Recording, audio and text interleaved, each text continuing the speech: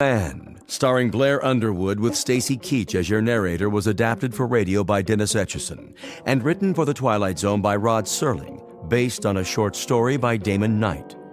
Heard in the cast were Doug James, Alyssa Fraden, C.J. Amari, Amber Lake, Christian Stolte, Jeff Lupetin, Kip Karstedt, Terry Berner, Tony Sancho, Alex Sopener, Steve Keys, Joby Cerny, Kurt Nabig, Amanda Amari, and Rick Arthur. To learn more about the Twilight Zone radio dramas and to obtain audio cassettes and CDs of these programs, visit our website at twilightzoneradio.com. The producers of The Twilight Zone wish to thank CBS Enterprises, Carol Serling, Dennis Etchison, Dick Brescia Associates, Claire Simon Casting, Terry Jennings, XM Satellite Radio, Sirius Satellite Radio, our sponsors, and our radio affiliates for helping make this series possible. This copyrighted radio series is produced and directed by Carl Amari and Jason Mallow for Falcon Picture Group. Doug James speaking.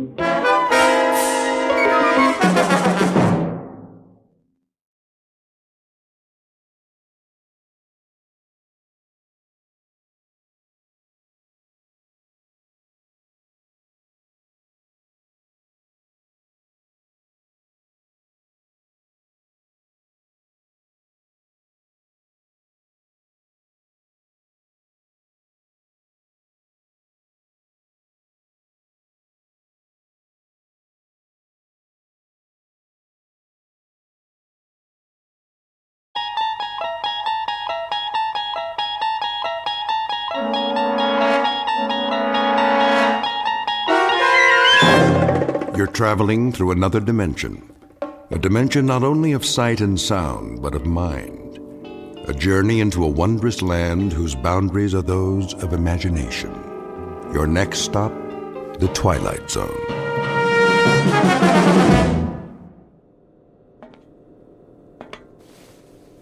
Mr. Chambers. Mr. Chambers. Now what? It is a mealtime. Repeat, mealtime. How exciting. Kindly state your preference, please. You really think I care? We have a full menu on board, suitable for human consumption. It has been designed to meet your dietary needs. I don't have an appetite. That does not compute, Mr. Chambers. I said I am not hungry, all right, ship? Very well. I'll let you know when.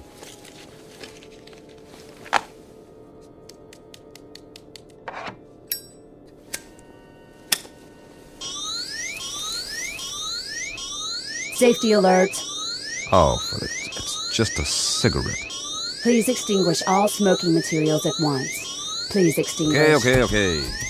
Deposit in appropriate receptacles. This is a mandatory safety measure. I heard you. Thank you for your cooperation. This is going to be a long trip. It is for your own good. Cigarettes are harmful. They are extremely hazardous to your health. And traveling through outer space, that's not. Comparisons are relative. Is that right? Please define your frame of reference. Well, here's a reference for you. The moon. Which moon? Anyone will do. As in, why don't you go take a flying jump at it? Kindly repeat. Forget it. You do not care for food at this time. Leave me alone. You do not care. Yes, I do not care for food at this time. Very well. Very well. Oh, ow! Oh, my hand. Please refrain from striking the walls of your sleep module. How do you expect me to sleep if you won't stop talking? We only seek assurance that your needs are being met. Your well-being is our primary concern. Yeah, right.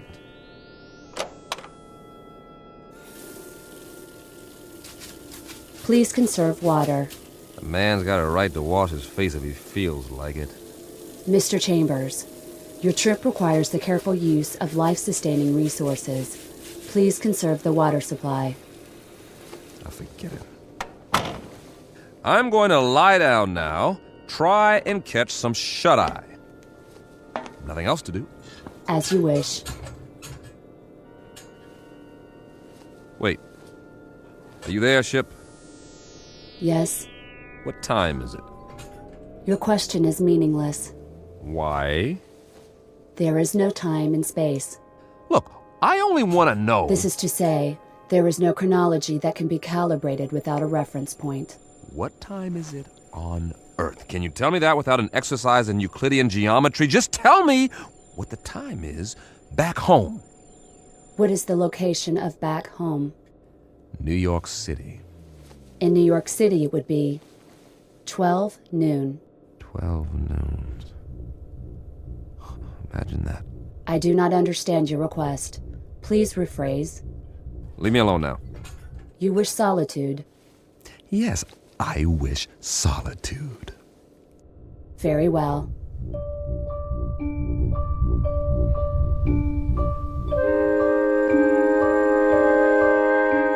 Respectfully submitted for your perusal, one Mike Chambers, linguist and cryptographer, formerly attached to the Pentagon. A highly educated individual who can break any code and decipher any language, at least on Earth. A man who shook hands, figuratively speaking, with a modern-day Christopher Columbus from another world. The height of this creature, a little over 9 feet, give or take a few millimeters. Weight, in the neighborhood of 350 pounds. Origin, unknown. Motives? Well now, therein lies the tale. And it's no ordinary one. You'd best hear the story from Mr. Chambers himself. Just remember, you're not on the Earth anymore. You're traveling at something close to light speed on a journey that will take you directly through the Twilight Zone.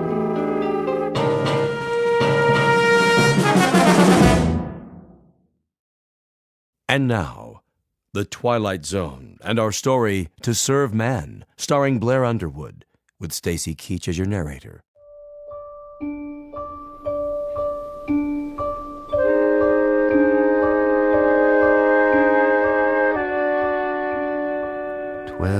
Noon. Somewhere, but not here. This is the way nightmares begin, or more to the point, the way they end. Very simple, direct, and unadorned, incredible. And yet, even while they're happening, we learn to live with them. We digest and assimilate new information as best we can, beginning with the smallest bits, the ones that are easy to process. So, if it's 12 o'clock noon back home, the only home you've ever known, that's what occupies your mind. You don't think about sidereal time or when it will be 12 o'clock the next day or the day after that. We live in the moment, but that's precisely what we should have been thinking of. All of us. Tomorrow and the day after tomorrow. We were preoccupied with the hands on a clock while we could have checked off the days on a calendar, one by one, and appreciated all that we had while there was still time.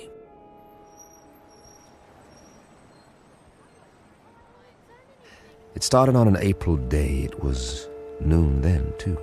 And people walked and drove and bought and sold and fretted and laughed as they have always done. The world went on much as it had, with a tentative tiptoeing along the precipice of crisis. There was the economy to worry about, and wars, and the Middle East, and all the other myriad problems, major and minor, that had been with us for years, but they had somehow begun to lose their edge. I suppose because we had grown so accustomed to them. And that's when it happened. Mommy, what's that? Why, I don't know. Something flying over in the sky. It must be an airplane.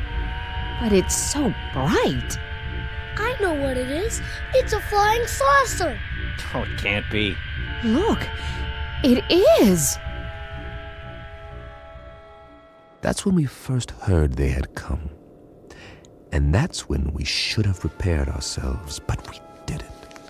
Instead, we milled around like farm animals, worried only about our creature comforts, while the Secretary General of the United Nations made the first official announcement. I watched that broadcast, the same as you did, live from the lobby of the UN in New York City. It came from the lobby, not the General Assembly. That rather large auditorium was empty, not due to a long lunch hour or an ambassadorial walkout or even the end of the world. The representatives of all nations were at that moment watching their television sets and listening to their radios, much as were their peoples around the world. For, as it turned out, this would be a rather momentous afternoon. Ladies and gentlemen of the press, is this thing on? If you could move back, please, the Secretary General will answer all your questions. Move in. I'm trying. Get the shot. Where's the other mic? Take evening news remote. Take one. Get it now. This is live. Mr. Secretary, if we can have a shot of you. Look at the cameras, please. Please, ladies and gentlemen, may I have your attention? Quiet, please. No questions just yet. I have a prepared statement. I say I have a prepared statement. Would you give me your attention, please? I'll read it now, if I may. Ladies and gentlemen, I should like to recapitulate the events of the past 11 days. On the 14th of March, shortwave broadcasts were received in the principal capitals of the world.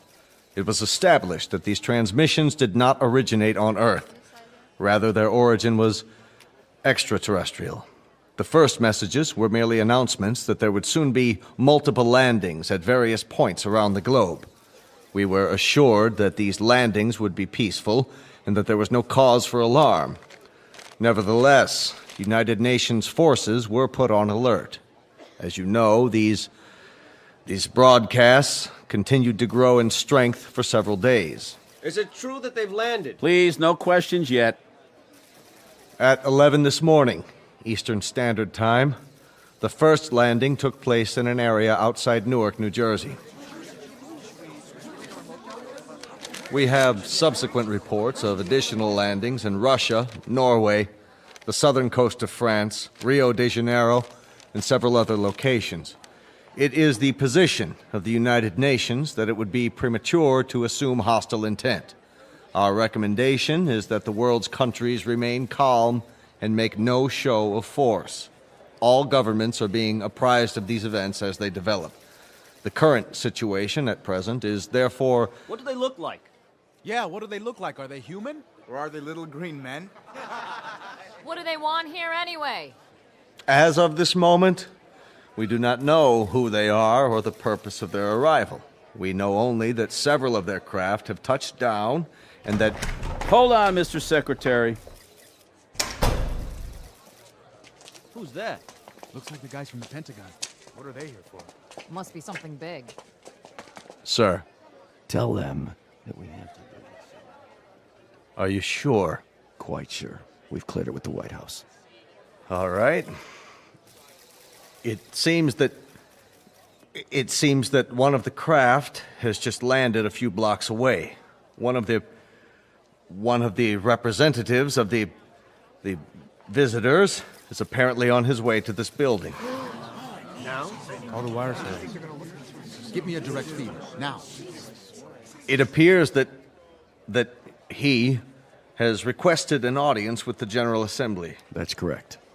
In a few moments, we'll reassemble in the... Good Lord.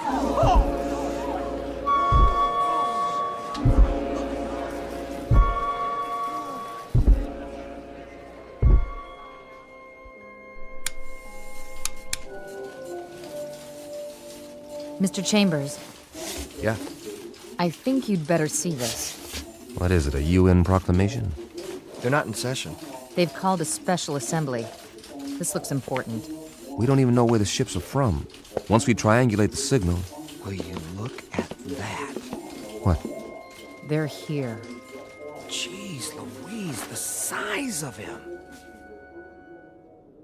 That was the first time I saw him, or it, or whatever it was. I still don't know. Judging by the Secretary General, it was at least 9 or 10 feet tall, and I stood there watching the TV screen like everyone else, and just like you, I didn't know quite what to think.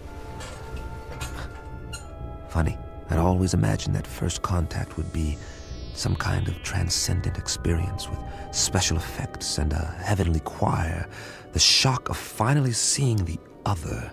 Something not human, that's not from around here. Definitely not. But to be honest, all I felt was a kind of detached scientific curiosity. Was it intelligent? Well, it had to be to travel this far. Did it talk? I was soon to find out. We all were. Oh, weren't we?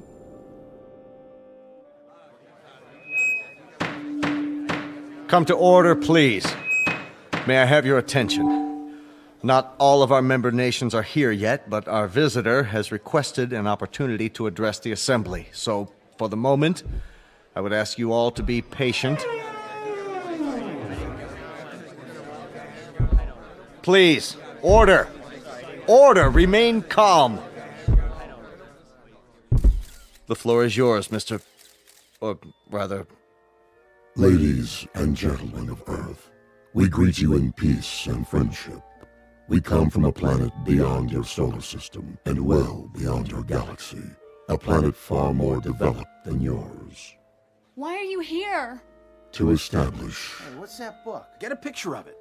What's the title? I can't see. He's not even moving his lips. He doesn't have lips, does he? To establish embassies here, and in the near future to set up reciprocal visits between Earth people and Kanamits. Kanamits, what's that? Must be what they're called. Write that down. Kanamits. How do you spell it? Speaking on behalf of the governments of the people of Earth, we bid you, Kanamits, welcome. How shall I address you? I have no name, as you understand the term, but you must have many questions.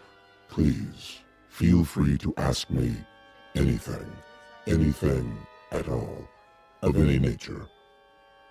We have a great many questions, but to proceed in an orderly fashion, how did you discover us? How do you know our language? And as to your own planet, what is its political and social makeup?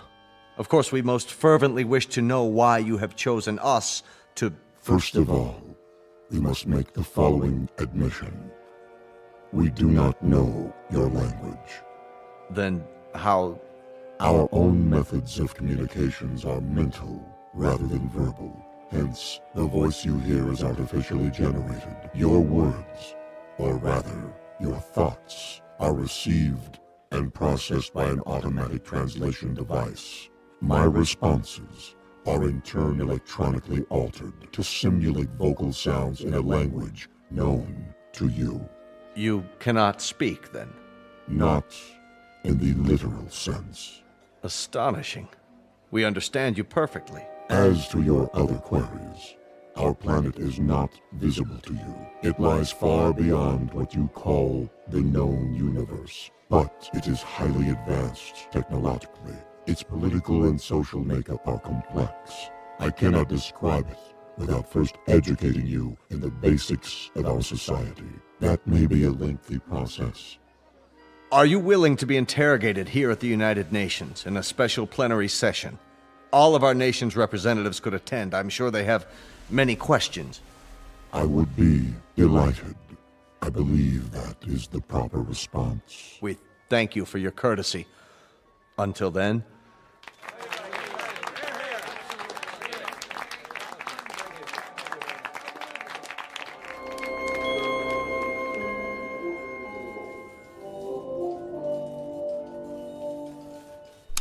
Well, that's it. For now. I can't get over the size of him. Are you sure they're not using trick photography? No way. It's a live feed on all the networks. What do you make of that little book? It only looks little in his hands. It's probably a perfectly normal hardcover. There's nothing normal about it if you brought it all this way. Maybe it's a dictionary. The most commonly used phrases. You wouldn't need a dictionary. He said they have an automatic translation machine. A guidebook, then. Protocols, that sort of thing. There's something printed on the cover. If we could just get a view of it. It's not in any language we know, that's for sure. No, maybe not, but any group of symbols can be deciphered. Even non-human symbols? That would be a tough one, all right. If he brings it with him next time, I can capture the image and try to enhance it. Do that, would you, Randall? This may be the challenge of a lifetime. I have got to know what it says.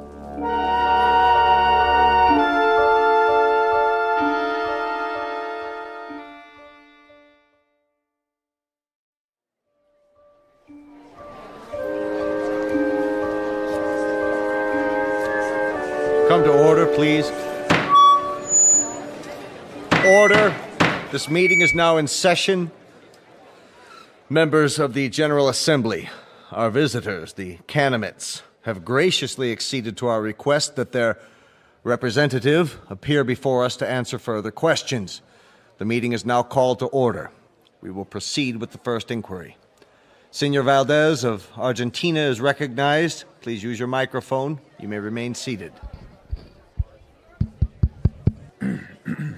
Why, may I ask, why exactly have you chosen our planet for this visit? It has come to our attention that Earth is plagued by many catastrophes, both natural and unnatural, all of which could be easily prevented. We are here to help you. Recognizing Dr. Denis Levesque, the representative from France. Your question, please. Monsieur Kanamit, my government wishes me to ask you, what is the nature of your help? What form will it take? Indeed, if we should choose not to avail ourselves of this assistance you mentioned, your response would be? We will not force anything on you. You may accept only that which you choose. For example, on the morrow, tomorrow, that is, we will demonstrate an alternative power source, molecular in nature, which can supply a form of electricity to entire continents for the cost of a few dollars, or rubles, or pesos, or any other currency. You will find it extremely economical. Mr. Grigori. Mr. Grigori, the Russian delegate, you have the floor. We would like to ask the Kanamit directly, man to man, what are its true motives? Are we to assume that your purpose is totally altruistic? That you have an abiding interest in helping others? Are we further to assume that there is nothing beyond this boundless humanity of which you speak? There is nothing ulterior in our motives. You will discover this for yourselves soon enough, by testing the various devices we make available to you. What devices? I think the representative has answered your question. For example, we can show you a simple way to add nitrate to the soil and end famine on Earth. We can demonstrate the principles of a practical force field to cloak each nation with an invisible wall, impenetrable by bombs, missiles, or any other weapons. This will bring international peace for all time, if that is what you want. Of course it is what we want. Of course it is what we want. In return, we ask that you trust us. Only that you trust us.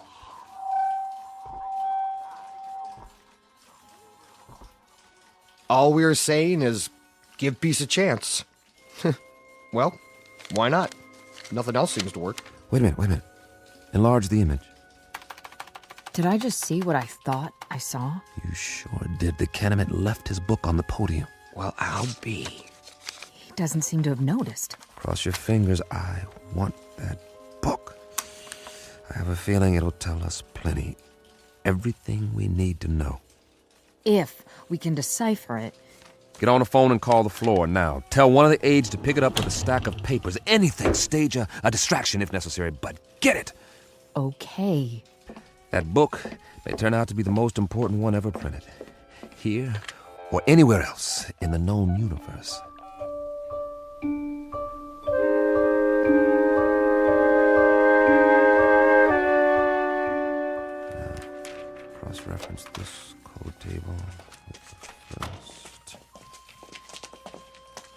Well, Chambers? I've almost got it, Colonel. What have you got? For starters, a migraine headache and a bad case of eye strain. We're wasting our time. He can't lick it. Not in 8 hours, I can't, Colonel. It took almost a year to crack the Japanese code in World War II, and they had an army of experts working on it. This is the language of people from outer space, probably 500 times as intelligent as we are and 1,000 times more complex. You need help? All donations gratefully accepted. But, Colonel, I showed this book to everyone on my staff, and I've had a dozen people working on it since late last night. And? You must have some idea. See for yourself. We've tried pretty much everything. Single transposition, double transposition, every method of cryptography there is. Nothing seems to work on these pages. They're more like, they're more like hieroglyphs, but with no known pictographic references. Is that what they are? Hieroglyphs? They have certain things in common with ancient Egyptian writing, but much more complicated. And we have no Rosetta Stone to decode it. So I can't honestly say whether we're any closer now or if we're still a million miles away. So you can't decipher it? We can keep trying, that's all. Standard, reverse, direct, systematically mixed, keyword mixed, random mixed, reciprocal conjugate, every sequence we can come up with. But I can tell you something right now, Colonel, both of you. This is a tough nut. A real tough nut. If it weren't so important. It must be. That Kanamit, or whatever he calls himself, made reference to it every third line in his speech. The White House agrees. If we could understand this book, we might be able to decipher the Kanamits themselves. I'm beginning to wonder if they need deciphering. What? Well, they've done all right by us so far. You mean they're demonstrations? As parlor tricks? They don't seem like parlor tricks. That nitrate device they used in Argentina this morning. Now the soil has more vitamins in it than a health food store. That doesn't prove anything. I know that part of the country. It's as barren and fruitless as any place on Earth, and there are actually weeds growing in it now. 6 hours after the nitrate process. And the answer is in this book. It might be. And we might lick it or we might not, but I've got a strange feeling that... That what? That we're looking a gift horse in the mouth, and I've got another funny feeling, too. And that is? That if these Kanamits are as helpful as I think they are, you two boys will be out of a job, and so will I, in all probability. And very likely so will the whole UN. You won't need armies, or navies, or air forces, or security divisions, or world courts. They'll all be obsolete. Am I to assume, Mr. Chambers, that this is a scientific analysis, or just some Kentucky windage? I don't know what it is, Colonel, beyond an instinctive feeling. The same feeling tells me that when everyone on Earth gets enough to eat, when there aren't any more wars or diseases or famines, this world is going to be a Garden of Eden that stretches from pole to pole. Your optimism is refreshing, Mr. Chambers. But for the time being, I consider it a personal favor, not to mention a direct order from the Chief of Staff, that you continue your efforts regardless of how your feelings change. Keep deciphering until you break this code or language or whatever it is, and tell us precisely what the bloody book says. I'll do my best. No promises, though, gentlemen. Now, if you'll let me get back to work. Jim, I think we've... What is it, Pat? We tried a new computer sequence. And? Look at this. We've got the title, anyway. You translated it. Are you sure? What does it say? This is an overlay. Place it over the cover of the book, like a template. Ah, brilliant. You're going to get a promotion out of this. You know that, don't you, Pat?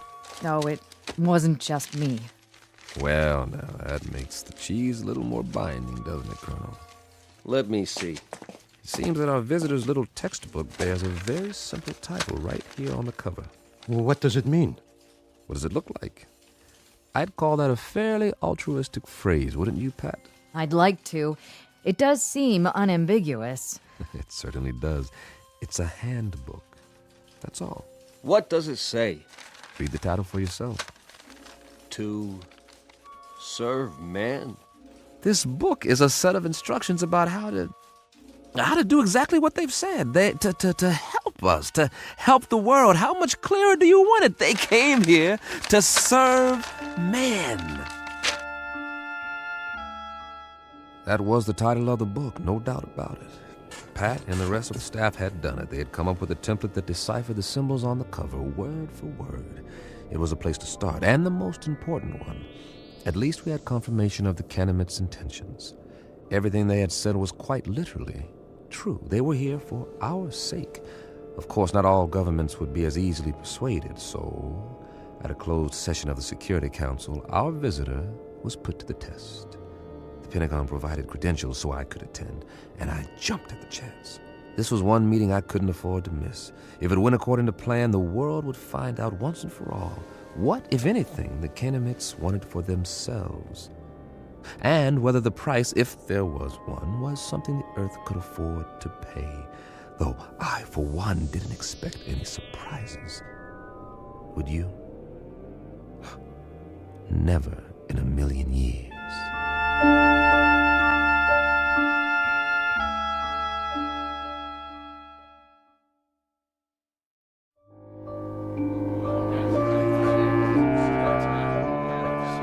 Gentlemen, let's begin. If you'll please be seated. The purpose of this meeting is to acquaint you with certain tests conducted over the past week. At the request of several delegates, and with the full consent of our guests, the Kanamits, these tests were photographed and recorded. You may now view the results. The tests were conducted by members of the National Science Academy and witnessed by a team of experts. If you'll watch the monitor at the front of the room. Lights down, please. Begin the tape.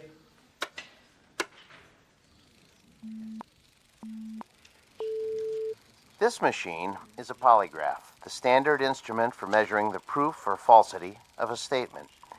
Since the physiology of the Kanamits is unknown to us, our first objective is to determine whether they react to these measurements as human beings do. We will now proceed with a dry run to establish a baseline reading. Are you ready? I am ready. I trust our small chair is not too uncomfortable? Not at all. The sensor attached to the torso registers the pulse rate. The second attachment shows electrical conductivity in the palm of the hand as perspiration increases. And the third connection shows the pattern and intensity of electrical waves emanating from the brain. With human subjects, these readings vary markedly, depending upon whether the subject is speaking the truth. I understand. Then let us begin. And please answer the questions as I instructed you previously. Very well. Regarding the relative size of Kanamits and human beings, tell me if you would, which is taller, a human or a Kanamit? Humans. I shall now repeat the question. Which is taller than the other, a human or a Kanamit? A Kanamit. Very good.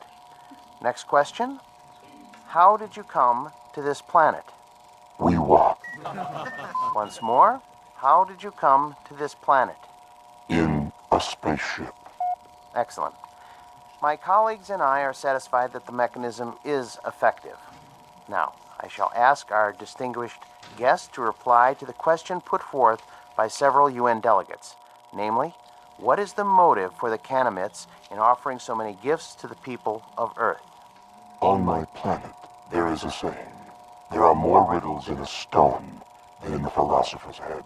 The motives of intelligent beings, though they may at times appear obscure, are simple compared to the complex workings of the natural universe. Therefore, I hope that the people of Earth will understand and believe when I tell you that our mission upon this planet is simply this, to bring to you the peace and plenty which we ourselves enjoy, and which we have brought to other races throughout the galaxies. When your world has no more hunger, no more war, no more needless suffering, that will be our reward. Thank you. Most profoundly. There you have it, gentlemen. Lights, please. I should like to pose a question. Yes, Grigori. Who is responsible for that circus? I assure you, Grigori, the tests were quite genuine. A circus, a second-rate farce. If they were genuine, Mr. Secretary, why has debate been stifled? There'll be time for discussion tomorrow, the next day, and throughout the week. No one is stifling debate. I would remind the delegate from Russia that everything the Kanamit has promised is not only worked, but worked beyond our expectations. The force field that was tested yesterday morning, nothing could get through. And suddenly we find ourselves in a brave new age, when none of us need fear a hydrogen bomb or a missile. We are on the threshold of peace, Monsieur Gregory. Peace as we have never known it. Niet. I say niet.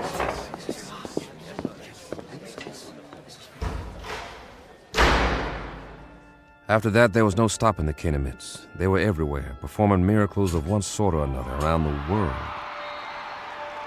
Famine became a thing of the past as the fertility of arable land increased 100%. The force field proved impervious to any known weapons. Then came a cure for cancer, heart disease, what have you, and all from a simple injection. It's hard to say whether the Kanamits enjoyed their role as saviors. Their eyes were so wide apart and set so deep in those big, bland faces that you couldn't read much of an expression.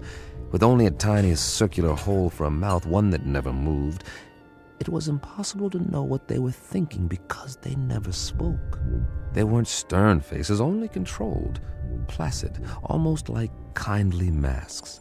And they all looked exactly alike. They sounded the same, two calm, mechanical voices that came out of the translation devices under their robes. And then, one day, we were all out of a job, just as I had predicted.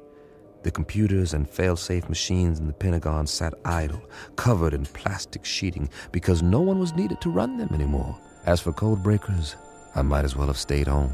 But something kept me there, as if I was waiting for the other shoe to drop.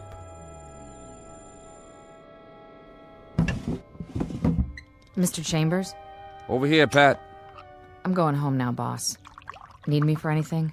Like what? This isn't exactly a beehive of activity anymore. You can say that again. The new story of mankind.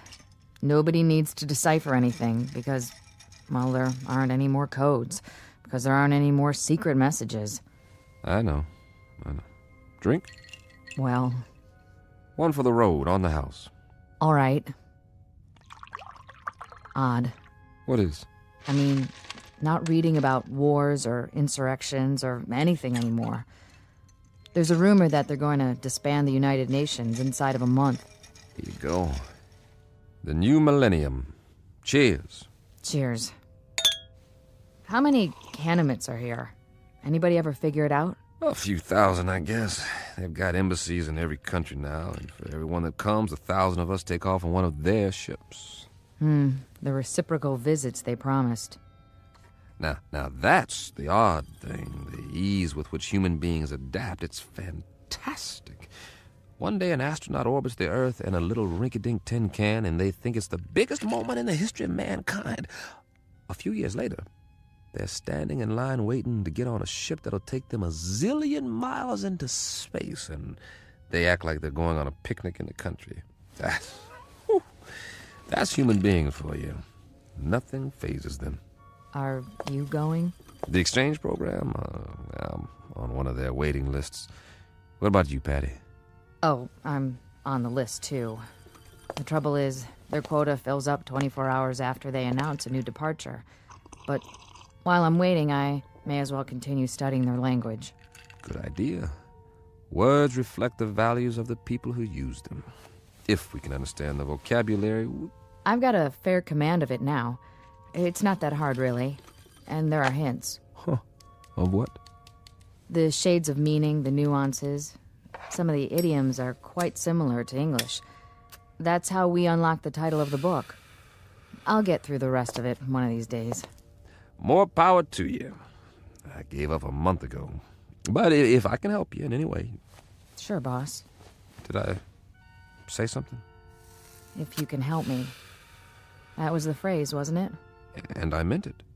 The only thing you can help me with is... Is what? Help me get rid of this knot in my stomach. What are you talking about? One of those nightmares when something's wrong, but you don't know what it is yet.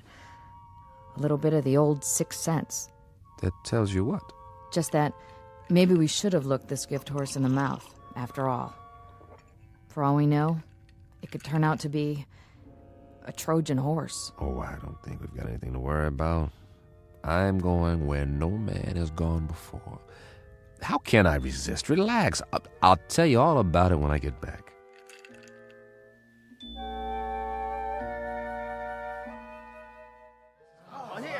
Please, get in line. One piece of luggage per person. This way to the loading platform. I'm so excited. I can hardly wait. What do you think it's going to be like? They say they got an average temperature of 76 degrees on their planet, and the sun never goes down. Wouldn't that be something? And their clothing, it's metallic cloth, just beautiful. Kind of like spun gold. My sister has a brochure. The day you land, they take you on a shopping tour, and you can have as much of it as you want for free. It's just one big holiday when you get there. They've even got a form of baseball with leagues and everything. Man, I don't think I'll ever come back. And the whole trip, it's millions of miles, mind you. The whole trip only takes a few days. May I help you with your bag? Why, yes, you may. Oh, they're so polite. Please, keep the line moving. Oh, watch your step. Take my arm. Can we sit together? Yes, you may sit together once you're inside. We're moving. Almost on board. This is going to be wonderful. Did you bring your camera? Look, they're opening the door to the spaceship. I hope there's going to be other kids my age there. Boarding pass, please. Yes, right here. Mr. Chambers, proceed. Thank you. Mr. Chambers? Mr. Chambers! Pat, hi. Jim, please, You are just in time to say goodbye. don't get on. Are you kidding? I've been waiting for 6 weeks. You can refuse. There's still time. Well, don't say that too loud, or there'll be 1,000 people trampling over you to take my place. Get on board, please. Not yet. I'm begging you.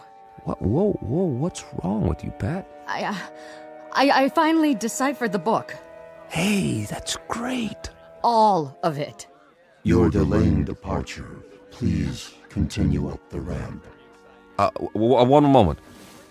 Well, Pat? Jim, the first page is just a collection of English phrases with their own translations.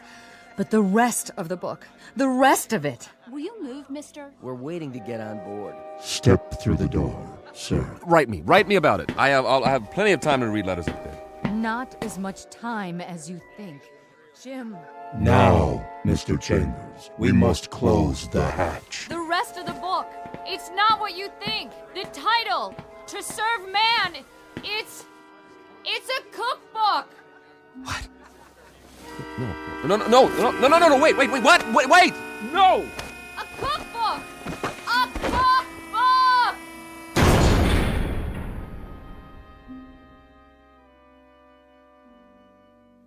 A very specific difference in points of view. To the wee ones, the little race of tourists known as humans, it's a marvelous adventure, a voyage to outer space, a chance to get away on the greatest vacation ever. But to the extra-large, granite-faced individuals known as Kanamits, it's nothing more than a cattle car, a very comfortable supply ship, bringing food from the other end of the universe to a place where appetites must be enormous. As I say, it's all in the point of view, a lesson in language and semantics from the Twilight Zone.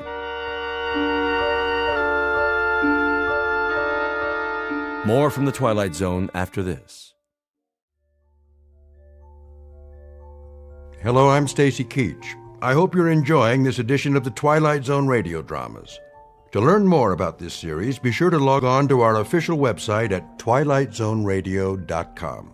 You'll find special discounts on our Twilight Zone audio collections, listings of our radio stations, links to other websites, and a photo gallery of our recording studio and some of our stars in action. Plus ways to contact us with questions or comments about the show. And for a limited time, when you log on to twilightzoneradio.com, you can send in for a free CD of the show. So be sure to visit us at twilightzoneradio.com.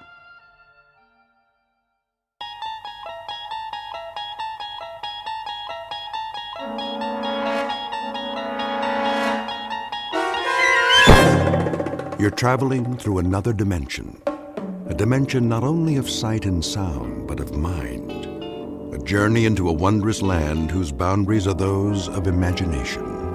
Your next stop, the Twilight Zone.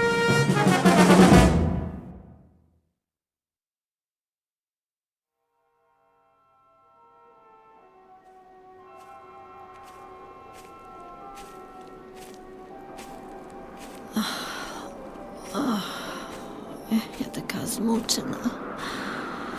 Я голодна. Нема людей. Нікого іншого нема. Нема звірів. Нема птахів. Я не знаю, як довго я вже ходжу. Кілька день, я думаю. Тут запах смерти. What is that? I can't see it through the vines. Oh, a town. I hope they have some canned food. They'd better. I haven't eaten in... I can't remember how long. Make sure your weapon's in working order. The first rule for a soldier. I wonder what they call this place. They're all alike. Bombed out. Every last one. Not worth fighting for. And the people, where are they now? Dead, turned to dust. They should have surrendered at the beginning. We gave them a chance, but they ignored us. The fools. If only they had listened, they'd still be walking down this street, going to their shops, their markets, their decadent restaurants, sleeping in their beds at night. But their stupid army won't give up. They fight on, wherever they are, whoever is left. Sooner or later, they'll have to surrender. The word will come through, and it will be over. Oh, please let it be over soon. But how will I know? Come out! Why don't you come out? And we'll finish it right here in the street! Just the two of us! Come on! Cowards! You're cowards! All of you! Cowards! You cowards! Cowards!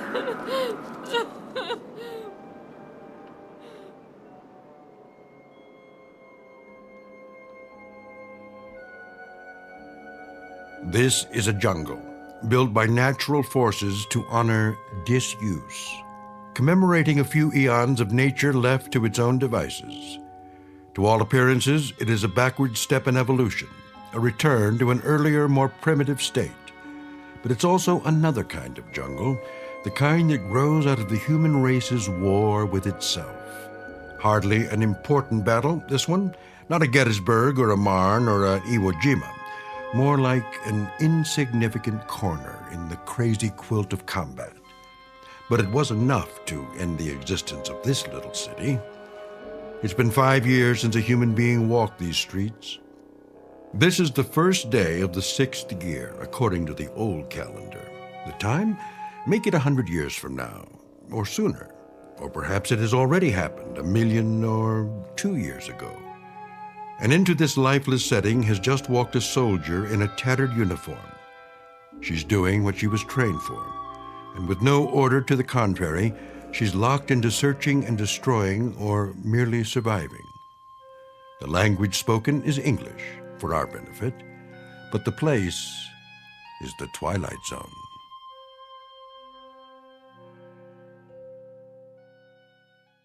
And now, The Twilight Zone and our story, 2, starring Don Johnson, with Stacy Keach as your narrator.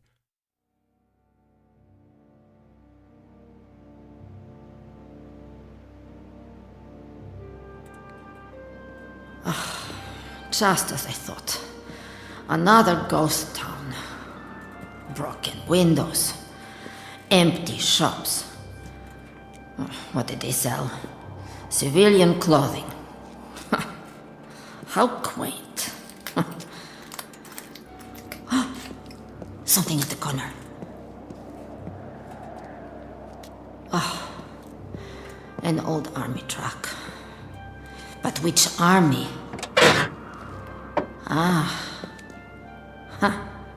One of theirs. Well, it's not going anywhere now. What else have they got around here? Barber shop, newsstand.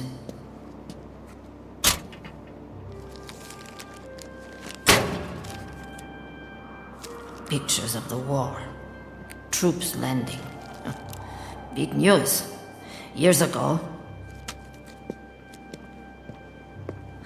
Restaurant. Not much business today. There has to be a service entrance. But where? In the alley.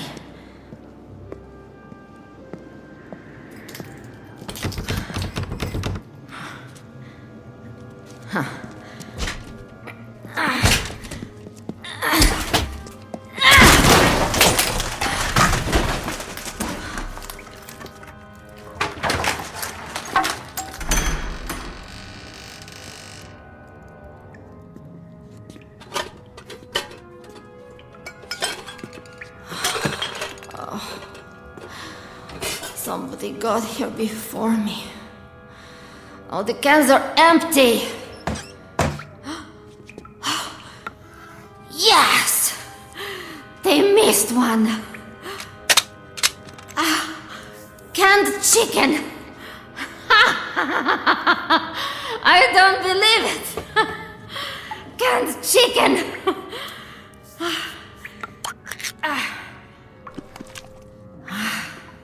Smells fine.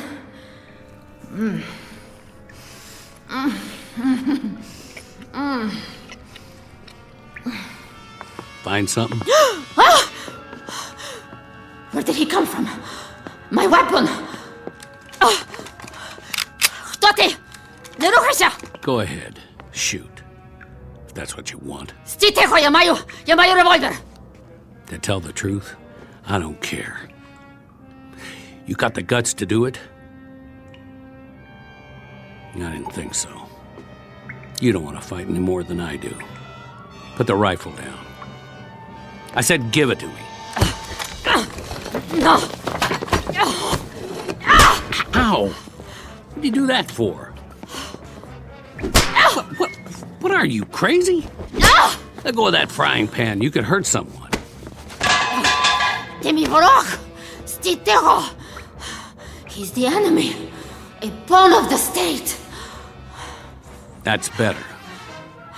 Now, will you please relax? I'm not going to harm you. Got it? If he touches me again... Не торкай мене! Не чіпай мене! Well, now, I don't speak your lingo. But you're either telling me you're glad to see me or go to hell. Which is it? Відійди від мене.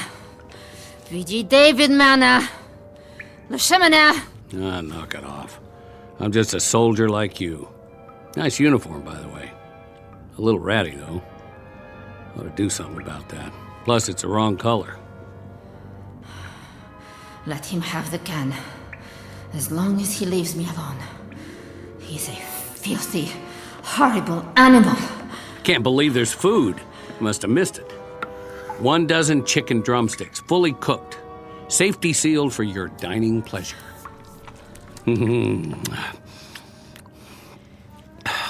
That's mighty tasty, if I do say so. I prefer the white meat myself. Oh well, beggars can't be choosers. He's going to eat all of it. Who does he think he is? Ти свиня! Ти повинен мені дати трохи. You're right. Better slow down. Eat too fast and I'll get stomach cramps. Ти холера. Я тебе заб'ю! Whoa. Down. Settle down. Hey, I said cool it. Now stay down for a while. The rest will do you good. There's the menu for today. Well, pretty boring if you ask me. Could use a little something to wash it down. Bottles. Nope. The cupboard's bare. Canteen's nearly empty, too. Stuff dripping out of those pipes ain't fit to drink. Who knows where it came from? You got any water in your canteen? Hey, I'm talking to you. Come on, quit faking it. I didn't hit you that hard. Did I? Out like a light. Hardly anything to her. Skin and bones. Must not be eating regular. Let's see what you're carrying in that belt. One last swallow. Okay, keep it. A few rounds of ammo. What's in the holster? 45 automatic? Not even a 38. Broken mirror, an old comb, and a couple of hairpins. Sorry, lady. I can't use them. Go on. Chow time. Hey, you better eat it before I do. Wake up, I said. For the love of...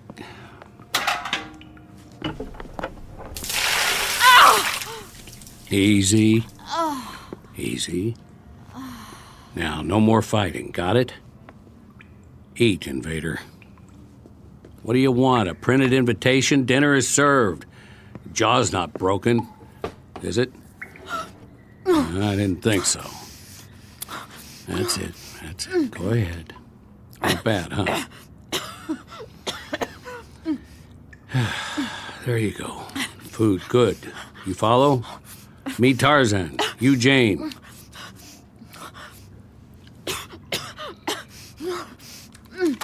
Oh, no.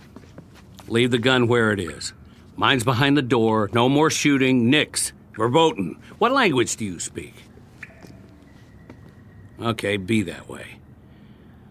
Look, the only reason I can see for us to fight is that your uniform is a different color, and that's not good enough anymore. I say it just doesn't matter. You get me? What is he babbling about now? Yeah, I know. I talk too much. I'm just trying to make a little small talk is all. Help pass the time. Come on outside with me.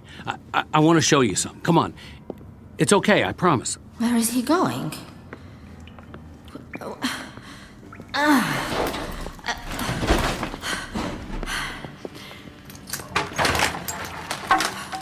Over here. The street. Now take a good long look. What do you see? Bombed out buildings. Weeds. Torn up asphalt, broken glass, caved in roofs and bullet holes. We're lucky we don't have any in us. And you know who shot up the place? Trigger-happy infantry, like you and me. All that firepower, and for what? Nothing here but a bunch of skeletons. Bodies they didn't even bury. The future of city living. Comprende? Capiche? Had to bring your weapon, didn't you? Well, who you gonna shoot? I know. The old ways die hard. I got mine too. See? Same as yours. With a different language and a serial number on the side. Don't you get it? They were all made in the same factory. Somebody wanted us to fight so they could sell these and bombs and planes and missiles and I don't know what for cold, hard cash for the economy when there was one. And now it's over. No more countries or borders or noble causes or dogs or birds in the trees. All gone, blown away. Use your head. What's the sense in fighting? Who's the enemy? Can you tell me that? Hear ye, hear ye. Know ye by these presents that I do hereby declare peace upon the entire world. As of this day, this war is officially over. The silent majority. They never did have much to say. But you heard it, didn't you? So that means the motion passes. A majority of 2. Where are you going? Don't you like my company? I'll admit I'm a little mouthy sometimes, but I can button it. You'll see. Give a guy a chance. You know, I'll bet you're really very pretty under all that dirt. Parlez-vous pretty? Let me see. Tres Belle? Bonita? Oh, I know what you're thinking. Don't worry, I'm not that kind of guy. If I go on blabbing, we'll end up in another fight. If I could just make a better impression. I'm going in that storefront over there. See that red and white pole? They call it a barbershop. Well, they used to. It's about time I got cleaned up. Make a new man out of me. Then we can start all over again. Just don't you run off with somebody else while I'm gone.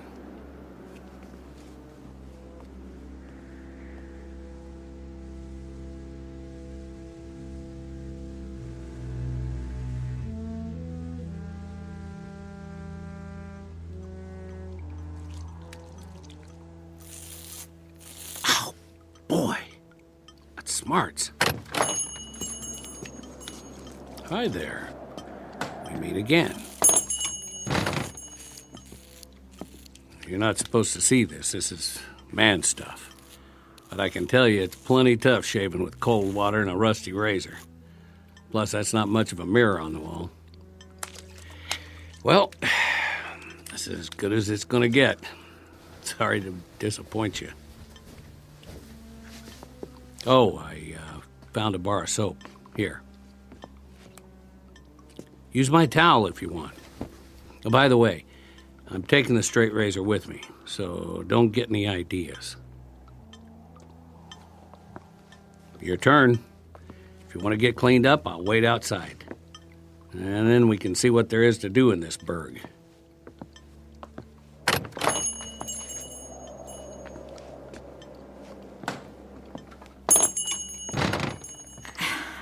I don't understand a word he's saying. But I know one thing. The enemy always lies.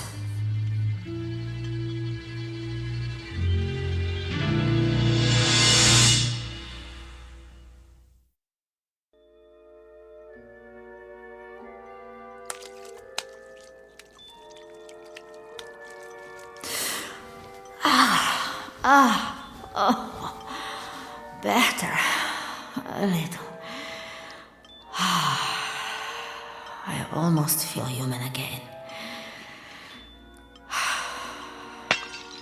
What is he doing out there? So violent. I swear, if he hits me again, I'll cut his heart out.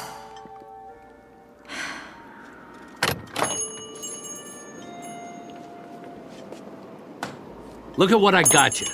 From that old shop down the street. The mannequins won't mind. Don't know if it's your size, but it might fit. You like? A dress? He got this for me?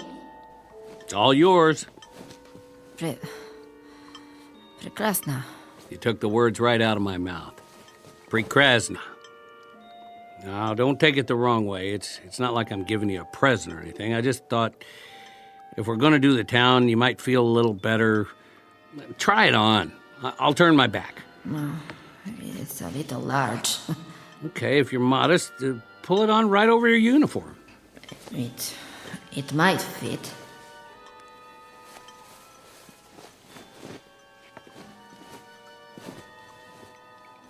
Some kind of evening dress. And it ain't even night yet. That's all right. Nobody's going to take our picture for the paper. Check it out in the mirror, what's left of it. There's a little piece of glass there in the corner. See? Oh. What happened to my hair? Greasy. Awful. Oh, I need a pair of scissors.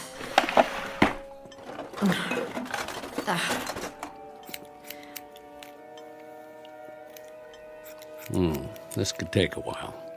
Meet you at the corner.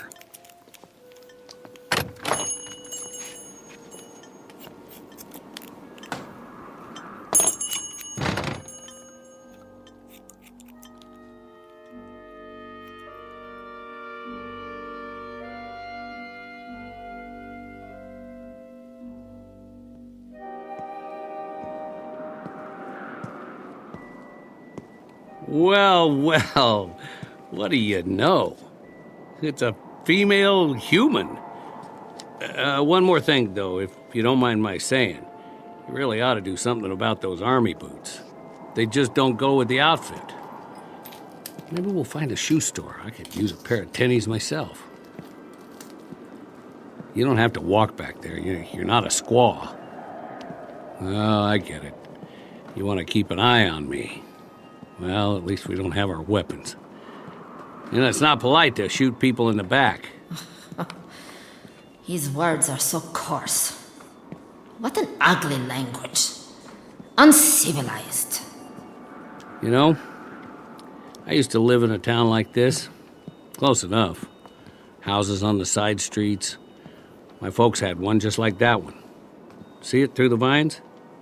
I'd walk home after school, stop in at Old Man Wilson's for an ice cream soda, or the mom and pop store. What is he raving about now? He never stops. Telling me his life story, probably. As if I cared. Or sometimes I'd hang out at the park. I bet they got a park around here. Of course, it'd be overgrown by now. Have to hack your way through it with a machete. But it's my duty to keep an eye on him. He might be a sniper. Or a saboteur. I don't believe it. A movie theater.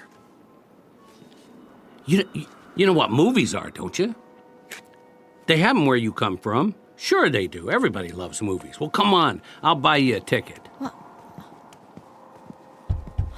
Hey, wake up in there. You got a couple of paying customers.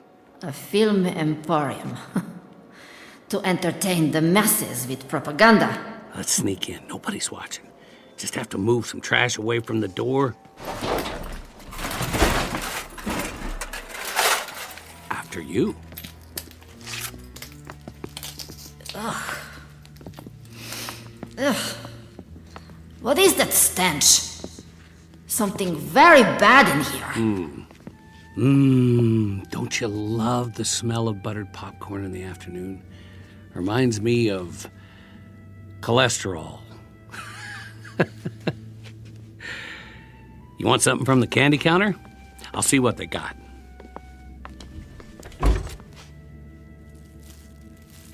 Sorry, all cleaned out. Just some sugar daddy wrappers. Milk duds are dried up. The army must have been here. What did he find? Hard candies. I like hard candies. Not even a junior mint. We better grab a seat. Wonder what's playing. There's a poster for coming attractions. My favorite general and furlough romance. Couple of winners, huh? Handsome guy. Look at the medals on his chest. And her. I didn't know they had uniforms with miniskirts. She sure got that animal look in her eye. Is it true? Do chicks go for guys in parade dress? That's what's wrong with me, huh?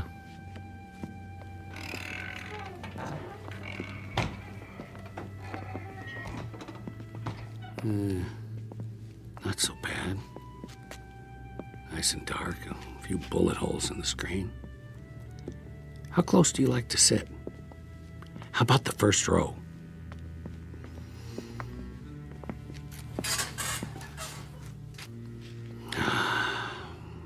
I spent plenty of Saturdays down front. All kinds of flicks. Used to be comedies, westerns, science fiction, and horror movies. I liked those. A mummy walking around, or an old house, maybe some vampires, or a killer with a knife. Always something like that, or zombies. They were the best. But you know something? Me, I don't care if I ever see another zombie again. It was all fun and games back then. Special effects, makeup. Not like the real thing. I don't know about you, but I'll take a comedy anytime. The old ones especially. You ever see Laurel and Hardy? Nah, you wouldn't. They were the kings. A skinny guy and a fat guy back in the 20th century. The fat one would get so mad One time they had to carry this piano up the stairs. Must have been 100 of them. They kept dropping it. And it would slide back, and they'd have to get it and bring it up again. And then would they finally... The movie theater. I remember. They showed us films of enemy forces, invading and attacking all over the world, burning and looting, destroying everything in their path. Like locusts, like a plague. And we were the only ones who could stop them.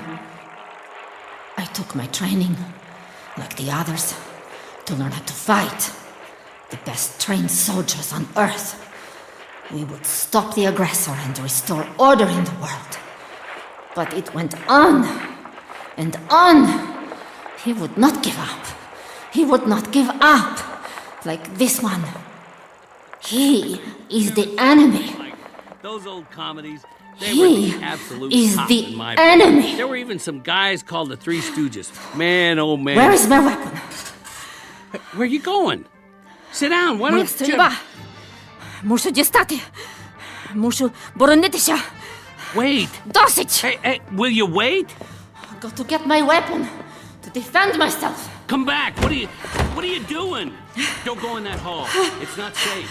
I'm telling you the truth. Rats live in these buildings. You think I'm lying? Hey, whatever your name. I've got to get out. Another door somewhere.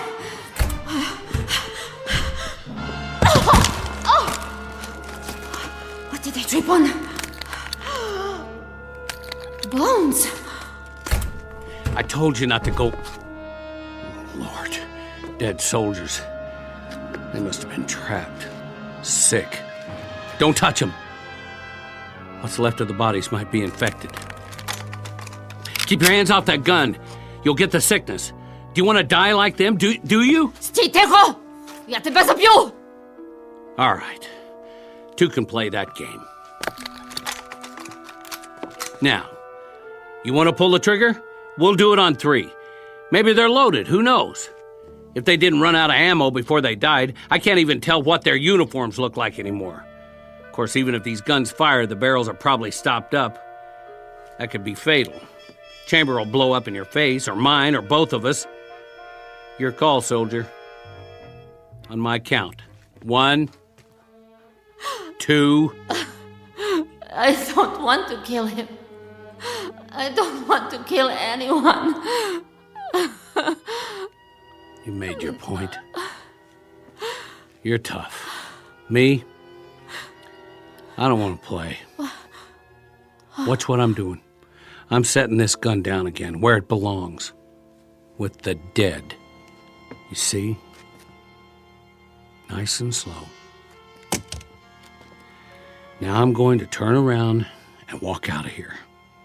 If you still want to shoot, shoot. Thanks for the movie date. It was fun while it lasted. Я слаба. Я слаба. Я не можу. I'm weak.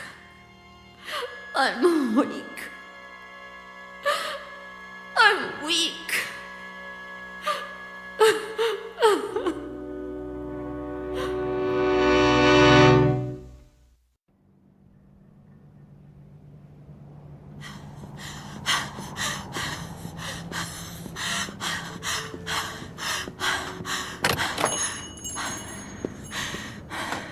My weapon.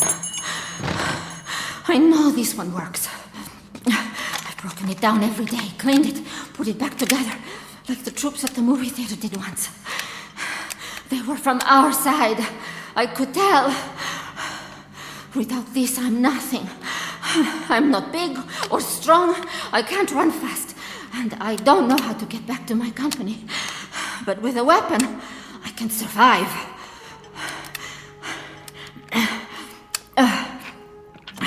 Not many rounds left. I have to make them last.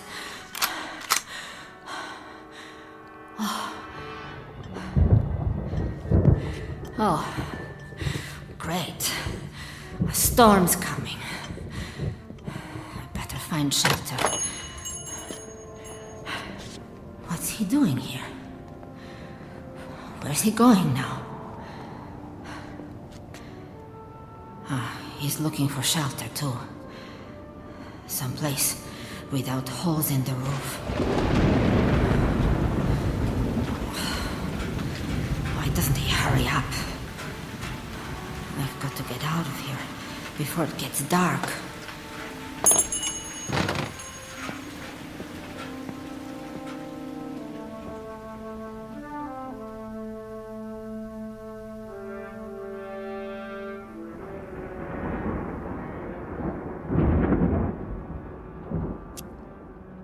Come on, light. What's wrong with these matches? Not wet, just old. There. Now let's get a fire going. Good. Chimney's drawn. House isn't damaged at all. And they left tons of newspapers. Find some wood, it'll burn all night. Furniture should work.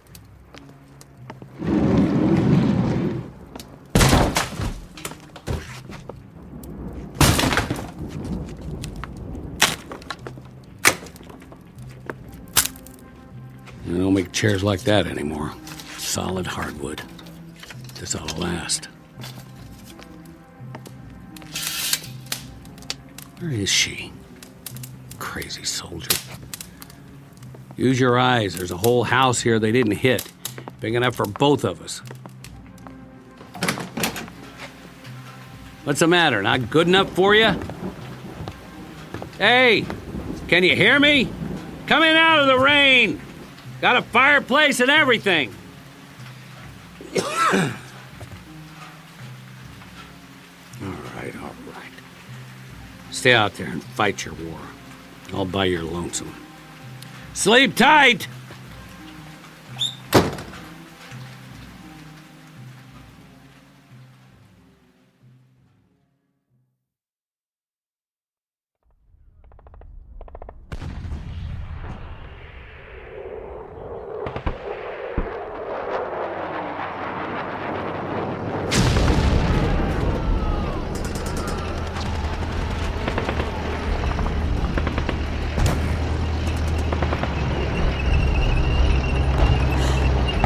No!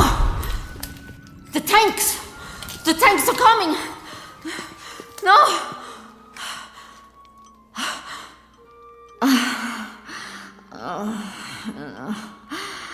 No, a dream. No, that's all. A dream. Always the same. Good morning, mannequins. Hope you slept well. I certainly didn't.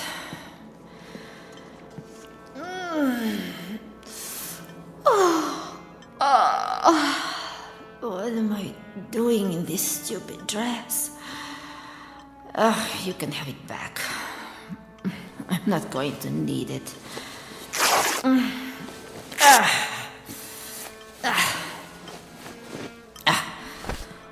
To find something to eat.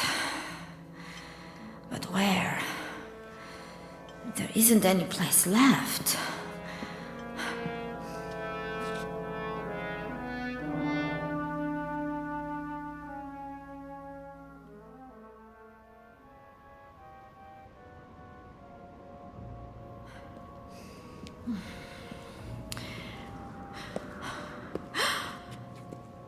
I don't believe it.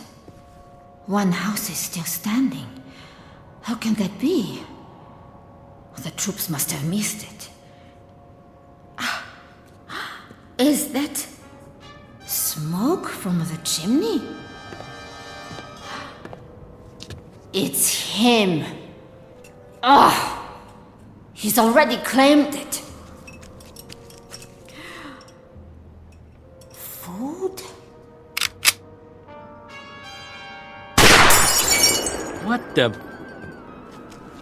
You? Good shooting. Go ahead, finish it. You got me in your sights. Do it. Do it now. Some kind of trick! Make your move. Because I'm not going to fight. See?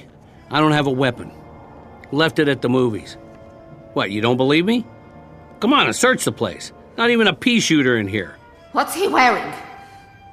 Where's his uniform? By the way, that thing you shot out of my hand was called a mason jar. You know what that is? Preserves. They have a whole slew of them. Put them away before the war. Take your pick. Probably keep us both alive. Food? Oh, yeah. You know that word, don't you? Well, what are you waiting for? Or would you rather starve to death? Hold it a second. Drop your weapon. What? Drop it, I said. No guns allowed. It's a trick. You want to live the high life like me, you have to leave the fighting at the door. Lay your weapon down or move out. This is civilian territory from now on. Food.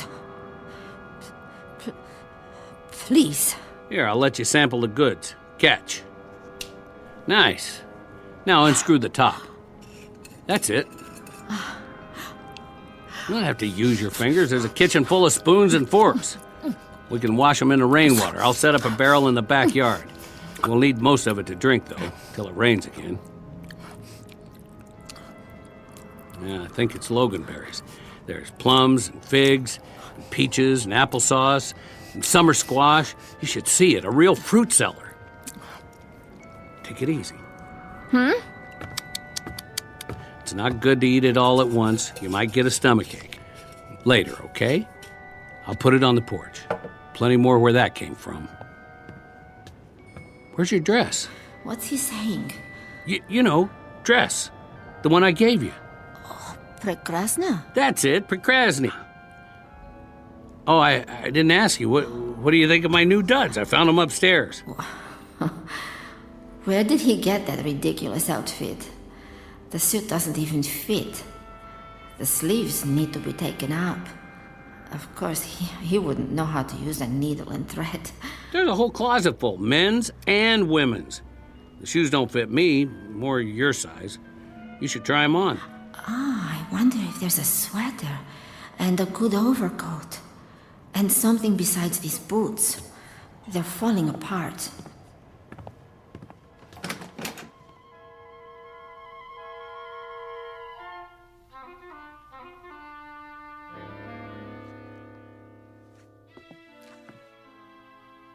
You all right in there? Poczekaj, ja nie gotowa.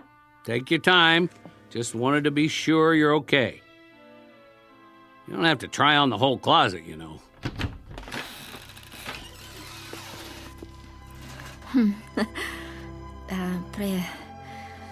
Prekrasna? Whoa! Get a load of you! He doesn't like it. I should have known. I'm ugly. Ugly. I don't believe my eyes. No, No, you. Listen, I've never seen anyone who looks like you do right now. The skirt, the blouse, and you did something to your hair. Did you brush it or what? Don't you dare change those clothes. You look absolutely perfect. The death washed away. Gone for good and never coming back. Shh. Listen. Get over here. You know what that is? A real live bird. How long it's been since you heard one? Is it a mockingbird?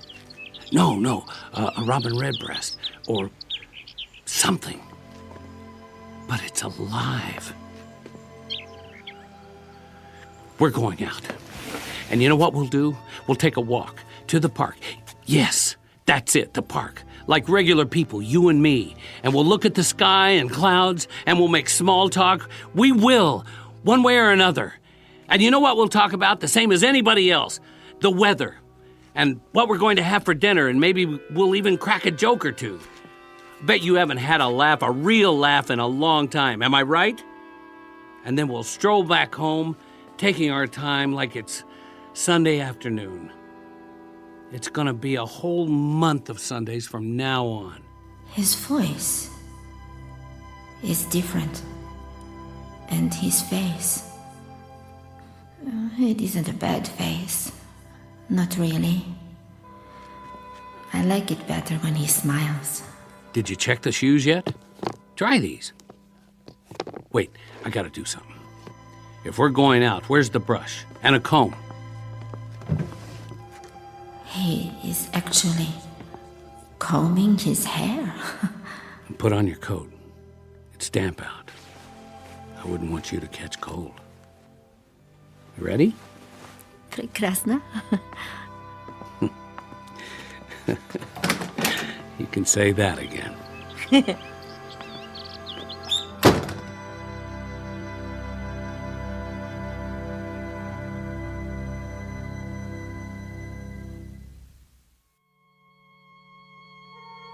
It's easy to talk about the big issues like fear and survival, war and peace, life and death. Instead, we've turned our attention to something both smaller and greater. Because in the end, it may be that politics don't add up to all that much. This has been a love story, stripped to its bare essentials, about two lonely people who, against all the odds, found each other in the Twilight Zone.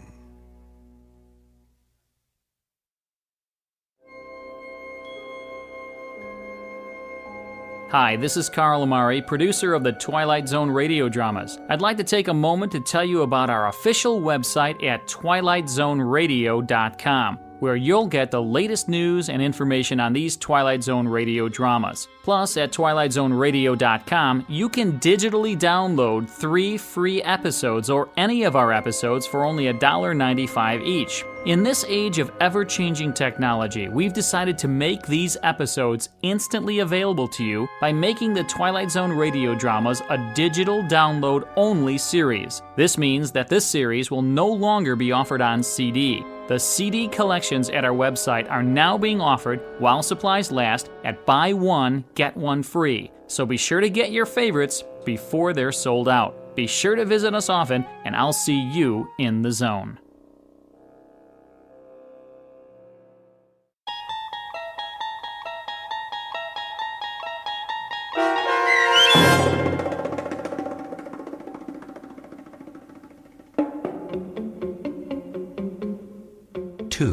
Starring Don Johnson, with Stacy Keach as your narrator, was adapted for radio by Dennis Etchison and written for The Twilight Zone by Montgomery Pittman. Oksana Fedonusian was featured as the woman. The producers of The Twilight Zone wish to thank CBS Enterprises and the Rod Serling Estate for making this series possible. This copyrighted radio series is produced and directed by Carl Amari for Falcon Picture Group and Westwood One. Sound design and custom Foley effects for The Twilight Zone by Cerny American Creatives Bob Benson, Craig Lee, Matt Sorrow, Tim Cerny, and Todd Beyer. To learn more about the Twilight Zone radio dramas and to contact us, visit our official website at twilightzoneradio.com. Doug James speaking.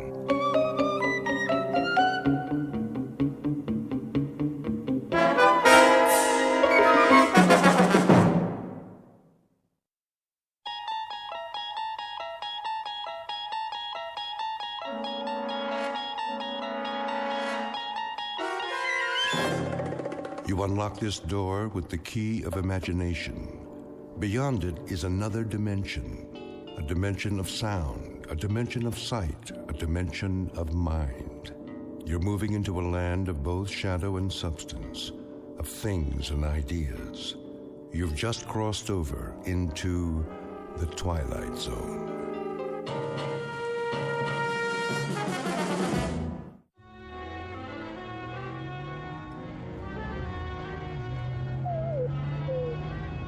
Hold on, Rowdy. We'll make it. There's a fork in the road up ahead. Oh, haven't they heard of signs around here? No, I didn't think so. Well, Rowdy, I've kept it from you long enough. The fact is, we're lost.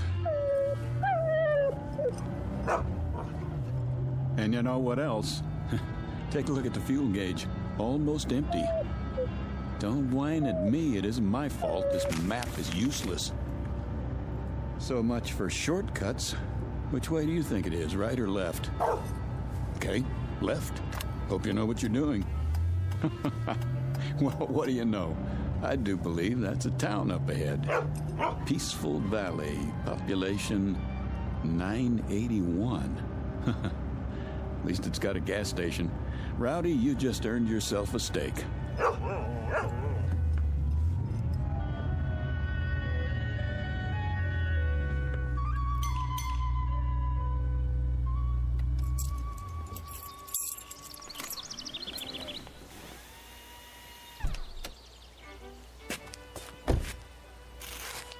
Hey, anybody here?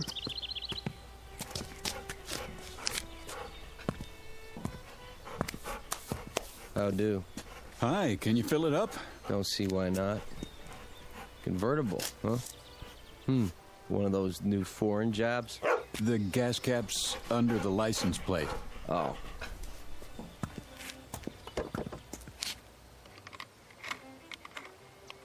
Oh, I'll check the oil and water. Sure enough.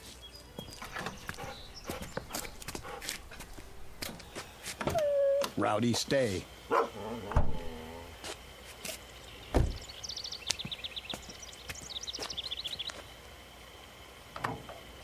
Pretty empty, huh?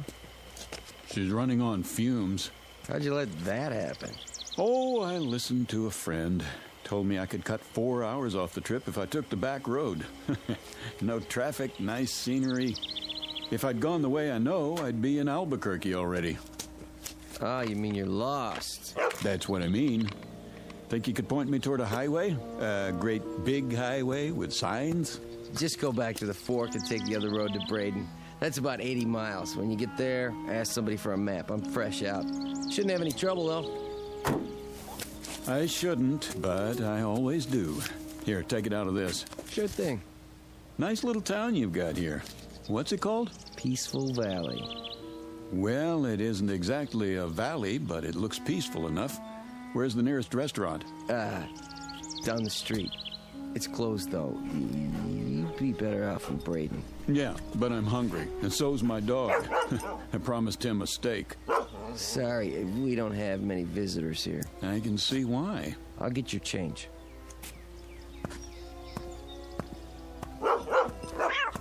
Kitty, stop it. Rowdy, you take it easy. Rowdy!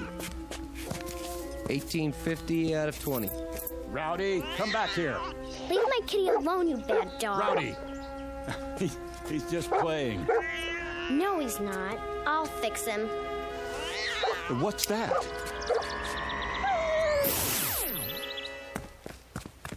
Rowdy? Hey, where is he? What did you do to my dog? What dog, mister?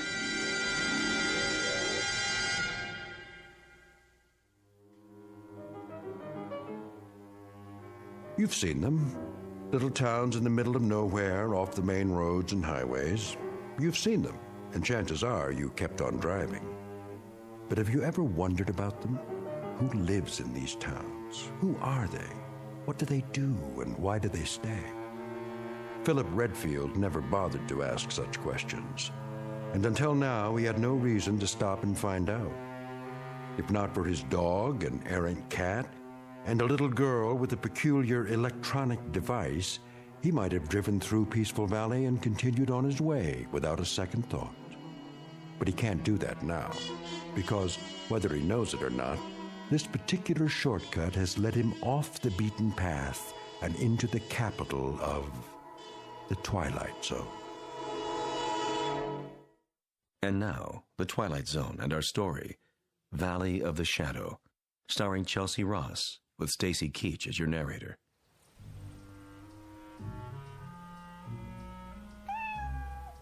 Come on, Kitty. Let's go in the house. No, little girl, wait. Huh? What did you do to my dog? Nothing.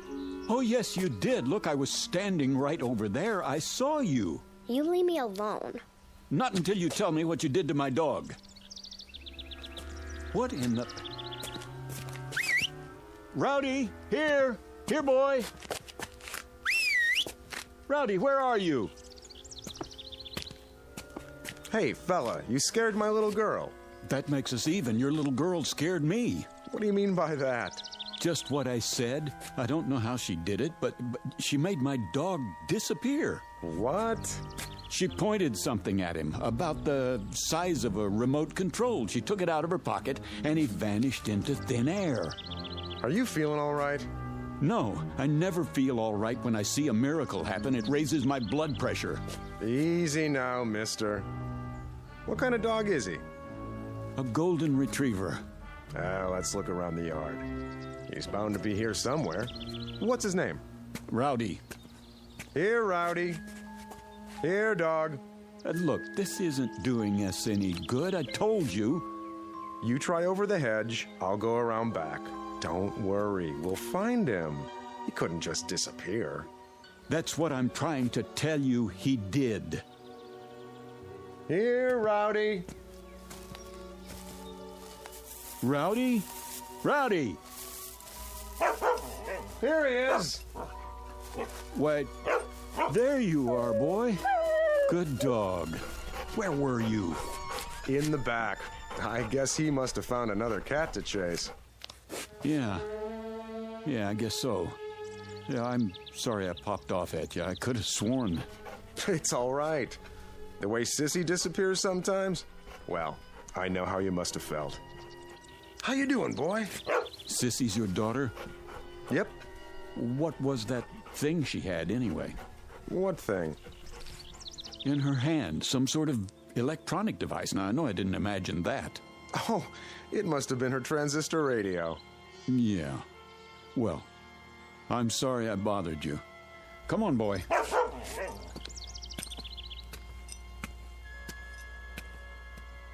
I'm sorry, Dad. I didn't know anyone would see me. It's all right, Sissy. It'll be taken care of.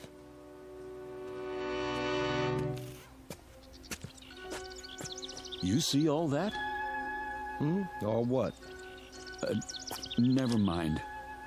Okay, Rowdy, back in the front seat. Let's get going.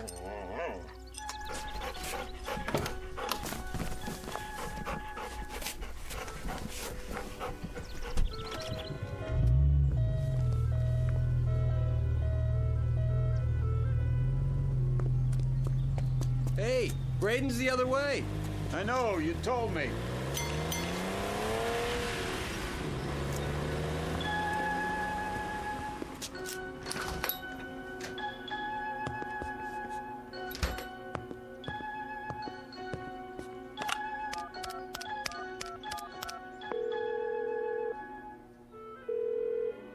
Evans.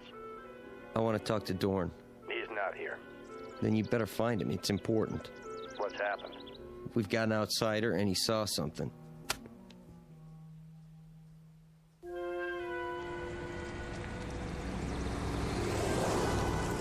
There's the restaurant. The sign in the window says, closed, all right. Great. Well, don't worry, Rowdy. I said I'd find you a steak, and I will, somewhere.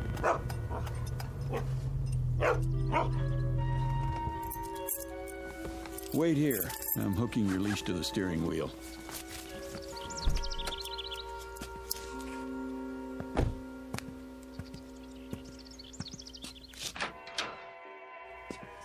Hello? Anybody here? Hello?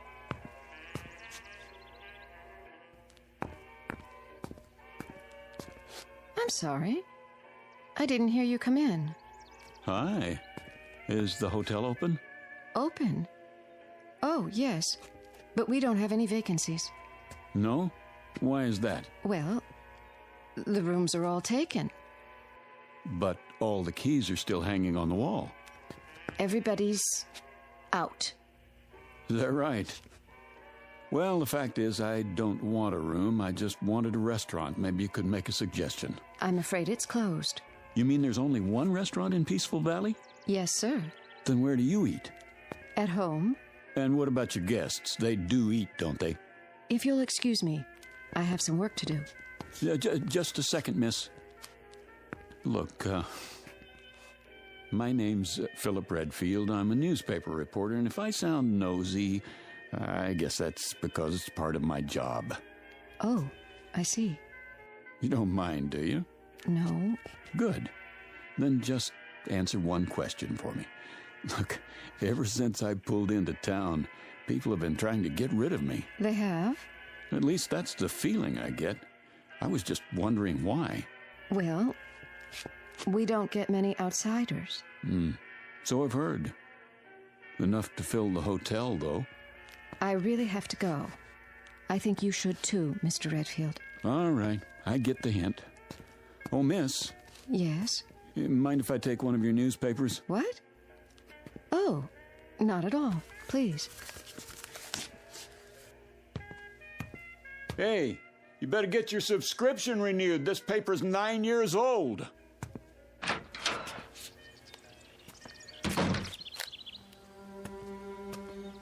Come on, Rowdy, let's get out of here.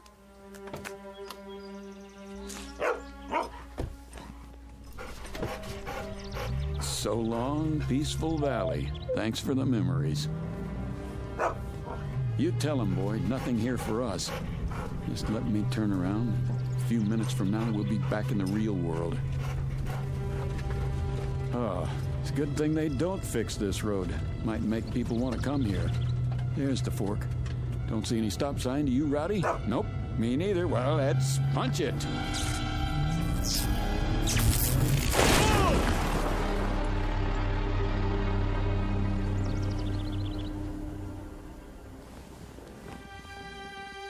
What was that? Rowdy, are you okay? Rowdy? Rowdy? Rowdy?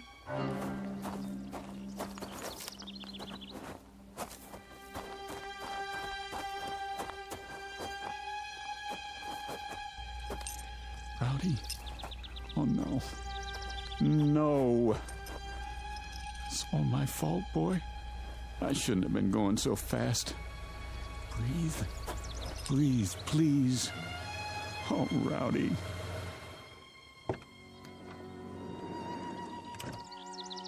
Rowdy. Had an accident, did you? No, an accident had me. I had the top down. He was thrown out of the front seat. There's no heartbeat. Let me check. Nope. I don't believe it. He's dead. Front end's pretty smashed up. Radiator shot, too. Doesn't make sense. The road was clear. There wasn't another car for miles. Maybe it was a rock. There are no rocks around here. Can't be too sure. Yeah, must have been. Rain washes some big ones into the road every now and then. If there were, it would still be here. Could have knocked it off the road. Come along, Mr. Redfield. Come where? We'd better get you to a doctor. What about my dog? You have nothing to worry about. Can you walk okay? Here, lean on me. Wait a minute. I don't think I want to go back into town. Not your town, anyway. You need to be examined. I'm all right, I tell you. You don't know that. Could be internal injuries. If anything's wrong with you, it'll be on our conscience forever. Take it slow.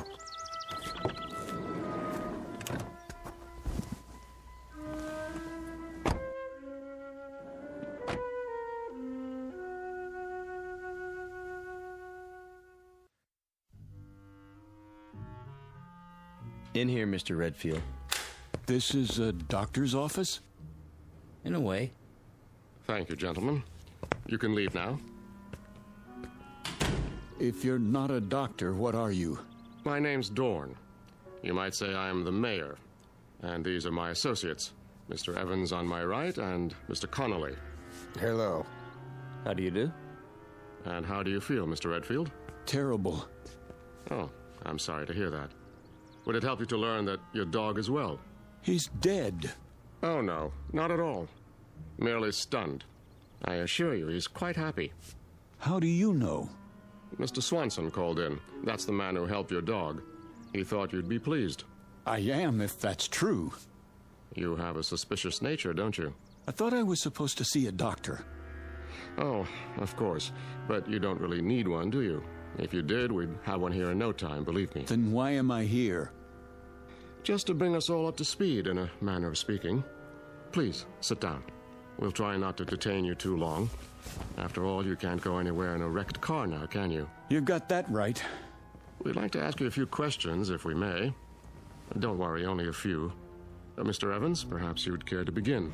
Mr. Redfield, it's been reported that you saw something, a miracle, I believe you called it, across from the gasoline station. Would you please tell us about this miracle? Sure. My dog ran after a cat. What were the details? That's it. You're quite certain? Nothing more? Yes, I'm certain. Mr. Connolly, your question. I was simply wondering, Mr. Redfield, why you told the girl at the hotel that people were trying to get rid of you. What is this, a quiz show? Look, I've got a wrecked car, and I'm already a day late for work. I assure you, it's being taken care of. Just a few more questions, if you please. I think you mentioned that you're a newspaper reporter. So? A noble calling, but limited. I suppose you have a novel in the planning stages? Who told you that? No one. It's a fact, though, that most reporters aspire to be novelists. I wouldn't know. Are you married? No. Engaged? No. Listen. So you came to Peaceful Valley by mistake? No one knows you're here? Oh, they will. A lot of people are going to know I was here, Mr. Dorn. Oh, dear. What's the story on this place, anyway? Rowdy didn't just run after a cat, and I didn't crash into a rock that wasn't there. What did happen? Come back in an hour, Mr. Redfield. Perhaps then you'll have the answers you seek. I'd like to speak with my associates first. Where can I find a phone? There's one at the hotel. 1 hour, then, Mr. Dorn.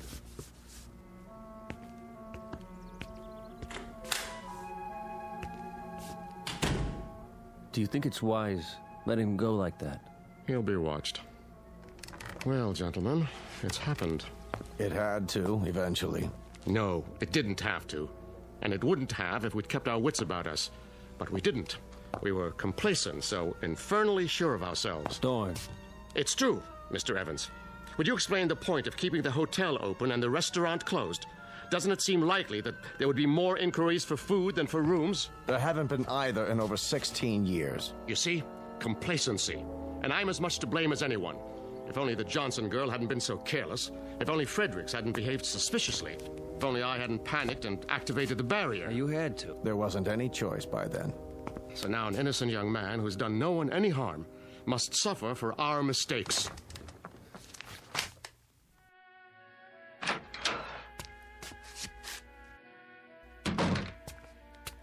Mr. Redfield. I was told there's a telephone here. Well, yes, but... Where is it? I keep it under the counter. Uh-huh. A real antique, huh? Figures. How do you get the long-distance operator? Just ask for her, but... Hello? Hello? Yes, I'd like to call Albuquerque. Chapel 77205, station to station. That's quite a mayor you've got there. Makes a person feel really welcome. You've spoken with Dorn. Yeah? All right. Keep trying. My name's Redfield. Well, I see they haven't come back. Pardon? Your guests? All the keys are still here. Oh. Because there aren't any guests, isn't that right? You should have left when you had the chance, Mr. Redfield. I tried to, believe me. But I smashed my car up on a rock that's invisible. Now, how could that be, do you suppose? I don't know. Do you have a name, or is that a secret, too? It's Ellen. Ellen Marshall. All right now, Ellen. I want you to let me know when my call comes in. It's very important. Will you do that? Yes.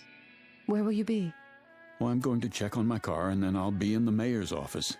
Still starving to death, probably.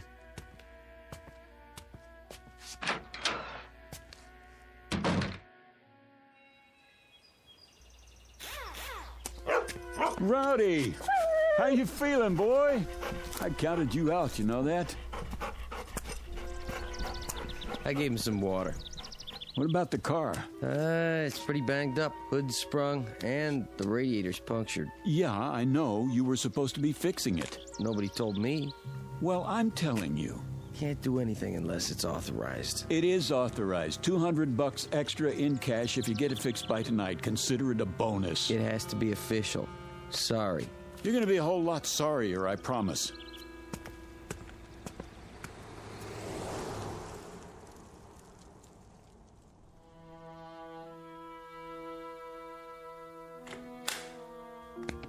Mr. Redfield, come in. I thought you said my car was going to be repaired. Sit down, please. I don't want to sit down. I want to know why nothing has been done to my car. Why is it just sitting out there? Primarily, Mr. Redfield, because you won't be needing it anymore. No? And why not? Because you are never going to leave Peaceful Valley. Is that supposed to be a threat? You see, Mr. Redfield. Now, the situation is rather complicated. While we hold no brief against you personally... Wait, I think I've got it figured out. Oh? Peaceful Valley is an insane asylum, and you're the head lunatics. I'm never going to leave. Who's going to stop me? We are, if necessary. There's nothing you can do, Mr. Redfield. We'll see about that. Don't do anything foolish. Please listen to Mr. Evans. Tell him to get his hands off me. Come with us. I said don't touch me! Mr. Redfield, be reasonable. You be reasonable. As far as I know, kidnapping is still a crime in this state. Gentlemen, I implore you. This violence must stop now. Oh, you've got one of those too, huh? What are you going to do, make me disappear? Don't you... There. You shouldn't have done that, Dorn. Now he's seen the device up close. You mustn't bring him back. I have to. What did you do? How did I get in this chair? You were disassembled. But I was across the room. Your molecules were transported and reassembled with this. That's the same thing the little girl used. So what is it? I'm afraid you wouldn't understand, even if you were a physicist, which you aren't. Try me. Let's say it's a device by which we move objects from one location to another. All things are collections of atoms with spaces in between. Even you, Mr. Redfield. And those atoms are in a given mathematical order. This mechanism breaks them up and stores them, then puts them together again in the same order. That's ridiculous. Perhaps. But it saves time when you want to move your furniture around. Dorn. Yes, Mr. Evans? Let's get this over with. What's he talking about? You smelled a story in this town, Mr. Redfield. And you were right. You turned off onto the road to Peaceful Valley. You saw certain things that defied logic. You became curious. So we had to stop you. And now, I'm sorry to say, we must do worse. Because you have stumbled upon the best-kept secret in the world. What secret? Our gift. Dorn. Relax, gentlemen. It will do no harm to tell him now. Our gift, Mr. Redfield, bestowed on the people of this village. 104 years ago, a man came to Peaceful Valley. From what land or even what planet, no one knows. Oh, come on. He was a brilliant scientist, but he was also wise, as you shall see. From his brain came equations the likes of which no one has seen or dreamed of. No one on this planet, at any rate. What kind of equations? Of course, I can't tell you what they were, but you're aware, I trust, that the basis of this complicated process we call life is energy. It is a powerful, mysterious force. If enough of it were to strike a single square inch of Earth, it could run all the machines in the world. It could perform miracles. And you expect me to believe in this magic? No magic. The scientists' equations unlocked the force, Mr. Redfield. And from them has come the greatest power for good or for evil that the universe has ever known. Where do you come in? He decided to entrust his secret, the equations and the machines he'd built, to 3 men. He instructed them to give the people of Peaceful Valley the benefits of this power, but under no circumstances to reveal the secret to the outside world. It was to be kept here until humanity learns the ways of peace. And that is your story, Mr. Redfield. So you can see why we cannot allow you to leave. Our law is very clear. It says, let him who discovers the secret be eliminated. There is more at stake here than your life, much more. And now it's time to finish it. What are you doing? Come with us. Get away from me! Don't make it hard on yourself. Come, Mr. Redfield, we can't do it here. I promise you it won't hurt a bit. No! Wait! Wait!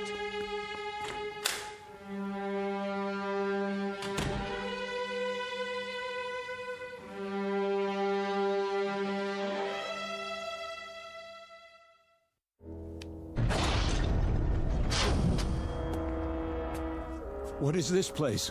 A laboratory, built by our benefactor. There's the original of the dissimulator, somewhat larger than the one we used on you upstairs. And this is a second-generation model. The same principle, with one important difference. It works in what we call the time dimension. No end of uses for it. For example, please step over here, Mr. Redfield. And don't be afraid. Mr. Connolly? Yes? Hand me that letter opener on the desk. Now, let's say that your automobile accident had been more serious. If you had been injured, if some metal had penetrated your flesh, like this. You stabbed me. Precisely. But don't worry. As soon as I direct the time ray at your wound, you will be restored to a moment before the letter opener entered your chest.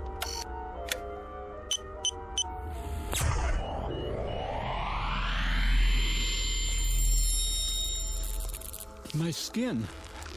I can feel it closing up. This is fantastic. Isn't it? Even the fabric of your shirt. Now, let me see. This console is a duplicating machine, but not like others you've seen. Here, for example, on this card is a description of the atomic structure of a ham sandwich on white bread with mustard. One ham sandwich. I believe you said you were hungry? Not anymore, Mr. Dorn. Out there on the road, what did I run into? In the car. I'm sorry about that, but we had to stop you. It was an energy field, a wall of loosely packed atoms, so to speak. Purely an emergency measure. Now, behind this wall panel with the cards is a folder containing the sacred papers, the original equations from which everything you see came about, in case you still doubt that they exist. Do you know what you've got here? I believe so. And you mean to say you don't intend to share it with the world? Oh, good heavens, no. I've already explained why. The world isn't ready. But Peaceful Valley is? We have no wars here, no crime, no violence, no greed. Unlike your world, ours is a place of peace. We use the power for good, not evil. And what makes you so sure the rest of us wouldn't do the same? Come now, Mr. Redfield. The history of civilization is written in blood. Because people wanted things. With this power... With this power, they would destroy the universe. They are children. But that one machine, it could stop sickness and suffering. It could cure disease. And you let people...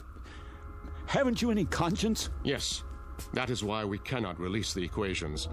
The same power to heal the sick could be used to kill the innocent. It could mean the end of the world. I don't believe that. Think, Mr. Redfield. What did you do with Professor Einstein's primitive equation E = mc squared? It could have been used to make the waters flow in the deserts to feed the starving millions, was it? No. It was used to destroy countless lives with a bomb. So you're just going to sit on your secrets, use them for making ham sandwiches? Ham sandwiches are a bit better than total destruction, wouldn't you say? Let's get on with it. He knows too much. We have to eliminate him. You hypocrites. You talk about us, but when you want someone out of the way, what do? You eliminate him. Be quiet. No, he has a point, Mr. Evans. That is what I've been pondering. If we kill this man, then in what way do we differ from the outsiders? It's the only solution. Thank you, Adolf Hitler. Oh dear. We didn't anticipate this, did we, gentlemen? It is the law. Not necessarily. The law says, let him who discovers the secret be eliminated. It doesn't say killed. You can be eliminated one of two ways, Mr. Redfield. Through death or through assimilation. The choice is yours. Will you die or will you join us? You mean live here the rest of my life? Exactly. Become one of us. It won't be unpleasant, you know. We'll give you a nice house, Built to your specifications? Time to write that novel? Nothing or everything, huh? Well, which shall it be? What do you think? In that case, welcome to Peaceful Valley. I've equipped it with bookshelves, a desk, reference materials, paper. I'm sorry about the old-fashioned typewriter. We couldn't find a card for anything newer. But Dorn has promised me... Miss Marshall. Yes? Why are you going to all this trouble? Because Dorn asked me to. Is that the only reason? I suppose I'd like you to know that I'm not really unfriendly. I'm not. In fact, I think we could be very good friends. Mr. Redfield. Yes? May I ask you a question? I wish you would. Do you play chess?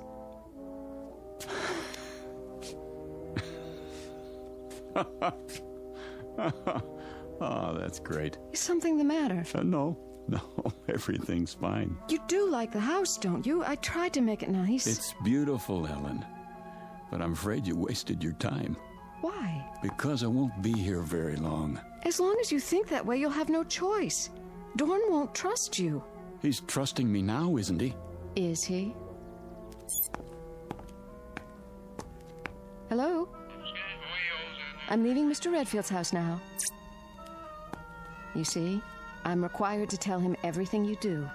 But you're not like the others. If you get hungry or want anything, call me. I'll look in on you later. Oh, and don't try to go beyond the border. The force field's still active.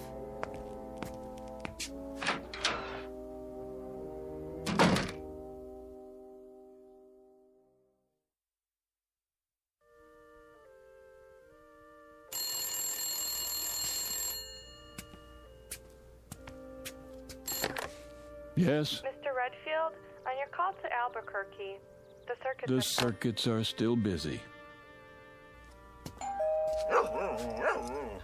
Easy, Rowdy. Hello? I brought you a new typewriter ribbon and some erasers for now. Dorn's still looking for the atomic structure of a word processor. Thanks. Have you started the novel yet? Not really. I find it hard to concentrate in prison. I don't understand. You ought to. You've got the same problem. I can leave anytime I want to. Then why don't you? Why should I? What could the outside world offer that we don't have? That isn't the point. It's what you could offer the outside world. Right now, at this very moment, millions of people are starving. You could feed them. They're suffering. You could make them well. But you don't care. Let them starve. Let the children die because their mothers can't give them enough milk as long as you're happy. Philip, those things, are they really happening? All over the world. Every minute of the day and night. What would you do? A terrible thing. I'd get those papers, and I'd give them to the world. You mean you'd steal them and run away? But you promised Dorn... I promised myself to be a decent human being, and that means helping other human beings. And what's the use? You don't know what I'm talking about. You never wanted anything you couldn't whip up in 10 seconds like a cake. I did once. When you were going to leave Peaceful Valley. I've thought about you since then, Philip. Even asleep, I've thought about you, and it hurts. I don't know why, but it hurts. We have machines for so many things, but I can't stop this feeling. There's an equation that might help. 1 + 1 = 1. Don't people fall in love here? I don't know. But now, Philip, I want us to be together. I could want that too, in a real world. But as long as I'm in Peaceful Valley, I'm going to want just one thing. Out. All I know is I want to be with you. Then help me. If I do, will you take me? I promise. I'll be back. Wait for me outside.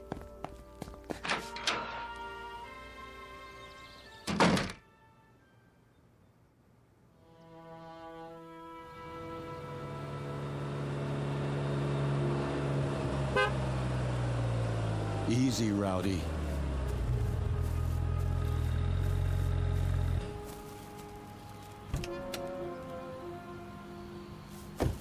My car. You got it fixed. Dorn always keeps his word.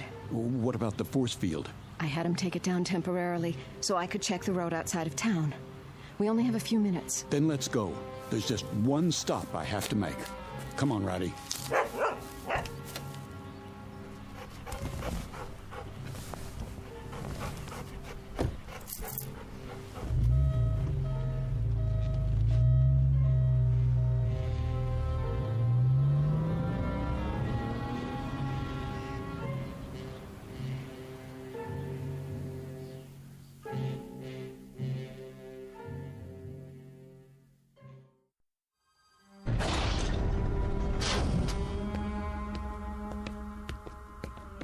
There. The equations. And then what else? What do I need? Maybe, atomic structure of gold. Guitar. Gun. 38 police special. That'll do. Put the equations back, Mr. Redfield. Get out of my way. Do as I say. No, you don't. Not this time. Dorn! He's bleeding. Use the time ray, quickly. Keep your hand off that machine. I don't want to shoot you. Don't! What have you done? We've got to restore them. What are you? I can't let them die. Are you going to shoot me too? No, of course not, but... Have you looked at the equations? Right here. Wait a minute. The first one's blank. The second one? They're all blank.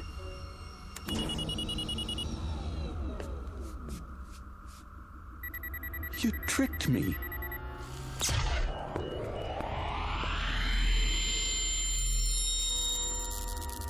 Thank you, Miss Marshall. So now you see what would happen if our secret were to get out? The first thing you do is make a weapon. The second, you kill with it. It was all a setup, and you were part of it. Everything you said was a lie. Not everything, Philip. She thought you would prove your good intentions, as I did. But you are like the others. You believe that if the end is just, then so are the means. A pity. You have lost paradise, Mr. Redfield, and you don't even know why. Gentlemen, the machine. Yes, sir. So now you're going to do the same thing. Not quite. You're going to be rendered harmless, but it will not be an execution. I've been studying our law, and I believe I have found a way with the second-generation machine. Try to appreciate our position. Imagine a state which has carried the death penalty on its books for 100 years, but has never had to invoke it. That was the case here. You were our first prisoner, so to speak, and you forced us to re-examine our law. Adjust the time ray, Mr. Evans. Goodbye, Mr. Redfield. I was becoming fond of you.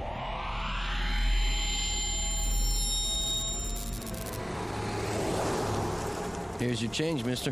What? Your change? Oh, sorry. I must have dozed off for a second. Happens when you drive too long. Yeah. You say Braden's back that way. 80 miles. Down, boy. It's just a cat. You stay. That's strange. Anything wrong? Well, just that woman who walked by. Thought I knew her. Wishful thinking, I guess. Nice little town you've got here. We like it. Well, so long. Don't know that I'll be back this way, but keep it peaceful.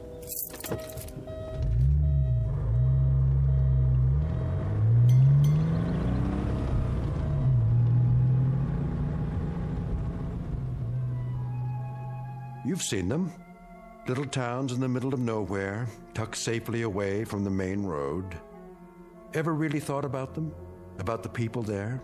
What they do and why they stay? The next time you're tempted to take a shortcut, think twice.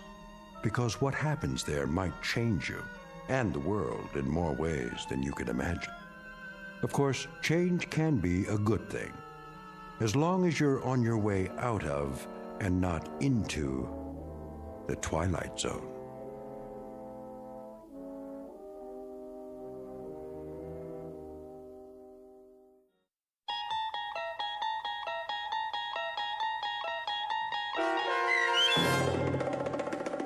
Valley of the Shadow, starring Chelsea Ross with Stacy Keach as your narrator, was adapted for radio by Dennis Etchison and written for The Twilight Zone by Charles Beaumont. Heard in the cast were David Darlow, Frenette Lebo, Christian Stolte, Amanda Amari, Doug James, Steve Key, Kurt Nabig, Richard Shavzin, Carl Amari, and Roger Wolski. To learn more about the Twilight Zone radio dramas and to obtain audio cassettes and CDs of these programs, visit our website at twilightzoneradio.com. The producers of The Twilight Zone wish to thank CBS Enterprises, Carol Serling, Dennis Etchison, Claire Simon Casting, Terry Jennings, XM Satellite Radio, Sirius Satellite Radio, our sponsors and our radio affiliates for helping make this series possible. This copyrighted radio series is produced and directed by Carl Amari for Falcon Picture Group. Audio editing, sound design, Foley effects, and mix for the Twilight Zone radio dramas are by Cerny American creatives Craig Lee, Michael Slaybach, Bob Benson, and Jason Rizzo. To learn more about the Twilight Zone radio dramas and to contact us, visit our official website at twilightzoneradio.com. Doug James speaking.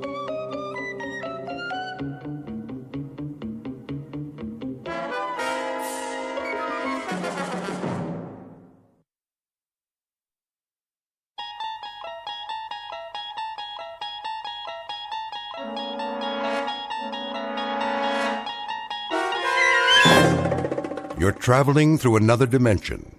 A dimension not only of sight and sound, but of mind. A journey into a wondrous land whose boundaries are that of imagination. Your next stop? The Twilight Zone.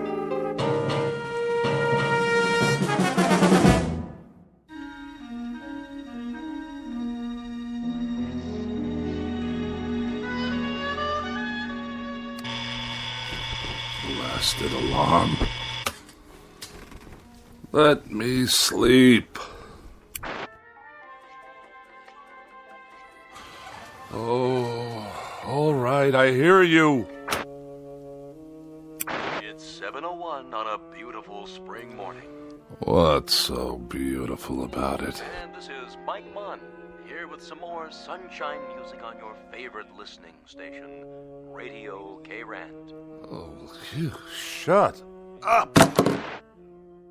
So, whether you're on the way to work or just waking up, relax. We'll be with you all day long, bringing you melodic masterpieces around the clock. Off, I say. I did not set this radio to go on at all. And before we start another set of timeless hits, here's a special message for one of our favorite listeners, Bartlett Finchley. What?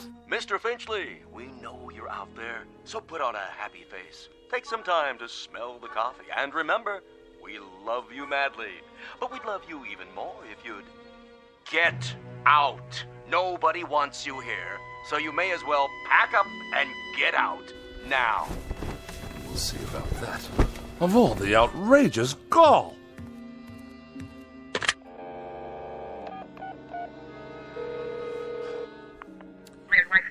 Operator, get me K-Rant. Yes, the radio station. No, I don't know the number.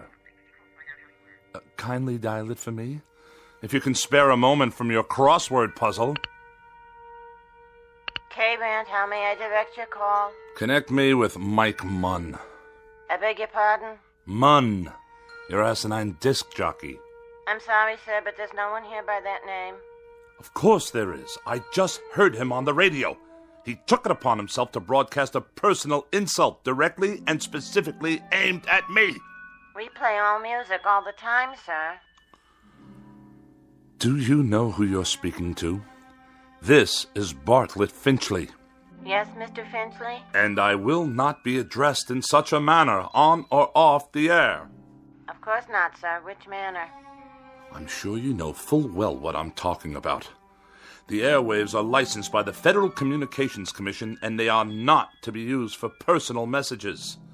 I'm sure the FCC will be most interested in these blatant violations.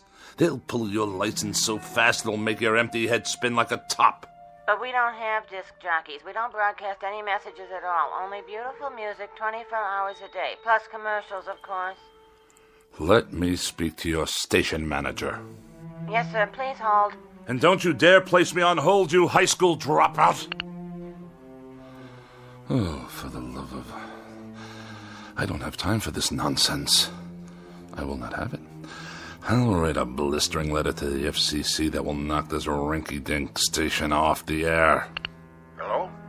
I want to file a complaint. A very, very serious complaint about your broadcasting policies. Come off it, Finchley. What did you say? Get off your high horse and give it a rest, or you're out of here. You low-life nincompoop. How dare you address me in that fashion? I'll have you fired on the spot. What is your name, you cretinous subhuman? Don't you hang up on me! Hello? Hello? Hello?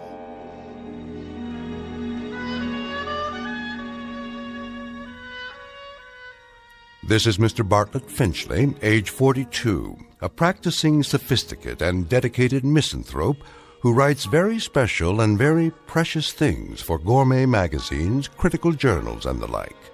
He's a bachelor and a recluse with few friends, only devotees and adherents to the cause of tart sophistry. He has no interest save whatever current annoyances he can find to occupy his mind. He has no purpose to his life, except the formulation of day-to-day opportunities to vent his wrath on the mechanical contrivances of an age he abhors.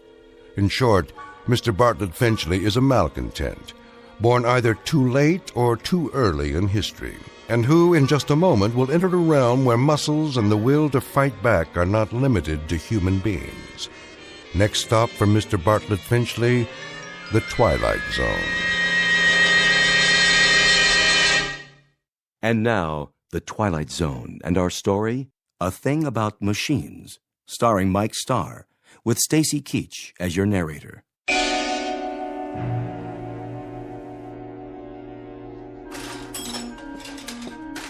How are you today, Mr. Finchley? I'll answer that burning question after you tell me what's wrong with this electronic abomination in my living room. You mean your TV set? And also acquaint me with how much your current larceny is going to cost me. Well, let's see here. 2 hours labor, new circuit board, new oscillator, new comb filter. How very technical and how very nice. Speak English, man. Well, you asked me what was wrong. Never mind the subterfuge. I presume I'm to be dunned once again for 3 times the worth of the bloody thing. Well, I didn't charge you for my travel time. The total. What is the total? Here you go, Finchley. Oh, surely you jest. All right. I'll give you a break on the sales tax, seeing as how you're a regular. But this is the price of a meal in a 4-star restaurant, with wine. Labor don't come cheap nowadays. And neither, apparently, does my peace of mind.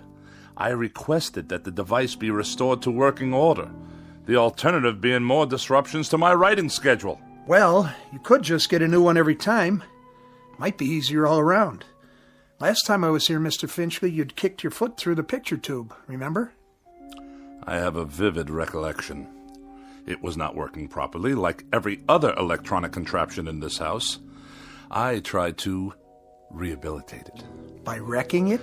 After a certain point, that is the only option left. I disposed of a clock radio in a similar manner this morning.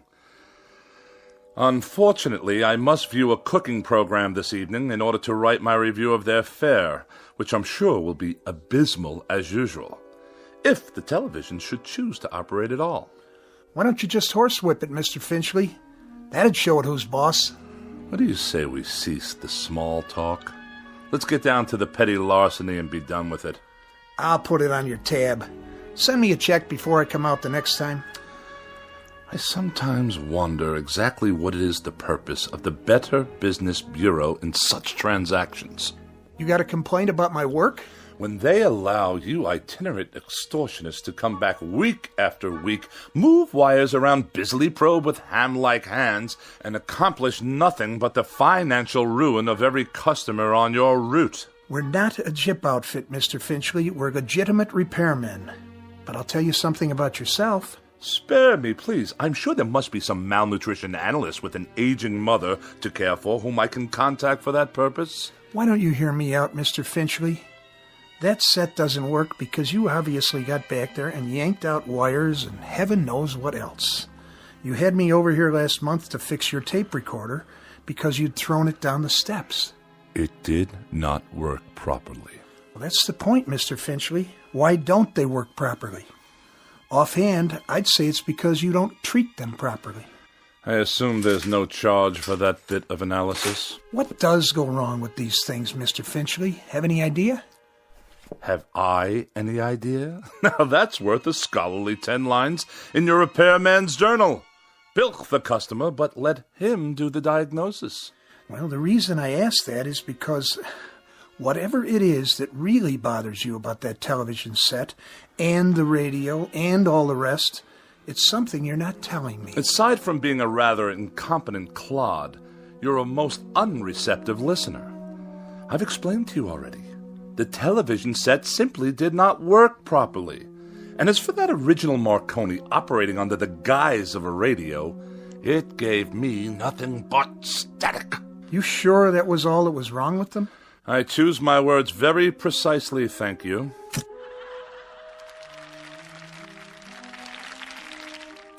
Well, there you go. TV's okay again, for now. I'll send you a complete bill, Mr. Finchley. Of this I have no doubt.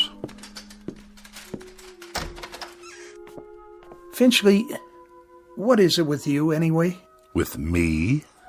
Well, with you and machines, that is. Any type of machine, as far as I can tell. Just curious. You don't have to tell me if you don't want to. If it's something personal.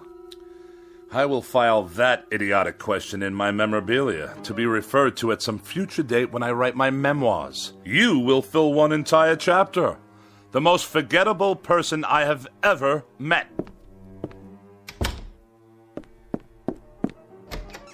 It just so happens, you boob. It just so happens that every machine in this house refuses to cooperate, on any level. They behave as if... There! You see what I mean? Enough! I said that will be just about enough of that. Stop! Stop! Stop! Please!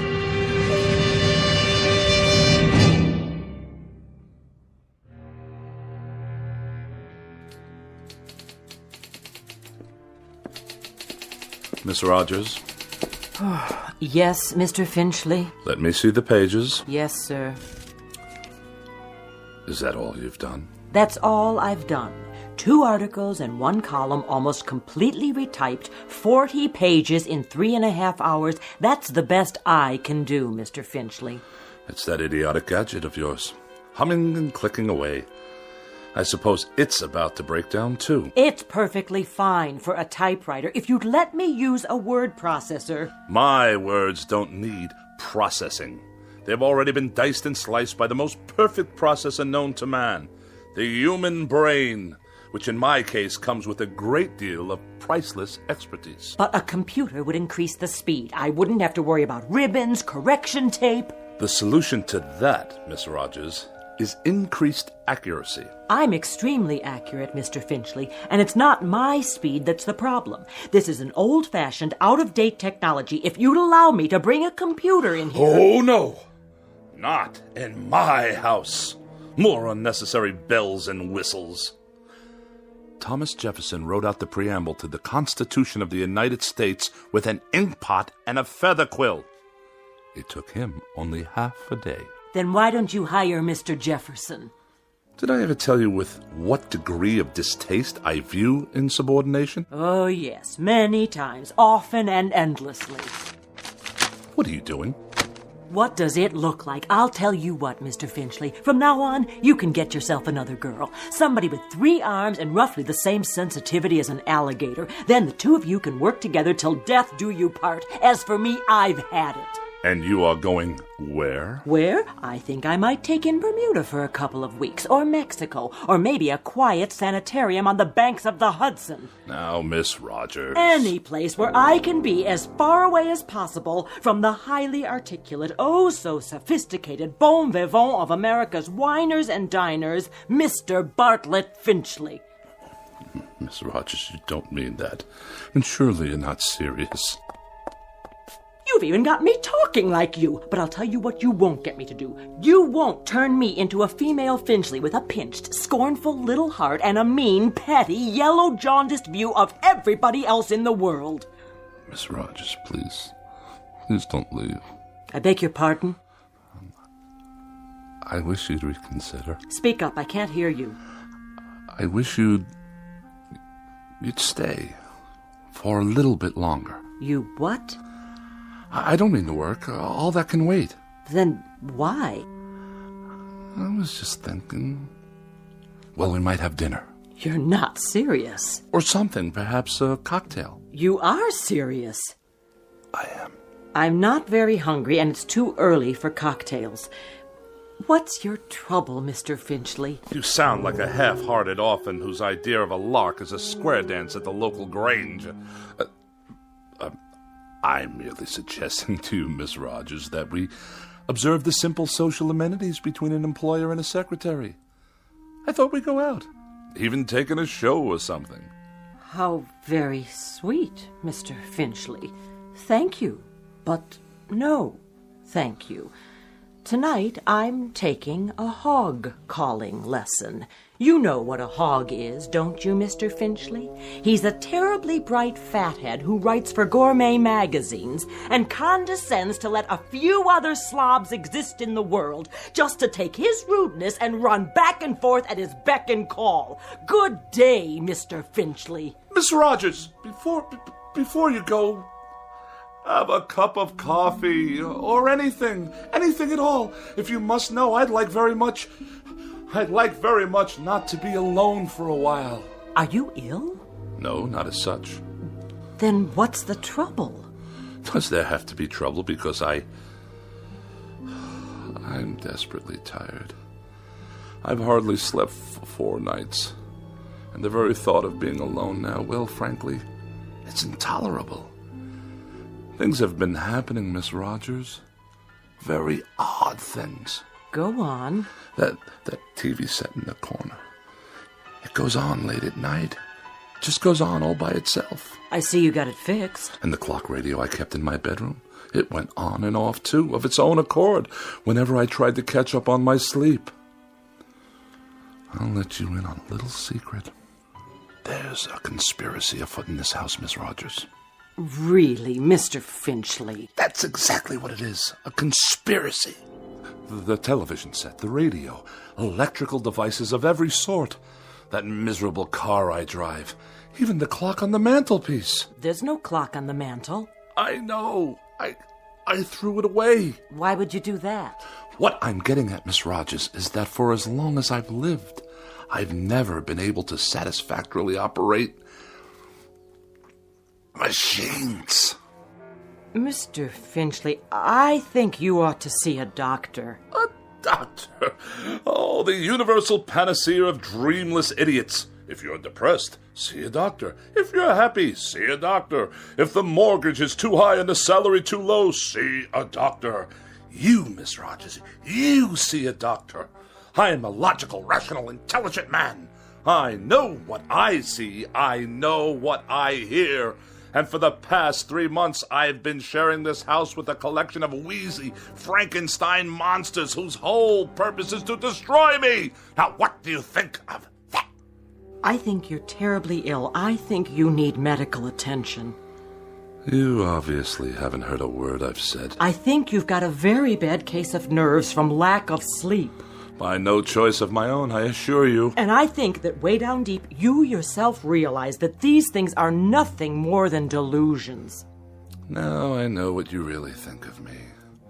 That I'm to be pitied. That I'm a poor wretch, not in my right mind, that... Think what you like. Now where are you going? You don't need company, Mr. Finchley. You need analysis. You're no better than a cogwheel robotic machine yourself. You haven't an iota of compassion or sympathy. Mr. Finchley, please, let go of my arm. I'll let you go when I get good and ready to let you go. Mr. Finchley, let's not make an ugly scene here. Now, come on, let me go. Mr. Finchley, let go of me! Get out of here and don't come back!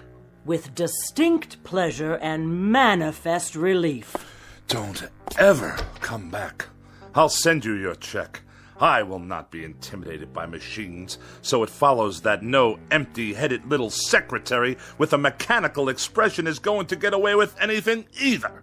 Mr. Finchley, in this conspiracy you're suffering, this mortal combat between you and the appliances, I hope you get licked.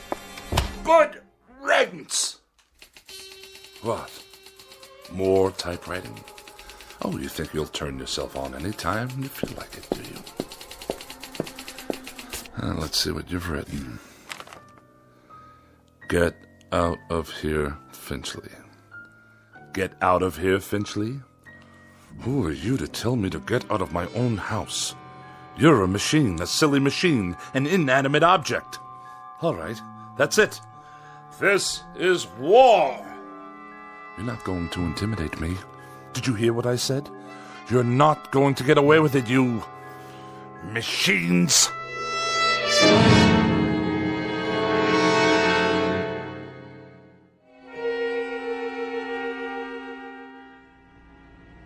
Nice day, huh? Define your terms. I was only making conversation, Mr. Finchley. Just see to it that this elevator takes me all the way to my destination without a mishap. 19th floor. I'm surprised I got here in one piece. Pardon, sir? No matter. You wouldn't understand. You couldn't, since you choose to collaborate with these infernal contraptions all day long. Yes, sir. Good afternoon, Mr. Finchley. Is it? I just meant... I know what you meant. The warm, languid weather outside, fluffy white clouds scudding across a pale blue sky. The sort of day when a young woman's thoughts turn to romantic mush. Disgusting. Mr. Finchley, I assure you Well, I'll have none of it. Do you hear? Excuse me. Editorial department. Ah, another telephone. Mr. Alexander Graham Bell's most loathsome invention. It undoubtedly knows my whereabouts at all times. Please hold. Mr. Finchley, did you want to see the editor? No need. I simply wish to drop off my manuscripts for the next issue, the reviews and the personal opinion column. Oh, and kindly note, the final pages are handwritten this time. Oh, did your computer crash? By no means. My typewriting apparatus is in the shop. Actually, I prefer this method. It allows me to make last-minute revisions directly from my hand to your eye, as it were. I'll tell them it's here. Then I shall take my leave. Out into the blinding white heat of the cruelest month. Reflux Publications? Iron Gourmet Magazine? Just a moment, please.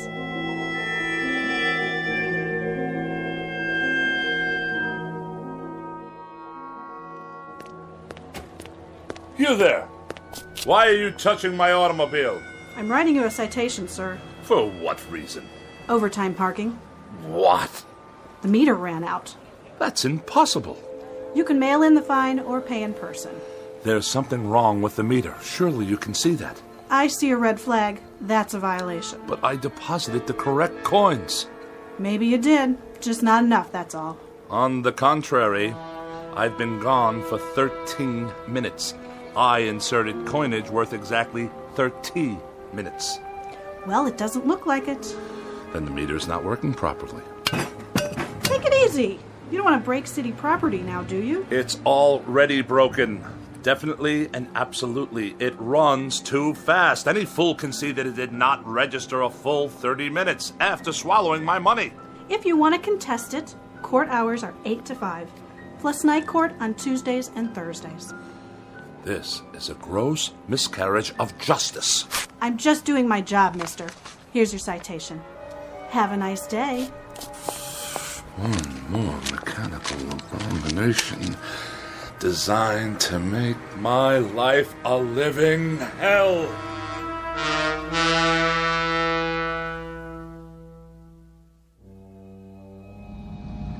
One side, madam. You, sir.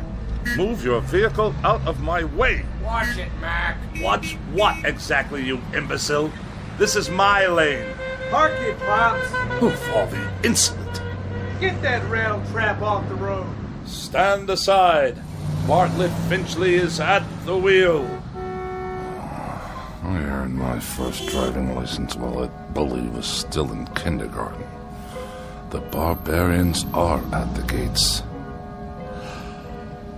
Yet another red light, waiting for some mother and her toddler to cross the street. Oh, look at them, stuffed to bursting on cheeseburgers. What's wrong with you? Are you blind? I did nothing. Simply placed my foot on the brake pedal. On the gas, you mean? The car moved forward under its own power. Yeah, sure. You trying to kill somebody? I saw the whole thing. He did try to kill you. On the contrary, the motor car obviously malfunctioned. We're in a crosswalk here. Get his license number. You do that. The light is now green. Do I have your permission to proceed? Get that piece of crap out of here. Gladly.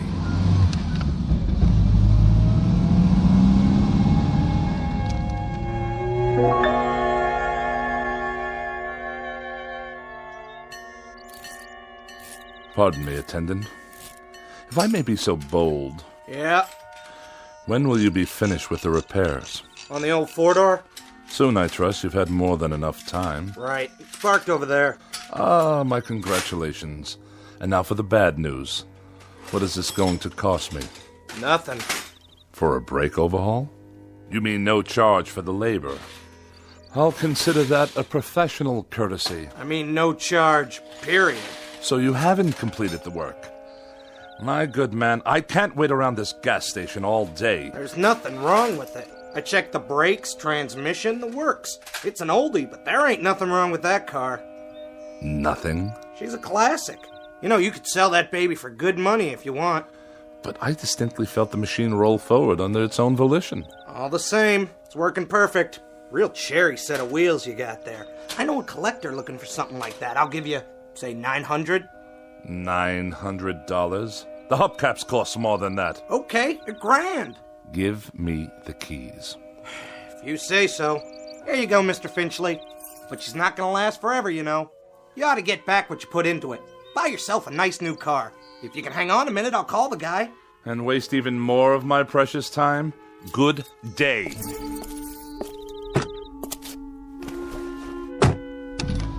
Wait up! Ah, now you deduce what's wrong, as I'm about to drive away. $1,100, cash on the barrelhead. Oh, go tighten your fan belts or whatever it is you do in this incompetent establishment.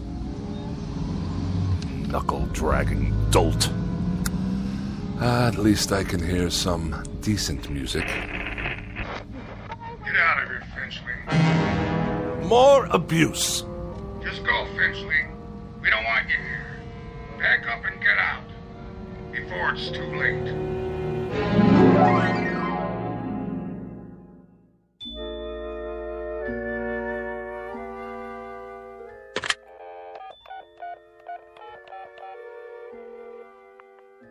Miss Moore, please? Oh, is that you, Agatha? Bartlett Finchley here. Yes, my dear, it has been a long time.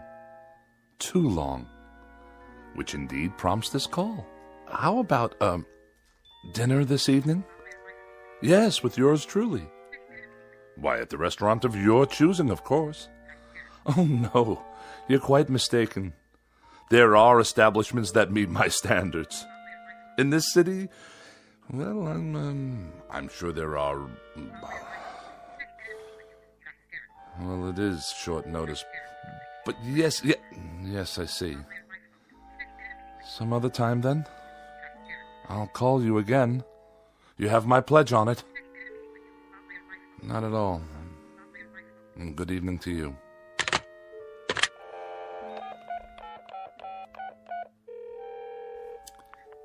Mrs. Donnelly, please. Pauline, is that you? Oh, and how's my favorite young widow this evening? Bartlett. Bartlett Finchley. You remember? Yes. I'm tip-top. And you? Splendid. Say, listen, Pauline, I was wondering, sort of spur of the moment and all that, but oh... I see. I see. Yes, perfectly. That's quite all right. No, I hadn't heard the good news. Well, I'm delighted for you. Truly delighted.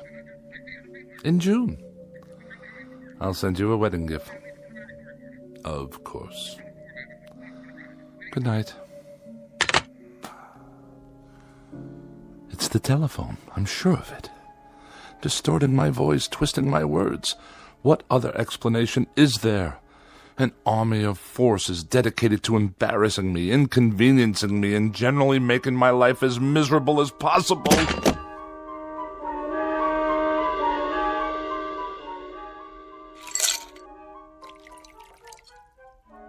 How much longer, may I ask? The phone's all fixed, Mr. Finchley. One in the bedroom, too. So you say? Yeah, she's operating all right now. Had to replace a handset, though. Shouldn't give you any more trouble. I'm deeply indebted. Convey my best to Mr. Bell for his reliable invention. Yeah, sure. Is there something else?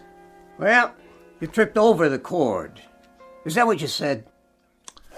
If that's what I said, you may rest assured that's what happened. Well, you're the boss, Mr. Finchley. Reason I asked, though, those wires sure looked like they were yanked out. Do they now? Proving what a vast storehouse of knowledge the phone company has yet to acquire. Okay. So long, then. Have a nice night. I shall certainly endeavor to do so. One thing. Yes? The thing about phones, though? What? Well, you see, they're just like any other piece of electronics. You have to be careful. Treat them right. Because if you don't, they won't do what you want. Kind of like people, I guess. Kick them to the curb, and they won't be there when you need them. You get back what you give out. But, well, I figure you know that already, don't you, Mr. Finchley? A smart man like you. Good night. So be it. Another evening alone. Just as well. At least this way I'll have the company of a person of quality. And welcome once again to Dinner for One on the Eating Channel. Tonight we prepare a bright and breezy repast guaranteed to liven up any kitchen. Oh, spare me. 3 new and exotic courses imported from jolly old England. For appetizers, a wonderful discovery called the Scotch egg, followed by an exquisite cold watercress sandwich. And the traditional pièce de résistance, bangers and mash. Sound excited? Well, it is. So sit back and enjoy and keep a pencil and paper handy. Now for something completely different. Balderdash, not worthy of a review. Cretins and half-wits at every turn. Well, who needs you? Who needs any of you? Mr. Bartlett Finchley is going out on the town. He's going to have a wonderful evening with some good wine, and who knows what lovely lady I may meet during my nocturnal meanderings. Who knows indeed?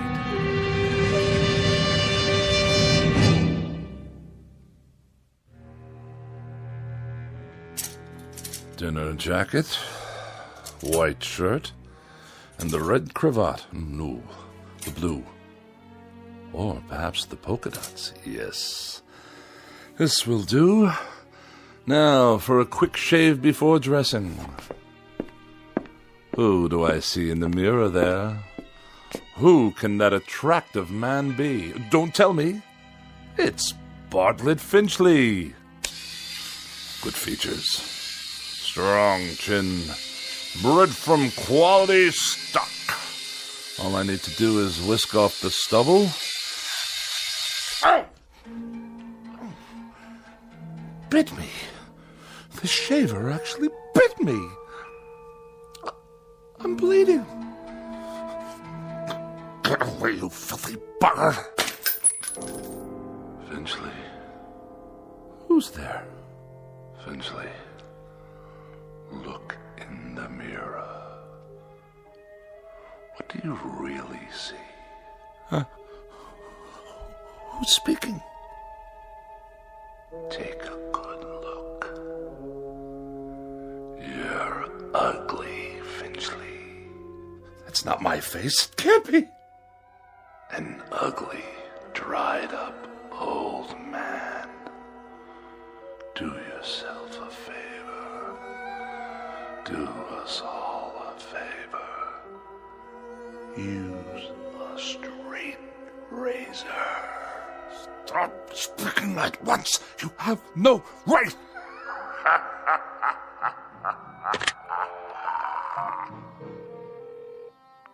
Hello, operator. Get me the police. Someone's in my house. Hello? Hello? Finchley, get out of here. Stop this! You Finchley? Oh, thank God you're here, officer. At your car? What? The car in the street. Yes, it is. What about it? She rolled down the driveway, almost hit a kid on a bike. Yeah, my son. But the brake was on. The emergency brake? You better get it fixed. I just did, this afternoon. Don't you believe him, officer? Car rolled right down the driveway and into the street. You're lucky it didn't hit somebody. Then you'd really be in hot water. Got the keys? They're in the other room. Better get them then. I want to put on some clothes while you're at it. Look at him standing there in his underwear. I have a robe on, madam. Some robe? It's called a dressing gown. And tie it shut. I'll write you up for indecent exposure, too. Oh, yes, of course. All right, fella, you better pull her back in the garage. I'll give you a warning this time. Have those brakes checked first thing in the morning, understand? Perfectly. There is another matter I'd like to discuss with you, officer, now that you're here. And what's all the noise in his house? He's always throwing stuff, yelling at the top of his lungs. That true? No, I fell, that's all. Tripped and fell on the stairs. That why your face is bleeding? Precisely. What's the other matter? Matter? You said you have something to discuss. It's difficult to explain. You wouldn't understand. Evening then, Mr. Finchley. So is he gonna move his car or what? In one moment, madam. For now you may remain on my property until I return with the keys. At that time I should like you to be out of my yard. Otherwise I shall solicit the aid of this gendarme to forcibly eject you. Idiots! I need a drink.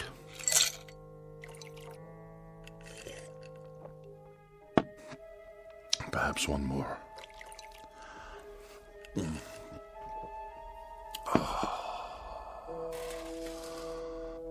That's better. But if the car can't be trusted, how can I go out this evening? I'm a prisoner in this madhouse. Miss Rogers? Edith? Is that you? Yes, of course. You had second thoughts, and now you've come back. Where are you?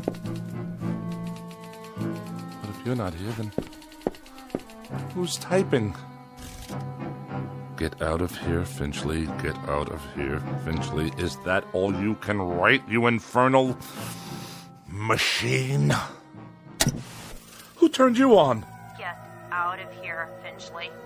Get out of here, Finchley. No. You get out of my television set. What's that? The clock. I smashed it this afternoon. Smashed it to smithereens. And you. I destroyed you too. Oh, you won't get me. You won't get me. I won't let you.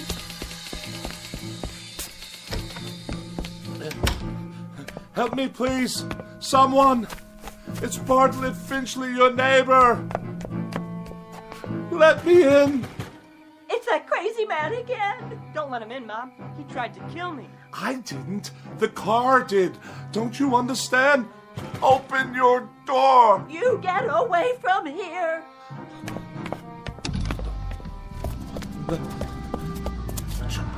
You can't follow me. You're only a car. My car. Stop. There's no one at the wheel. You must stop. I demand it! Back to my house. Then it can't follow me to the house. Locked. Wait. I have the keys after all. It can't get in here. I'm safe now. Safe. Oh, where's the light switch? Burned out. Just as well. I'll hide here in the dark until the car goes away. Yes, that's it.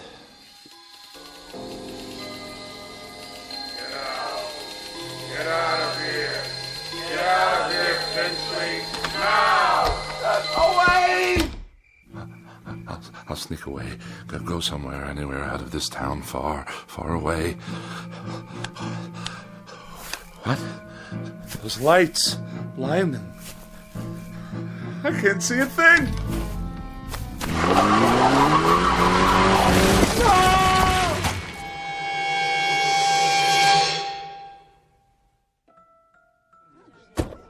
I have your 1019 on Woodlawn Drive. What is the status?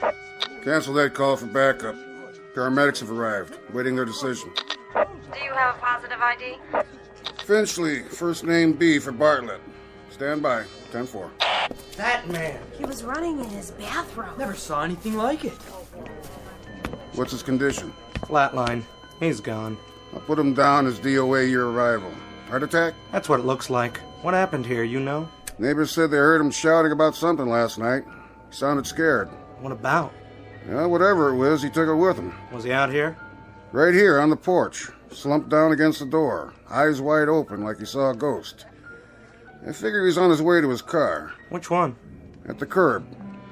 Never got to move it like I told him. Must have been drunk. You can smell it on him. Good thing he forgot his car keys or he might have done some real damage. Yeah, not now though. Poor old guy.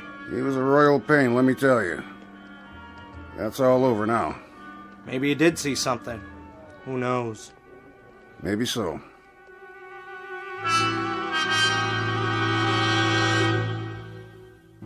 Yes, maybe so. It could just be that Mr. Bartlett Finchley succumbed to a simple heart attack and a set of delusions that were self-generated. It could just be that he was tormented beyond the breaking point by an imagination as sharp as his wit and as pointed as his dislikes. But as reported by those in attendance, this is one explanation that has definitely left the premises with the deceased. For now, look for it filed under M for machines in the Twilight Zone. More from the Twilight Zone after these words.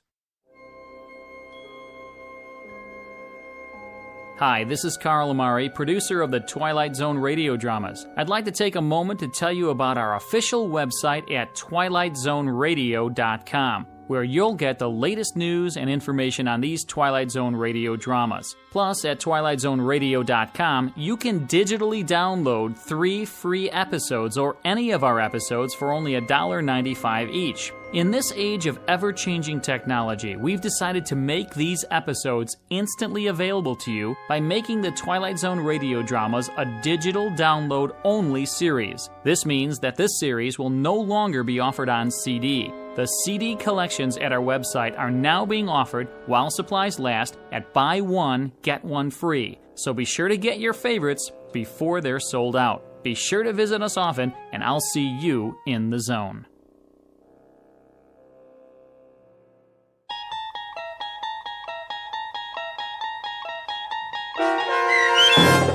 A Thing About Machines, starring Mike Starr, with Stacy Keach as your narrator, was written for The Twilight Zone by Rod Serling and adapted for radio by Dennis Etchison. Heard in the cast were Doug James, Peggy Roeder, Rich Kominick, Turk Muller, Guy Burrill, Larissa Borkowski, Irene Olson, Heath Corson, Lynn Foley, Natalia Reed, and Peter DeVito. To learn more about the Twilight Zone radio dramas and to obtain audio cassettes and CDs of these programs, visit our website at twilightzoneradio.com. The producers of The Twilight Zone wish to thank CBS Enterprises, Carol Serling, Dennis Etchison, Dick Brescia Associates, Claire Simon Casting, Don Longo, Terry Jennings, the American Forces Radio and Television Service, our sponsors, and our radio affiliates for helping make this series possible. This copyrighted radio series is produced and directed by Carl Amari and Roger Wolski for Falcon Picture Group. Doug James speaking.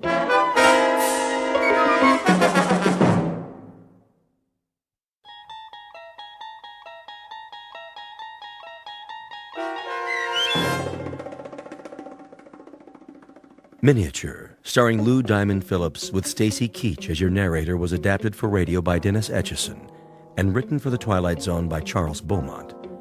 Heard in the cast were Ellie Weingart, Alyssa Fraden, Jeff Lupetin, Joby Cerny, Roger Mueller, Elizabeth Lido, Christian Stolte, Doug James, Kurt Nabig, and C.J. Amari.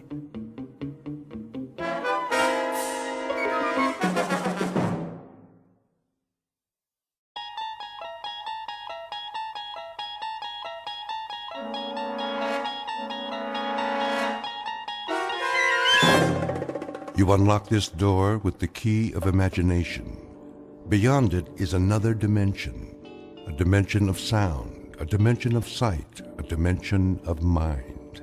You're moving into a land of both shadow and substance, of things and ideas. You've just crossed over into the Twilight Zone.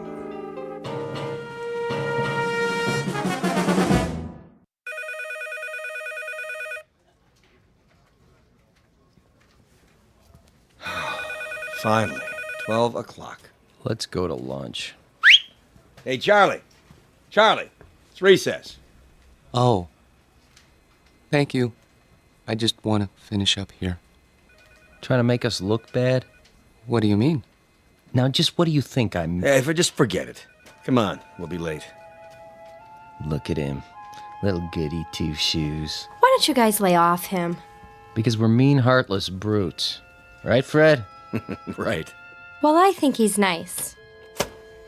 Hey, Mama, don't forget to change his diaper. Charlie? Hello?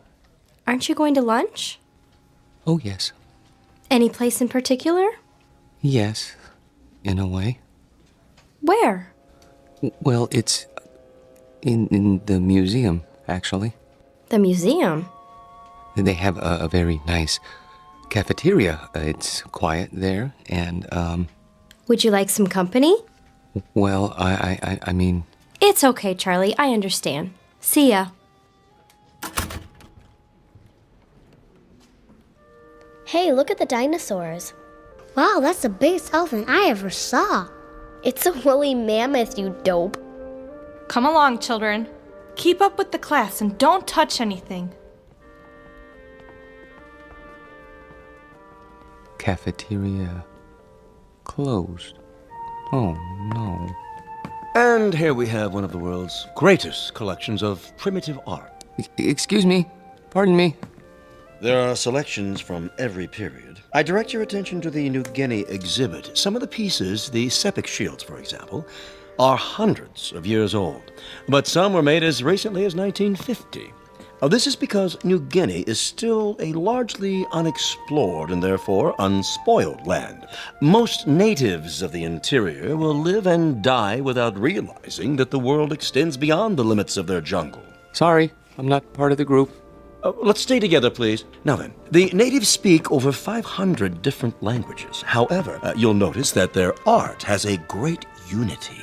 Of course, they don't think of their carvings as art, not in our sense of the word. This first piece in the glass case was meant to frighten away evil spirits.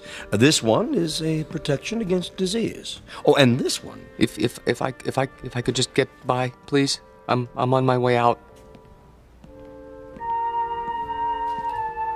Help you, sir. What? You look lost. Can I help you find anything? Oh, no, that's all right. I just got turned around. Is the cafeteria closed? For the rest of the week. They're remodeling.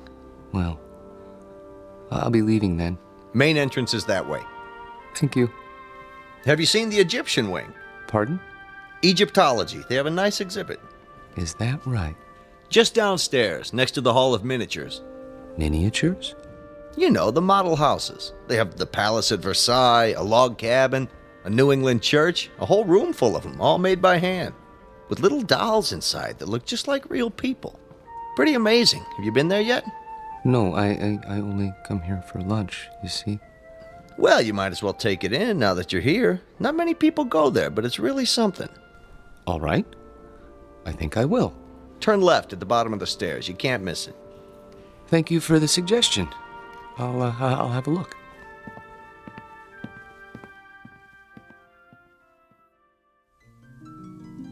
To most of us, a museum is a place of knowledge, of beauty and truth and wonder. Some people come to study, others to contemplate, others to look for the sheer joy of looking. Charlie Parks has his own reasons. He comes to the museum to get away. It isn't really the low-priced cafeteria meal that draws him in here every day. It's the fact that in these cool, inviting halls, he can be alone for a while. Really and truly alone, away from his work and from people who don't understand, which includes almost everyone in the world. But Charlie should be careful. He doesn't know it, but there's always a chance he might wander too far and get lost in the Twilight Zone.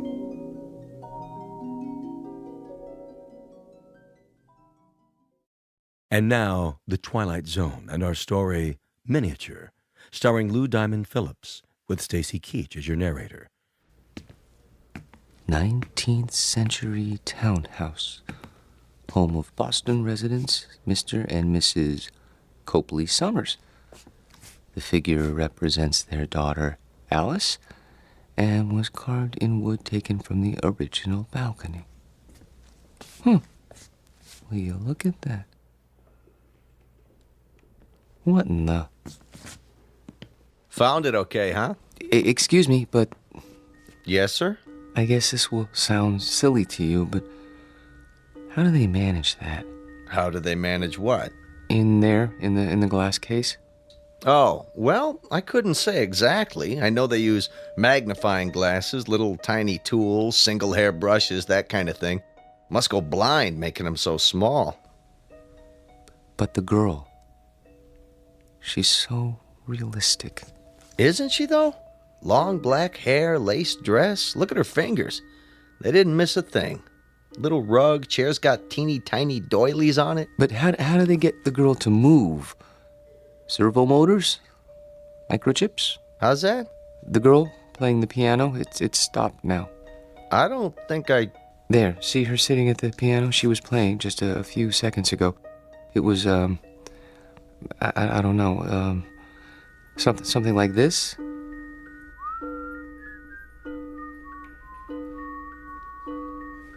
Didn't you hear it when you came downstairs? I don't like jokes, mister. Not when I'm on duty, anyway. I'm not joking. Then you're hearing things. There isn't any mechanism inside that piano, and the doll's carved out of wood, a single block of wood. See the sign? Yes, I know. Carved in wood taken from the original balcony. But I could have sworn... Yeah, it was probably some kid with one of those pocket radios. They sneak them in once in a while. But I saw her move. At least I think I did. Well, you know better now, don't you? Yes, I know better now.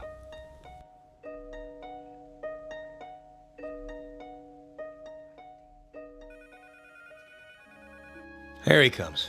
Finally. Where do you think he's been? At the zoo. Visiting his relatives. Charlie? Yes? There's a note on your desk. Mr. Demo wants to see you. How do you do, Mr. Dimmel? Yeah, sit down, Parks. I'm sorry I'm late getting back from lunch, sir. Well, I'm sure you have a good excuse. No, sir, I don't. I just let the time slip away. I don't know how it happened.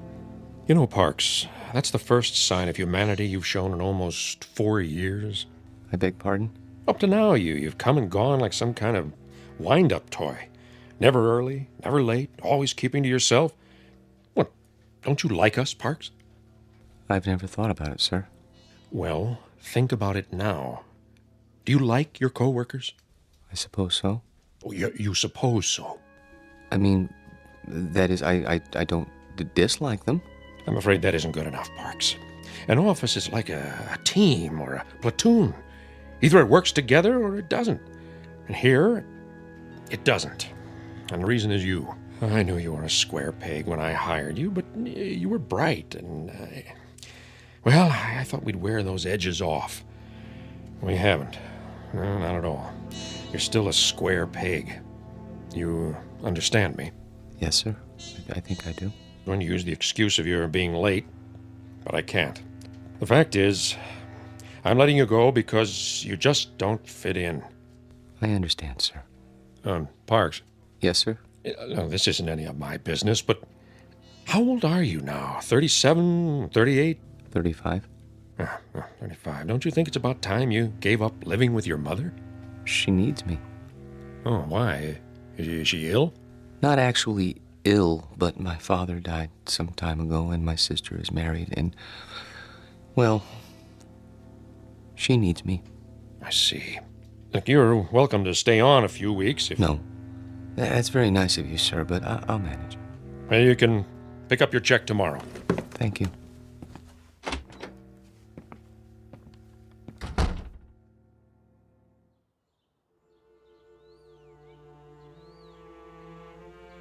He had no right. He had every right, Mother. Hiring and firing people is his job. But why you? He doesn't think I fit in. That's ridiculous. What are you doing? I'm going to phone that man and find out why you're being persecuted. Mother, please, it won't do any good. Oh, Charlie, what's going to become of you? I've worked so hard to bring you up right. Maybe if I'd let your father punish you the way he wanted to. It's all right, Mother.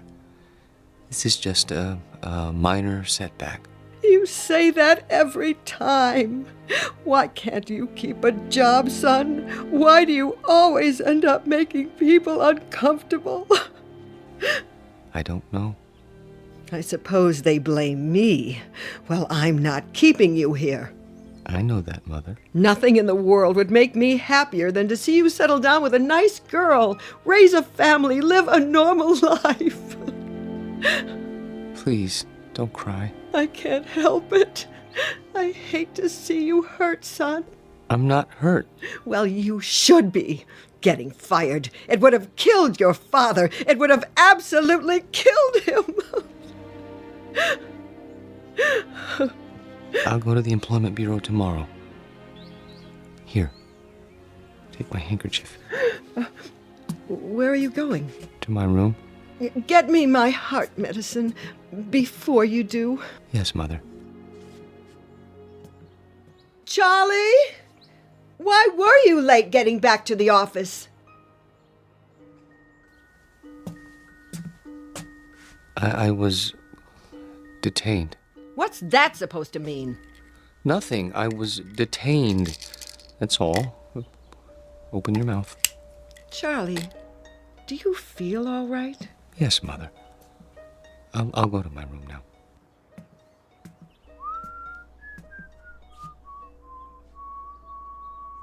What's that you're whistling? Pardon? You were whistling. I don't remember. You should lie down, Charlie. Take a little nap. Mother, please, I can take off my shoes. I'm only trying to help. I know, but I'd prefer to untie my own shoelaces. Very well. I'll bring you some cocoa.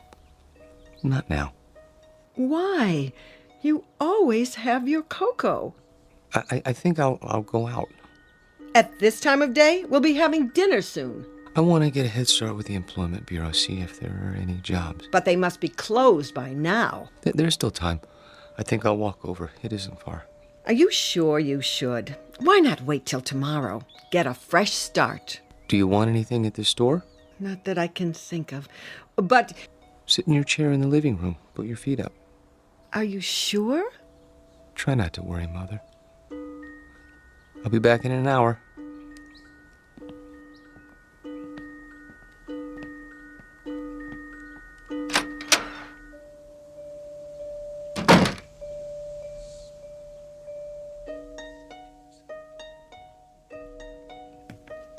Back again, huh?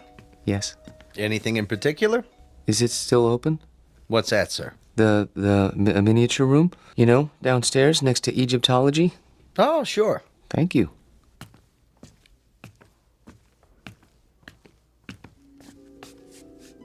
I came back. Wait. Where? Hello? Hello? There. I was afraid you wouldn't be here. Oh, no, you've changed your dress. That's a lovely gown. Very lovely. Are you going out? Who's that? Oh, you are going out. That's why he's wearing a cape and a top hat. Your gentleman caller. Oh. Does he have a carriage waiting? I hope so. I wonder where you're going. To dinner? No, something grand. The opera, that must be it. Hi. Oh, hi. Be closing soon. I see. What time do you open in the morning? 9 o'clock, Monday through Saturday. I'll be here. What's that? Nothing. I'll be along in a moment. I want to study this dollhouse a while longer, if you don't mind. Okay, sir. Just a few minutes, though. It's almost time. I see. Thank you. Have a nice evening. I have to go now. I won't be here when you come back. But I hope you have a nice evening, Alice.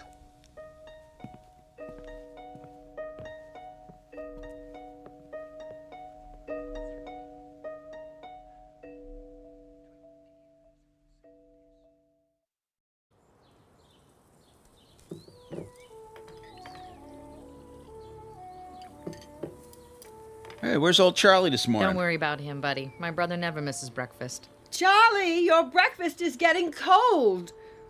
You see, late for his meals, awake every night, tossing and turning. I tell you, I'm half dead with worry. Mother. He's sick. I know he is. Sounds to me like he's got a girl. Don't be silly. What's silly about it? He's not a bad-looking guy. A little peculiar, maybe, but, he's If not... he had a girlfriend, he'd tell me. He hasn't told me, so it isn't possible. Okay. Nothing would make me happier than to see Charlie settle down. He knows that. I'm not one of those mothers who won't let go of their children. Ask Myra. Pass the butter. Charlie!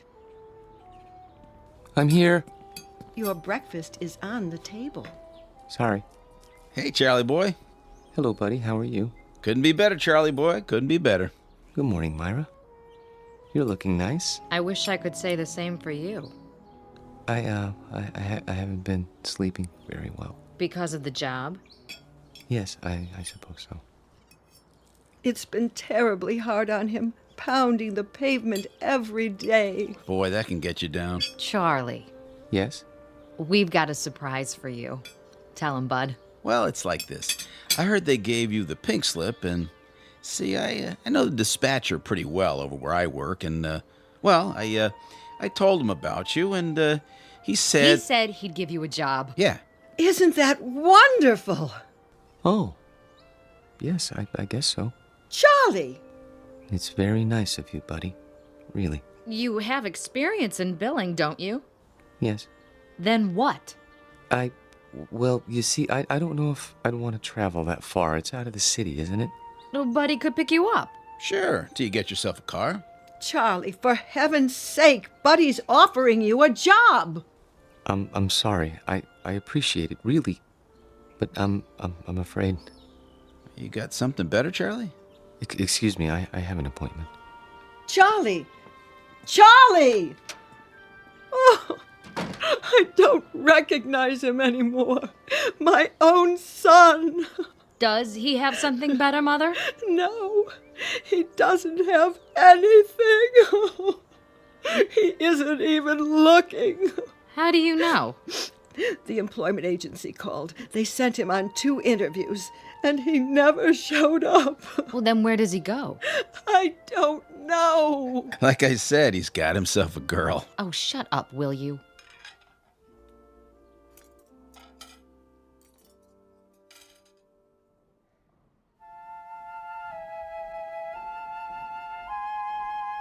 Henry, look at that. A real log cabin. Isn't it wonderful? Uh-huh. See, there's a little spinning wheel. Your grandmother had one of those, remember? How did they make it so small? Uh-huh. Oh, 19th century townhouse, Boston. Isn't that something? I've never seen anything so perfect, have you? Just look at the miniature piano and the doll there in her little handmade dress. Come on, let's go. Oh, I'd love to live in a house like that. Sure you would.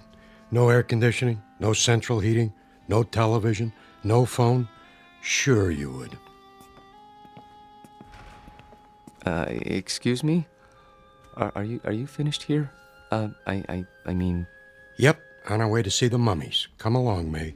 If we must. Oh, I'm sorry. I didn't know you were still in bed. I wouldn't be here so early, but my sister and her husband came over and... Oh, I understand. Of course you need to get dressed. I'll turn my eyes away so you can have your privacy.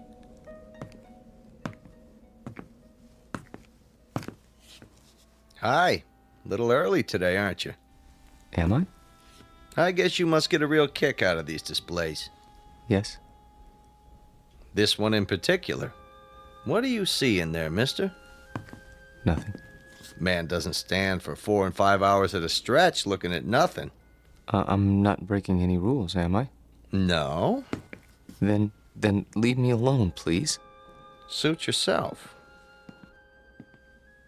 Forgive me, it won't happen again. Oh, I see you're having breakfast. It isn't any of my business, but I really do think you should eat more than toast. Mother says breakfast is the most important meal of the day. Have I told you about my mother? She's very nice. Of course, she still treats me like a child, but you can't blame her. I'm all she has. I suppose that isn't very much. I have a sister about your age. Her name is Myra. She's nice too, but she's not as pretty as you are. I think you're about the prettiest girl in the world.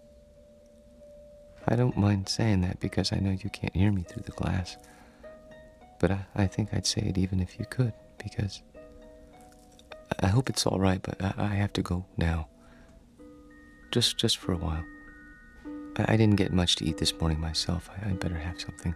But I'll be back soon. I promise.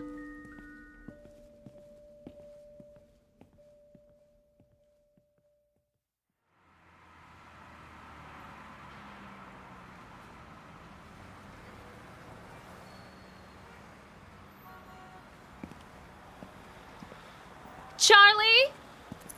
Hello, Myra. What are you doing here?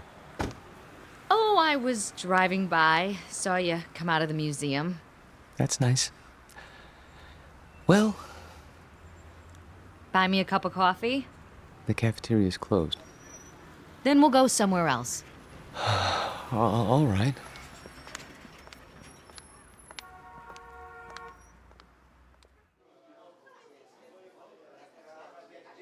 Here you go, folks. Thank you. Charlie, I'm gonna be honest. I didn't just happen to see you today. I followed you. You did? Why? Because Mother asked me to. She's worried, and so am I. You haven't been yourself. No? You go to that place every day? I thought it might be a good idea to improve my mind. That isn't why. I'm your sister, Charlie. I grew up with you, and I know you. You go there because it gives you a chance to be alone. And you want to be alone because you're scared. Myra? Listen to me. This is important. You're over 30 years old, Charlie, but you're living the same way you did when you were 14. Some of it's Mother's fault, some of it's yours. But it isn't natural. It's sick, Charlie, and you know it's sick. And that's why you're scared. You're probably right. Stop agreeing with me. I could say you were a blue monkey and you'd agree. But Look, I don't know about psychology or anything like that, but I think I know what's wrong with you. You need a girl, Charlie. You're at that time in your life. You know what I mean? Not exactly. Well, it's hard to explain, but you've never had a girl, have you? Not as such? That's what I thought. Well, we're gonna change that. How?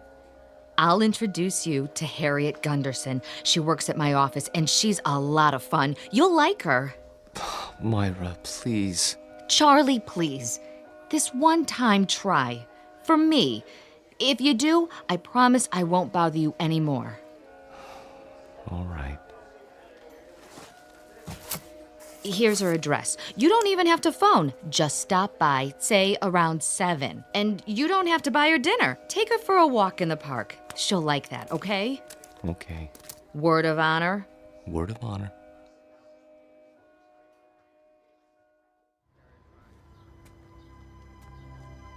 Charlie, Hmm? what you thinking about? Nothing in particular. You sure are quiet. That means you're the dangerous kind. You can't trust the quiet ones. You can trust me. Who said I wanted to? I only meant... Look, why don't you relax? Come on, let's sit on the bench. If you like. Lean back. Take it easy. There. That's better. You like me, Charlie? Very much. Then why don't you show it? How? Well, you could try kissing me. But we only met this evening. Oh, come here. We hardly know each other. Quiet, you man, you. Oh! I didn't mean to push you off the bench. It's just that you surprised me. Sorry, I'll help you up. Forget it, Buster. Just forget it. Tell your sister you don't need a girl. You need a doctor.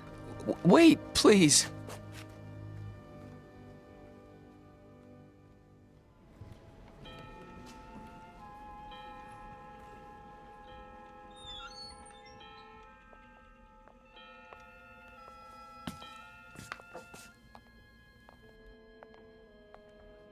Of course, I realized she was doing it as a favor to Myra, but even so, I didn't mean to be rude to her. It must be hard for you to believe, but that's the way things are these days. Who's at the door? Oh, it must be your gentleman caller. Wait! Tell the maid not to let him in. You mustn't. Why, he's drunk! Look at him! Run! Run! Don't touch her! Don't lay a hand on her! Stop! He's got to stop! No, let go. Let go, please. I can't help you! The glass is too thick! I need something to break it! Hold on! No! There's a fire extinguisher on the wall! Stop it. Oh, please, you're hurting me. What are you doing? I had to. He was trying to harm her. Hold it right there. He tried to kiss her last night, but she wouldn't let him, so he came back. Don't move. I'm calling for backup. But I had to. He grabbed her and she got away and he went after her. She fainted and he carried her to the bedroom. I had to stop him. You can see that, can't you? Sure, buddy, sure. Put your hands where I can see them. This is museum security. I need a unit over here right away by the miniatures. Better bring a butterfly net and a straitjacket. This one's a doozy.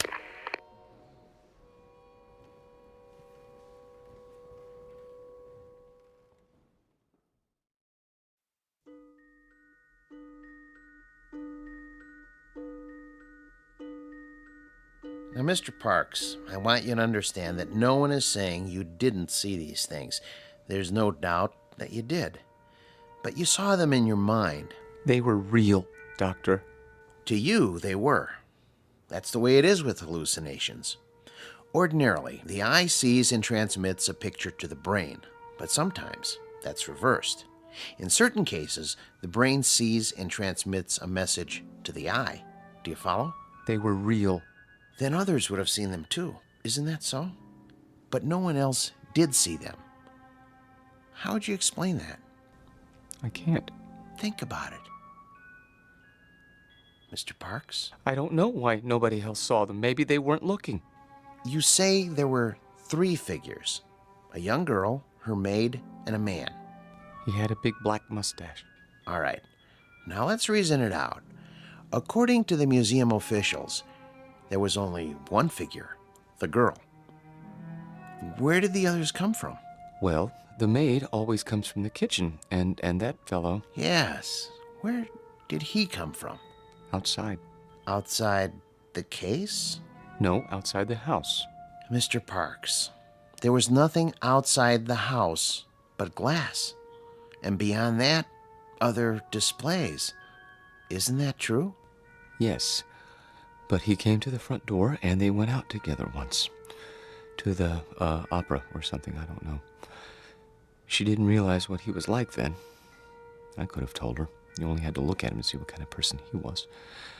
But she's so innocent and trusting and helpless. Not like other women. No, not at all. Have you seen her? Yes, I have. Is she all right?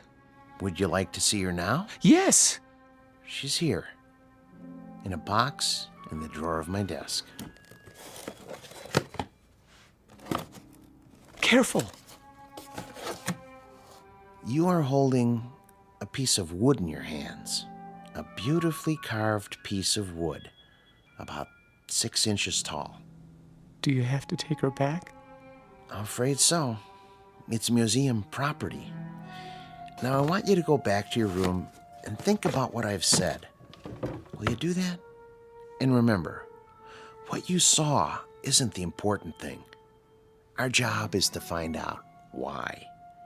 Once we accomplish that, you won't have any more hallucinations.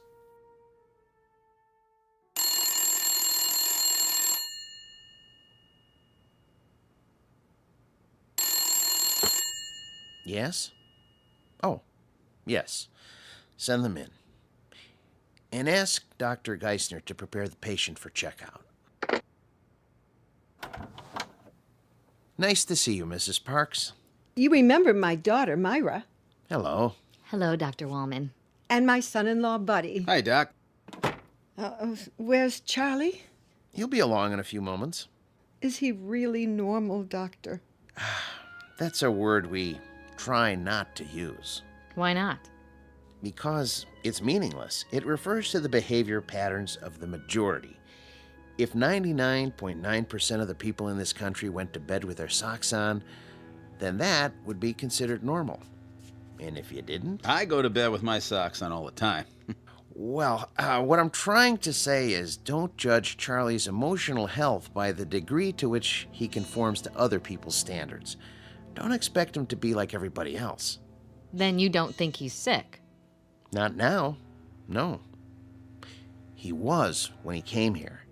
The constant pressure to be something he wasn't, to act and think and feel the way you wanted him to, instead of the way he wanted to, he was unable to cope with this world. So he created another world.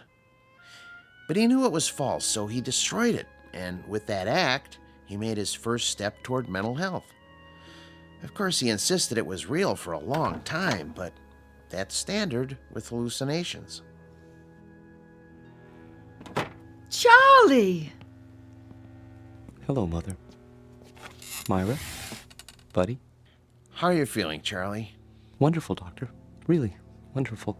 No more dreams? I've been sleeping like a baby. Not worried about the girl in the glass case? There was no girl. Just a doll. I know that. And I know what made me think I saw what I saw. Thanks to you. Thanks to you, Charlie. You figured it out, remember? I didn't tell you anything after that first day a few weeks ago. Oh, Charlie, I was so worried. No, Mother. I know you were, but I'm fine now. I'll find a job and everything will be the way it was. You'll see.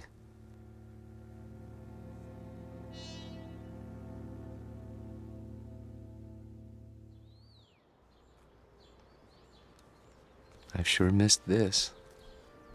Did they hurt you, Charlie? Well, they were going to use shock treatment, but they decided not to when I got well. A lot of nuts in that place, I bet. Buddy. It's all right. I don't mind. May I have some more cocoa? Charlie, we have a couple of surprises for you. Oh? The job at Buddy's office is still open. Really? And I talked to Harriet. She forgives you. But she can tell you herself. She's coming over tonight. That's great. Thank you, Myra. And thank you, Buddy. Well, it took some doing, let me tell you, after where you've been and all. Well, I'm sure it did. But you won't be sorry. I intend to work very hard. Now, if I'm going to be ready for tonight, I'd better get a little rest. You'll excuse me? Have a good nap, Charlie. Thank you. Would you like to fix my bed, Mother? I turned it down and fluffed up your pillow. It's all ready. That's great. Just great. See you all later. If you need anything, just holler. I will.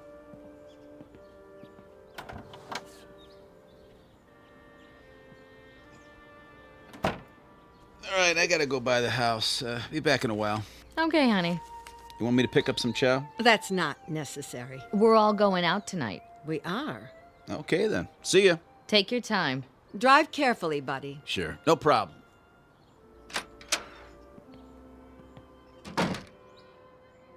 It's wonderful having Charlie home. I think the hospital did him good. Shh, not so loud. Don't you? I still don't understand what happened to him. The doctor told you. He didn't tell me anything but a lot of gobbledygook. Mother, I hate to say this, but if you want Charlie to stay well, you're gonna have to let go. What in the world do you mean by that? Just what I said. You don't know it, you really don't, but you're keeping Charlie here in this apartment. You're keeping him from growing up. That isn't true. I've told him 1,000 times nothing in the world would make me happier. No, Mother, that's wrong. And don't go clutching your heart, because it doesn't work with me. There's nothing wrong with your heart. And there's nothing wrong with Charlie that getting out of here won't cure. He's not your baby boy anymore. He's a man. Let him be one. I love Charlie. We all know that, Mother. But if he doesn't leave, he'll be back in that asylum. And this time he'll stay. You don't want that, do you? No, of course I don't. Then you help me tonight, when Harriet comes over. How? By going out to a movie with Bud and me and leaving them alone. All right. If you say so.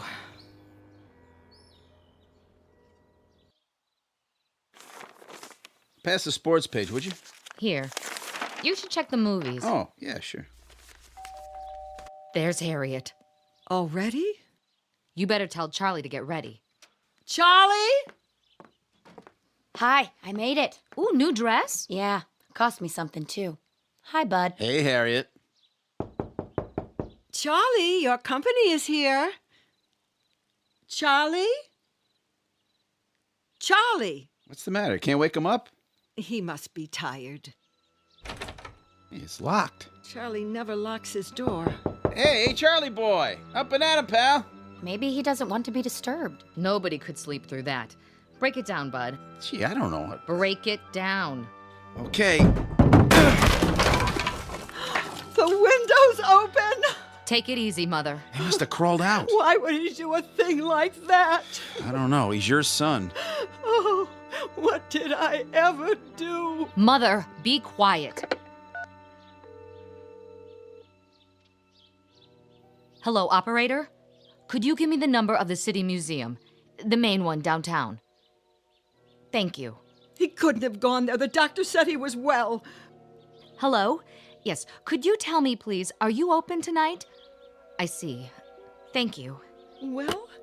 Well, they close earlier tonight. Thank God. But they were open until a little while ago.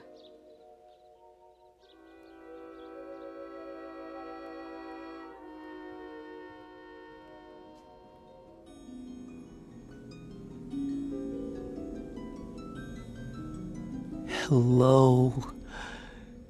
I see they got your glass case repaired. I'm so glad. They tried to tell me you weren't real. Of course I knew better. but I had to pretend. Otherwise, I never would have seen you again. I love you, Alice. Maybe if I keep telling you, you'll believe me. Your world isn't simple, is it? No world with people in it ever is. There's loneliness and misery and heartache. Oh, look at you, crying because you're alone. I've been alone all my life. People try to understand, but they can't.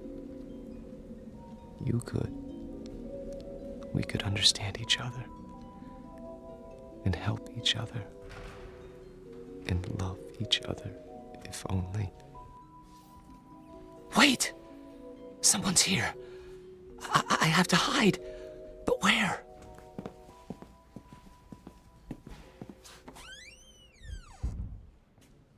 This is where he always went, every day.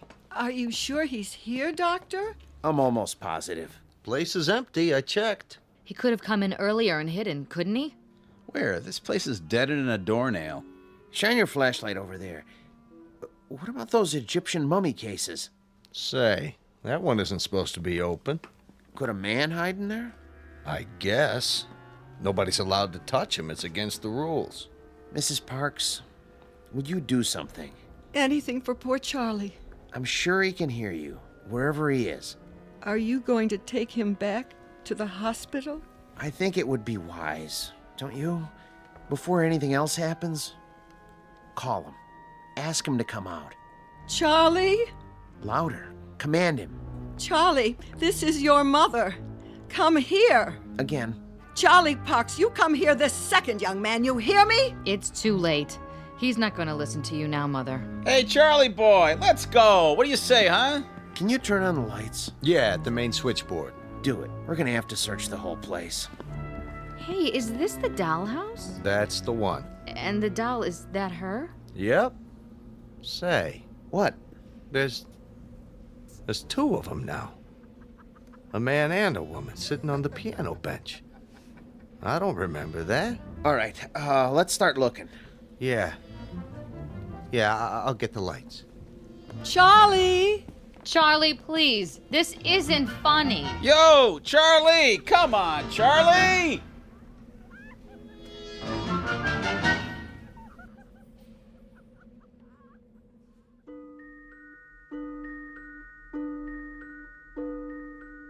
They never found Charlie Parks because they didn't look closely enough at the house in the glass case. The guard didn't say anything more about what he saw. He knew what they'd think, and he knew they'd be right, because seeing is not always believing. Especially if what you see happens to be on display in an odd corner of the Twilight Zone.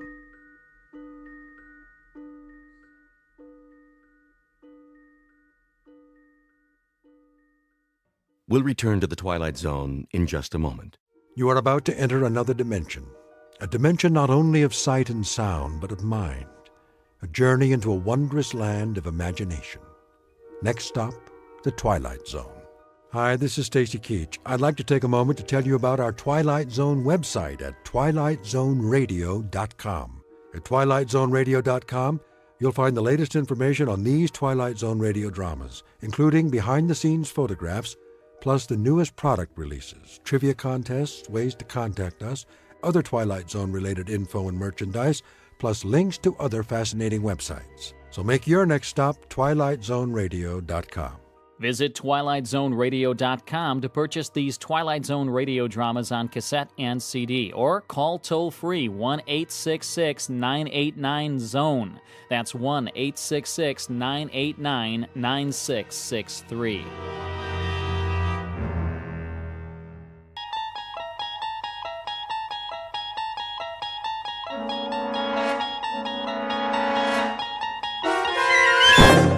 You're traveling through another dimension.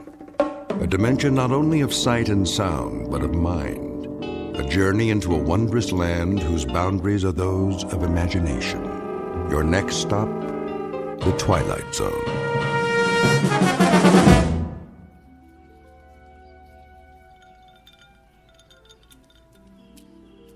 Diane, What? come here and sit down. In a minute. What are you doing? Going for a swim. What does it look like? Now? Of course now. Before the sun gets too high. But you haven't finished your drink yet. It's not going anywhere, Eddie. Right now, this pool looks positively delicious.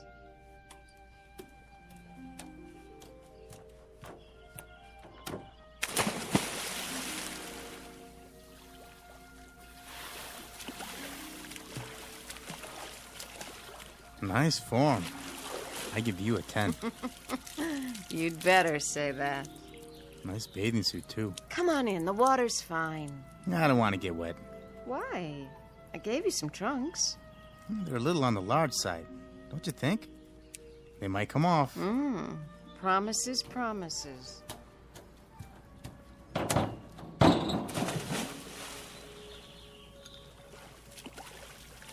Diane, please. I'm lonely over here. All right.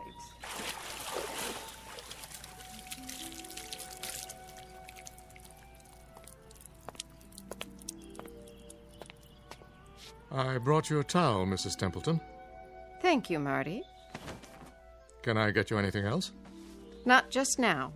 I came down to join Mr. Page for a swim. Yes, ma'am. So I see. Has Mr. Templeton left yet? In another few minutes. Good. I mean, that's fine. Tell him I'll see him when he gets back. Very good. Oh, Marty. Is that your name? Yes, sir. Would you mind mixing up another one of these? What do you call it? Mimosa. Yeah, another mimosa, s'il vous plaît. Make it 2. One for the lady. Certainly, sir.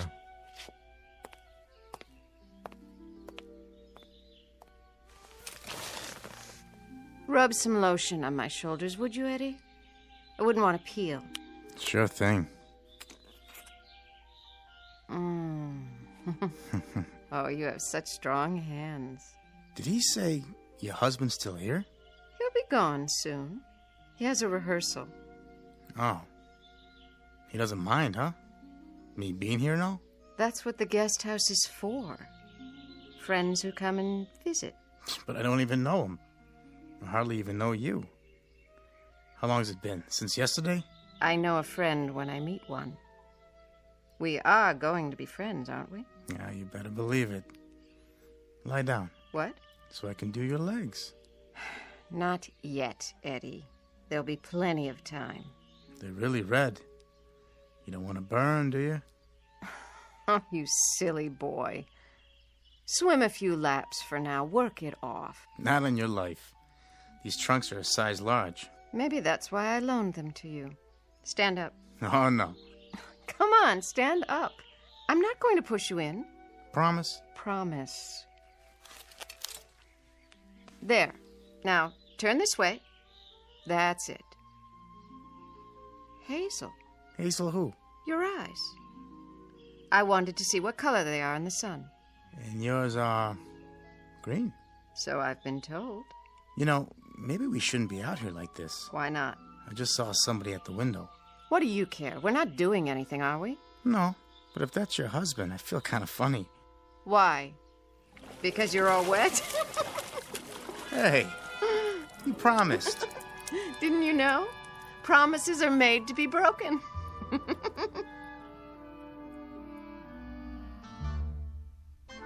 The young woman is Diane Templeton, the wife of Booth Templeton.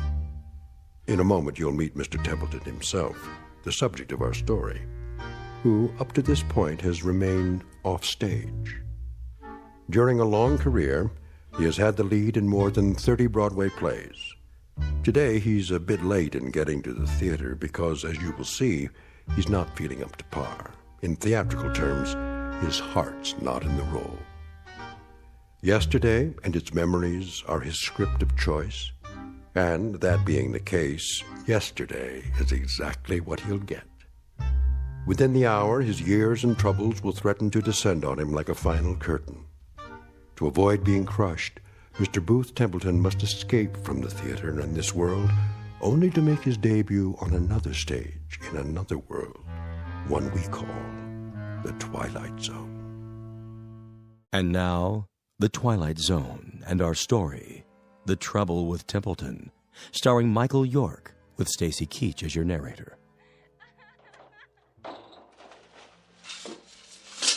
Ah, yes, fun in the sun. Good morning, Mr. Templeton. Oh, hello, Marty. Ready to pick out a necktie? I suppose. Let's see. How about the blue stripes? I was thinking this one. Very smart. Laura gave it to me. Oh, it must have been 30 years ago now. Did she? Excellent taste. Oh, she certainly had that. Help you with a knot? No. I can still manage to tie a Windsor, even with these hands. I had your jacket pressed. Thank you. Say, Marty? Yes, sir? Our new guest at poolside. His name is what? Page, I believe, sir. Mr. Edward Page. Page. Has he been here before? No, sir. He's new. Aren't they always? Oh, and don't forget your pills. Are they new, too? The same ones, every 3 hours. Mrs. Templeton is not very discreet these days, is she? I'm sure I couldn't say. Well, her discretion was an early casualty. It didn't last long. And now, perhaps she's waiting for the day when these pills won't do what they're designed to do. Perhaps I'm waiting for that day, too.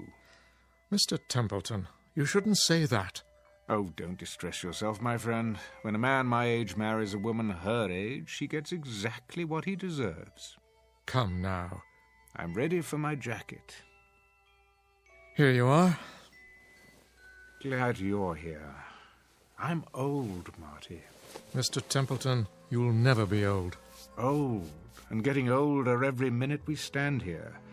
They say, or at least the authors said it in most of my plays, that when a man achieves a certain number of years, he achieves reason and contentment, a reassuring sentiment, only I haven't quite accomplished that yet. Wonder if I ever will. Mr. Templeton, may I make a suggestion? Well, perhaps this isn't a good day for you to go down to the theater.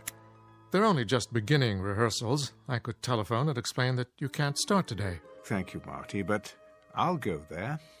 I shall rehearse this play, and it will open on schedule. I shall cover the years with makeup, and I shall stand in the right place and hope to say the right lines. And when it is over, they'll say to me, "You were wonderful, Mr. Templeton, as usual." And the stage manager will see to it that I'm properly delivered to you, so that you can properly deliver me back here, and I can prepare to do it all over again the following night. I won't see or particularly care about what's going on out there, or in the guest house, or in this house. All I'll want will be to go to bed, Marty, alone. That's the best place for me. Sleep. Oblivion. Now, sir, you mustn't talk like that. Oh, it doesn't matter. I don't love her anymore. I don't remember when I did. You know, I can't recall one single contented moment with Diane.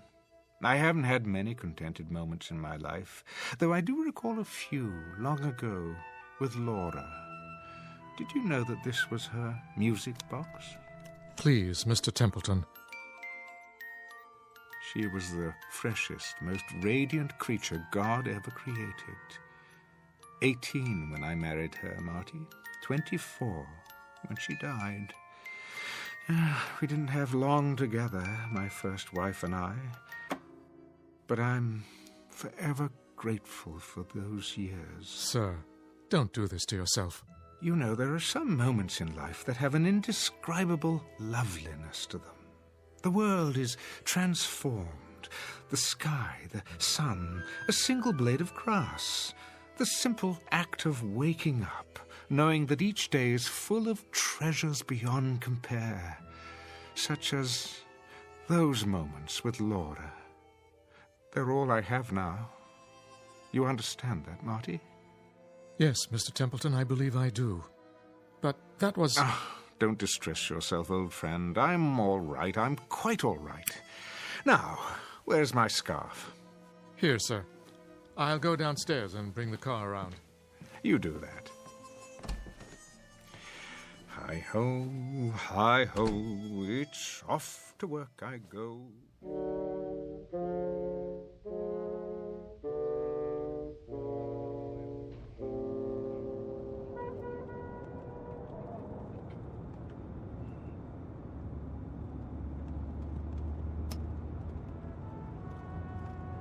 The Savoy, isn't it, sir? Indeed. The site of countless famous productions. The Locked Rooms of the Heart, the O'Neill One-Acts, and the comedies. Dixie Dugan at the races, her simian husband, so very many. I see the theatre just ahead. Well, what do you know? The old marquee is still there. It's so much more dramatic by night. The Great White Way, ablaze with stars. You should have seen it then, Marty. I did, sir. At least some of it. Not at its peak, of course. But the first Broadway play I ever attended, you had top billing. I waited outside to congratulate you. Remember? Yes, of course. People did that in those days. Fans, autograph hounds, gathered at the stage door. Here we are, sir. I'll wait for you in the loading zone. I might be a while. Never a problem, Mr. Templeton. I brought my book to read. Unless a policeman comes along, in which case I can circle the block and find a place at the corner or in the alley. I'll keep an eye out for you. Actually, it shouldn't take long today. First rehearsals are a simple read-through. If you care to go to lunch... I'll be fine, sir. All part of my job. Thank you, my friend. Ever loyal. Not at all. It's an honor. Well then, once more unto the breach.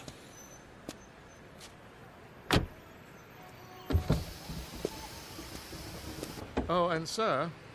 Yes? Do break a leg, so to speak. Very kind of you. I will. I will.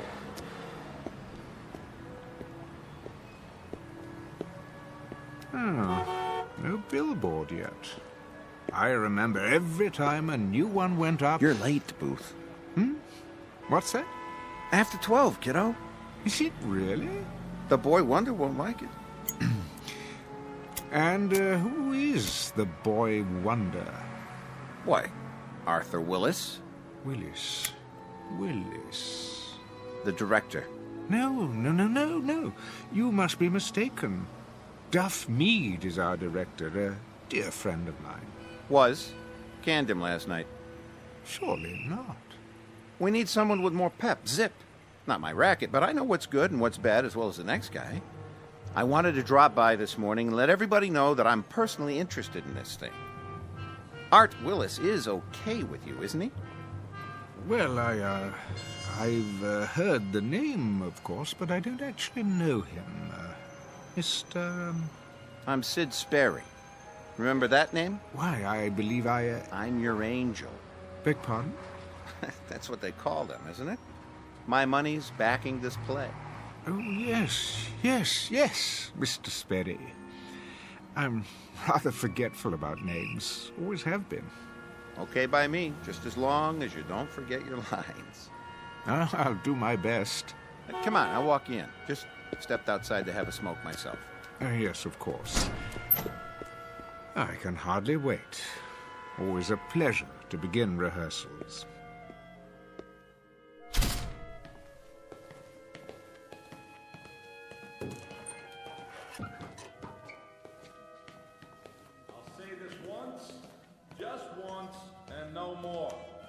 I'll say it now and expect each and every one of you to understand it. Wonder Boy, I take it. Shh, the man's a genius. Michael Franz is producing The Angry Lovers. Mr. Combs has written it. You have all been hired to act in it. And I have been contracted to direct it. So, Make no mistake about what we are here to do, and make no mistake about me. A ship has only one captain. I am in charge. I will direct every aspect of the production my way at all times. Is that clear? Yes, Mr. Willis. Quite clear, Mr. Willis. I like that. Like it very much. In control, that boy, right from the start. We're in good hands. We, Mr. Sperry, Templeton, Sperry. Oh, yes, Mr. Sperry. I apologize. How impolite of me. I won't forget again. I'm sure you won't. So, now that we're all here... Almost all of us. The elder member of the cast. Call us home. Yes, Mr. Willis. Call him and tell him that if he's not here, I'll have no choice but... That won't be necessary. Well, well. Booth Templeton, Mr. Willis, is it? Never mind, Janine. Yes, sir. So, you finally decided to put in an appearance. No offense intended. How do you do? Hello. Welcome. It's a pleasure, sir. Thank you, thank you. Some members of this company are young. Some are old. But neither condition precludes any of us, young or old, from ignoring the basics. Cooperation is what is required in my plays. When I direct, there is no cult of personality. But there are 3 significant dates in the life of any play: the first day of rehearsal, opening night, and closing night. The last 2 are intimately related to and dependent upon the first. Therefore, the first day of rehearsal is an extremely important day, the bedrock of any production. Of course, my mistake. But now that When I call rehearsal for 12 o'clock, Templeton, I mean 12 o'clock for everyone, young and old. Everyone in his place and ready to work. Are you ready to work with us, Templeton? Why, I asked you a question. I expect an answer. Speak up, Templeton. Templeton, speak up, man. No, I'm... Where does he think he's going? The stage door. Come back here. Oh, come back. Templeton, you come back here right now. There he is. Is it really him? Booth Templeton. Yeah, Mr. Templeton. You were really wonderful. May I have your autograph? But Please, Mr. Templeton, sign my program. Oh, mine too. You don't understand. Yeah, could you sign my program? What's all this?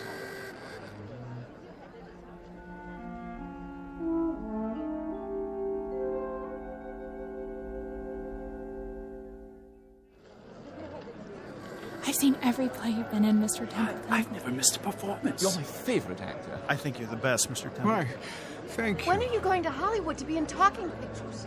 Talking picture? Have you met Greta Garbo? You'd be great together. Just one autograph, please. Sign mine. That profile is so handsome. Please, I'm very tired. If you'd let me through. This way. What? Around the corner. Can't believe I just met Booth Templeton. Bye, Mr. Templeton. See you tomorrow for the matinee.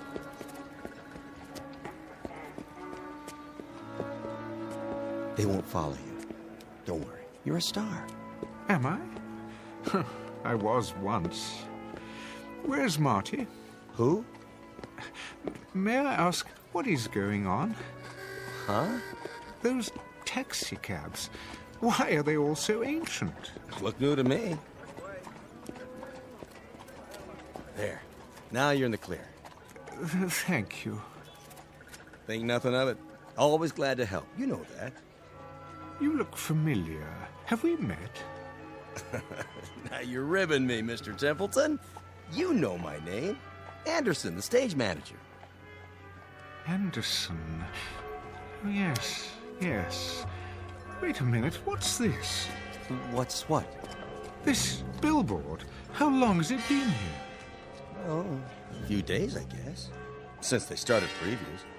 What's the matter? Don't you like it? I do. But it's a collector's item. Will be, I guess, if you sign it. Hold on. Why is it on the side of the building? Savoy Theatre, Booth Templeton in The Great Seed, 1927's biggest hit. Yep. I never read reviews so good. You're going to get an award for this one. 1927? That's 35 years ago. Written and directed by Barney Pfluger. Barney?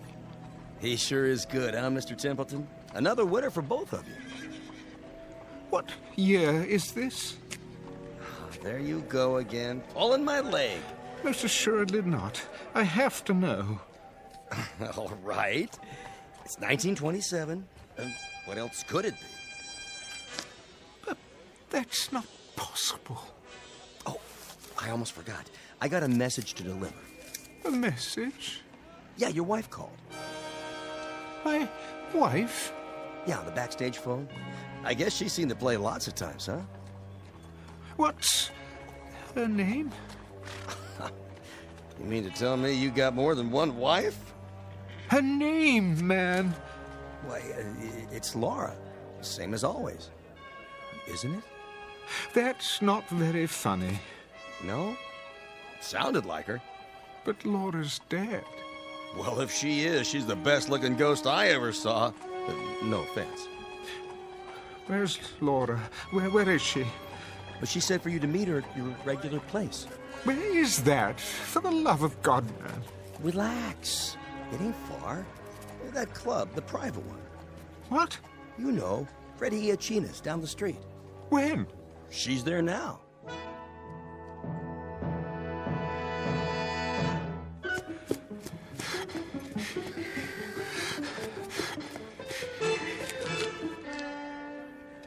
Oh, it isn't possible.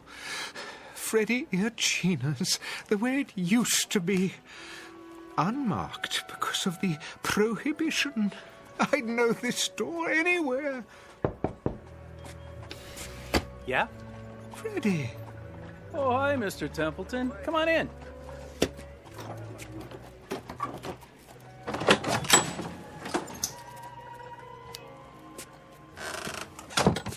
Freddie, it is you. What'd you expect? But I'd swear this is your old speakeasy. Can't be too careful these days. Always expecting a raid or something. Why, this is fantastic. Where the elite meet to eat. Nick! Make my friend a drink. What'll it be? Nothing right now. Suit yourself. One Manhattan, one old-fashioned, a screwdriver, and a glass of beer. Table 7. Coming right up. Freddie, my wife. Yeah? Is she here? Sure. Came in a little while ago. But she's not at our usual table. Table 3, over there. What do you have tonight? Steaks or chops? Nothing. Freddie, we're not staying very long. If you change your mind, let me know. I will.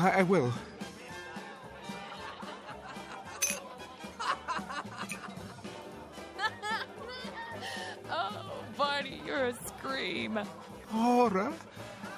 Is it you? Hi! Hey, Booth! We didn't wait, as you can see. Barney? Barney Pfluger? The same. Don't know him as to love him.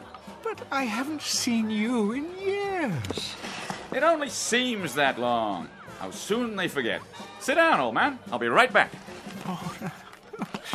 Laura, darling.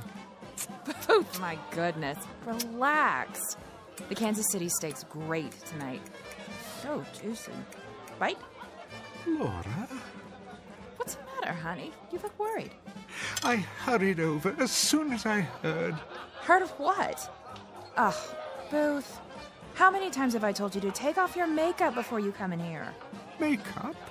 This isn't the green room. It makes you look old. Laura, darling, let's go somewhere else. We already are somewhere else. I mean, where it's quieter, where there aren't so many people. Well, I happen to like people. The more the merrier. I want to talk to you. Why? Well, about several things. Very important things. Well, I want to have a good time. Oh, yoo-hoo! Yes? Could you get me another one of these, please? And make it the good stuff, not that watered-down hooch. Coming right up, Mrs. Templeton. But I have to talk to you. So go ahead. I'm all ears. Oh, Laura, darling, where do I begin? I don't know why I'm here or for how long. All I know is I'm here. Do tell. And I want to make good use of the time. I want to have you alone to myself. Oh, Booth, don't be dull. I'm back. Miss me? Not particularly. You gonna eat, old chap? What? If you are, better get your order in now. The new band's swell. Laura, Barney. So are the steaks. The chops are a bit chewy, though. He's right, honey. Now listen to me, you two. I have something important to say. So do I. Barney, do you have those pages with you? Pages? The script you were working on. Let me see it. I don't think that's a good idea. I need something to fan myself with. It's so hot tonight. Oh! Yeah, it certainly is. Be my guest. Your drink. Thanks, Toots. Laura, we need to talk now before anything else happens. What could happen, old boy? The police won't come in here. Hey, George! Bring me another. And one for the gentleman, too. Coming right up. I'd be glad to get into a cold tub. Laura, please, put that down. Give it here. Look at you, Booth. You're ridiculous. Will you tell me one thing? But that's what I'm trying to... Why on this glad green earth are you wearing an overcoat on a night like this? I mean, really. You look like Rudy Valley. I'm not so sure that it is a glad green earth. Oh, Laura, darling, Barney, I'm not so certain of this earth or anything else right now. Please, listen to me, won't you? Don't be such a wet blanket. Listen! Something's happened. Something very strange. Please, try to understand. This isn't makeup. I have grown older, darling. In another world for many, many lonely years. I've had only a memory of you to live on. You too, Barney. Why, you were my best friend. But both of you have been only memories for a long time. And now, tonight, or today, or whatever it is, wherever I am in space and time, I have you back again. You're alive. You didn't die. Life is going on here. It's as if you never died, either of you. You do understand, don't you? Oh, sure. Laura, do you understand?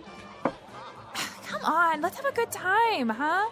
Laura, why are you so different? I don't remember you drinking like this. Well, that's the kind of hairpin I am, Booth. That's just the way it is. I mean, what did you expect? Yes, old chap. What did you expect? I don't know.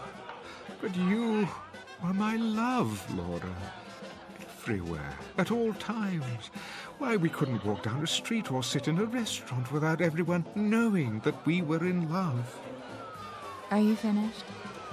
I don't like what you've become. Oh, really, Booth? He's having us on, that's it. Shut up. Shut up, both of you. You silly old fool of a man. Laura, come away from here. That's for me. Who wants to dance? Laura, come with me now. Hey, take your hands off. Stop it. Stop it. Leave me alone. Why don't you go back where you came from? We don't want you here.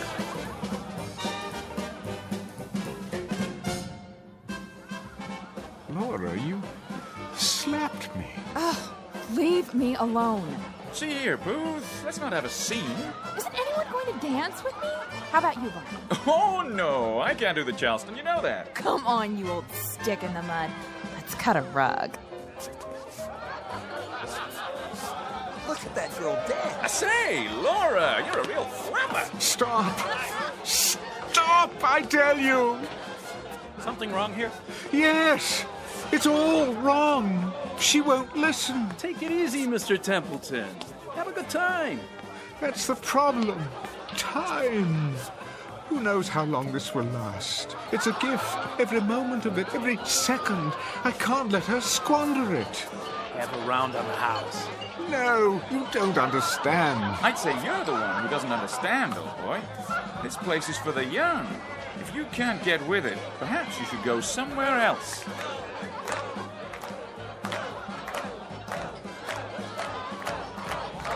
You're mad, all of you. Come on, Mr. Templeton. You don't fit in. Freddie's right. You don't. Why won't you listen? I didn't ask to come here. Are you sure? Perhaps you did. And now that you're here, you're miserable. Well, why ruin it for us? Don't you see? This simply isn't for you. Not anymore. Maybe you should listen to him. We don't want any trouble. I don't want any trouble either, but you don't know what it's like. Seeing my wife, my best friend... Come along now. Peaceful life. Get some air. Yes, that's what I need to clear my head. Right this way. See you in the funny papers, old boy. Let's go dance. Go, go, go, go. See you some other time, Barney. I don't think so.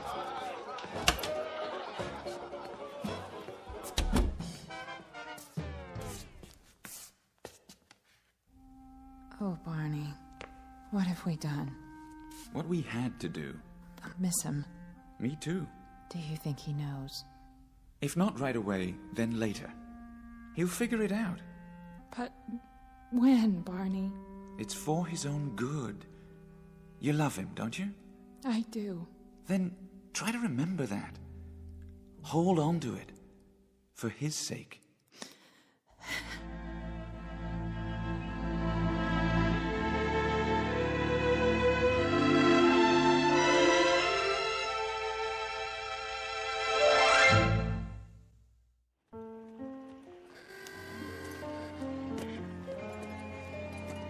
Say, will you look at that? Is that him? Sure is.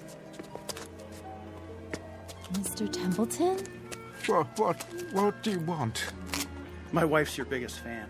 We just saw the great seed. You were brilliant. Great show. I'm sorry, May I have your autograph? Not now, please. What are you? Stuck up? All we want's an autograph. Very well, then. There. Oh. I'm afraid I must be going. It's fantastic. The cars, the clothing, just as they were. The lights, the marquees. Find her all right, Mr. Templeton? What? Your wife. Oh, yes. Yes, Harvey. I suppose I should thank you. Where you headed now? I honestly don't know. Need a cab? Yes. No. I mean, my driver. Where has he gone? Your driver? His name is Marty. He said he'd wait for me in front. But that was hours ago. It was still daylight. I don't follow. Never mind. It's not possible for him to be there and here as well. I always hail you a cab. Most nights, at least. When you're not going over to Freddy's. Harvey, may I ask a favor of you? You bet. Just listen to me for a moment. Don't say anything. I want to confirm something. Shoot. Well, you see, I seem to be having a problem with my memory. It happens to the best of us. I'm serious. I honestly don't know what I'm doing here. The last thing I remember, I was in the theater, the Savoy. This is the Savoy, isn't it? Better be, or I'm working the wrong place. I was here this afternoon to begin rehearsals. For what? This one just opened. Want to run for months, if you ask me. A director named Willis, the boy wonder of Broadway. Never heard of him. The play was called The Angry Lovers. Yeah? What were they angry about? It doesn't matter. Well, that's where I beg to differ. My wife and me, You never go to bed mad. Do that and you drive yourself crazy. Whatever happened, that's that. The past is the past. Future lies ahead. You know what I mean? I think I see your point. Take it from me. Let sleeping dogs lie. Keep moving. Don't let the grass grow. Am I right or am I right? Quite right, I should say. Well, if you don't need me, I better go back inside. You sure you're okay? No, but I suppose that's okay too. It'll have to be. And take off your overcoat. What? It's too hot tonight. You'll get heat prostration. Oh, thank you, Harvey. I'll do that. Don't mention it. See you tomorrow, Mr. Templeton.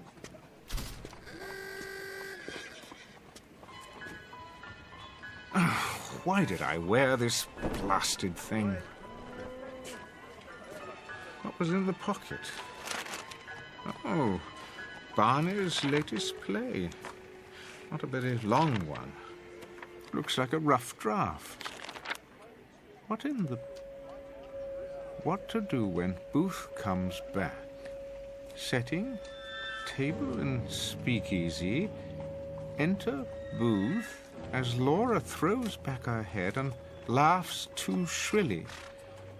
Laura. Oh, Barney, you're a scream. Booth? Laura, is it you? Barney. Hi, Booth. We didn't wait, as you can see. Booth? Barney? Barney Pfluger? Barney? The same. To know him is to love him. Sit down, old chap. I don't believe this. It is a script, but for what? Laura, why don't you go back where you came from? We don't want you here. They were acting the whole time. But why? For me? Yes. Yes, that's it. They wanted to tell me something, to leave them here, in the past, to go back to my own life and live it. That's what they wanted me to understand.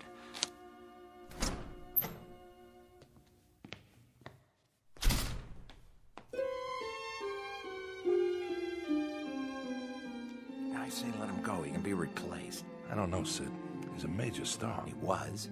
He's still a draw. If we make the announcement now, it will sound like the production's in trouble. There he is now. Let me handle this. Templeton.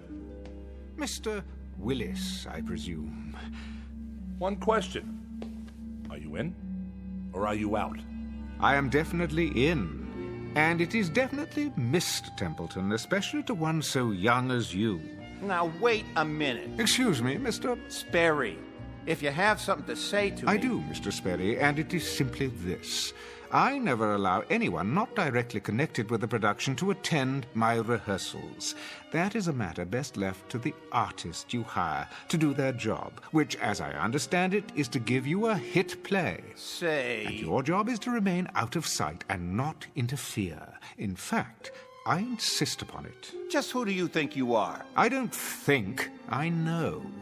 The name is Booth Templeton. Yeah, well, I don't care. Sidney, run along. But I said I'll handle it. Yeah, right, all right. But see that you do. Now then, shall we start rehearsal? I'd like that, Mr. Templeton. I guess I came on too strong before. I don't blame you for taking a break. Think nothing of it, young man. What's past is past. I like your attitude. I've just had a remarkable experience. For a moment, I almost forgot who I am, and when. I couldn't possibly expect you to comprehend. Perhaps I'll tell you about it someday. I look forward to it. Booth Templeton. Is that you? I don't believe Harvey? Yes, sir. Good to see you, sir. Harvey Anderson, you're still stage manager at the Savoy after all these years? Wouldn't miss it for the world. Like I always say, the future lies ahead. Everyone, Break time's over. Do you know, Mr. Willis, you were right. The first day of rehearsal is the most important date in the life of a play. And this will be our first day to begin anew. How do you do, Mr. Templeton? My pleasure. An honor to be working with you, sir. The honor is mine. I admire you so much. Me too, sir. No, not at all, not at all. Now, let's roll up our sleeves and get to work, shall we? We have a play to put on.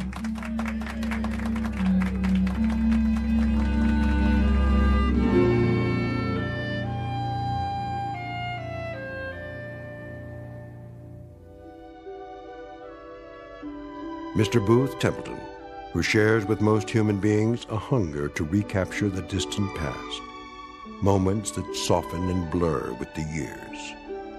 But in this case, the characters from his past blocked his return and sent him back to his own time, because for the living, the future always lies ahead. Mr. Booth Templeton, who discovered in his pocket a round-trip ticket to the Twilight Zone.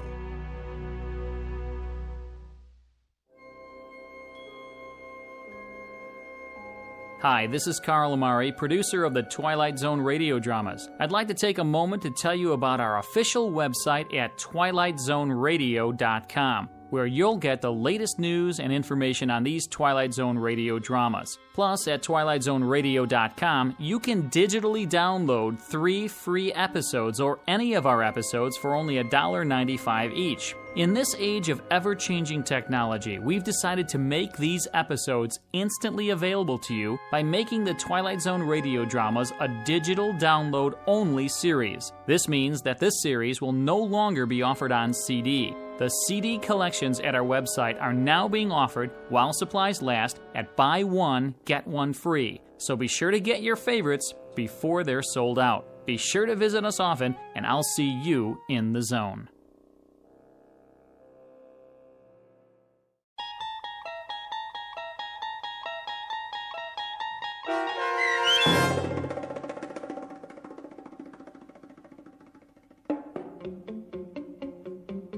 The Trouble with Templeton, starring Michael York, with Stacy Keach as your narrator, was adapted for radio by Dennis Etchison and written for The Twilight Zone by E. Jack Newman.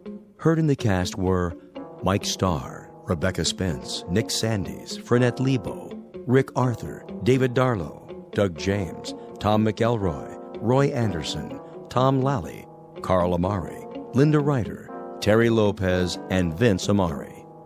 The producers of The Twilight Zone wish to thank CBS Enterprises and the Rod Serling Estate for making this series possible.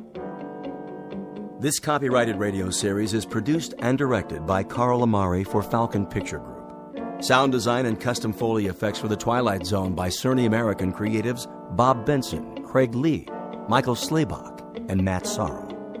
To learn more about the Twilight Zone radio dramas and to contact us, visit our official website at twilightzoneradio.com. Doug James speaking.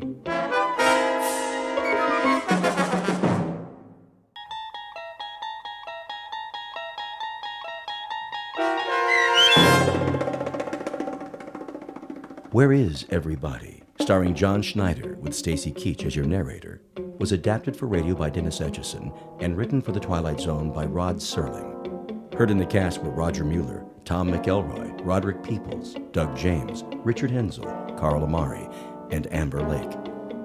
To learn more about the Twilight Zone radio dramas and to obtain audio cassettes and CDs of these programs, visit our website at twilightzoneradio.com. The producers of The Twilight Zone wish to thank CBS Enterprises, Carol Serling, Dennis Etchison, Dick Brescia Associates, Claire Simon Casting, Terry Jennings, XM Satellite Radio, Sirius Satellite Radio, our sponsors, and our radio affiliates for helping make this series possible. This copyrighted radio series is produced and directed by Carl Amari for Falcon Picture Group.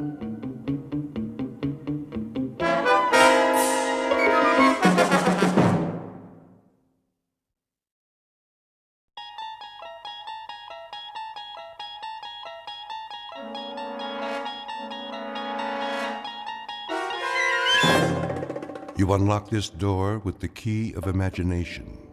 Beyond it is another dimension, a dimension of sound, a dimension of sight, a dimension of mind. You're moving into a land of both shadow and substance, of things and ideas. You've just crossed over into the Twilight Zone.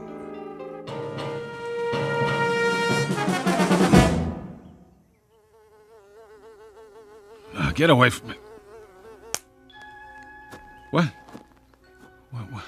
Where in the... When I woke up, I was sure somebody was watching me. I didn't know who it was, but I could feel someone very close by. I thought I could feel breath on my face, too, but it was only a breeze and a fly buzzing around my nose. I brushed it off and got up. I was outdoors, in a field, morning. The sun wasn't very high yet. I felt okay, not too hot, not too chilly. The only problem was, where am I? How the heck did I get here? I must have been dreaming. About what? Don't ask me, because I couldn't tell you. When's a dream not a dream? Whatever this one was, it must have been a doozy, because the last thing I remember is, well, that's just it. You see, I don't remember much. Much. Make that anything. So, where to begin?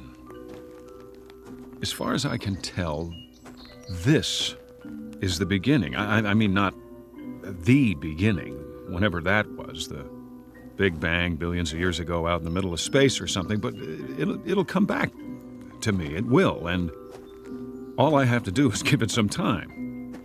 So bear with me out there, whoever you are. The one who is watching me, probably. I can promise you one thing, though. This isn't going to turn out to be one of those times when you only think you woke up, but you didn't because you're still asleep.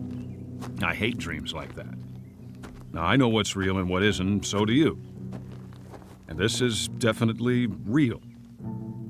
The mosquito that bit me, for instance, right on the nose, the bite is starting to itch like crazy with the sun beating down, but guess what? I'm clean out of calamine lotion. Wait a minute. I know this road, don't I? It looks like a lot of other roads, asphalt, telephone poles. I must have been driving, and my car quit on me, and I started walking to town, and I ended up spending the night out here. But if that's what happened, where's my car? Somebody could have dumped me out, I guess, after they hit me on the head and robbed me, and that's why I don't have a wallet and why I don't remember anything. Temporary amnesia. I hope I don't have a concussion. That could be why I've got this headache. Must be a sign along here somewhere. Pretty soon I'll see a house, a town, something. Or someone will come along. They have to. And when they do, I'll just stick out my thumb and hitch a ride. Don't have much of a choice. One thing, though, will somebody please tell me, where is everybody? A French philosopher once said, hell is other people. And for some, that may be true. Most of us need time alone, away from the pressure of everyday life. If you live in a city with noise and crowds and traffic, that's easy to understand. But what about the other side of the coin? We also need companionship, someone to talk to, a friendly voice and a familiar face. It's a dilemma that goes back to Adam, who found the Garden of Eden unbearable on his own. Enter one male human being. Age 31, height approximately 5'11". His name isn't Adam, though exactly what it is, where he is, and what he's doing here, even he doesn't know. At the moment, these questions constitute the central mystery of his life. But it's a beautiful day, and he's on a road that's bound to lead somewhere, back to the beginning or to a destination not yet in sight. The journey will take him through shadows as well as sunlight, and you are hereby invited to go along. Be forewarned, however. This is an excursion to an unknown land, a walking trip without benefit of compass or road map, through a realm called the Twilight Zone. And now, The Twilight Zone and our story, Where Is Everybody? Starring John Schneider, with Stacy Keach as your narrator.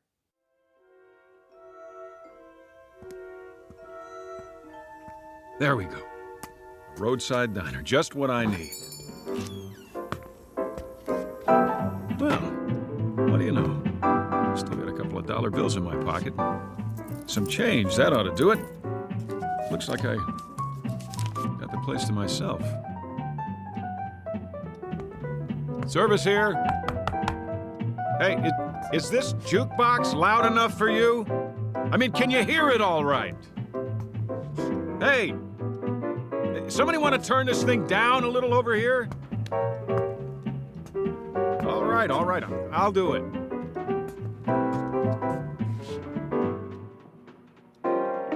Pretty early for this kind of noise.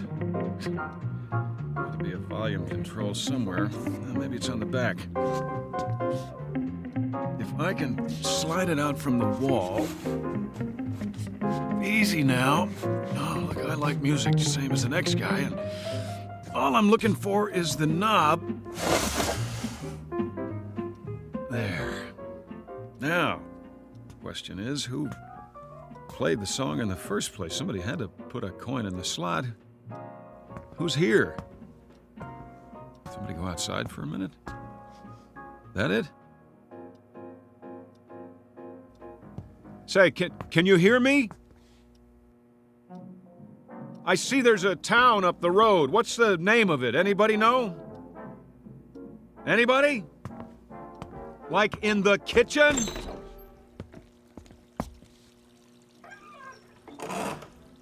Hey, you in there, I asked you a question. What is the name of the town?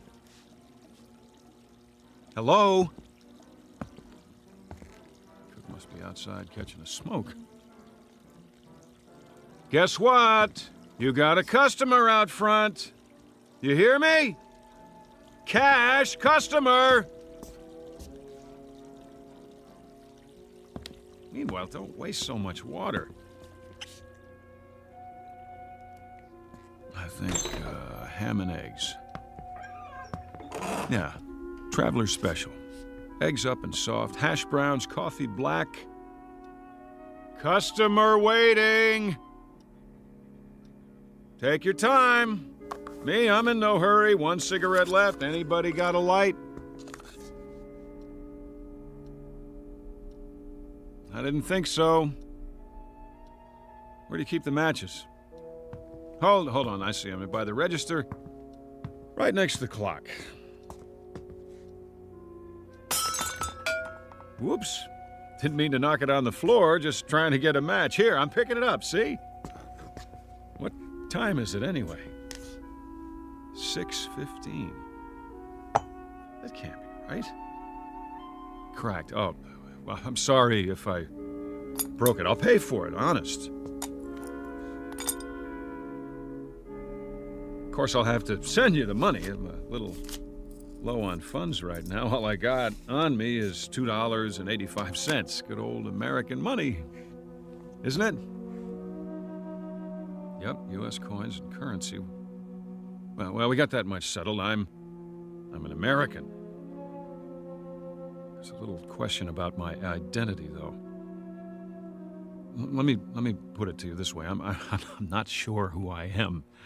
Isn't that a laugh? But I've got $2.85 and I'm hungry. Oh, the heck with it. If nobody's gonna help me, I guess I'll just have to take care of myself. I'll see you later, everybody. I'll even do you a favor. The sign on the door says open. Let me turn it around for you. Closed. Yeah, that's more like it. Truth in advertising. I'm gonna wake up any minute now. I know I'm gonna wake up. I wish there'd be a noise or something, a great big noise to make sure I do, but it's so quiet around here, it's weird. Okay. If I gotta make it myself, Here goes nothing. Yes, sir, that's my baby. No, sir, don't mean maybe. Yes, sir, that's my baby now. Oakwood, huh? It's a nice name for a town, real homey. The only question is, where is it, and where's everybody who lives here? Gotta be quite a few. Every kind of store you could think of. Drugstore, grocery, soda shop, post office, courthouse. Looks like a regular town to me. There must be a school around here, too. Where's all the kids? What? Where's that coming from? Church. Over there! What'd I do? Imagine I heard it? No, it was real, all right, and that means somebody rang it. Knew I wasn't alone. I'll go to the church and... Wait a minute, what's that? You there. Miss, yeah, you in the truck. I'm over here. Thank God. Look, miss, I wonder if you could do me a favor, just a little one. You gotta help me. Now, I don't want you to think I'm nuts or anything. I mean, it's nothing like that. I don't seem to remember who I am. I know, but it's true. It's crazy, huh? I looked all over, but I haven't seen anybody around. Not anybody. I guess it's too early or something. There hasn't been a single solitary soul except you. Not one. It's a real oddball thing, but I woke up this morning. And, well, I didn't exactly wake up. Not in bed or anything. I just sort of found myself out there off the road. Real nice. You know what I mean? And now I got a sore back from sleeping on a rock. So listen, it's amnesia, right? Isn't that what they call it? Yeah, that's it. Amnesia. See, I don't remember a thing, and I couldn't find anybody to ask till now. You're the first person I've seen, the only one. Look, I don't want you to get spooked or anything, but could you tell me, is there a doctor around here? You know, just a regular doctor, so I can get a checkup and find out what's wrong, because I think I'm sick. Miss, what's the matter? Can't you hear me? You gotta be able to. The window's rolled down.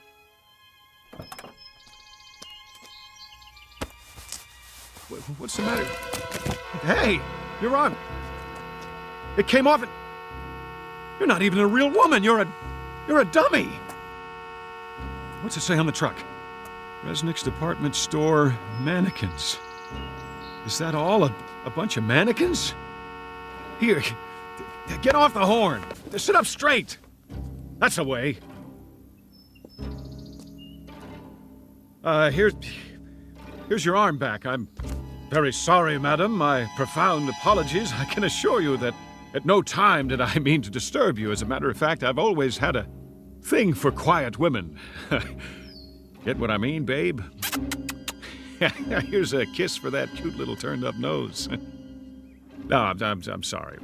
I can't stick around and talk. I got a very important appointment. I'll see you in the funny papers, and don't you take any wooden boyfriends.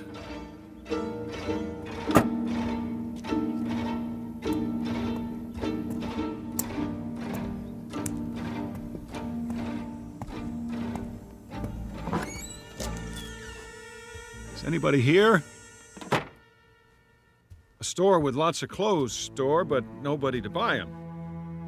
Only more dummies. Oh, I'm sorry, lady. I didn't mean to bump you like that. Say, was that your sister outside in the truck? I thought so. You know how I could tell? 'Cause you look exactly alike. No,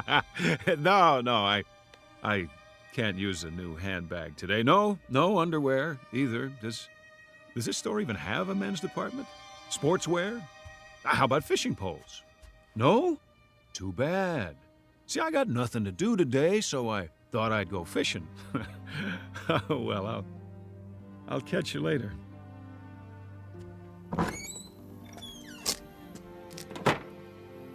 let's see. What other kind of stores they have on this street? Whatever they are, I bet they're all empty as a tomb. Like some kind of ghost town. Where'd they all go? To the moon? And they didn't even leave a note. Some manners.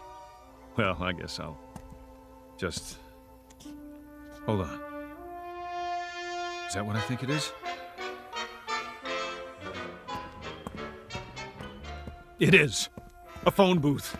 Just what the doctor ordered.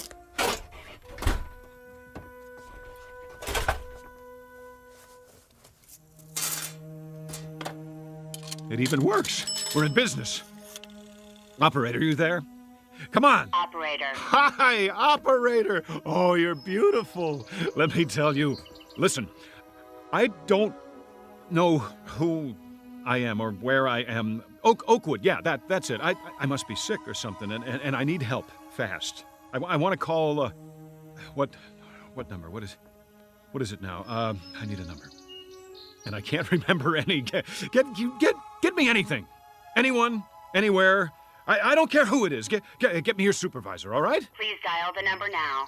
This is a recording. A recording? Oh, that's just great. Never mind, operator. I'll look in the phone book. Here, Abel, Adams, Ackerman, Albright, Allenby, Arnold. Where do you all live? Inside this book? Why aren't you on the street? Baker, Belden, Biltmore, Botsford, Bradbury. Tell me something, gang. Don't you ever go out for a stroll, shopping, work? You do have jobs, don't you? If you don't, then who's watching the store? For that matter, who's watching anything? How's that? Any number will do. Any number at all. I'll take my chances. Just connect me with a real, live, human being. It can be in Timbuktu for all I care. Well, you want more coins, is that it? The number you have reached is out of order. Please make sure you are dialing correctly. Give me my coins back and I will. Hey, give me my money back. Give it to me! What kind of lousy phone company is this? Okay, all right, who's the wise guy? Who locked the door? Very funny. This is beautiful, trapped in a phone booth like a goldfish. Okay, you got me. Here I am. Everybody come see. That's it. Joke's over. Somebody want to give me a hand? How about it? No? And you asked for it. Oh! Oh, now I'm bleeding. Thanks a lot. For nothing. Some joke. I know you're out there watching me. I can feel your eyes. Well, whoever you are, I'm gonna find you. And when I do, you're gonna pay. You're all gonna pay, but good.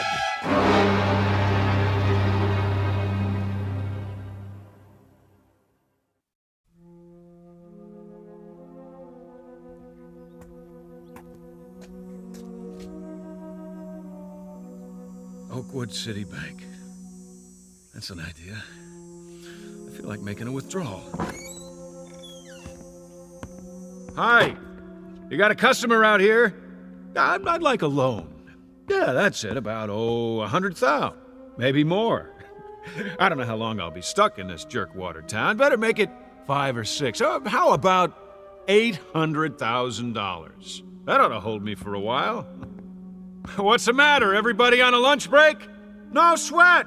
I'll slip in behind the counter myself. Simple little transaction.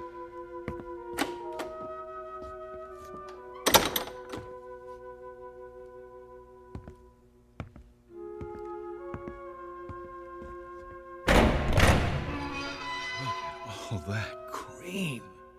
Might be a little short, though. Oh, don't worry about it. I'll take whatever you got. Generous of you. Mighty generous. I just won't put it all in one pocket in case somebody robs me. I better get some coins while I'm at it. A few rolls and I'm out of here. I got that feeling again. This feeling somebody's watching, trying to trap me. What? Open the gate. Where are you? Who's watching? There! I thought so! A TV camera on the wall. Pretty clever. Would you mind turning the alarm off, please? It's too piercing. Hey, you! Whoever's watching through that thing, turn it off, or I'll do it for you! Now let's try that again. One more roll of quarters coming up. The pitcher winds up. He throws. There! Who said you could take my picture anyway?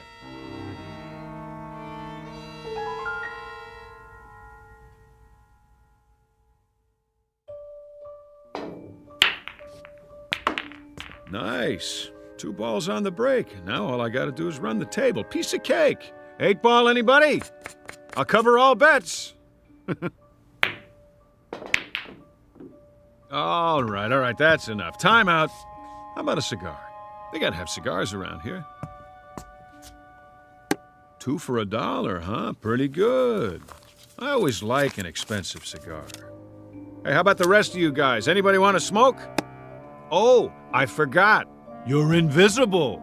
Well, I'll light up for you. You get the idea? Always wanted to do this.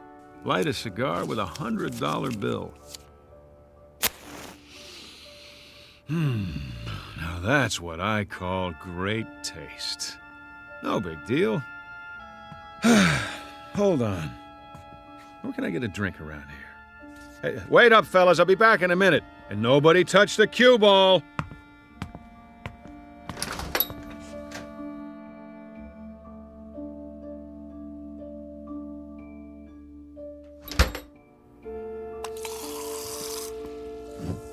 A chocolate ice cream soda with 3 scoops and a straw. That's what I like. Anybody mind if I smoke in the drugstore? I didn't think so. Well, I'll just set it down on the counter. Oh, delicious. Okay, what else do I need? Sunglasses, magazines, books. Yeah, a book. Books are good. Pick up a paperback to read in case I get bored. The Last Man in the World, huh? I wonder what this one's about. An atomic war, maybe. Yeah, I think I read it before. Or did I? Better take it anyway. Here's for the soda and the book.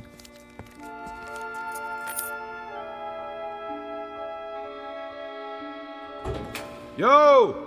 Post office! Got any mail for me today? Might help if I could tell you the name. How about John Q. Smith, Anytown, USA? No? Check again. Please, Mr. Postman. Deliver the letter, the sooner the better. Oh, relax. I'm not gonna go postal on you. Just give me some stamps. In case I think of somebody to write. Where's that coming from? Across the street? WGBN, the voice of the Midwest. Well, what do you know? This is where they broadcast from, right here in good old Oakwood. I know this station. I used to listen to it all the time. Never knew where they were.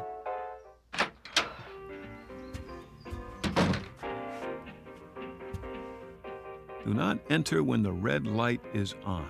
I don't think anybody will mind while the record's playing. It really is a record. Look at that! Will you? Old-fashioned vinyl on a turntable. I think I used to have this album. Oh, excuse me. Let's start it over again.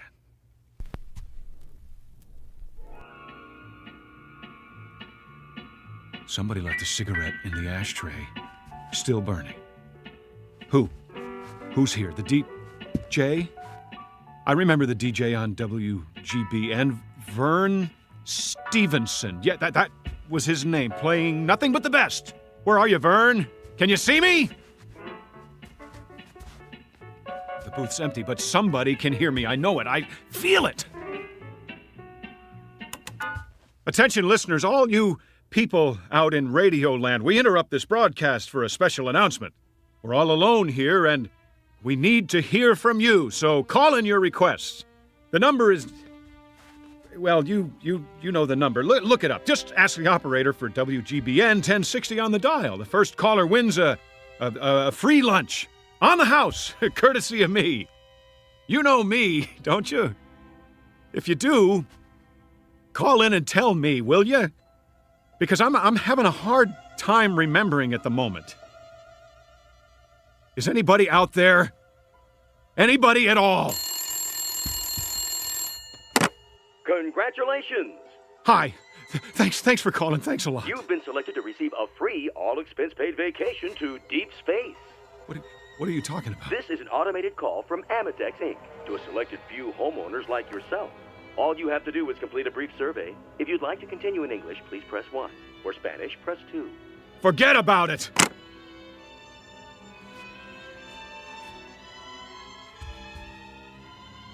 Wait a minute. The phone works. It works. All I need is a number. Any number. How do I get an outside line? Extension 1. Extension 2. None of the buttons work. Come on, I'm trying to make a call.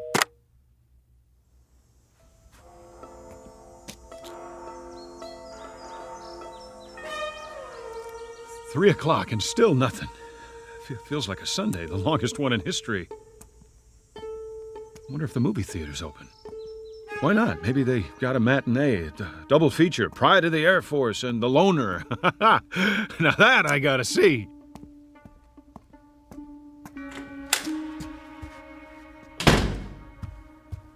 One, please.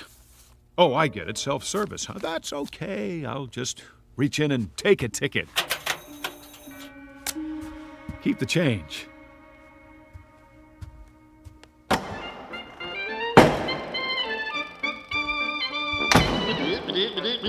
That's it, everybody. Good timing. Cartoon's over. Okay, Mr. Projectionist, you can roll the feature now. Ladies, please remove your hats. Shh. No talking. Anybody care if I put my feet up?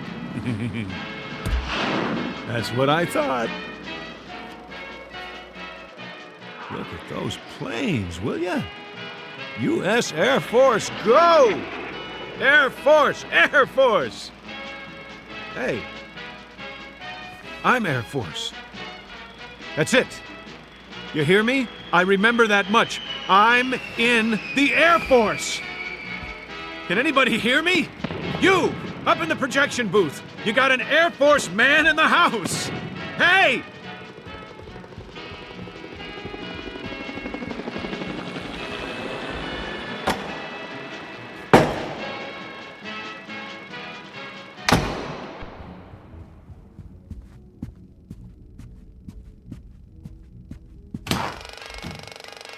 Nobody here.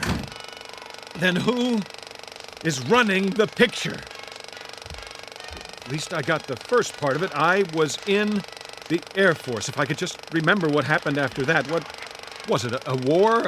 A bomb? Or something? That must have been it. A bomb. But if there was, it would have destroyed everything, and everything's still here except for the people.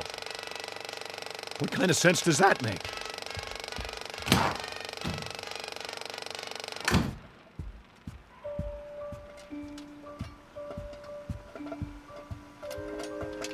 Fresh popcorn. Who put it on? Nobody. That's who. It doesn't add up. No way. Phony butter. The smell's making me sick. Where's the men's room? I can't take this anymore. It's wearing me down. Just look at me. Look at the face in the mirror there. Buddy, I wouldn't know you. You'll forgive me. The face is familiar, but the name escapes me. See, I got a little problem here. You know what it is? I'm in the middle of a nightmare that I can't wake up from, and you're part of it. You and the ice cream and the cigar, the phone booth, the mannequin, this whole town, wherever it is, whatever it is,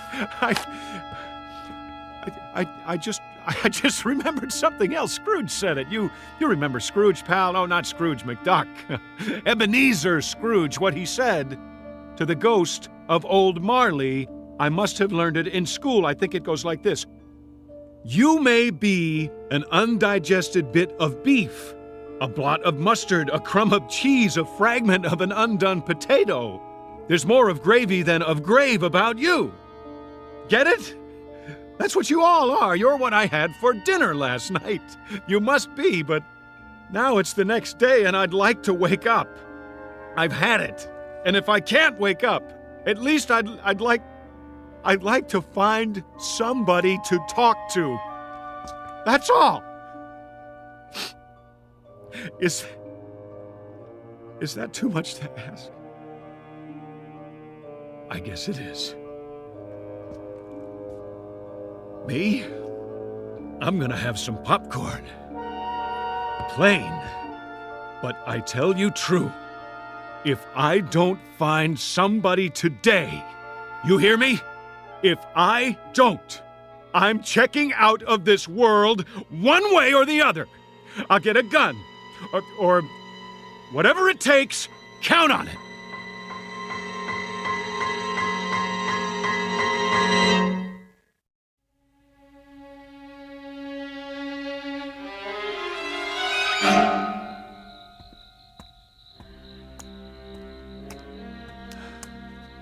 That's it then. I sat through both movies, but it didn't help. No more than the drugstore, the pool room, the radio station, none of it, all one big fat joke. Give me my money back. Here it goes. Give it to me. Oh! What a lousy phone company is this? I'm bleeding. Thanks a lot. Where are you? Who's watching? I'm in the middle of a nightmare that I can't wake up from. No! It's too much! Make it stop! Please! I need a gun. And one bullet. If nobody will help me, I'll have to do it. Where can I get a gun? The police station, that's it.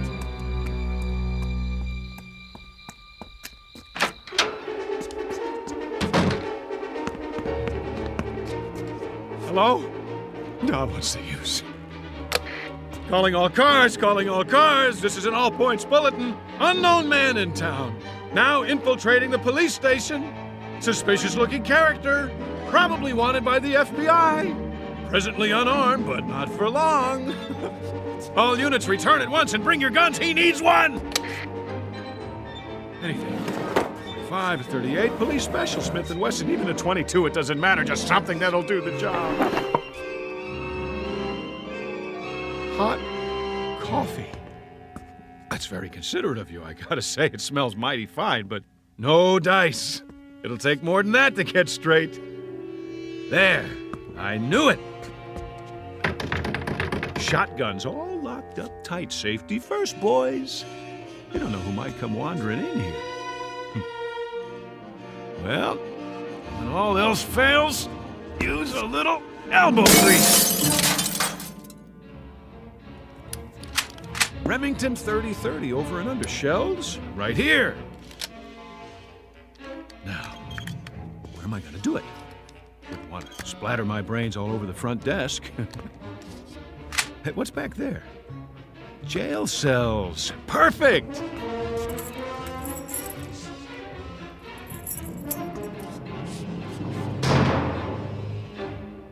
Sit right here on the cot and...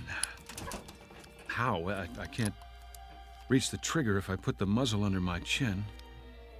Wait. Shoes off.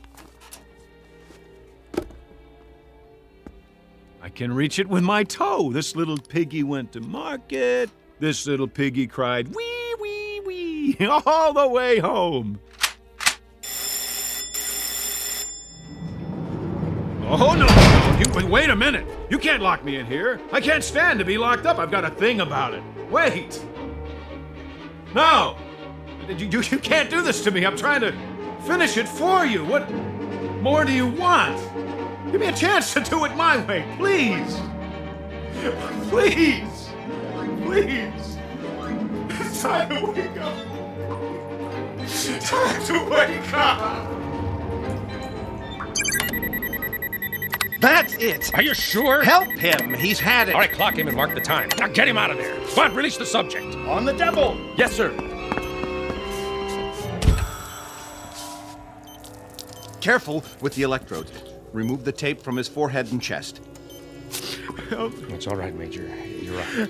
Get a stretcher. Medics, over here. Now watch his hand. He cut it on one of the dials inside. What?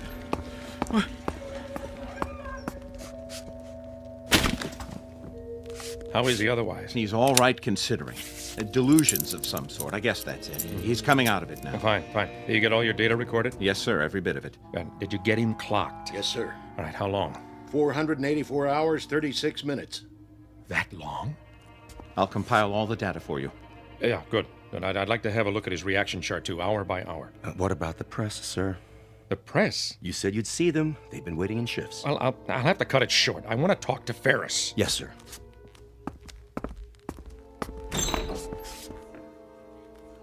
The General will now give you a statement. Sir, do you consider the test run a success? Very much so. You mean there were no problems? I didn't say that, but nothing we can't handle. Major Ferris has been in that box, 6 feet by 5 feet by 5 feet high, for something in the neighborhood of 484 hours, which is roughly equivalent to our deep space mission before rendezvous. But we've had flights longer than that before. No, not solo, and not in a capsule that small.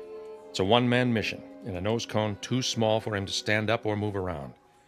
They call it sensory deprivation. Isn't that right, Doctor? Yes. You see, gentlemen, the human body, and more importantly, the human mind, isn't ready for conditions of extreme confinement. It's a new experience. Even with isometric exercises, music, optical diversion through his visigoggles, the body and brain react as if he's in severe isolation, which he is. But man isn't a hibernating animal. We're not built that way. You might say that evolution hasn't kept pace with technology, so we have to adapt ourselves in new ways. Within limits, of course. That's what the flight simulations are about. To map those limits and see if we're ready. Then this was a simulated trip to the new 10th planet. Is that right? For all intents and purposes. Why not just send up an unmanned probe? Because our exploration platform is already in orbit there. What we need now is to man it, within a reasonable flight time, even with new, faster propulsion systems. As you know, there are still problems with suspended animation, problems we hadn't anticipated. Such as? The revival methods, ice crystals in the blood, and so forth. I'll make a background report available if you need it, gentlemen. Thank you. What were those wires attached to him? Electrodes. All of his reactions have been charted and graphed. Respiration, heart, blood pressure. What happened to him toward the end? Just before he pushed the button or whatever it was. We heard him shouting inside. Sounded like he was screaming. What happened to him was that he cracked. Doctor? We assume hallucinations of some sort based on the voice recorder. It's a common trick of the brain when there's not enough sensory input. So you see, there's a very real reason why humans can't bear to be alone. Solitary confinement is a tough sentence, whether it's the Garden of Eden or deep space. There may be a practical reason for human contact, even for love. A kind of survival mechanism to remain sane. How bad did he crack? I'll tell you something, gentlemen. You spend 2.5 weeks all by your lonesome on your back in a 5-foot square box without ever hearing a human voice other than your own, and I'll give you especially good odds that your imagination would run away with you too. Just as his obviously did. General, I'd like to know, if I could ask you, our readers are wondering... Yeah, that's enough for now. Thank you. Captain Grant will have a press release drawn up. Should be ready in about an hour. Thank you all for waiting so patiently. Last question, General. How did you know when he was ready to come out? He asked. There are several buttons and switches inside. Each one controls a simulated function for flight. Oxygen, fuel, temperature, and so forth. And the last button. Which was? Abort. When he had all he could take, when he had to get out, that's what he pushed. Or pounded with his fist. And now, gentlemen, good day.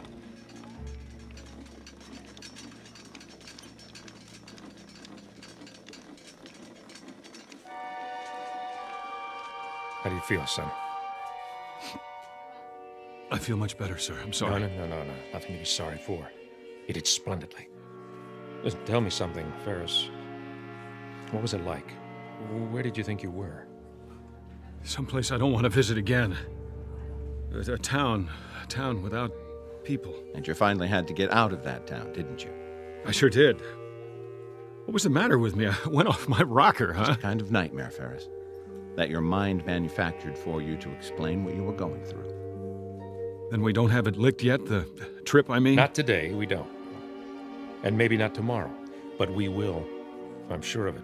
You see, Ferris, we can feed the stomach with concentrates. We can supply recreation for the eyes and ears. We can pump oxygen in, waste materials out. But there's one thing we can't simulate. A basic need. Man's hunger for companionship. That's the one barrier we haven't licked yet. The barrier of loneliness. I don't need this thing. Better get a thorough physical first. Okay, but I can walk the rest of the way. Next time it won't just be a box and a hanger, will it? No, Mike. Next time you'll really be alone. Then tell the men up there. Tell them next time it won't be a dream. Next time it'll be real, and I'll be joining them, and so will a lot of others, one by one.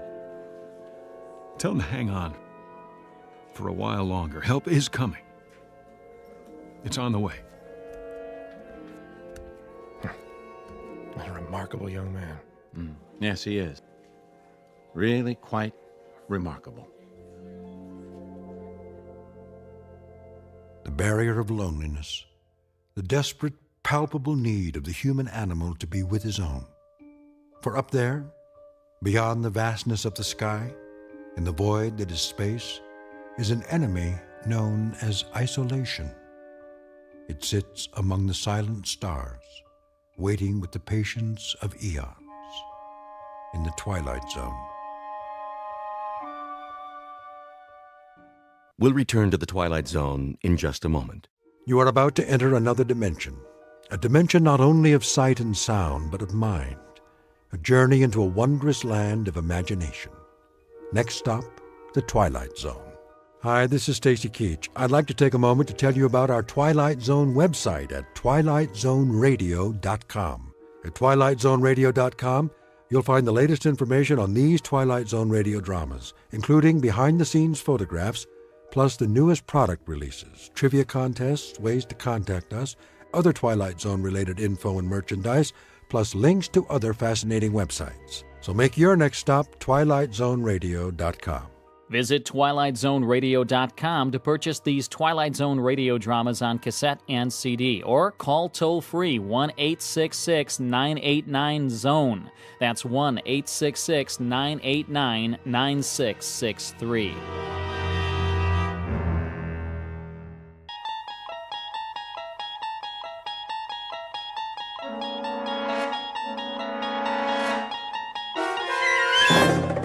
You unlock this door with the key of imagination. Beyond it is another dimension, a dimension of sound, a dimension of sight, a dimension of mind. You're moving into a land of both shadow and substance, of things and ideas. You've just crossed over into the Twilight Zone.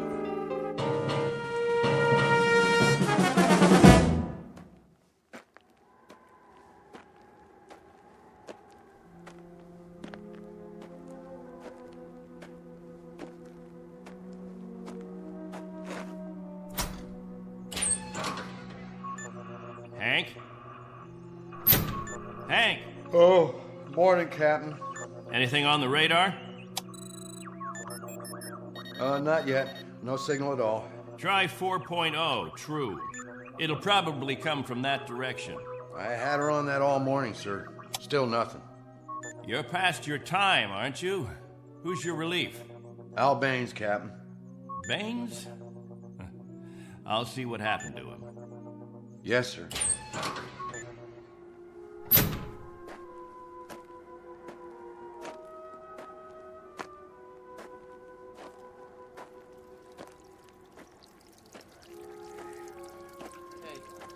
Morning, all.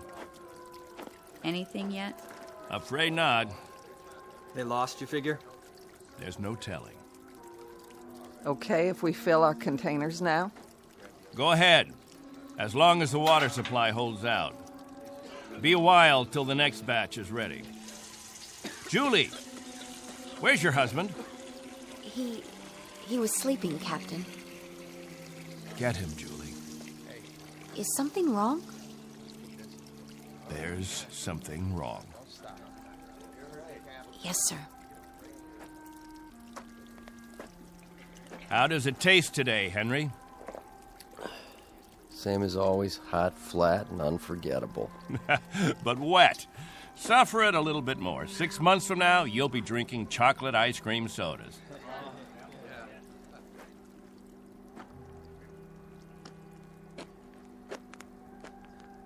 You want to see me, Captain?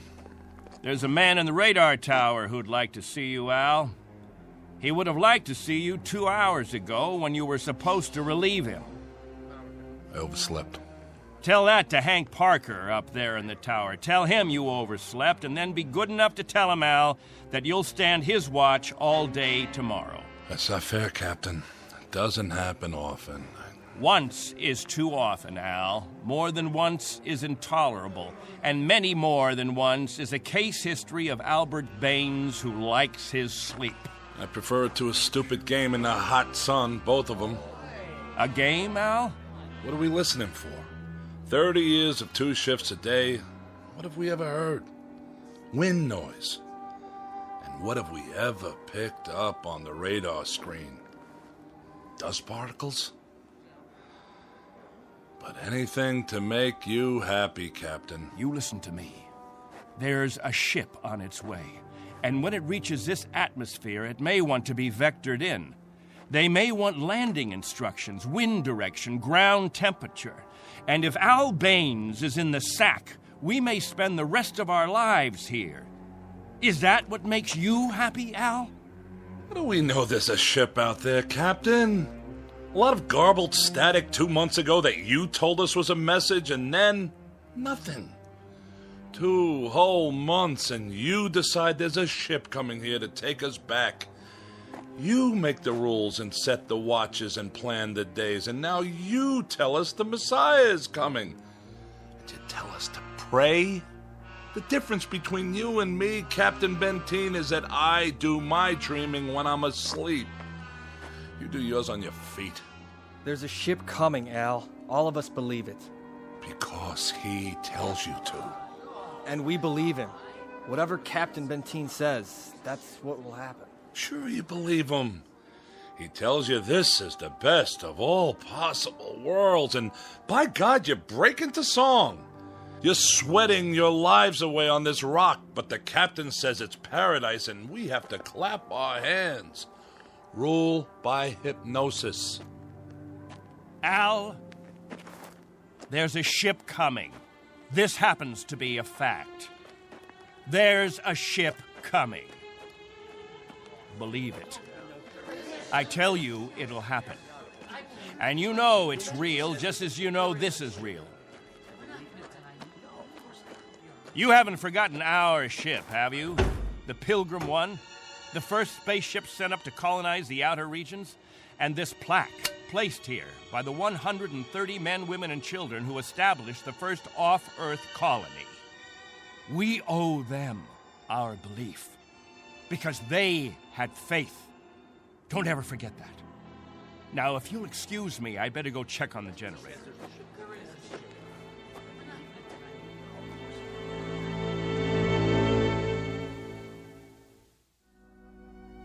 This is William Benteen, who officiates on a small outpost in space.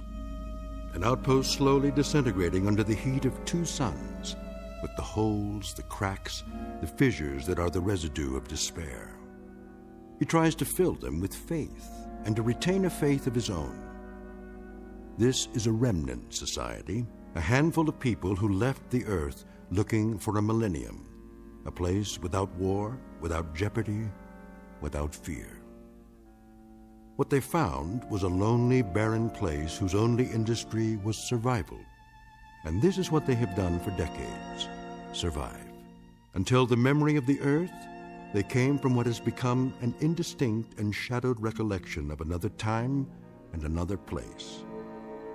2 months ago, a signal from Earth announced that a ship would be coming to pick them up and take them home.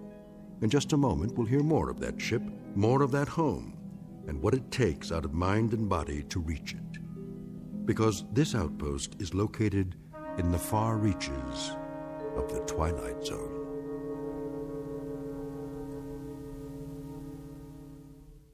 And now, The Twilight Zone and our story, On Thursday We Leave for Home, starring Barry Bostwick with Stacy Keach as your narrator.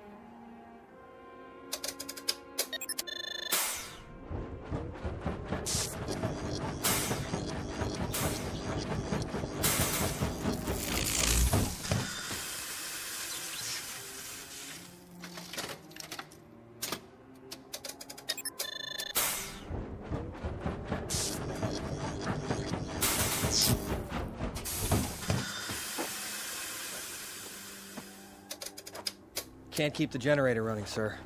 No wonder. Look at these wires. They're rotten. That's all we got, Captain. No backup? This is it. Any insulation? That's all gone, too. We used it on the converter belts. Well, we have to get the current running somehow. If that refrigeration unit stays off, the temperature in the underground rooms will go up 50 degrees. Well, we could stop the saltwater converter for a day or so, switch the parts. Then we'll have to do that. Tell the people to fill up all the jugs they have. We'll be shutting off the water in 6 hours. Yes, sir. Captain, what about the ship? It's on the way. We know that much. Then everything will be different. When we get back, the things that are old and worn out, we'll throw them away. Just throw them away.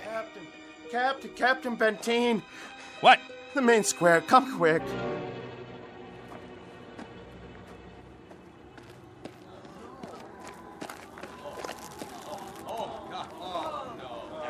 It's Mrs. Rodale. She's hanged herself. Cut her down.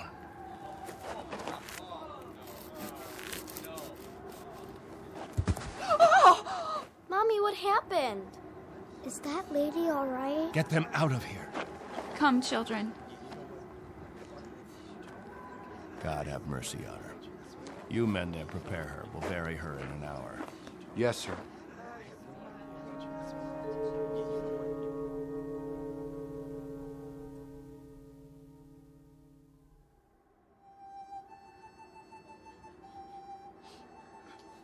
We now consign to this planet the remains of Mary Rodale.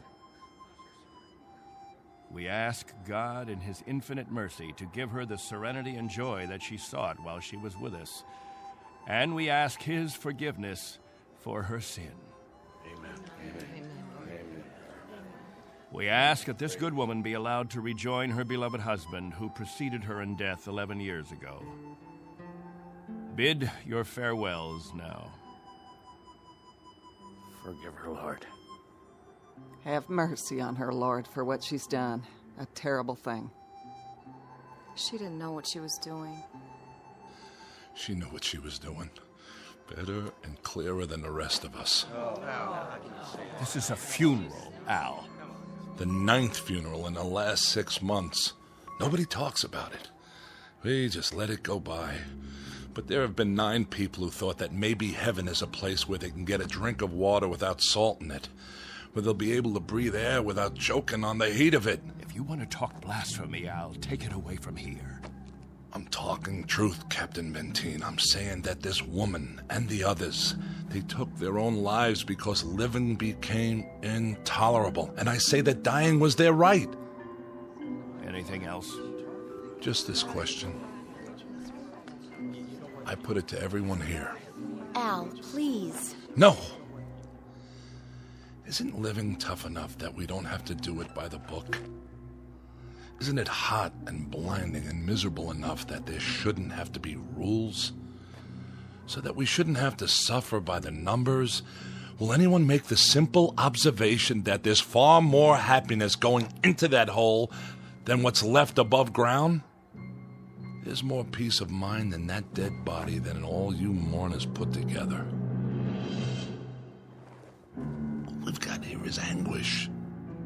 Captain Benteen, let us live with it or die from it in our own way. Young Mr. Baines here wants us to lie down in the sun. Young Mr. Baines would have us given to death when there is still life. He would end all the rules. He'd throw away the regulations. There'd be no standing in line for water. Let the strong take it away from the weak. No rationing of food. Let the young steal it from the old.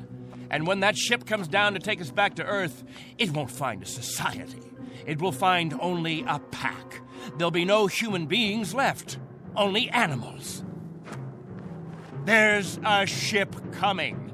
It's winging its way in now. It's on its way. Say it. Say it out loud.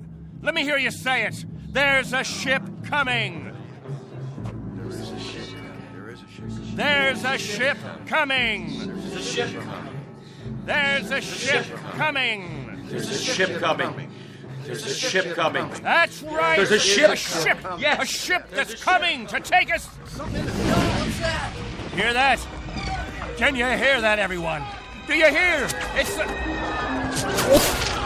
Meteor storm! It's a meteor storm!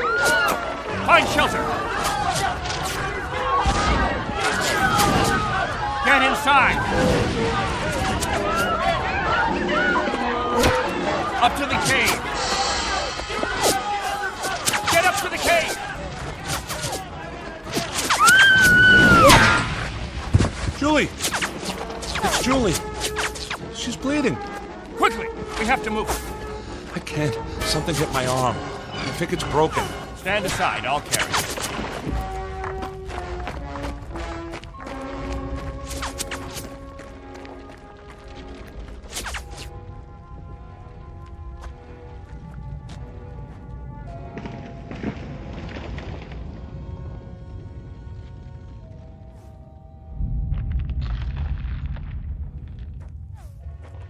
How is she?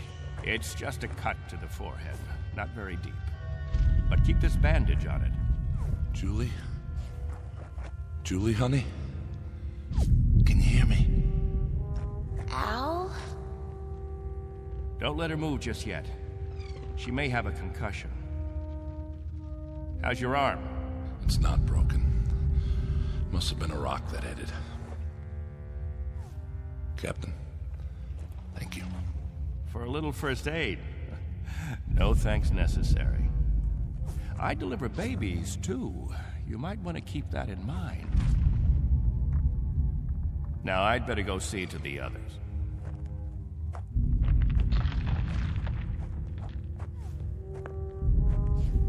Will it go on much longer, Captain? I wish I knew. It sounds like it's spending itself. I've seen meteor storms before, Captain, but nothing this size. What about the damage, Henry? 2 underground cells destroyed. At least, that's what it looked like from out front. Everybody accounted for?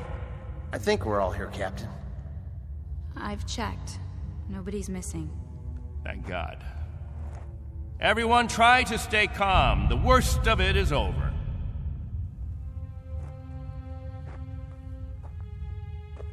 Jojo? Yeah, Captain? You're not scared, are you? Well, kinda. Now, we can't have that. Mind if I sit for a minute? We'll talk, you and me. Captain, tell me about the Earth. Would you, Captain? Tell us what you remember. Yes, do. Well, all right, I guess I can do that. We'd like to hear. You, over there, is that you, Fran? Yes, Captain. And you, Buck. Yes, sir. You fill in the holes if I leave out anything. Straighten me out if I'm wrong about any of my recollections. Jojo, I was a boy of 15 when we arrived here. But I remember Earth. I remember it as a place of color. I remember that in the autumn, the leaves changed. They turned different colors, red, gold, orange. And I remember streams of water that flowed down hillsides, and the water was sparkling and clear. And I remember clouds in the sky, white, billowy things that floated like great, majestic ships.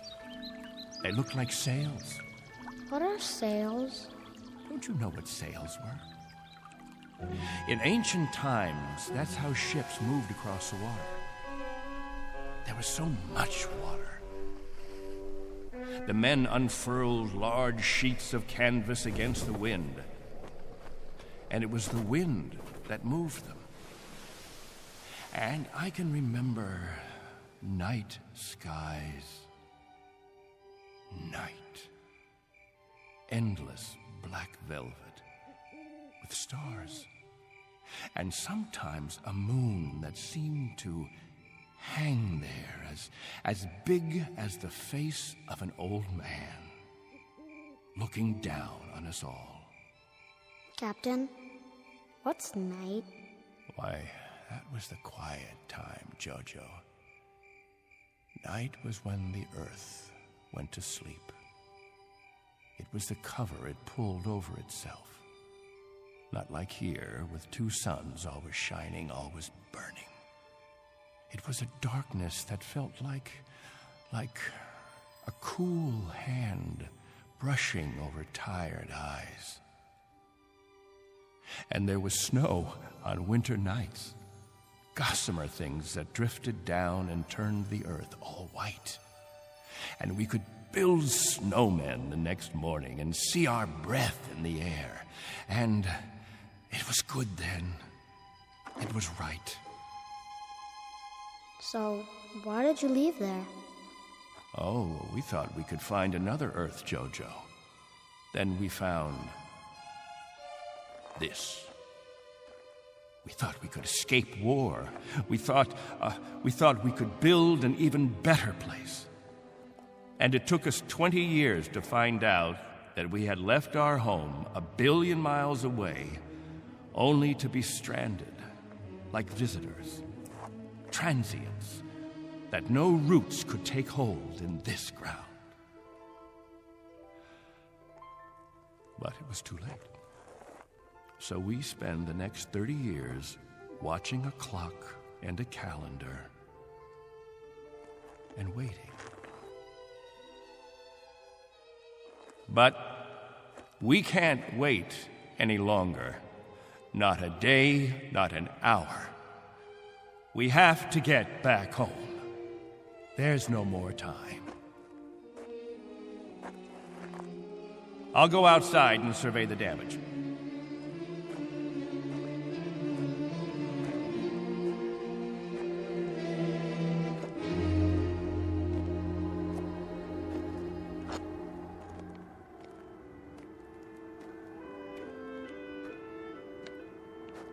Not much harm. Radar tower is still standing.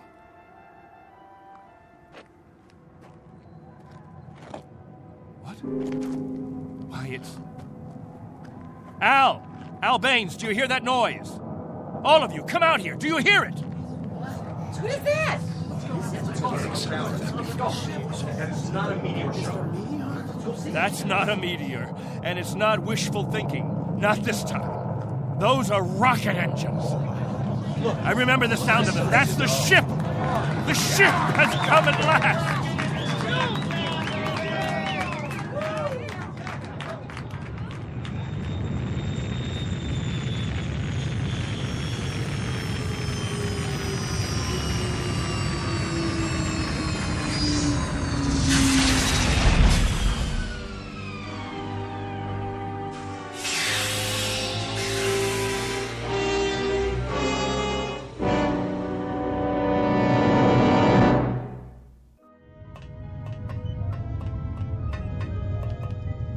Wow, what a ship. How fast can it go? Oh, pretty fast. Watch your step.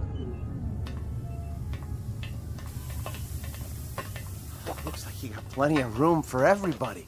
Do you have any water? Clean water? We have enough. Oh, doesn't that sound wonderful? Delicious. Careful. I better talk to your leader. You have one, don't you? Sure do. Captain Benteen. I don't see... He's standing over there. Hey, Captain, come see the ship. Mr. Benteen? I'm Benteen. Colonel Sloan. I command the Galaxy 6. Our orders are to transport you all back to Earth. Colonel, what took you so long? 6.5 months, Mr. Benteen. 100 times that. We've been waiting for 30 years. Does it all look like this? Salt flats and scrubby mountains. 2 suns, hot and perpetual.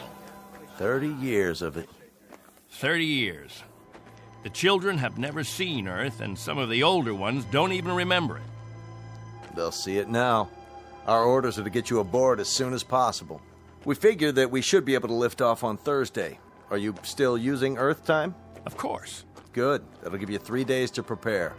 Unfortunately, your people will only be able to take what they can carry. Over 200, aren't there? 187 men, women, and children. It may be a little crowded, but we'll fit you all in. You've been used to a lot of space, Mr. Benteen, haven't you? Space? Room to move around. That's all there is here. That and the heat. I can feel it. They'll make the trip standing on their heads if necessary. I'm sure they will, but I don't think that'll be necessary. Do you know, can you understand, what a godsend this is for all of us? It's hard to imagine. I can only say your country's very, very proud of you. What of the Earth? Has it changed? Not too much. Still green? Still green. And the cities? The cities still stand. And war? As always, I'm afraid. One dies down, another one springs up. But through some miracle and the grace of God, we never had the big one. Now, Mr. Benteen, all things considered, I think you'll find it very much as you left it. Captain Benteen. Captain? That's what the people call me. This place, their very lives, it's all been my responsibility. You've done quite a job, Captain Benteen. But you can rest easy. I'll take over the responsibilities now. No need. I'm used to the job, Colonel. The living quarters, they're underground? I was saying, Colonel, I'm used to the responsibility. I wouldn't quite know how to function without it. Is it cooler there, Mr. Benteen? I'm sorry, I didn't... Your underground rooms, are they much cooler? Yes, they're refrigerated. It's... Captain. Morning, Captain. George. The best morning ever. We just wanted to say thank you, Captain. Why? For what? For keeping us alive all these years. That's right. Without the captain, none of us would be here. That's not necessary. You better believe it, Colonel. I do. I do believe it. Captain Benteen. Go ahead, Colonel Sloan. That's all right. I'll see to the others.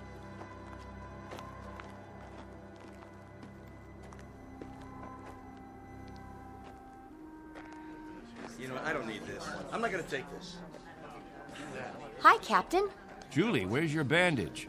Oh, I don't need it anymore. But we put one around your head so the cut would heal. What's this? Isn't it incredible? It's called a medicinal patch. You wear it for 24 hours. It accelerates the growth of new skin. Look at her forehead, Captain. You can hardly see the scratch. Better put the sling back on your arm, Al. I don't need a sling. Just this metal band. It's magnesium. Colonel Sloan said my arm would be perfect by the end of the week.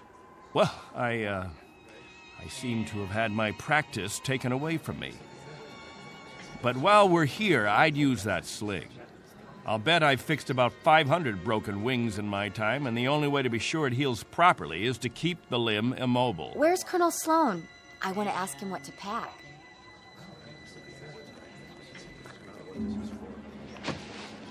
Eleanor, let me help you with that bundle of clothing. Thank you kindly, Captain. I'll carry it for you. No, thank you, crewman. I've got it. Here you go, ma'am. I don't know how to thank you. Are all the crew as strong as you? That's our job, ma'am. Nothing to it.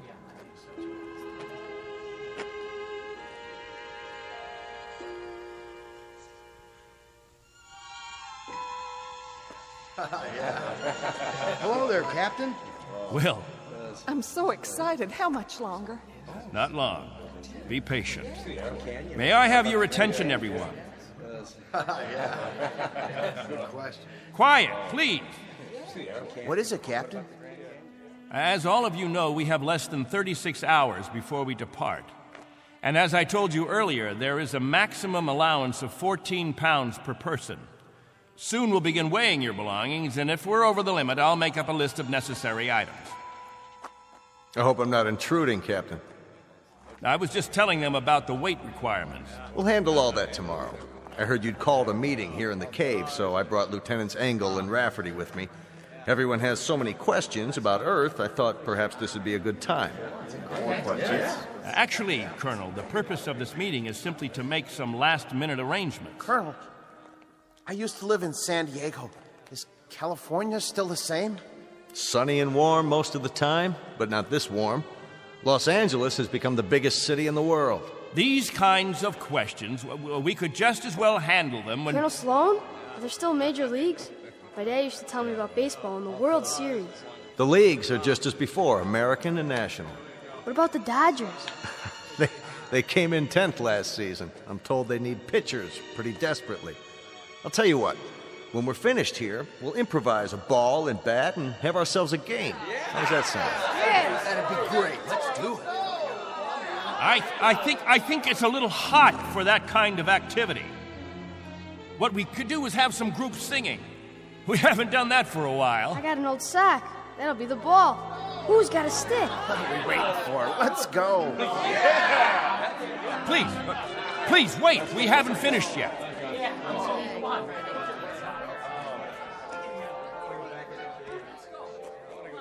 Jojo, I haven't told you a story in a long time. How would you like to hear a story about... What have you got there? This is what they call candy. One of the spacemen gave it to me.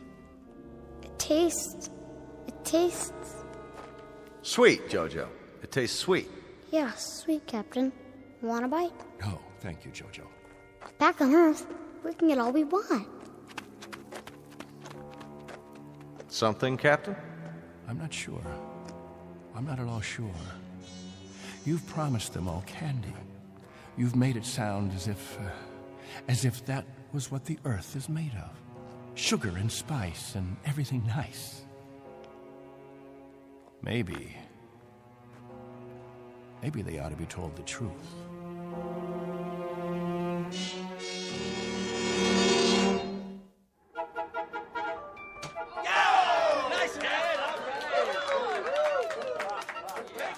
The universal language. Baseball. You have a limited vocabulary, Colonel. Do you have any idea what the temperature is? At this hour, it's about 110. I don't know whether your crew can take it, but I know my people. They're going to pay for this little athletic event.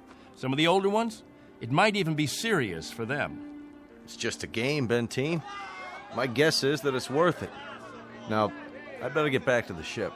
Colonel Sloan. Something else, Mr. Benteen? Colonel, when we get on the ship, you can tell us what to do and we'll all fall into line. But here, in this place, I'm in command. I'm not trying to usurp authority, Mr. Benteen, but I really don't see what harm a little game... It's still Captain Benteen. For now. Galaxy crewmen, back to the ship. That's an order. Oh, come on. It's time for rest now. All of you go back to your homes. I'll announce when the new day will start. I don't know. I guess it's suddenly illegal to have fun. You happy now, Captain? I was never unhappy, Colonel. I just happen to know what's right and what's wrong. I ask you to keep your crew in the ship during the rest time. I don't want my people distracted. You rule with a heavy fist. If it were 1 ounce lighter, no one would have survived. I've held these people together by will. They'd have died, Colonel, without someone they could hold on to. They'd have withered away. Not anymore, Captain. Relax. That's a luxury I've never been able to afford, Colonel. I've never been able to marry, to think only of myself, because of them. I've been a father figure, a governor, a confessor. I've been all those things. And if I hadn't been, there'd be no life here. These are my people. Understand? My people.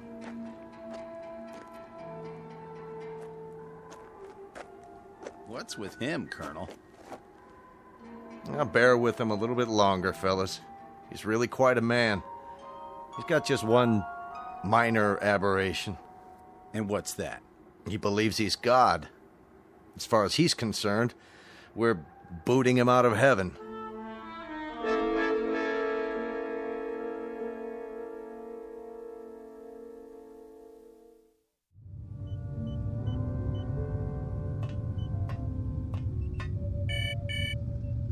Yes? Mr. Captain Benteen is here, sir. Show him in. Very well, sir. Come in, Captain. Sorry my quarters are a bit cramped. Please, sit down. Colonel Sloan, this is a list of all passengers with their approximate weight and the weight of their belongings after each name. The scale we have is pretty beat up. My guess is that it underweighs by about 4 or 5 pounds. Fine. All I wanted was an approximation. We'll weigh them in on our own equipment before blast off. This is Wednesday, 12 midnight? I keep getting confused with the constant light. When do the people get up? About 2 Earth time. The hours from 7 until 1:45 are the hottest. That's when we try to stay indoors. Then we have our meetings at the cave about 2 hours afterwards. We've had to improvise our own schedule. You've improvised very well, Captain. I looked at the saltwater converter, your electro plant, the sun shields you put up over the crops. Very inventive. Necessity hasn't been the mother of invention here. It's been the father and the whole family. Well, you'll be able to give way to progress now. Though I wonder if all of it'll be to your liking. The way you'll be lionized when you get back to Earth. You're referred to in the press as the Lost Pioneers. They're gonna make quite a thing of you when we land. Oh? Wherever any of your people settle, there'll be keys to the cities, brass bands. I expect they'll scatter all over the U.S. The government's had inquiries by, well, it must be thousands of relatives. My guess is that they'll just about have time to look into a television camera and then get whisked off. Well, they won't be scattered, Colonel. They'll go as a group. We'll find a place where we can settle, and that's where we'll stay. I'm talking about when we get back to Earth, Captain. That's what I'm talking about. They won't be splitting up.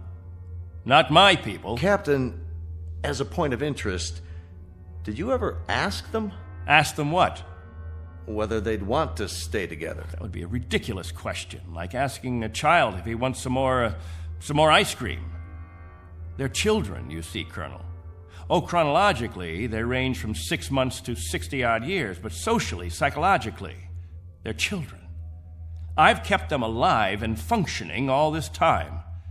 Once we're back on Earth, I'll simply continue the process. Captain Benteen, have you told them that? Have you told them that after 30 years of waiting, 30 years of living in a compound, they're going to travel 1 billion miles just to walk into another one? Have you? There's no need. They wouldn't have it any other way. To leave them to their own devices, that would be an act of cruelty. Captain, do me one favor. Just ask them.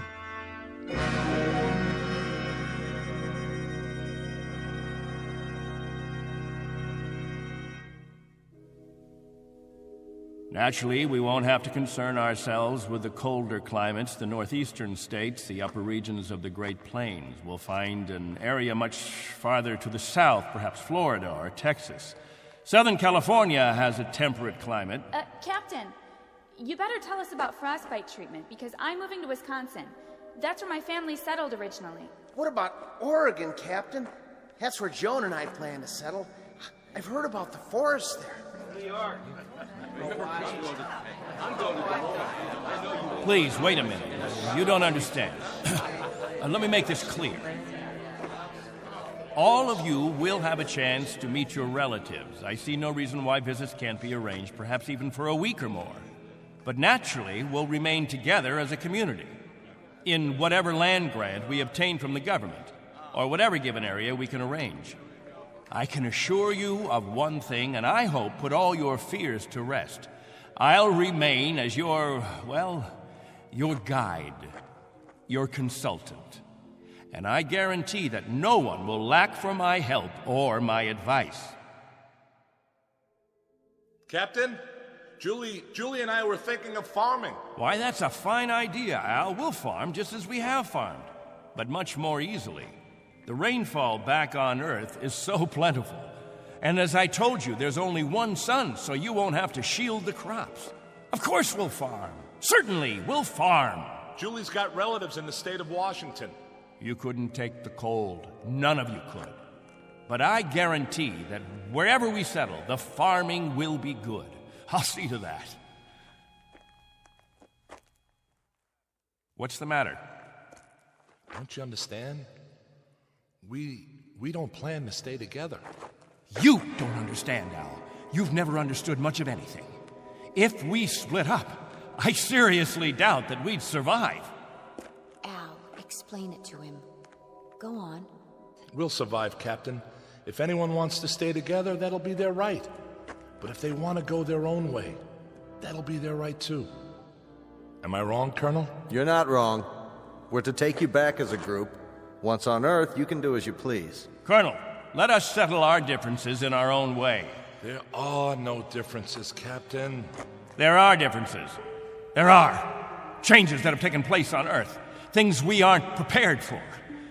Oh, the Colonel has made it sound like a big holiday. The good life just plucked off a tree. Well, friends, I don't want any of you disillusioned. Wherever men live, they grub, they scrabble. They have to dig to stay alive. It's a fact. But together, that's the word, together. We've got to stay together. Think of that word now. Let's say it out loud. Everybody, now. Together. Together. Together. Together. Together. Looks like the congregation isn't with you anymore, Captain. What's the matter with all of you people? Wait.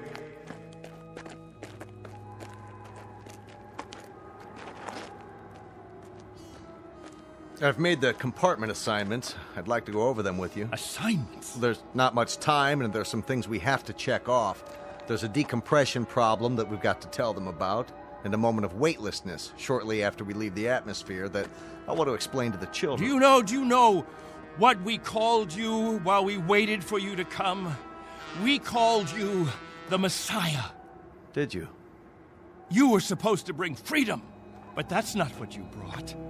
You brought selfishness, dissatisfaction, divisiveness.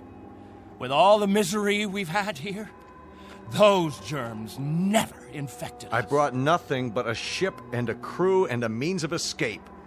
You've had no diseases, no viruses. Did it ever occur to you why? You've lived in a test tube, Captain. Antiseptic and germ-free and sterile. Sure, you're a group, a cell, but that's all over with. Now it's time for you to be what God meant you to be, individuals. Time to break the test tube. Time to rejoin the human race. What I'd like to know is why in the name of God you're so reluctant about it. Because I remember the human race. This is incredible. Oh, it's really incredible. I was wrong, Colonel. I've been telling them about an Earth that doesn't exist. An imaginary garden. No. We can't go back. It's too late. Captain, really?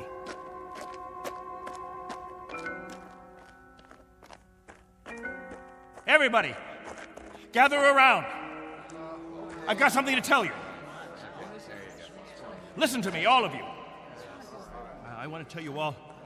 Listen to me, all of you. I want to tell you about the real Earth. Captain, are you all right? Let's talk about the diseases. What? The viruses, the cancers, the floods and the freezing, the wetness and the cold. And there are other miseries, worse than anything we've experienced. Hatred, jealousy, violence. Listen to me. It's an Earth we don't know. We can't leave here. We'd be committing suicide. We'd die of things we've never been exposed to before. We'd die of the loneliness that animals get in a zoo. Because we don't belong. We don't belong to his kind. Do you understand me? We don't belong there. Captain Benteen, why don't you let your children vote on it? Only if they know what's waiting for them. Only if they understand that Earth isn't any garden. It's never been, and it never will be. That's fair enough. I'll tell you what Earth is. The same as it's always been. It's a race struggling to survive, just as you have survived. Captain Benteen is right when he tells you that it isn't all a place of beauty. There may still be wars and prejudice and strife. I suppose there will always be jealous men and angry men and unforgiving men. But it has one thing you don't have. Every man is his own master. There won't be anyone telling you when to eat and when to sleep and when to meet, what to sing and how to play. Instead of heat, you may feel cold, and instead of thirst, you may feel hunger. But you'll be men and women. You won't be sheep. You won't be a kindergarten.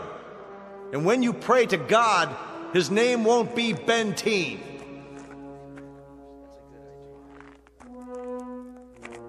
A vote now, Captain, and the majority wins. Those of you who want to be on the ship 10 hours from now, heading back to Earth, step forward. All right, I'm going. Let's go. Let's go. That's it. I suppose that makes it unanimous, Benteen. Even you, Jojo? Well, I want to go with the Colonel. Give me something, anything. Give that sledgehammer. Here! No, let it go. Angle! Rafferty! There, sir. Stop him! He's running from the ship! No. Captain, no, please.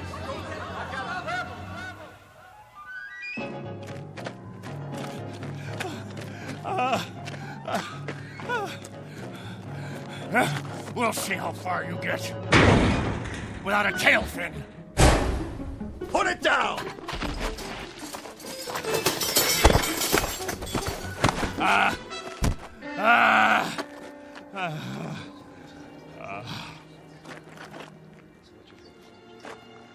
You all right, Colonel? I'm fine. What about the ship? Just a couple of dents, nothing serious. Lucky you stopped them when you did. Captain Benteen, let go. For everyone's sake, loosen your grip and let go. God help you. God help you all. Tomorrow you think you're getting on a ship headed for paradise. What you don't realize is you're heading for hell. What about you? I'll stay here. That's right. This is my home. This is where I belong. This is where you belong. You just don't have the brains or the guts or the sense to know it. This ship leaves at 0800 tomorrow. If you're not on board... I want no special privileges, Colonel Slow. No special treatment. If you're to blast off at 8, you blast off at 8. As for the rest of you, you can go on the ship or you can remain here with me. I'll be at the cave. Any who want to remain can meet me there.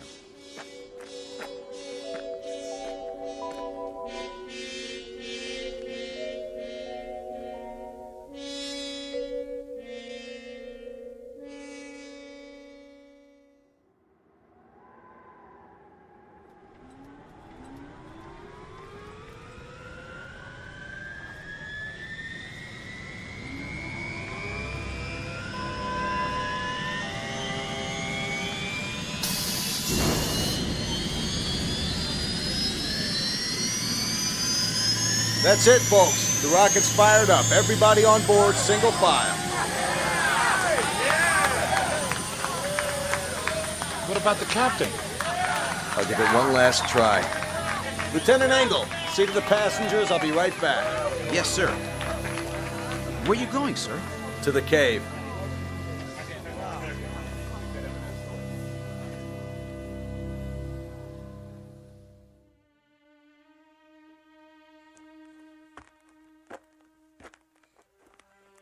Captain? Benteen? Benteen, we know you're in here. Please, let us talk to you. He's not going to show himself, Colonel. We're leaving now. We have to blast off in 5 minutes. If we don't, we'll have lost our orbital position. Benteen, it has to be now. Captain, please, come out. Remember this. If we leave without you, there'll be no other ships. This is where you'll live the rest of your life. And this is where you'll die. All right, Benteen. As you prefer. Let's go, Baines. Goodbye, Captain.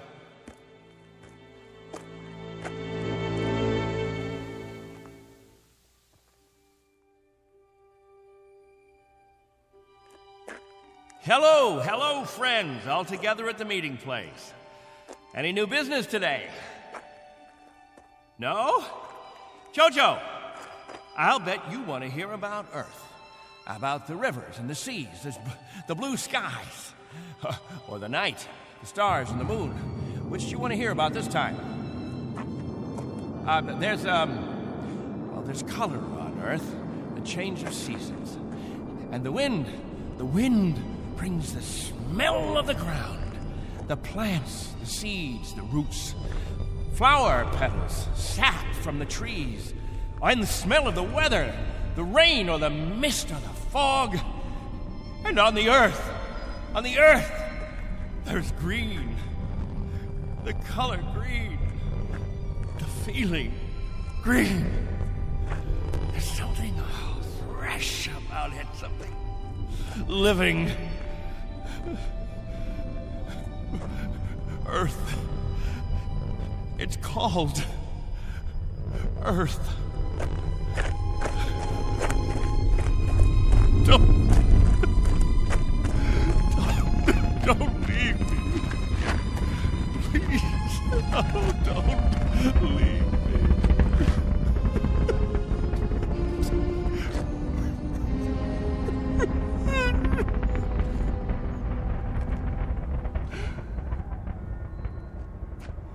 No! Don't leave me behind!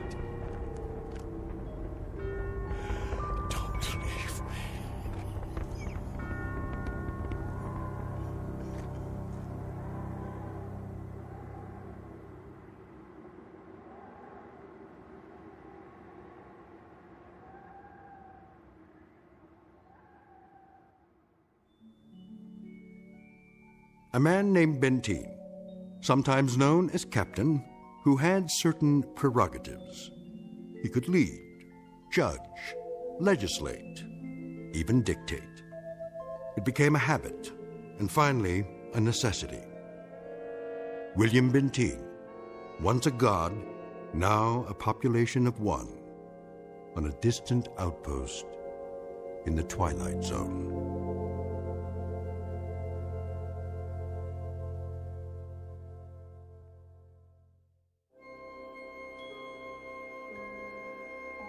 Hi, this is Carl Amari, producer of the Twilight Zone Radio Dramas. I'd like to take a moment to tell you about our official website at twilightzoneradio.com, where you'll get the latest news and information on these Twilight Zone Radio dramas. Plus, at twilightzoneradio.com, you can digitally download 3 free episodes or any of our episodes for only $1.95 each. In this age of ever-changing technology, we've decided to make these episodes instantly available to you by making the Twilight Zone Radio Dramas a digital download-only series. This means that this series will no longer be offered on CD. The CD collections at our website are now being offered while supplies last at buy one, get one free. So be sure to get your favorites before they're sold out. Be sure to visit us often, and I'll see you in the zone.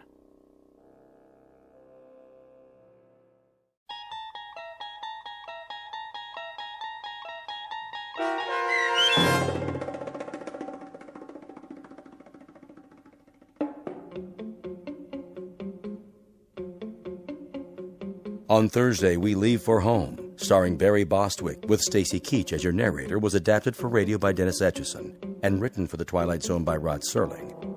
Heard in the cast were Mike Starr, Christian Stolte, Elizabeth Lido, C.J. Amari, Richard Hensel, Justin Kaufman, Kurt Nabig, Joby Cerny, Jennifer Joy, Meg Thalken, Tracy Hernandez, Jake Salins, Doug James, Jeff Lupetin, and Amanda Amari. The producers of The Twilight Zone wish to thank CBS Enterprises and the Rod Serling Estate for making this series possible. This copyrighted radio series is produced and directed by Carl Amari for Falcon Picture Group. Sound design and custom Foley effects for The Twilight Zone by Cerny American creatives Bob Benson, Craig Lee, Michael Slaybach, and Matt Sorrow. To learn more about the Twilight Zone radio dramas and to contact us, visit our official website at twilightzoneradio.com. Doug James speaking.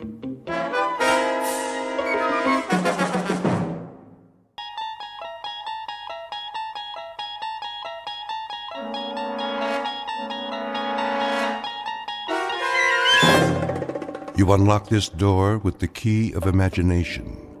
Beyond it is another dimension, a dimension of sound, a dimension of sight, a dimension of mind.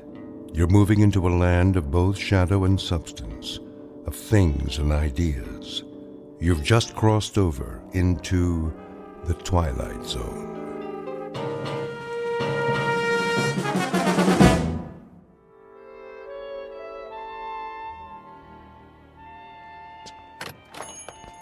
Yes, and will that be all then? No. What time is it? I thought you made an appointment. I did. Oh, come on, honey. You're not in that much of a hurry, are you? Yes. What about mad cow disease? Well, clear the room then. Tell them they're keeping the head of McClellan Enterprises waiting. Tell them that we... All right. You want to forget the whole thing? No, I don't want to forget the whole thing. I just want to get this nonsense over with. Send you a postcard. Oh, that would be wonderful. Bon voyage. Ta-ta. Yes, ta-ta. Come on. Hello. May I help you? Mr. Spirito? I am he. We're the Ransoms. My wife called for an appointment. Oh, yes. Please be seated. Now, where exactly do we intend to go? We intend to go to London. Splendid. Of course, you've been. Oh, no. Charming place. You have picked a rather bad time of year, though, but... Excuse me, we're kind of rushed today. I wondered if you'd... Certainly. Now, have we decided on an airline? No. Well then, if I may suggest... We're not going by plane. I beg your pardon? I said, we're not going by plane? Ooh, but you must, unless you're planning this for some time in the future. No, it has to be right away. Oh, then I'm afraid a ship would be out of the question. You see, it's the off-season, and the liners have all been booked up, or put on short runs. All of them? All the acceptable ones, yes. I hope you won't mind my saying this, Mrs. Ransom, but, you know, airplanes are perfectly safe nowadays. I realize that some people feel a certain trepidation, but there's absolutely no reason... Eileen, if it's the only way... May we see a list of boats that are running? If you wish. You promised. I know. It's important, Alan. We agreed on that. I'm afraid these are the only passenger-carrying vessels bound for England in the next 30 days. Some are freighters, but it's sometimes possible... What about this one? The Lady Anne? I don't think so. Why not? Well, it's very nearly the oldest ship in the water, and the slowest. 13 days to Le Havre. Another half day to Southampton. Forget it. No. Wait. This says it leaves on Thursday. We'll take it. Please, Mrs. Ransom, the Lady Anne is a veritable antique. Listen to the man, Eileen. We can relax when we get there if that's what you want. Don't make such a big deal out of it. It is a big deal to me, Alan. A very big deal. Give us 2 tickets. For this relic? Yes, that's right. The Lady Anne. Oh, very well. A few extra days won't matter, will they? I don't have anything better to do. Check okay? Of course, sir. But, Mrs. Ransom, the Caravan Travel Agency takes pride in its service. I beg you not to do this. Well, it isn't going to sink, is it? With a ship that old, you can't tell what might happen. Oh, give me that check. Here. We'll pick up the tickets. Come on, Alan. You can go back to work now. Thanks for your help, Mr. Spirito. Very well. Bon voyage.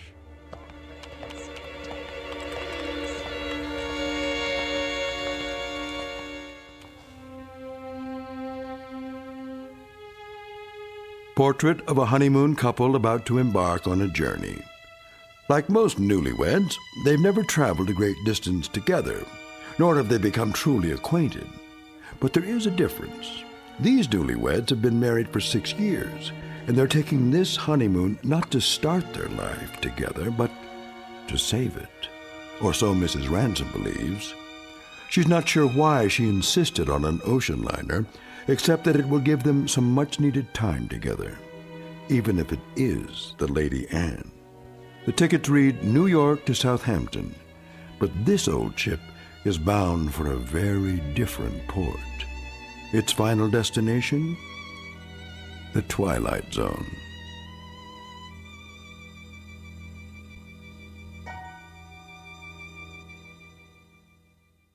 And now, The Twilight Zone and our story, Passage on the Lady Anne, starring Martin Jarvis and Rosalind Ayres with Stacy Keach as your narrator.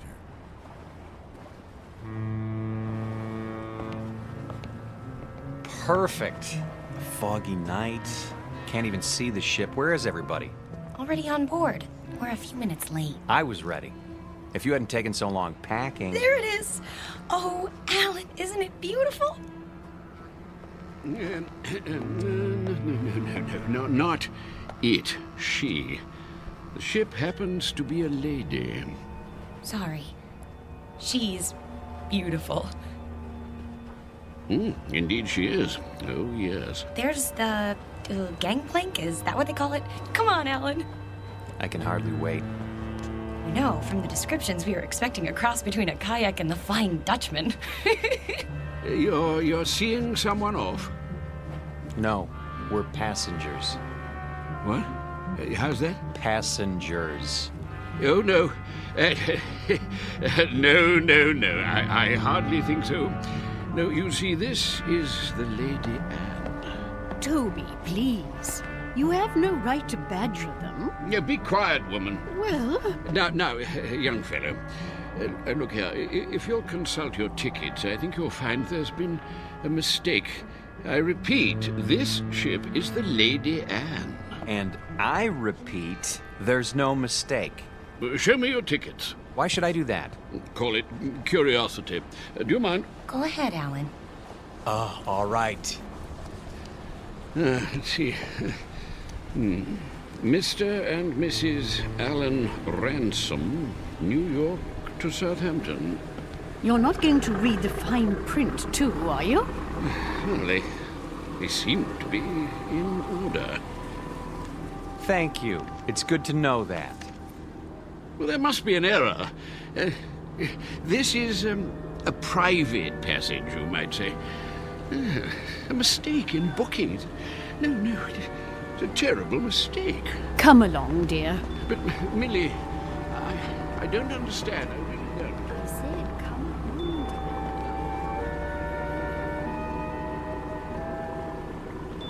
Well, I guess that's how the British say welcome aboard. Oh, don't get your back up. You'll be twice as cranky when you're his age.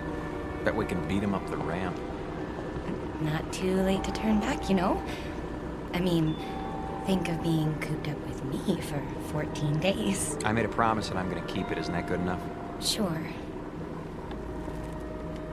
Not very steady. Really gives you confidence, doesn't it? At least try to enjoy this. One moment, please. Your names? Ransom? Yes, I see it on the list. Do you want to see our tickets, too? Everything seems to be in order, sir. Stateroom 24 down that flight of stairs. Thank you.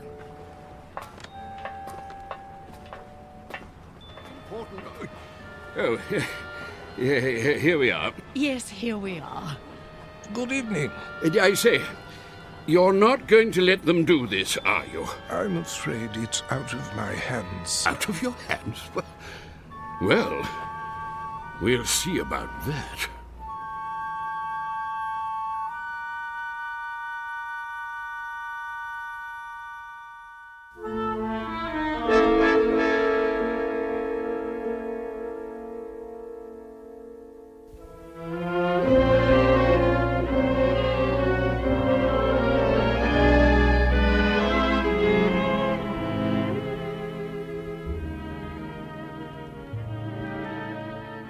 I hope they got the luggage on board. It'll be waiting in our room. You'll see. It better be. We're due to take off in 10 minutes. Take off? Sail. Disimport. I think it's disembark. Alan, you have to admit, it's a real showpiece. Did you notice this carpeting? And the oil paintings? And brass everywhere. Great, where's the bar? I could use a drink. Number 24. This is it. What in the... Alan, look! It's like an old-fashioned drawing room with a tapestry and gold everything. Pigeon's blood vases. I don't believe it. Are those plaster cupids on the ceiling? Oh, it's marvelous! And the canopy bed. Shaped like a swan. It's got a goose feather mattress. Oh, Alan, isn't this fabulous? It's probably the most ridiculous room in the entire world. You realize that? Probably? It is! And you actually like it? Don't you? Look at this chest. It must be 100 years old. A bowl of fresh flowers on top. And even a box of candy, shaped like a heart. At least the luggage is here. No kidding. You think we can take it for 2 weeks? I mean, with all this... There's the whistle. Come on, let's go up on deck. Why? Why? That's what you do. Haven't you seen any movies? Hurry.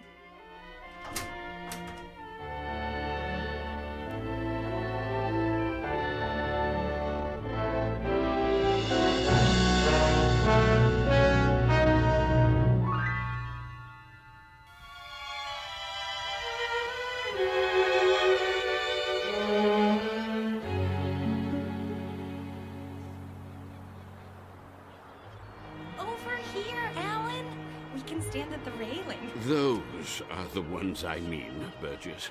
Not the ones going with us. Yes, I tell you. Nonsense. Obviously a silly blunder.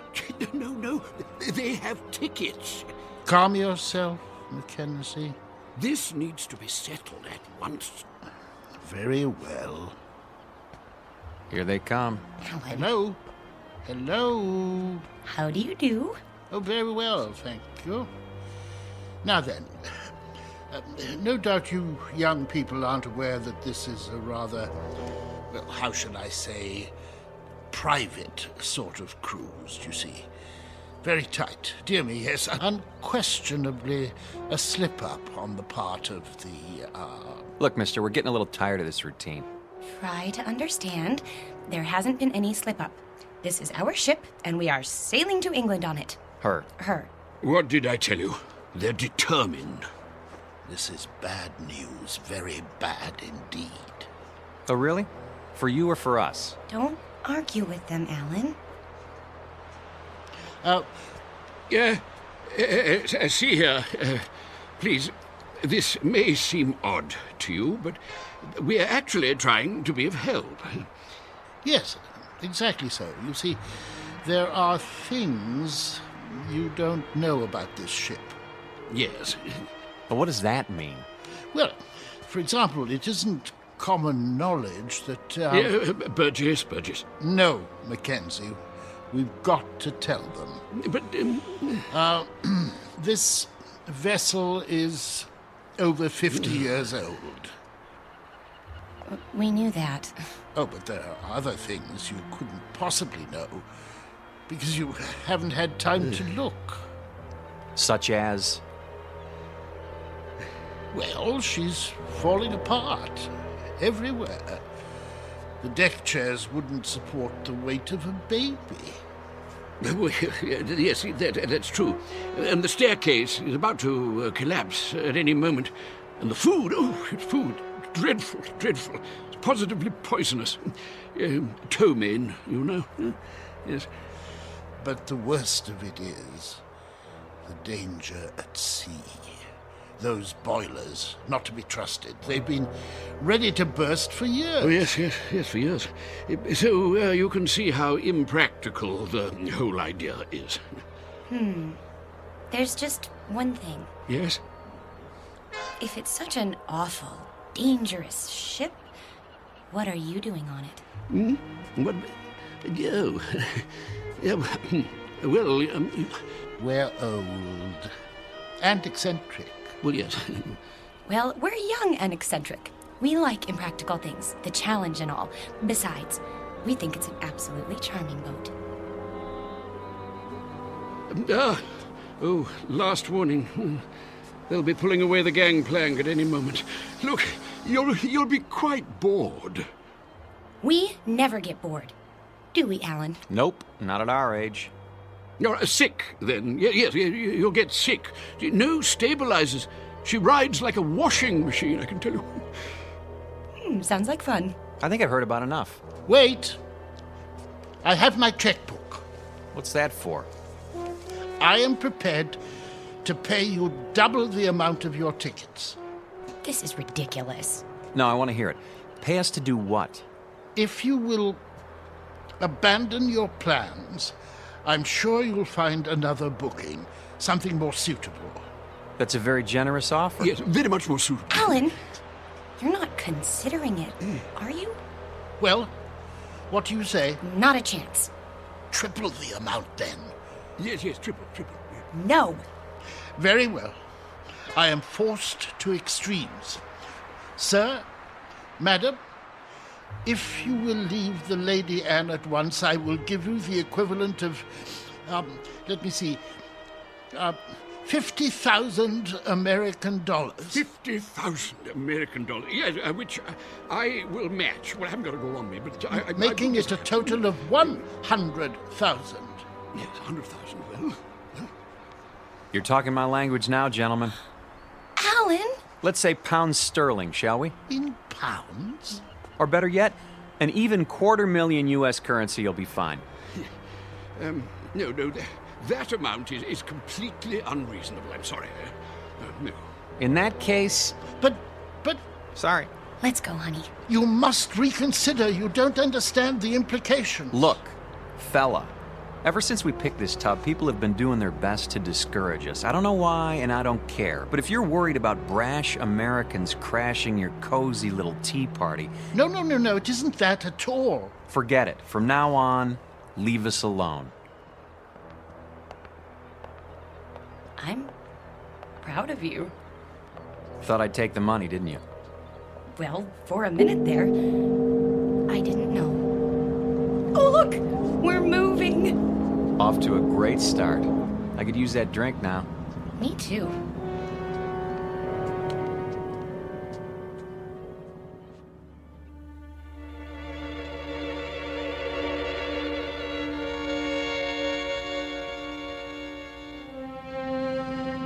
Too late. We did our best. We should have tried harder. But the funds he was demanding... highway robbery. Nevertheless, it was our duty. The duty of everyone on board. Who knows what the consequences will be? I fear we should have done whatever was necessary to keep them off this ship.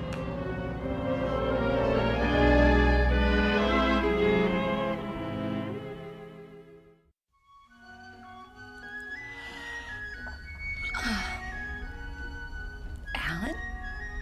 Yes? You're already dressed. Why are you up so early? It's almost 11.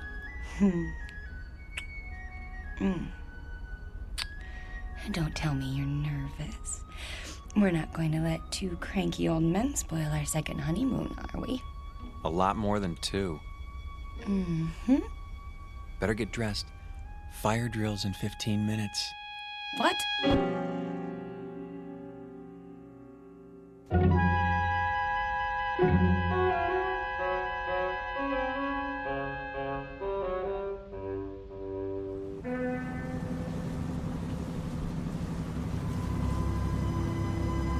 Honestly, you could at least tell me what this is all about. You act as if we're going to an execution. There. See for yourself. Look at all of them. And all wearing their life preservers. Oh no. Alan, some of them are even on crutches. And wheelchairs. Pretty hard to stand for inspection. Is that what they're doing? Apparently it's a safety requirement. Well, there was the Titanic. I picked up a few more names. The Mackenzies, of course, and Mr. Burgess. How could I forget? The one on the end is named Van Vlyman. Next to him is Mr. Bristow. Cooey! Hello there. Care to join us? Yes, do join us. Hello. In a moment, Mrs. Mackenzie. You don't suppose that everyone else on this ship is... Everyone. I checked this morning. The youngest person I saw was 70. Oh, but that's silly. It must just be the first class section. There aren't any other sections. The entire ship is first class. You mean they're all? Show some respect. This group alone represents several thousand years. All for fire drill practice. Remember, Eileen, getting there is half the fun. Chin up. Your life jackets. Oh, thank you. Now then, as soon as you're all ready... I think the straps go over your shoulders. Like this? That doesn't look right. Psst. Do you need help, dear? Good morning, Mrs. Mackenzie. As a matter of fact... You should put your arms through the hole. No. Let them learn for themselves, dear. I was just trying to make it easier. See you later, then. Yes. Do the best you can. We look like a couple of clowns at a funeral. Now then, in the event the balloon should go up, the alarm will sound. Proceed to the Imperial deck in a calm, orderly fashion and await further instructions. The groups will be divided in the following manner. Group A, Mr. and Mrs. Huntley Small, Mr. and Mrs. Mackenzie, and Mrs. Scott Aylesbury.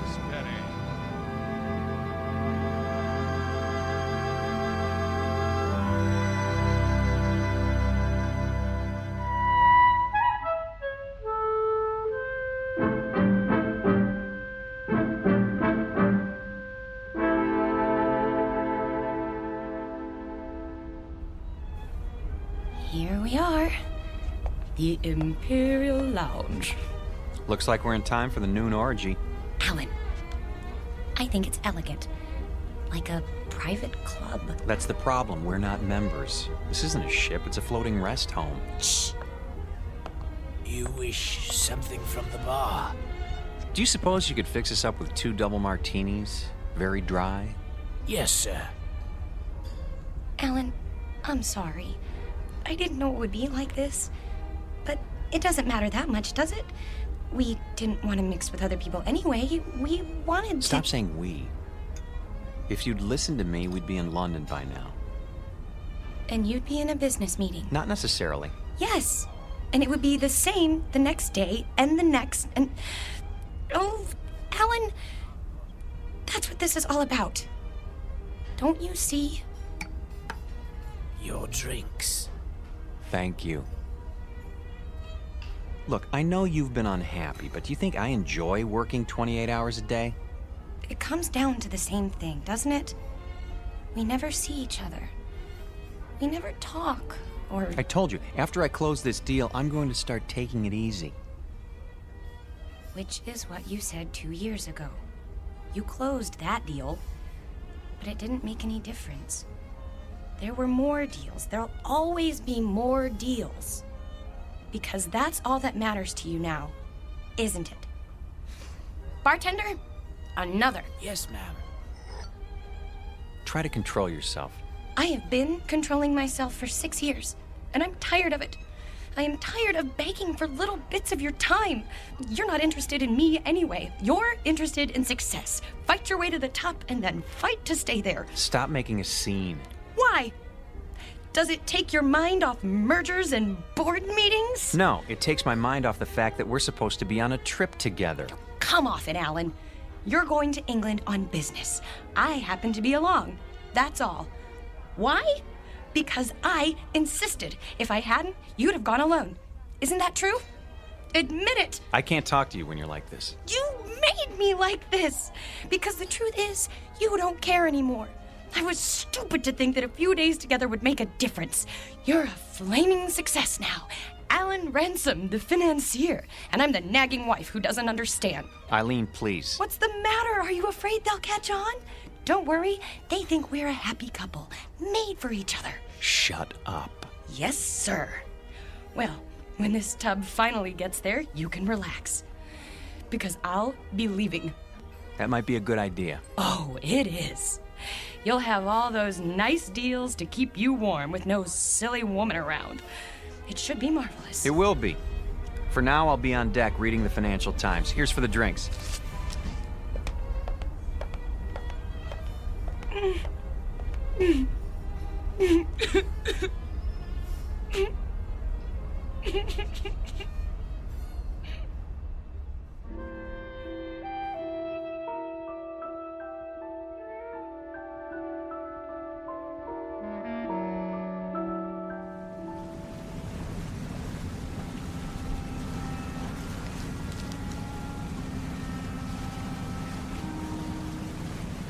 I say, you two, excuse us.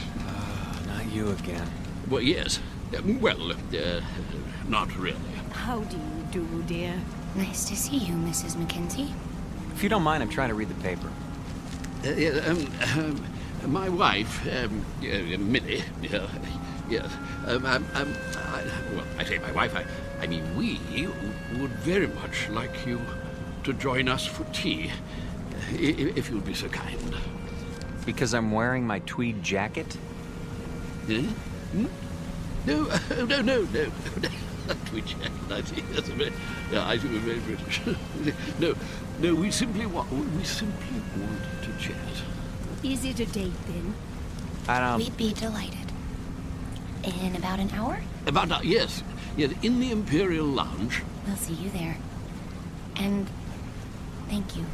Not at all. An hour, then. Jolly good. Looking forward. Why did you do that? Because you and I don't have anything more to say to each other.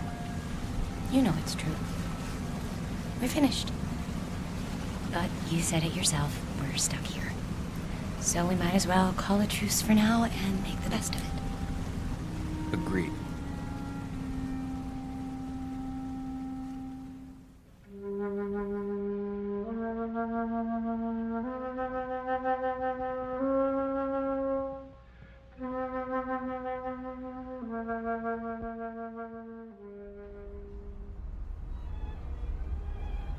Hello. Over here. Hello again. My dear. So glad you could make it. Charmed, I'm sure. Do sit down. Do sit down. Not at all. Nasty day. What? Now look. The reason for this meeting, apart from the pleasure of your company, is Go ahead, Toby. Yes, thank you. Millie, my wife, Millie pointed out that we've all been, something less than hospitable to you, if not rude. And so I expect I ought to apologize. And do you? Oh, yes, most sincerely. But You see, there is something more important. Good news, in fact. Yes, we've been talking the whole thing over, and we've decided that you won't have to leave the ship after all. We won't? Say, that is good news. We were afraid we were going to have to swim back, and it's had us sick with worry. Really? No. I see. I see. Very good. No, I'm sorry about that, my boy. But we were quite concerned, all of us, as I dare say you gathered. You see, it simply hadn't occurred to us that an outsider would ever want to travel on the Lady. The last time she took on a new passenger was, well, according to Captain Prothero, was some 16 years ago, so you can understand. Yeah, but never mind that. It's all settled now. What's all settled, Mr. Mackenzie? Oh, no, we'll get to that in good time. You simply must forgive us. We can't have been very good company so far. Well, frankly. The point is, we spent a good many fine hours, Millie and I, my wife Millie, on this old, scow. And when we heard they were going to retire her, well, it seemed right somehow that we should join her on her last return voyage. Yeah, absolutely, and the same is true of the others. Yeah, well, the other people. And that's what accounts for the number of senior parties aboard. We didn't understand. No. And you still don't, really. More tea? It's quite bracing. Yeah, there you go. Yes, one thing that hasn't changed. Yes, tea is still the best in the world. What about the others, Mr. Mackenzie? What, the others? Oh, yeah, yes, like us, as I said. Sentiment, you know. Of course they know, Toby. Why else would they have chosen the Lady Anne? Yes, that's true. Our story isn't so different, I guess. My husband and I had never really been alone in 6 years. Excuse me. I'm going to get us a drink. Scotch all around? Oh, yeah, well, splendid. Thank you. He's embarrassed, isn't he? I seem to be doing that to him all the time now. You were saying the two of you hadn't been alone? Well, he's a busy man.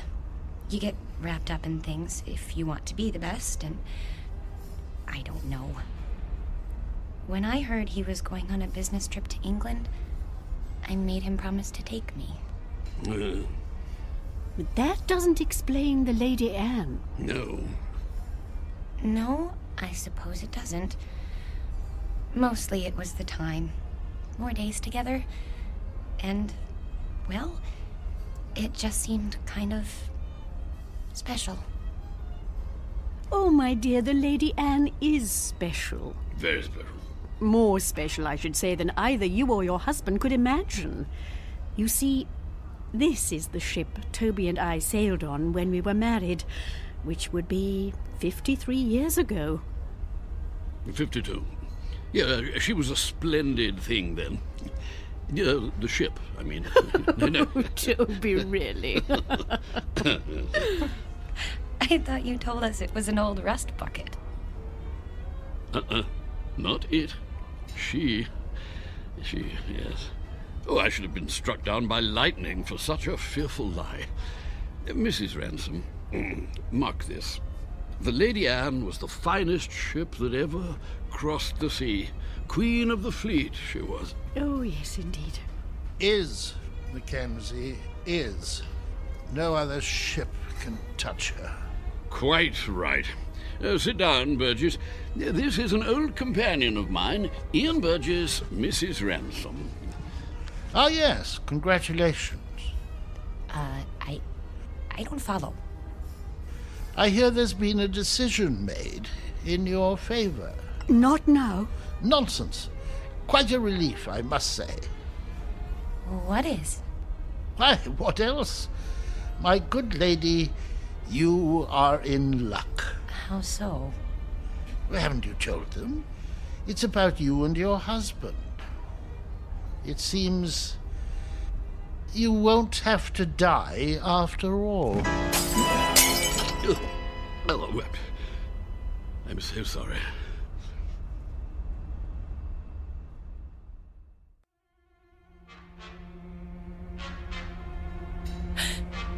What did you say? He said you won't have to die after all. Of boredom, he means. Well, don't stand there like a ninny, Ian, tea all over you. Yeah, but sit down, sit down. Yes, to be sure. Sorry, I seem to have spilled my tea.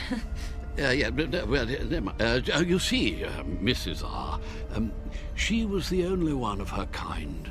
Specialized in honeymooners. That was her freight then, yes. Oh, yes. Young people in love. Ah, marvelous. The drinks. Ah, yes. You see, that's what makes your presence so... Sweet? No. Well, it was that. It certainly was that. Young married couples, you see, that's all you'd ever see. Full of juice and the moon in their eyes. All those children trying to act grown up and worldly and used to it. And everyone as nervous as a mouse. Yes. But that sort of thing, it lasted for only a few days. The Lady Anne gave them time to know each other. Oh, she was a wise ship. Cheers. Cheers. Cheers. Everything was arranged for young people. Love has its own point of view, you know. It sees things larger than life. Nothing is too ornate or too fancy or too dramatic. If it is a good love, it demands the theatrical and then transfigures it. Turns the grotesque into the lovely, as a child does. With it, we can see what we wish to see in people. Without it, we cannot see it all. We can search forever. How a shipping line ever found that vision, I cannot imagine. But they made the Lady Anne into an enchanted gondola and took that moment of happiness and pure sweet pain all lovers have and made the moment live for 2 unspeakably pleasant weeks. Well, they get the drift, my dear. There's no need to go gooey. But I feel gooey. The same is true for all of us, actually. Bolshia Jones and his wife over there, the bald chap. Engineer in his day, and a good one. The Whiteways. Next to them, Lord Bristow, with his cigar. Nice enough, but he's getting on. And there's old Champion. Innes Champion, the writer, adventure stories, that sort of thing. Quite a droll fellow, though you wouldn't guess it now. Widower, you know. Aye, and his wife. There was a wild thing. She passed on in... Oh, can't be sure of the date. What about you, Mr. Burgess? The same. We'd planned this trip together, but... Have you a picture? In my breast pocket, over my heart. She's very beautiful. Ah. Oh, my dear, please. This is purely temporary. I shall be with her soon. I'm so sorry. Oh, there, dear. It's all right. None of it really matters if you're in love. You are in love, aren't you, Mr. Ransom? Yes, of course. Well, that's the only thing that counts, you know. Everything else perishes. Now you've made her cry. Oh, perfectly all right. I cry all the time, don't I, Toby? All the time? Well, I don't. Why don't you two go out and get some fresh air? Do you good. Fog or no fog. That might be a good idea. Yes. We'll see you later. Of course you will.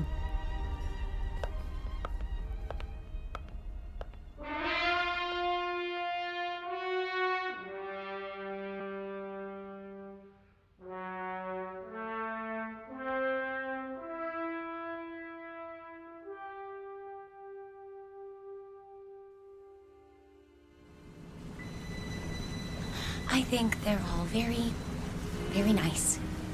What is going on? The sun. What about it? It's behind us. It was over there, and now it's... We're heading north. So we're heading north. We should be heading east. Blame it on me. Everything else is my fault. Why not this? There you go. Starting again. I don't know what I'm doing here.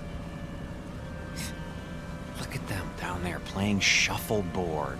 Or sitting, wrapped up in their blankets. Really, Eileen, this whole idea was ridiculous. Eileen? Eileen, where are you? Eileen?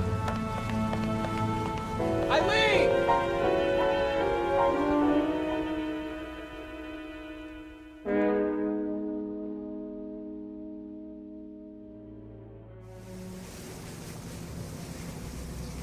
I thought you did get rather gooey there, my dear, but you know, I rather liked it. Gooey. No! Oh, Mr. Ransom. I say, is something the matter? I can't find my wife. We were standing over there at the rail. She was right behind me. You don't think anything could have happened to her, do you? Oh, I doubt that. It's rather difficult to fall overboard. Oh, yes, yes. Eileen! Eileen! Eileen! Eileen! Eileen? Stuart, have you seen my wife? No, sir, but I wouldn't worry. I want this ship searched. I'll take the liberty of alerting the crew. Have you tried the library?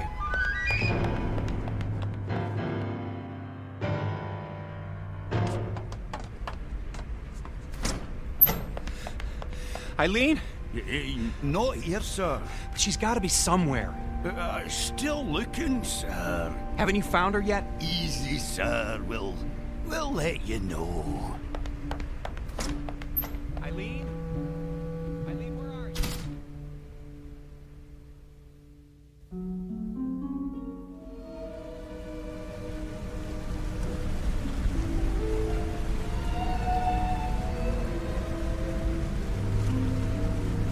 I say, not turned up yet? No, I searched everywhere. She'll turn up. Have a nip with me. Come on, boy. Let's go inside. Yeah, maybe she's inside. Come on. Let's go into the Imperial Lounge, what?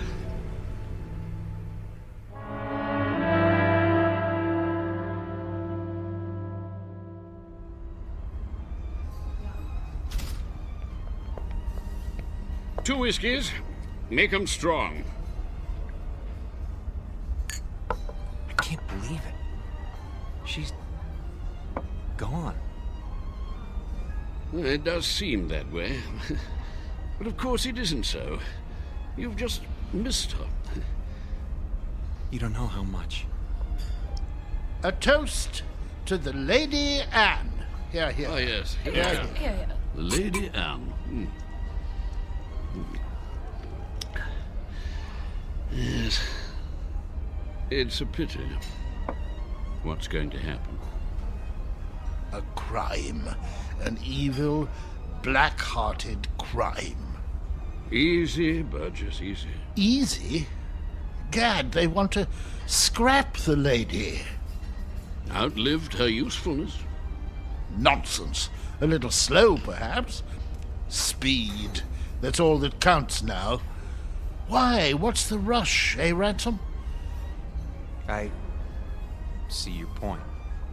Freddie, another gin. That's the state of the world today. It's a plot, doubtless of communist origin. Who wound him up? Burgess, do sit down. Haven't you eyes, man? The Lady Anne was condemned because she represents a better way of life. She's grace and manners and tradition. She's the Empire. Somebody turn him off! Silence, Adicott. The beasts are at the gate, and we stand about like statues, with our medals gone to rust and our swords broken. Soon they'll reach up their hairy hands and pull the Queen down from her throne. Scrap the lady? They'll scrap the world! Poor chap. He'll feel better later at the party. Another drink, Mr. Ransom. Mr. Ransom?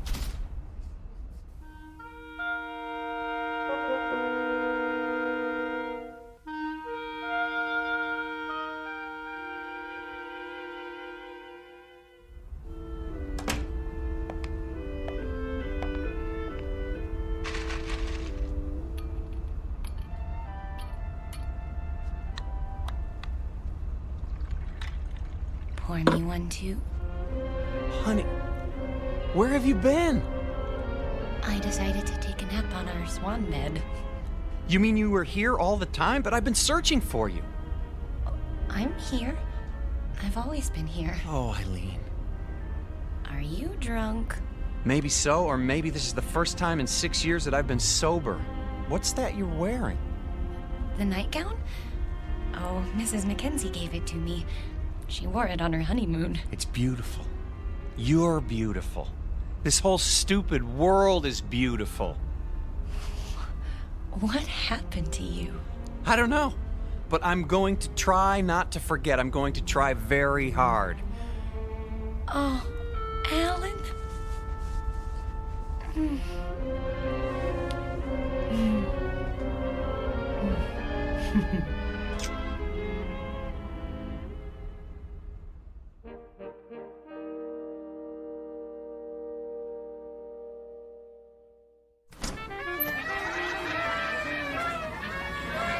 Will you look at all this? Balloons, ribbons. Over here! Join us, please. Mrs. Mackenzie! Oh, come on, drink up. The champagne's getting warm. Well, you found her. Oh, you're as bad as Alan. I think we'd like you to meet Captain Prothero, Mr. and Mrs. Ransom. Happy to meet you, sir. My pleasure. You've had a pleasant voyage, I trust. Oh, yes. We're grateful to be a part of it. Indeed. Your presence has been good for us as well. You packed your things? Shh. They don't know yet. Oh, well, I suppose it doesn't matter. Know what? Nothing important. If you'll excuse me, I have to make some preparations. Be back shortly. You look positively radiant, my dear. The Lady Anne has worked her magic on you. She... and you. All of you. I'd forgotten some things. How to relax. I was so busy, I lost sight of what's important. It won't happen again. I say, let's drink to that.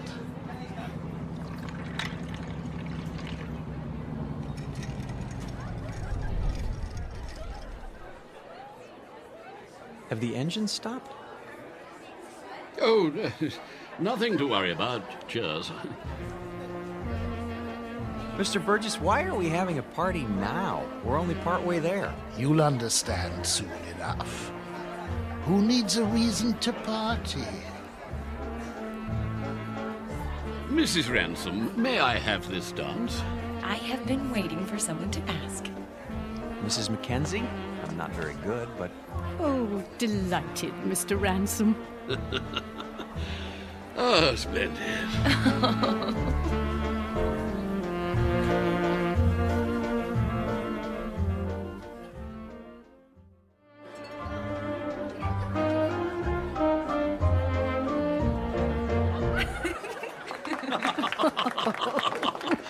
Oh, very nice.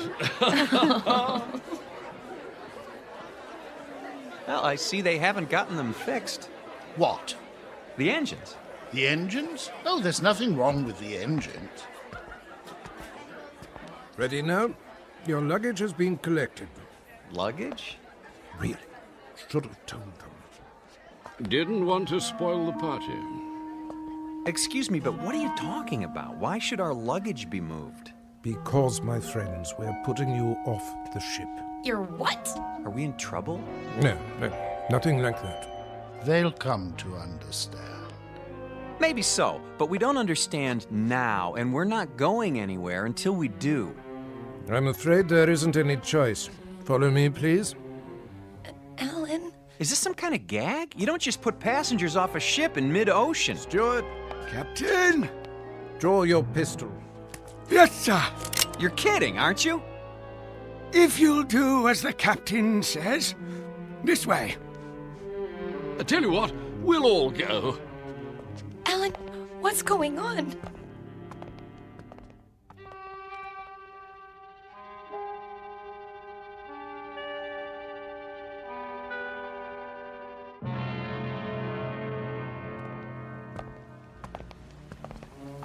You can't be serious. There's nothing to worry about, my boy. Your exact position has been radioed. Even now, help is on the way. Alan, you're not kidding. Captain, this is outrageous. Your luggage is in the boat. There's a tin of biscuits. Champagne? I thought of that. The lifeboat sends out a signal so you'll be picked up straight away. Everything you need, really. Except a reason. It's time we were off. Into the boat with you!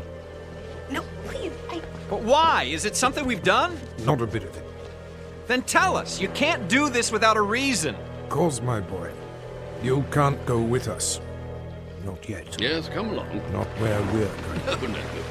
Step carefully, please. We liked you people. We thought you liked us. They do, Alan. Don't you see? They do. Lower away. Don't forget the blankets. Alan, look. Everyone's at the rail. Goodbye. Bye. Goodbye. I say, what are those papers, dear? They're your letters, Toby. Don't you remember, dear? I've kept them for so long. You're throwing them overboard? They deserve a proper burial at sea. I won't be needing them now, will I? No, dear. Not anymore. Listen, the engines are starting again. They're moving. So are we.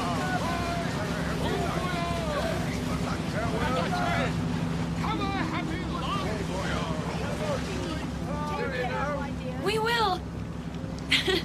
I promise you.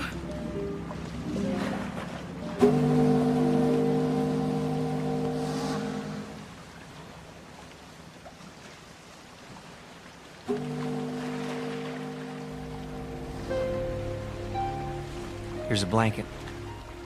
I don't need it. Aren't you cold, darling? Not with your arms around me. I don't think I've ever felt so warm in my life. Do you think we'll see them again? Yes. In fact, I'm sure of it.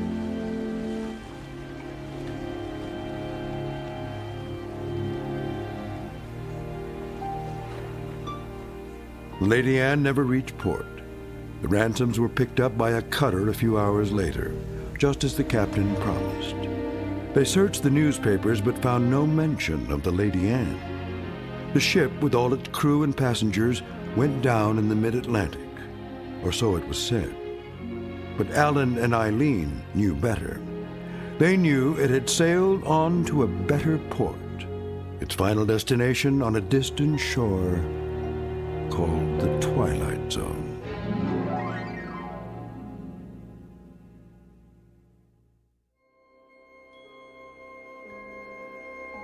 Hi, this is Carl Amari, producer of the Twilight Zone Radio Dramas. I'd like to take a moment to tell you about our official website at twilightzoneradio.com. where you'll get the latest news and information on these Twilight Zone radio dramas. Plus, at twilightzoneradio.com, you can digitally download 3 free episodes or any of our episodes for only $1.95 each. In this age of ever-changing technology, we've decided to make these episodes instantly available to you by making the Twilight Zone radio dramas a digital download-only series. This means that this series will no longer be offered on CD. The CD collections at our website are now being offered while supplies last at buy one, get one free. So be sure to get your favorites before they're sold out. Be sure to visit us often, and I'll see you in the zone.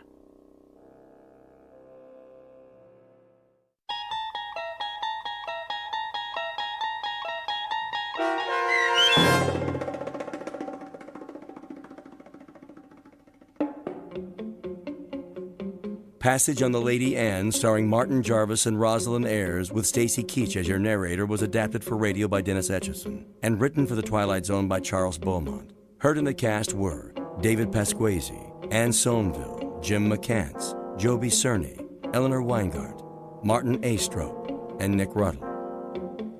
The producers of the Twilight Zone wish to thank CBS Enterprises and the Rod Serling Estate for making this series possible.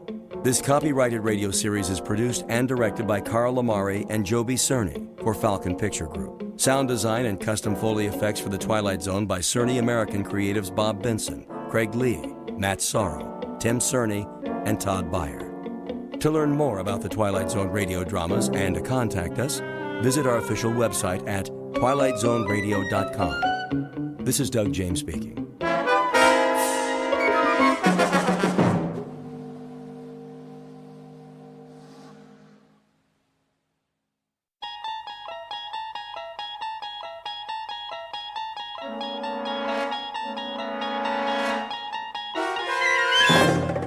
You unlock this door with the key of imagination. Beyond it is another dimension, a dimension of sound, a dimension of sight, a dimension of mind. You're moving into a land of both shadow and substance, of things and ideas. You've just crossed over into the Twilight Zone.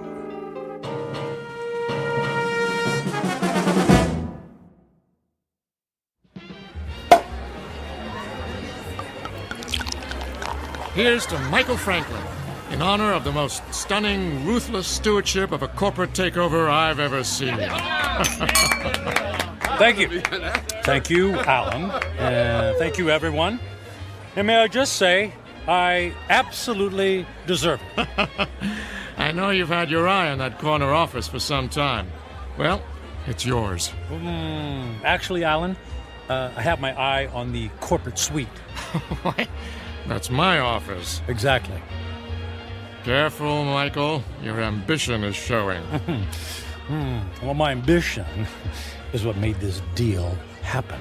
My ambition is what allows our billable hours to skyrocket every quarter. And my ambition is what will eventually lead me to not only your office, Alan, but to your company-paid condo, your company-paid Mercedes, and your company-paid weekly $200 haircuts and manicures. Just kidding. I have to admit you had me going there, Michael.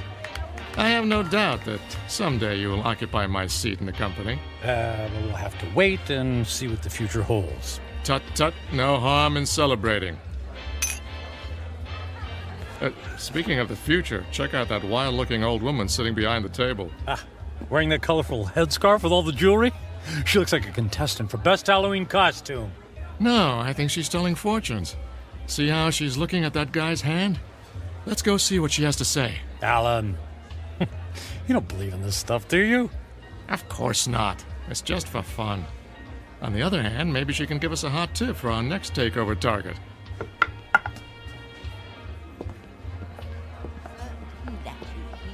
Warnings of the tea leaves, for they are never wrong.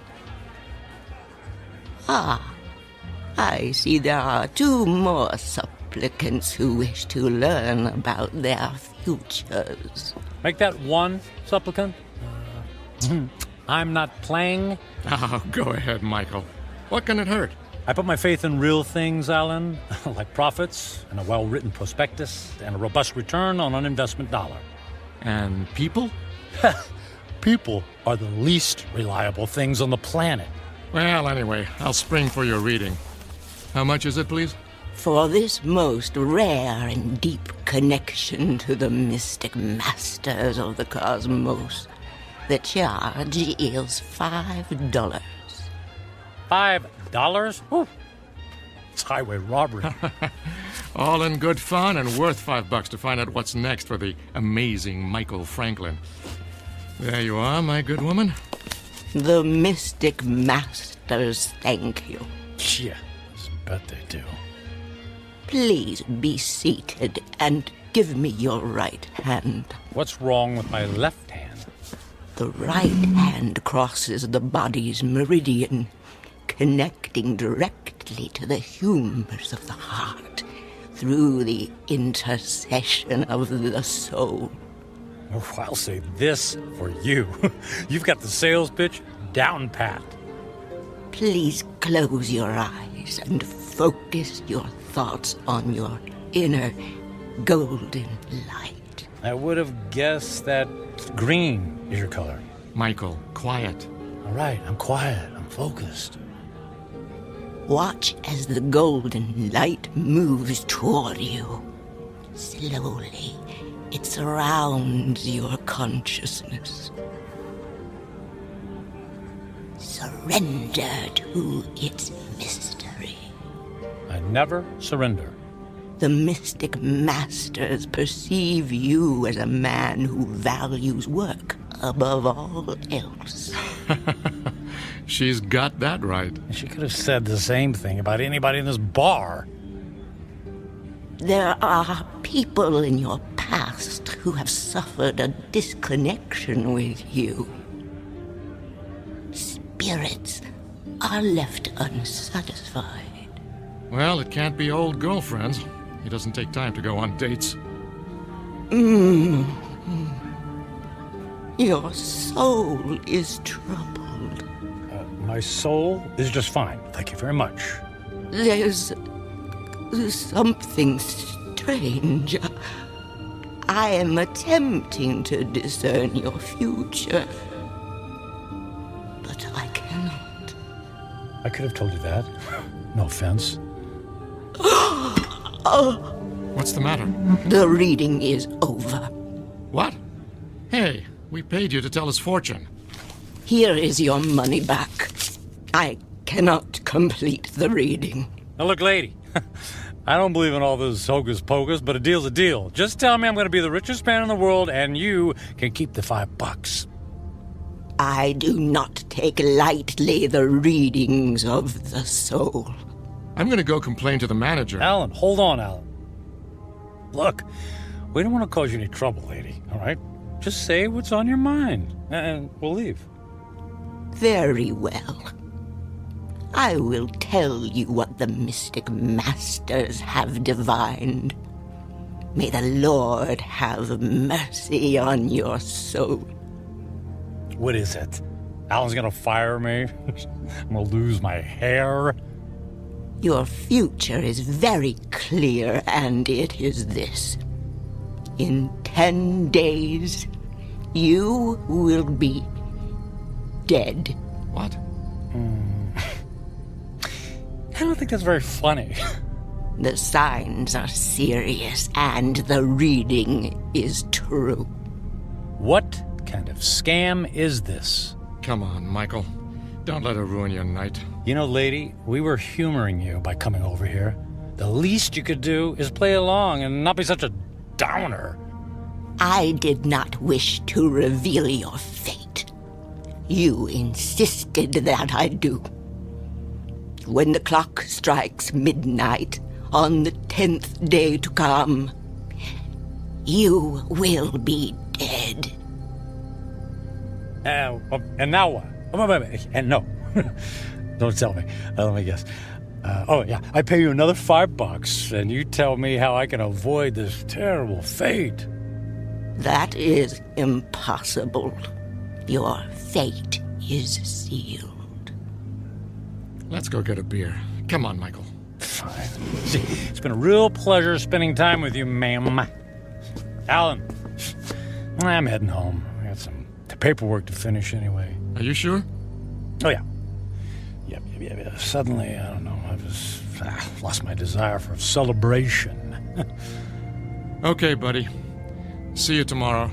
Yeah, see you tomorrow.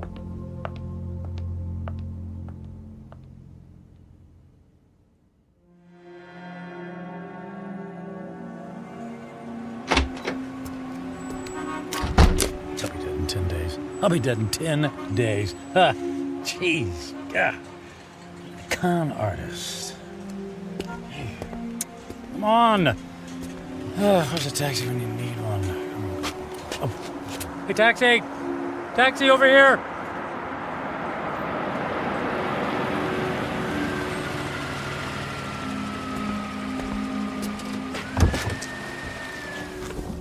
Hey, where to, buddy? Take me to... Hey, pal, you okay? Feel...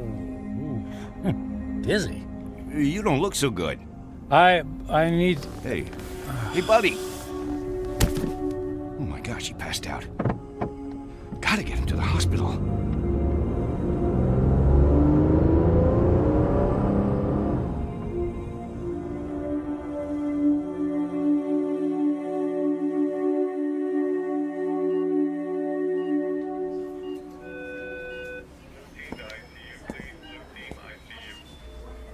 Mr. Franklin, can you hear me?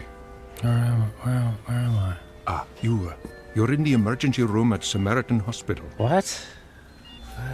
What happened? What's going on? Easy, please. Don't try to sit up right away. You're still recovering from the anesthesia. Anesthesia? Yes. For what? You were brought here because you passed out in a taxicab. Do you remember that? Vaguely. We performed some tests on you. Blood pressure, heart. Everything was normal. Well, then, I don't get it. Then why am I... In an abundance of caution, we gave you an MRI. I'm afraid we found something unusual. Oh. Well, what does that mean? There's a dark spot on the X-ray of your brain. We don't know what it is until we perform more tests, of course, but I must impress on you. This is a very serious situation. Well, what happens next? I'd like to check you into the hospital for further procedures. We can consider options for chemotherapy and radiation right away. But I feel fine. I'm in great shape. Cancer has no respect for those issues, I'm afraid. How long do I have? A few years? Given the size of your anomaly, I suspect that your prognosis is dire. And how long? 6 months? It could be a matter of days. I'm very sorry, Mr. Franklin. I will send a nurse in to take your information, all right? Days, wait. The old woman in the bar, she was right. I'll be dead in 10 days.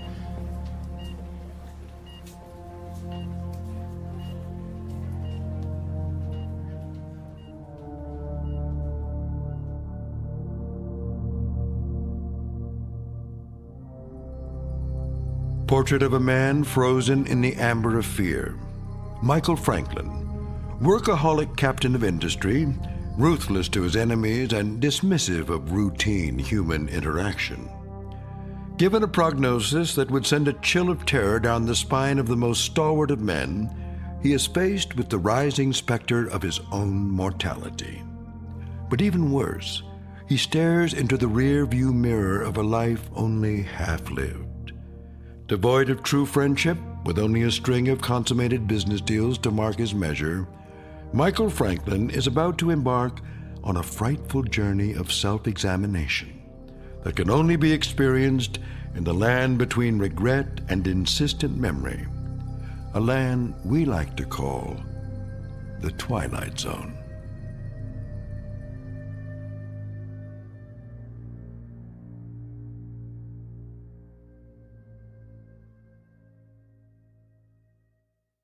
And now, The Twilight Zone and our story, 10 Days, starring Ned Bellamy with Stacy Keach as your narrator.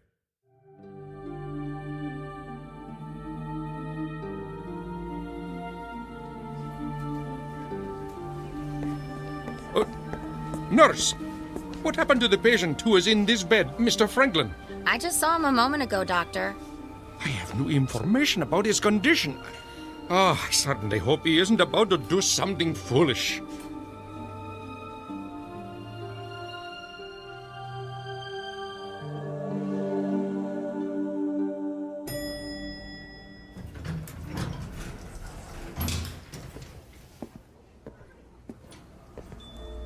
Is Alan in yet? Oh, yes, Mr. Franklin. Are you all right, Mr. Franklin? I'm fine. I don't believe I've ever seen you in the office without shaving or changing your clothes from yesterday. I was in a hurry this morning. Is he in a meeting?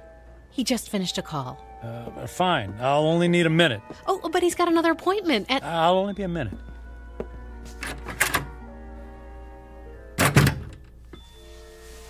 Michael, you look like you haven't been to sleep all night.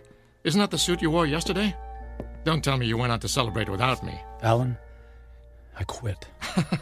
Yeah, me too. Alan, listen to me. I'm quitting. This is some kind of joke, right? I would appreciate it if you would expedite the disposition of my account. I want to close out my portfolio. I'm cashing in my stocks. I need my retirement funds and my annual bonus, every bit of it. Michael, you're talking crazy.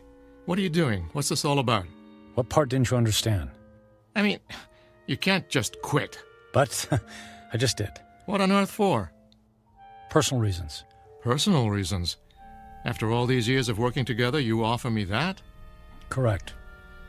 Michael, if this has something to do with that crazy old woman who told your fortune last night... It's not that. I just decided to take my career in a different direction. I've just been thinking about making this move for a long time. I don't believe you. Alan, no offense, but I don't care if you believe me or not. I've made my decision, and I'd like you to honor it. You realize that if you disassemble your corporate portfolio early, there will be substantial penalties. Not to mention the perks you'll be losing. The company car, the country club membership, the center court basketball tickets. Can you have the accounting department wrap everything up right away? Oh, and I'd appreciate all of the various income streams to be folded into one check. That check will be worth several $1 million. Yes. Well, I can't say I approve of what you're doing, and I can only hope you have a good reason, even if you won't tell me. Could you make the call, please? I'm in a bit of a hurry.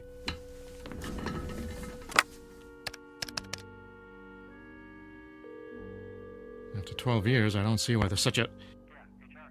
yes, this is Alan Fisher in corporate. I have it's an unusual request. Michael Franklin has decided to leave the firm, and he wants all of his outstanding monies gathered into one check for immediate pickup. Yes, I understand the amount is substantial. Very good. He'll be right there. All right, Michael. The check is being... Michael? Michael? Where did he go?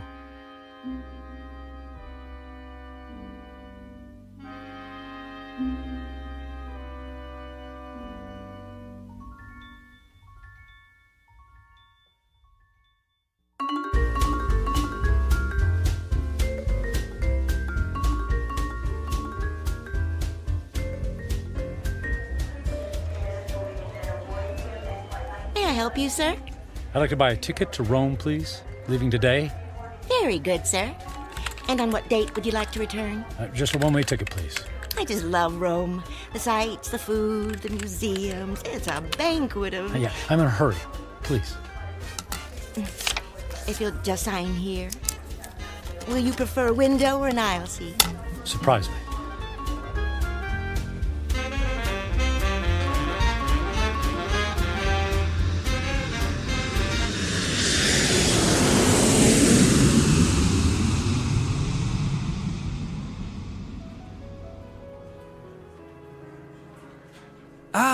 Mr. Franklin, welcome to the Grand Hotel, Rome's premier destination. Our presidential suite has been prepared. All 3 fireplaces are ablaze, the champagne is on ice, and your veranda opens onto the courtyard where Rome's finest string quartet is waiting to play for you. And of course, an entire staff of valets are at your disposal. And the concert tickets for this evening? The limousine will gather you at 6 o'clock. You will be driven directly to the private entrance where a personal elevator will whisk you to the ambassador's box. Only the finest for you, Mr. Franklin. Bravo! Wonderful!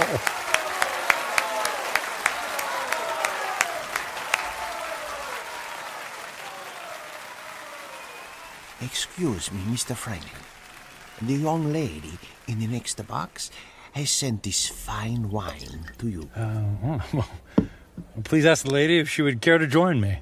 Right away, Mr. Franklin.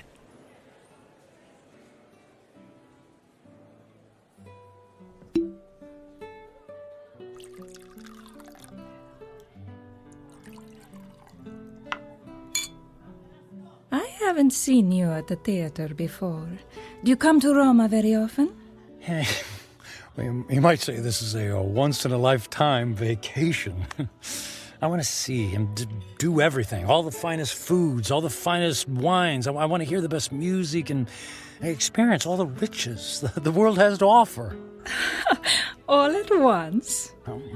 Why settle for the ordinary when we can fill our lives with the amazing? Oh, you are a man of action. Speaking of action, would you care to dance?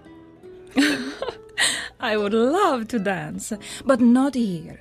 There's a fabulous nightclub in the center of the city, very exclusive. The limousine awaits.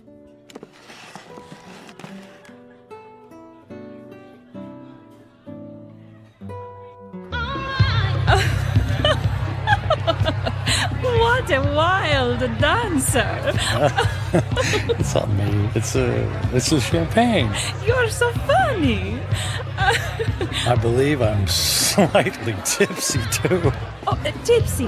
What does it mean? It means I've had too much to drink, which means I'll probably have a ferocious hangover tomorrow. Oh, that is too bad. Oh, but no worries. The way to prevent a hangover is to keep drinking. More champagne! More champagne! More champagne! And more dancing!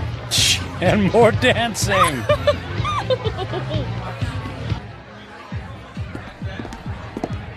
Michael, are you sure you can afford to buy drinks for the whole restaurant? That's only money. And look how much fun they're having. Look how much fun I'm having. Waiter! Another round for my friends. 3 cheers for a friend Matthew. It's Michael. Okay, cheers for Michael.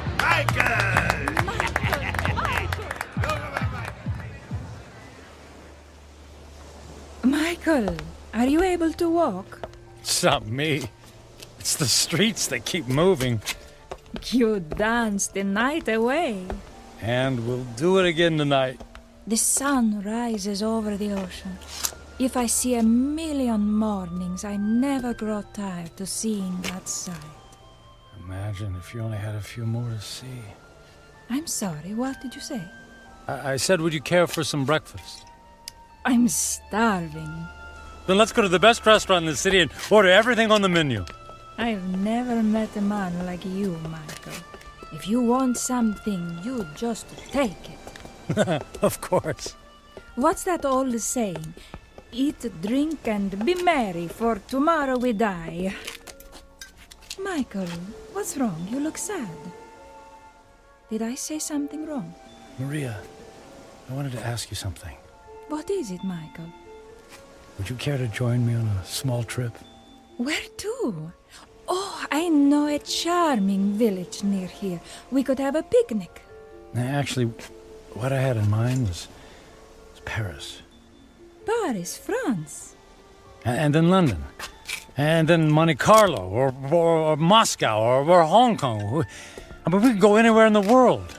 But what will we do when we get there? Whatever we want. I'll buy you diamonds, or a new car. Would you like a new car? Michael, you're making my head swim. I don't need a new car or diamonds. What then? A yacht? My life is here, in Roma. I can't just pick up and leave to go hopping from one country to the next. Why not? You just said you admired me for that very thing. I admire your freedom, but I have responsibilities. My parents are here, my friends. Well, they'll be one phone call away. I can't just leave. You can do anything you want to, just like me. Don't you have anyone you feel responsible to? We were discussing breakfast. Breakfast, that's what we need. Michael, I asked you a question. Come, we'll order the most expensive breakfast in town in the most expensive restaurant. We'll have them serve us eggs on plates made of gold. I'm not really hungry. Where are you going? Where are you going? I have things to do. But what about Paris, London? You're willing to give all that up? If I left with you, then I would be giving up something. Like what? My life here. It's who I am. The people I love, the friends I have. So window dressing. None of that is important. And what do you think is important? I am. And what I want. I see. Goodbye, Michael. Fine! I'll go to Paris by myself. There's lots of beautiful women there, too!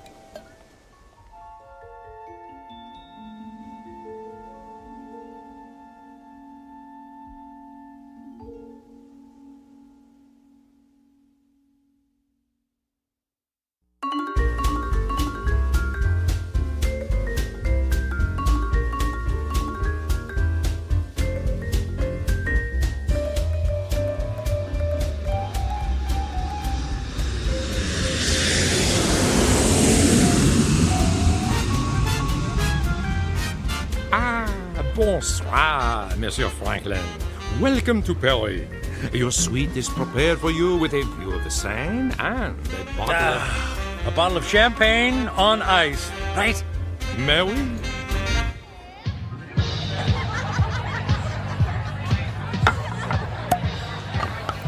What did you say your name was? My name is Angelique.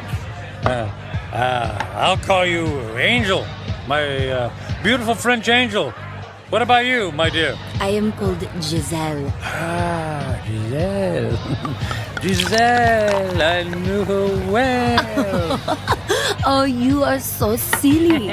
I'm Michael. But why don't you call me Mike? Nobody ever calls me Mike anymore. Not since I was a little boy. Were you as naughty then as you are now? I was a good boy. Very smart. In fact, I was smarter than everybody. Did you know that? I was better than all of them. Oh, you are a good person, Mike. Nobody ever bought me a pearl necklace on the same day I met them. I'll buy you another one tomorrow. Hey, we need more caviar here. Garçon! More caviar, s'il vous plaît. But Mike, we have 2 bowls full on the table already. They're 10 minutes old. We need fresh caviar. Freaking caviar. Let's dance. Mike.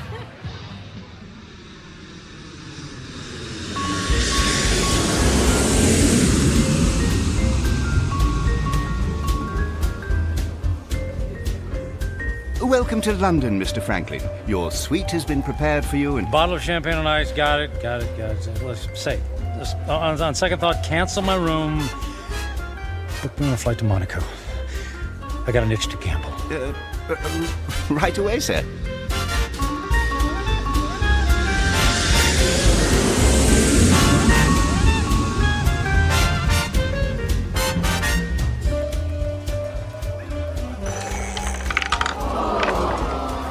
And the number is 29.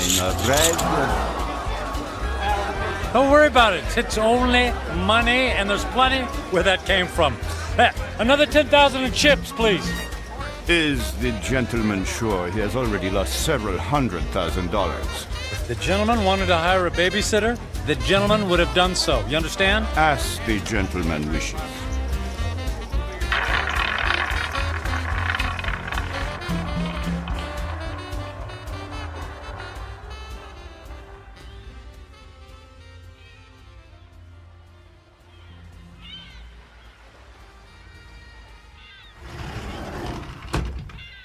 Mr. Franklin. Good morning, Mr. Franklin. Mr. Franklin? Hello? Mr. Franklin, your branch is here, sir. Shall I place the champagne bottle next to the bed? Shall you... Who are you? Where am I? I am Captain Philippe Duchette. This is the Fandango Dancer, the luxury yacht you rented last evening. I rented? Was I alone? The gentleman was escorted by several very attractive ladies, and there was a request for the boat to take you to Australia. But, as you may know, that trip is beyond the range of this vessel. Wanted you to take me to Australia. After we received the Alaskan crab, Russian caviar, and of course, the champagne. I hope I never see another glass of champagne. What shall I do with the cases that are on the deck? How many cases did I order? 10. They're yours. Merry Christmas. Do you wish to proceed with the cruise? No, I don't think so. Very good, sir. All right. For a week, I've eaten the finest foods, drunk the most expensive champagne. I've slept in the most exquisitely comfortable beds with the most luxurious silk sheets. I've held beautiful women in my arms. I should be the happiest man on earth. I should have a permanent grin tattooed on my face. Why am I so miserable? I'll have a few days left to live. A few days. I need to be somewhere where someone knows me, where I don't have to pay for the company of people. I need to go home. I need to go home.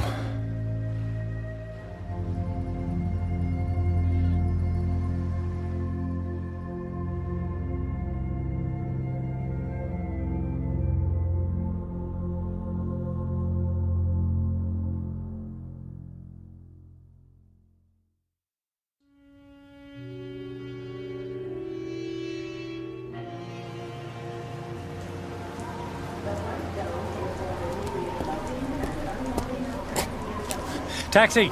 Taxi, over here!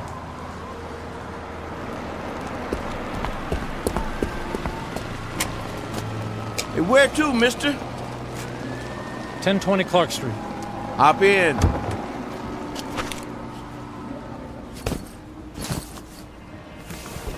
Looked like that wind was gonna take you away, mister. We flew in through the storm. It was quite a bumpy landing. Well, it'll probably blow over soon. Say, I don't think I've seen you around here before. Well, I haven't lived here for quite some time. That must be it then. Oak Grove being such a small town and all, I know just about everybody around. Yeah, well, as I said, it's been a few years. Just visiting? That's right. Family? Not really. What'd you say your name was? I didn't, but it's Michael Franklin. Your dad was the high school teacher. That's right. Oh, I don't think I remember seeing you at the funeral. What was it, 4 years ago? I wasn't here for the funeral. You didn't come to your own father's funeral? Not that it's any business of yours, but I had meetings in Japan and couldn't fly all the way back here. Is that all right with you? Is it okay with you? Look, if you don't mind... You'd prefer if I stopped flapping my gums, right? Well, I wasn't going to put it like that. Not to worry. The wife says I'm 99% hot air. It's just that I've been flying for the better part of 24 hours. jet lag and all that, you know. Well, say no more. My lips are sealed. Anyway, here we are. 1020 Clark.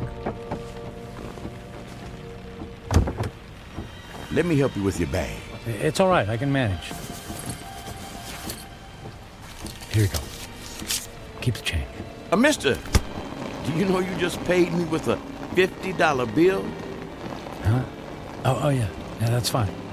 Well, you have yourself a really fine day, because I sure will. And you be careful in that wind, you hear? Well, something tells me it's not the wind I'll have to worry about.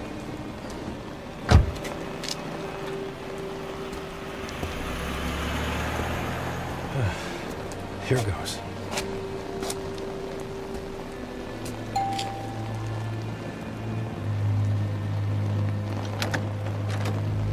Hi, Carrie.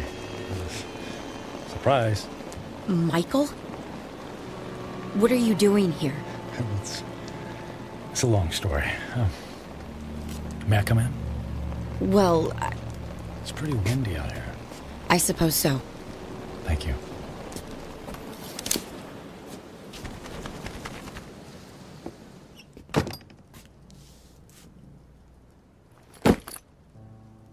Michael, what's going on?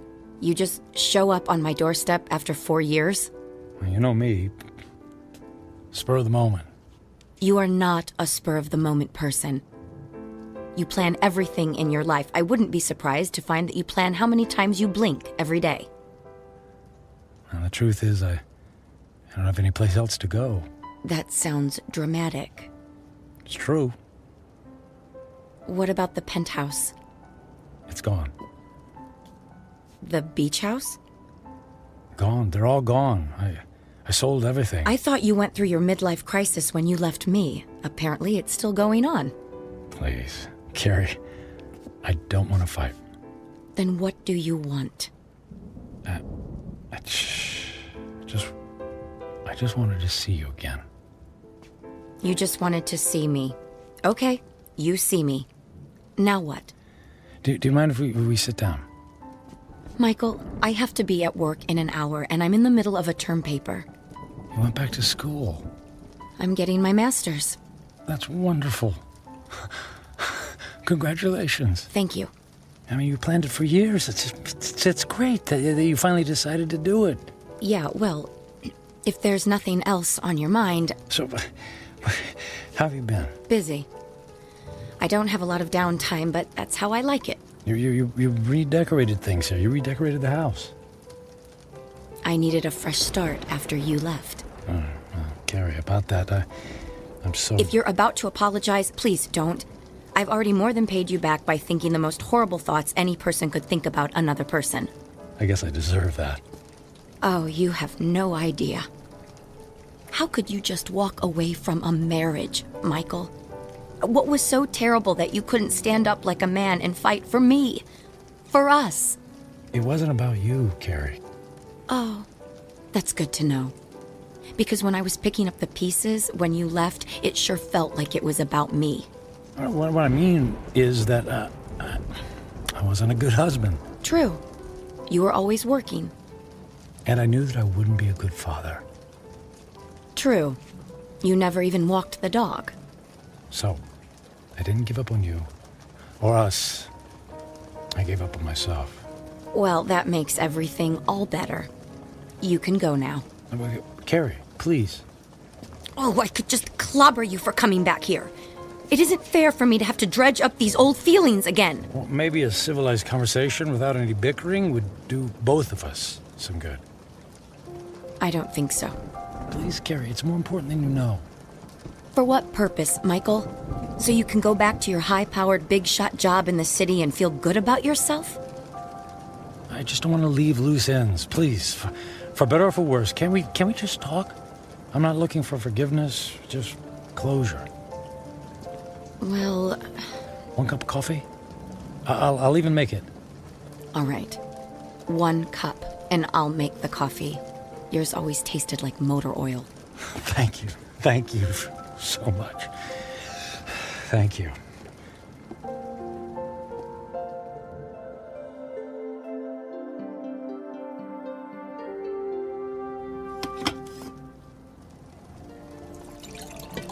So you quit your job, sold your homes, and now you're here. It doesn't make sense. Yeah, about that. I guess I just realized that being a workaholic isn't very much fun, after all. But that's all you know. When we were married, you barely slept at night. You were up early to track the Asian stock market. You stayed up late to finish paperwork. I can count on one hand the number of times we actually went out on anything resembling a date. And even when we did go out, you acted like it pained you to be away from your business calls. That is all over now, Carrie. Money doesn't mean a thing to me. I find that hard to believe. Believe it. It's true. So, what? You're gonna take up oil painting? Or become the stand-up comedian you always wanted to be? Nothing like that. Actually, it's quite serious. Last week, What was that? It came from the living room. Oh, the tree! The wind knocked the tree into my house! Carrie, wait a sec, Carrie, don't go over there. It might be dangerous. That's a tornado warning! Oh my god! The house across the street! The roof just caved in! All right, look, let's get into the basement. The power just went out! I have flashlights downstairs. Wait, outside, look. What? Michael, come on, there's no time! Oh, look, in the street, there's a kid in a bike. Oh no! That's Jimmy from next door! He doesn't know which way to go. Oh, Michael, he's going to be hurt. I'll get him. Michael! What are you doing? Michael! Jimmy, keep your head down. Jimmy, I'm coming for you. Help me! I'm right here, buddy. I'm right here. I'm gonna carry you into the house, okay? What about my bike? I'll get you a new one. Let's get out of the storm, okay? Okay. Put your arms around my neck and hold on. I'm trying. Squeeze real tight, Jimmy. I'm scared. And I'll be brave for the both of us, Jimmy. Okay? Got to get this door open. Michael, I can't budge it. Carrie, push. Push as hard as you can. Carrie, push. Pushing. Harder. As hard as you can.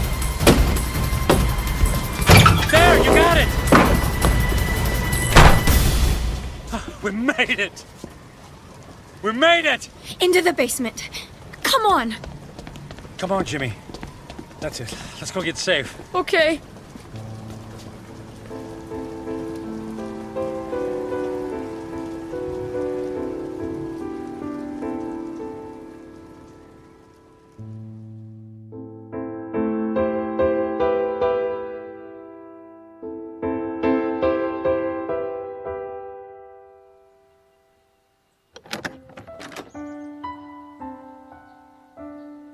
Storm's cleared. It's over. Is the wind gonna get me? No, honey. You're safe. Look. That car. It's been overturned. At least there's no more damage to the house. Mom! Jimmy! Jimmy! Oh, Jimmy, we didn't know where you were. We had him in the basement with us. I was so scared. And then the wind came, and then this man came and saved me. You saved my Jimmy? Well, not really. Yes, you did, Michael. You ran right into the path of the tornado and brought him inside. Oh, come here and let me give you a hug. You don't have to. Okay. How can I ever thank you? You don't have to. It was my pleasure. Is our house okay, Mom? Yes, sweetie. We were very lucky. Jimmy, you're a very lucky little boy. Yes, and thank you again for my son's life. Yeah, thanks. You're welcome. Michael, you saved Jimmy's life. You're a hero. I didn't even have time to think. I just saw him and ran. It was still amazing. When the chips were down, you really came through. I'm proud of you.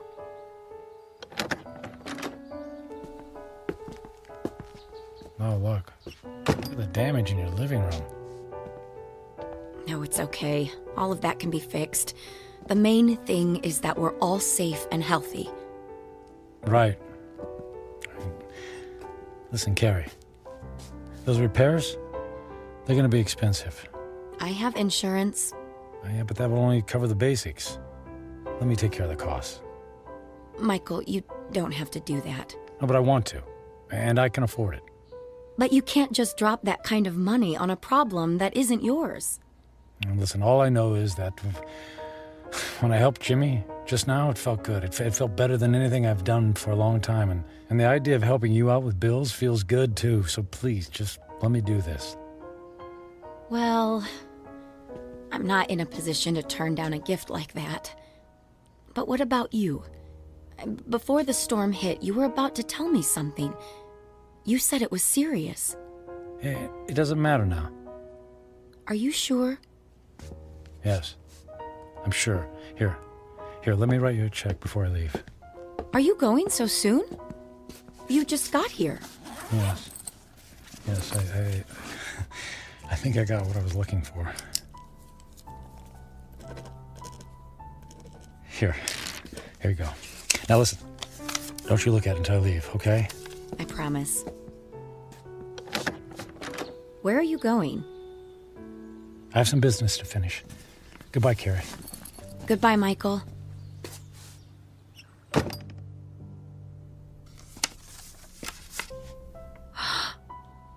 $1 million? Michael! Michael!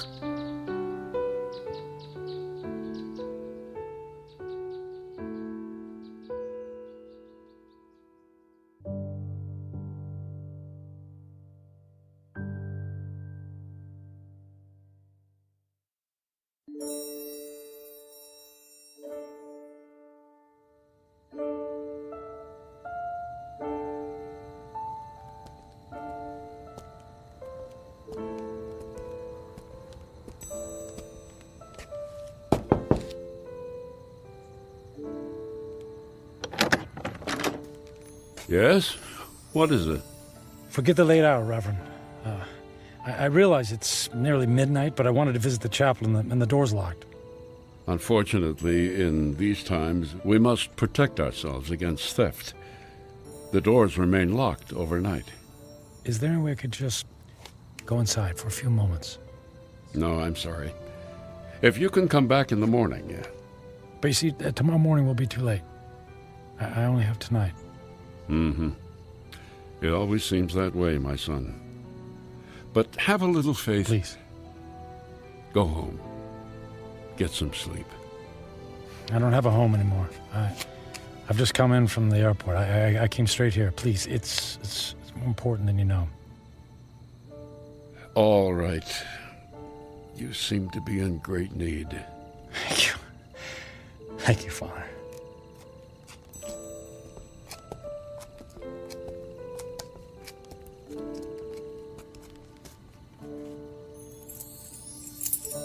Yeah, it's one of these. Here we go. I'll come back in 10 minutes. I won't need more than 5.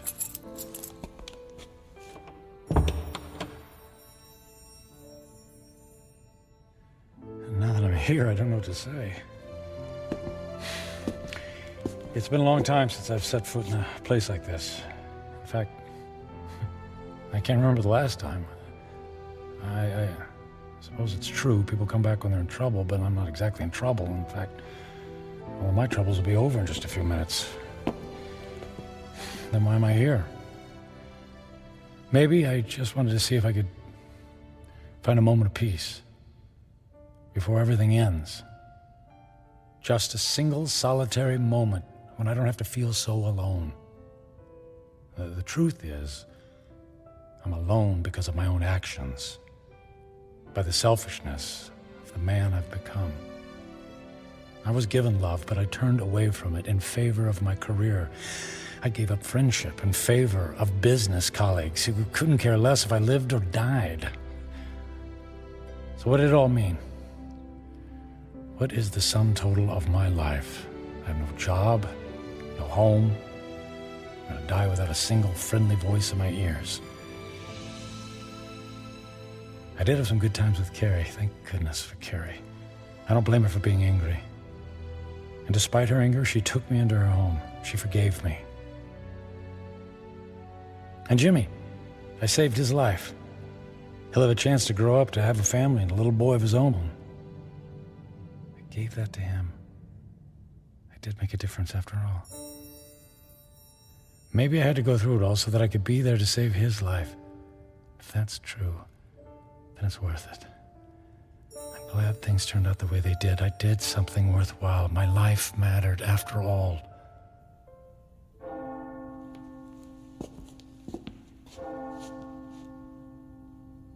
Nearly midnight on the 10th day, just like the old lady said. When the clock strikes midnight on the 10th day to come, you will be dead. I'm not afraid. I thought this moment would be terrifying, but I actually feel ready. No regrets. I'm prepared to say goodbye to everything.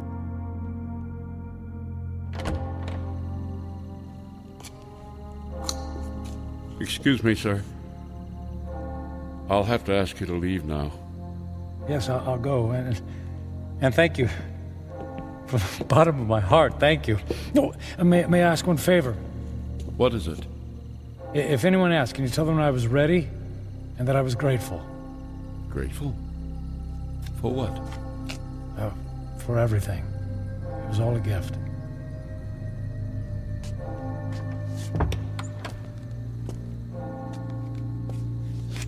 Okay, it's time. I don't know what to do. I mean, if I should... How? Church bells. They stopped. Okay. It's midnight on the 10th day. And I'm still alive. Nothing happened. Okay. Nothing's happening. The old woman said I had 10 days to live, that I would die at the stroke of midnight. She lied. She lied.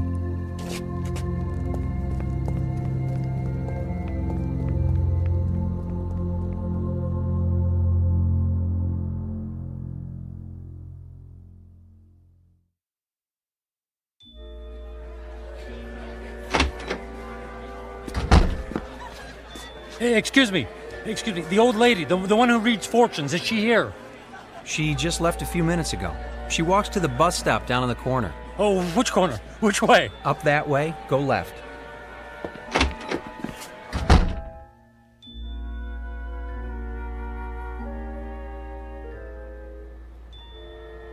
Where is she? I don't want to be. Don't let her be. Ah, there she's. Hey, don't get on that bus. Wait. What is it? Who is calling? You lied to me.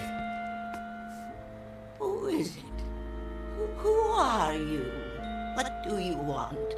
Look, I'll stand in the light so you can see my face. Now, do you remember me? Ah, yes. The angry man. And I'm still angry. You told me in 10 days, at the stroke of midnight, I'd be dead. 10 days are now over. I sold my home. I shut my life down because I believed in you. Yes. I told you that in 10 days you would be dead. So? And I was correct. The man I spoke to 10 days ago is dead. What do you mean? That man was selfish and cruel. That man was friendless and meaningless. Can you say the same things about yourself today? I guess not. He's gone. Bury him. Give yourself the rarest of all gifts in life.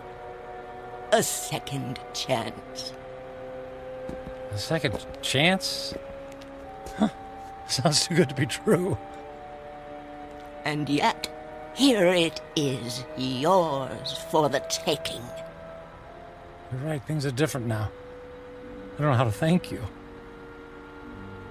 Live for someone other than yourself. That's the best thing any of us can do. Actually, there might be someone willing to let me try. And her name is Carrie. Thank you. Thanks for the second chance. Thank you.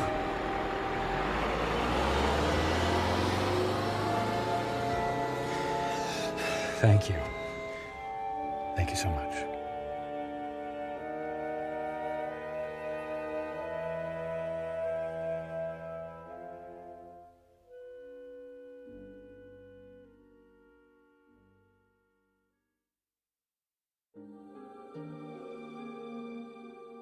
Michael Franklin, a man on a mission to burn every bridge even before he made his way across. Stung by the terrible knowledge of his impending demise, his journey toward redemption faced a detour of intoxication and self-indulgence. As he now knows, such things are not the stuff of satisfaction, only empty calories and heartache. Ironic, then, that a man who placed such a premium on personal wealth could only feel full upon losing everything. A stark, lonely truth, but an eternal one. Upon such truths are built second chances, here in the Twilight Zone.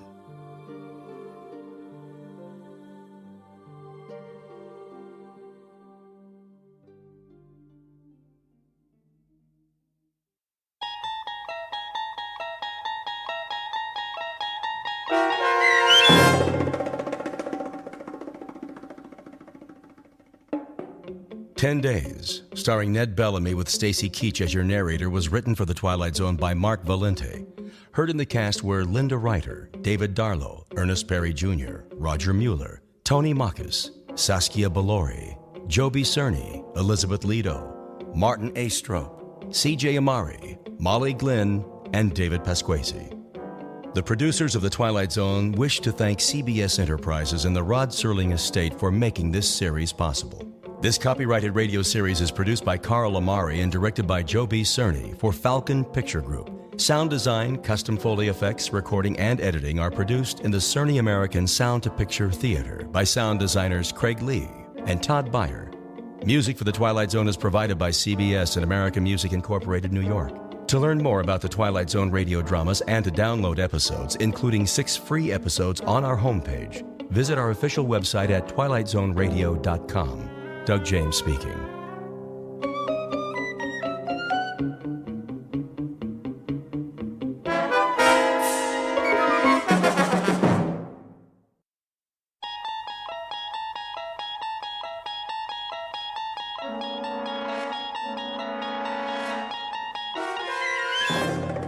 You unlock this door with the key of imagination.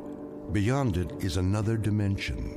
A dimension of sound, a dimension of sight, a dimension of mind. You're moving into a land of both shadow and substance, of things and ideas.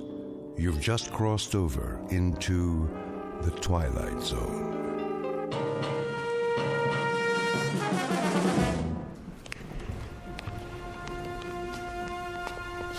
Here we have the famous temptress from ancient Egypt, Cleopatra. Her beauty almost brought about the destruction of Caesar, Mark Antony, and the Roman Empire. And now, if you will follow me, the last group of figures in our little wax museum.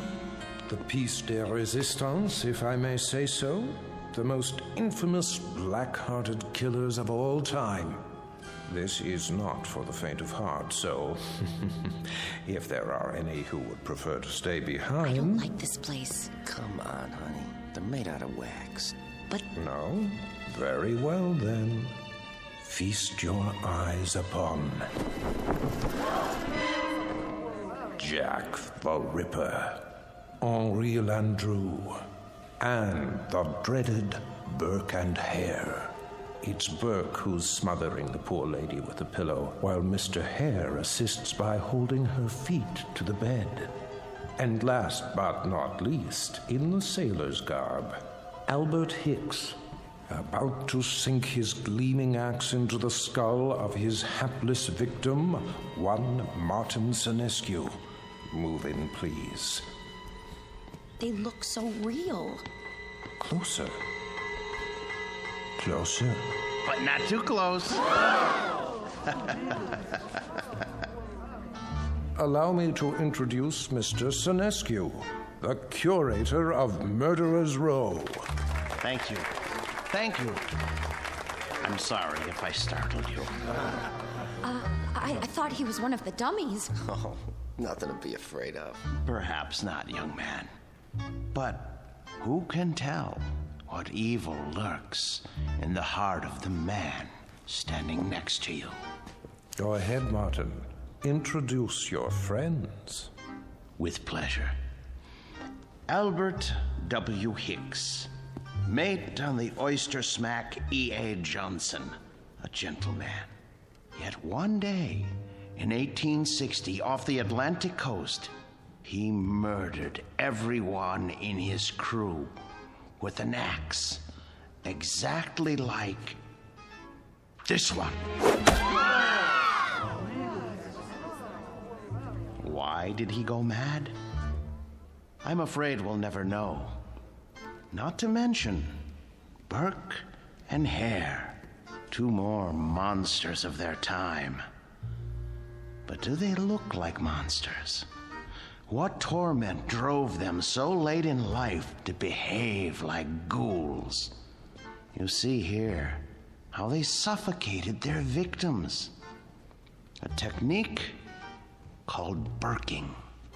Think of the agonies they endured. Which one's he talking about? Search me. Both of them, sir. All of them. Surely it's dreadful to be murdered, as our victim here would tell you, if she could talk. But to commit murder, to take a life with your own hands, again and again, and not be able to stop yourself. Can you begin to imagine the horror? Nope, but why don't you tell us about it? I wish I could. But somewhere in the world, now, at this very moment, there is someone who can. Yeah? Who? Well, no one knows yet. But if his torment is great enough, and he kills as these poor creatures did, then future generations will know. For he will end up here, immortalized in wax, remembered as you and I will never be, like Henri Landru, so filled with love and hate. He loved nearly 300 women in his lifetime, spinsters and lonely widows. He too must have felt agony as he strangled the life out of them. A master of the garret, identical to the one you see in his hands. That looks like some kind of cord. Just a piece of string. Let me see that. Get away from there. Get away from there. I was only... Mr. Sinescu is right. The figures are not to be touched. They are too rare and valuable. Besides, the museum can't be held responsible for what might happen to you. And here, another soul in torment. The Ripper himself. Of all the faces in London's Whitechapel district, which was his? And why did he feel driven to kill those pathetic drabs with one sweep of his knife? Identical to the blade you see before you. Step closer, young lady. What? Go on. It's only a prop. Lean forward. There. It's quite all right. Look deep into his eyes and remember them so you'll never fall prey to such a man yourself. A man who carried a long, sharp weapon which he slashed across women's throats. Like this. That knife, it swung at me. It almost... Spring in the arm. Pretty good trick. A trick, yes, but one that serves to remind us how near death is to all of us. When we look at Hicks, at Burke, and Hare, at Landru and the Ripper, we see what appear to be ordinary men. What devils pushed them to their bloody fate? We can only guess. Thank you for your kind attention. Thank you, Mr. Sinescu. Ladies and gentlemen, this concludes our tour of Ferguson's Museum. Exit to your right, please.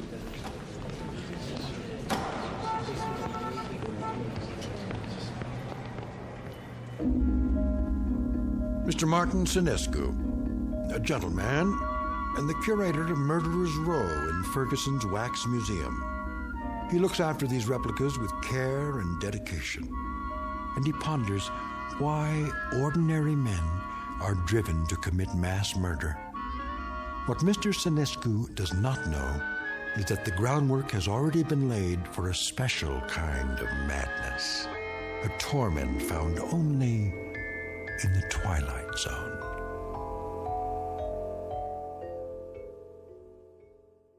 And now, The Twilight Zone and our story, The New Exhibit, starring Joby Cerny with Stacy Keach as your narrator. There now, Mr. Landrew. Collar turned up just so. Easy to see why you're a real lady killer. We have to do something about that suit. Martin? Yes, Mr. Ferguson? I'd like to talk to you. All right. I'll be through here in a moment. That can wait. What I have to say to you is rather important. You know, sir, I think Landrew needs a new suit. This one is 10 years old and shows it. Something wrong, Mr. Ferguson? Well, yes and no. I think we'd better discuss it in my office. All right, if you like, sir. Is it something I've done or haven't done? No, nothing like that. Sit down. Very well. Martin, I'm abandoning the museum. Abandoning? I'm afraid so. Is this a joke, sir? No. But you can't. You mustn't, sir. I know how you feel, Martin, but there isn't any choice. I don't understand. I've been offered a large sum of money for this property. Some people want to build a supermarket here. A supermarket? When I first opened the museum 30 years ago, I'd never dreamed I'd see this day. But the day is here, Martin, and we will just have to face it. 30 years, sir. No, for heaven's sake, don't make it more difficult than it is. I'm sorry. I hate this, Martin. You're the best employee a man could have. The way you've run the Murderer's Row exhibit, why, I don't think you ever missed a day's work. No, never. How many more days? None. This was the last. They start wrecking the building next week. What about the wax figures? I haven't decided yet. Sir, we can open another museum. We'll move everything somewhere else. I'm not as young as I once was. I could use a rest. But, sir, I'll do all the work. You won't have to lift a finger. I appreciate that, Martin, but it would be foolish. Foolish? Foolish? Why? We have become passé. People aren't interested in wax museums anymore. Look at the numbers. It's all here. Our attendance figures, our profits, but mostly our losses. This year has been the poorest of all. There's even a news story about the closing of the Grand Guignol. Surely not. The handwriting's on the wall. Seriously, what do we offer? The great lovers of history? The discovery room? Scientists? That isn't why people came here. That isn't why at all. What they really came to see was your Murderer's Row. We've always known that. But they've been coming in decreasing numbers. And you know why? Because the evening news offers them fears we could never match. The wars, the atrocities, the perversions, they've all ruined our chamber of horrors. People are blasé. They think they've outgrown the need to be frightened. They already live in fear day in, day out. It's the world, Martin, and the world has changed. No, it would be foolish to open another museum. Maybe it's the location or the exhibits. Remember how people came after we installed the Ripper's arm with the knife and the spring mechanism? That was years ago. They're simply not interested anymore. But what's going to happen to them? Landrew and Hicks and the others. If I could sell them, I would. But there is no market for wax figures. Mr. Ferguson, you're not thinking of destroying them, are you? I mean, they were meant to live forever. Martin, I tell you, I don't know what I'm going to do. You're forgetting something. Come with me. Martin... Look at Landrew. His eyes. Don't you see the shy, frightened little choir boy he once was? The bookkeeper who so longed for freedom. Of course, but... Even the cheek feels real, like flesh with pores, and the mouth. Isn't it about to say something? Oh, Landru was an elegant man, full of tenderness. It's right here, in the lips. The way... What are you trying to say? Mr. Ferguson, you seem to have forgotten that these figures are the work of the great Henry Guillemond, the only ones he created outside of Europe. I haven't forgotten. There was genius in everything he did. They're not just so much candle wax. It's as though they were alive. I'm afraid it doesn't make any difference now. I don't think I could stand it if these figures were destroyed. It would be like losing 5 close friends. I won't destroy them, Martin. I give you my word. But where would I store them? You know how vulnerable they are to changes in temperature. I could take them. You? Yes. What would you do with them? I wouldn't put them in an ugly warehouse, I'll tell you that. They need constant care. I'll put them in my basement. That's ridiculous. Think about it. What would Emma say to having the figures of 5 famous murderers in her basement? Oh, she wouldn't mind. She rarely goes in the basement. It's my space. She'll understand. I'll put air conditioning down there and a heater for colder days. Oh, you'll see. I'll take care of them, just as I always have.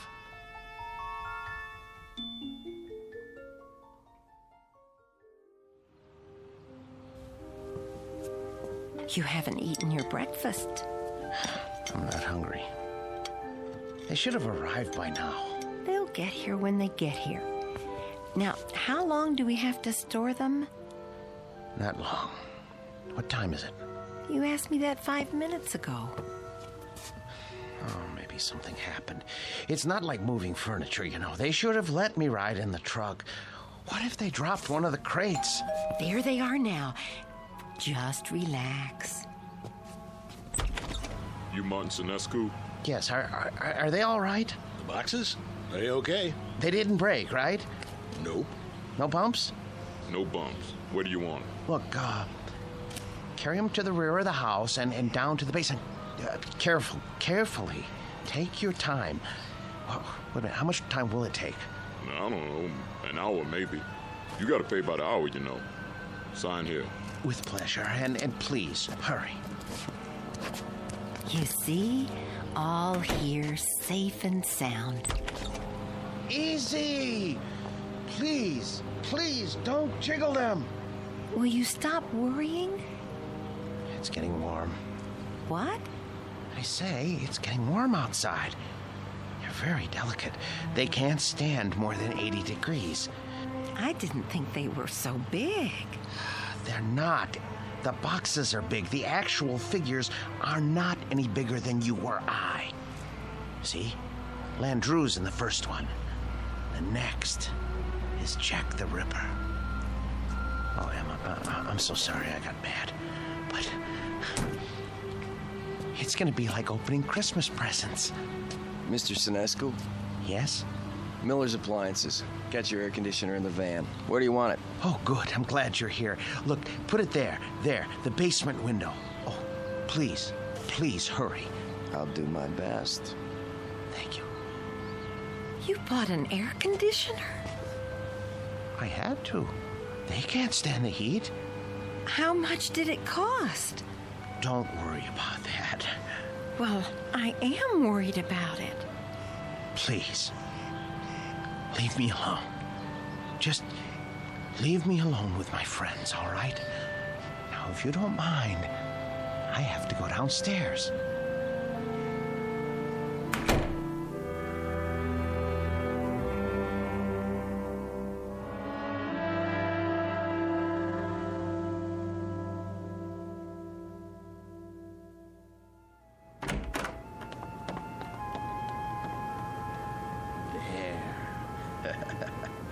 Ooh, feels cool enough.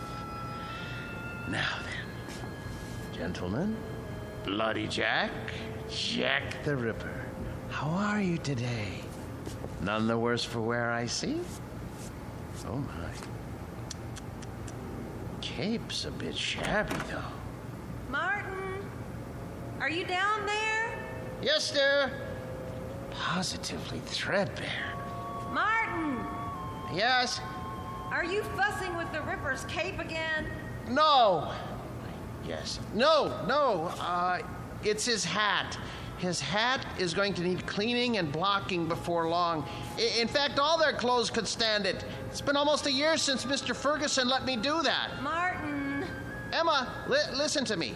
The truth is, these men need clothes.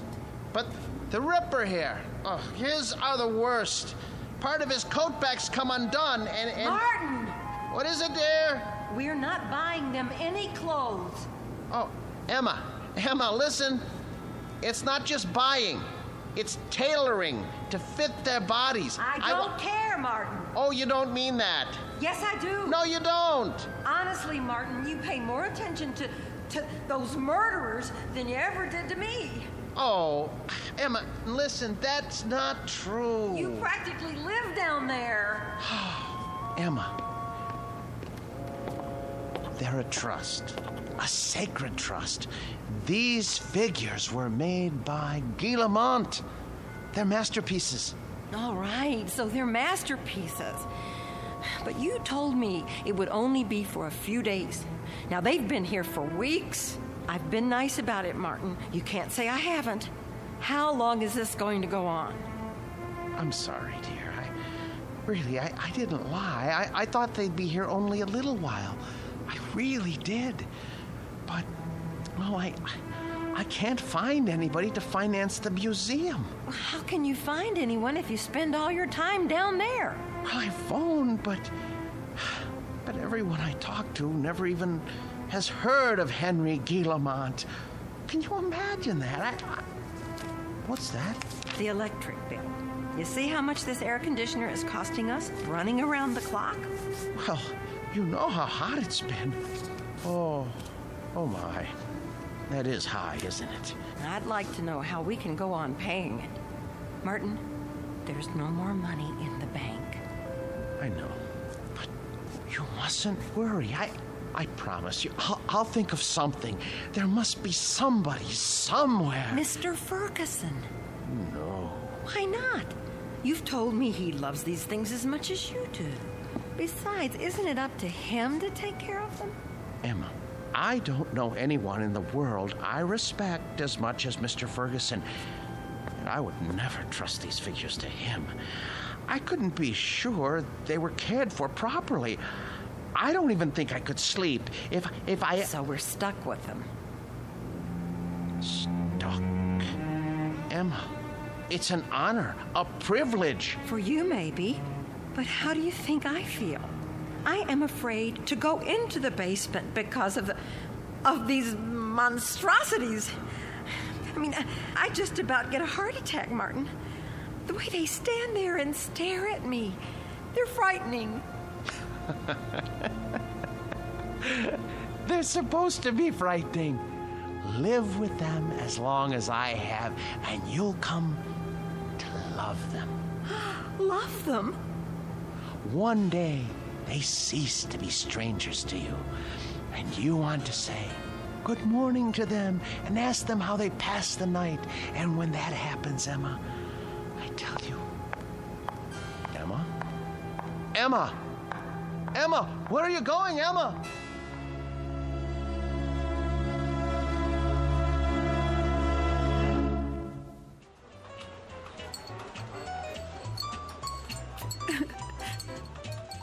So I just don't know what to do. I mean, we can't borrow any more against the house. That's true.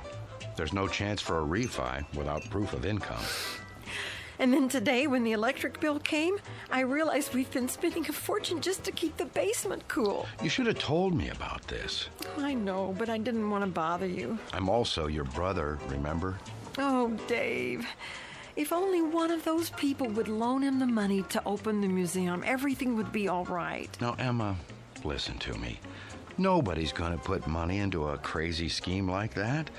Old Ferguson knew what he was doing when he sold out, and he was smart getting Martin to take care of those dummies. I shouldn't complain. It's just that you know how much he loved his job, and it was such a shock losing it.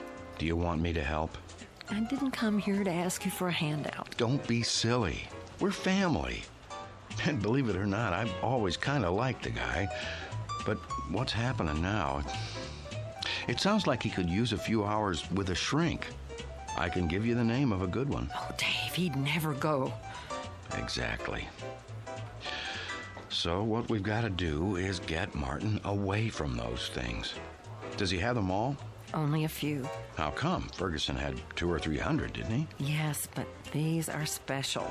Some man in Europe made them. Well, they can't be too special if they're not worth anything. They are to him. It's the first time that anything has come between us. I hate those murderers. I'll stop by and talk to him. It won't do any good. Then you talk to him, Emma. But not the way you have before. Lay it on him. Tell him it's those stupid dummies or you. And if that doesn't work, well, there is another way. What? Air conditioners break down.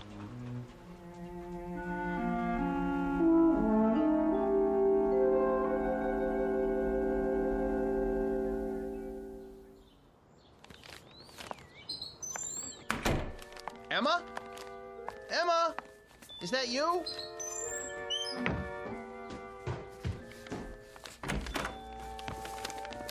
Where have you been? Do you care? I know you're angry, but what can I do? I have to keep the figures in perfect condition. I can't let them go, or... Where did you get those groceries? I thought you said we didn't have any money left. Dave gave me some cash. Oh, no. Oh, my, oh, my, oh, my. You told your brother.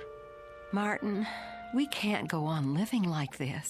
I'll borrow some money from Mr. Ferguson. Borrowing isn't going to solve anything. Now, Martin, I know what those figures mean to you, but... But what, Emma? What? I simply will not have them in this house 1 minute longer. Martin, once they're away from here, you'll be a different man. You'll see. You've lived with wax dummies so long, you've forgotten how to be a human being. No, I haven't. What kind of friend do you think I am? I cannot desert them now, not after all these years. They need me. They'd be lost. Martin, they're not alive. They don't need anybody. I want you to see a doctor. What?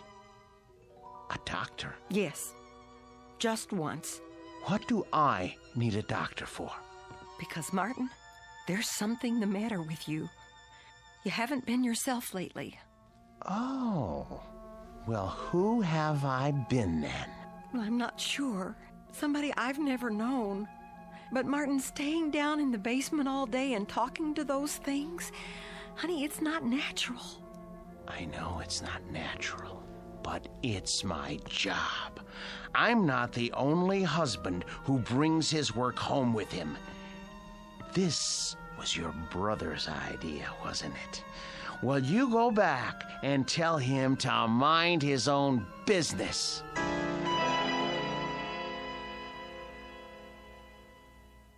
So it's hard to know where it's heading. Chances are we're in for another ride tomorrow. And that concludes our broadcast day. This channel will return to the air at 6 a.m. with the early report. Until then, we bid Are you asleep? Good night.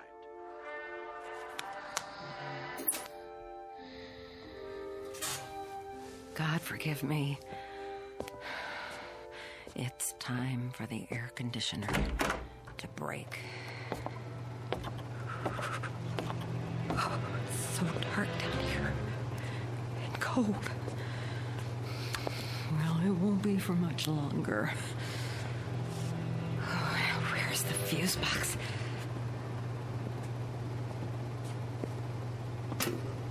Let's see now. Which one is for the air conditioner?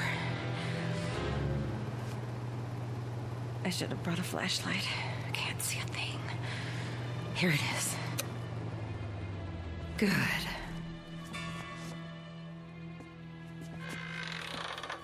What? Who's there?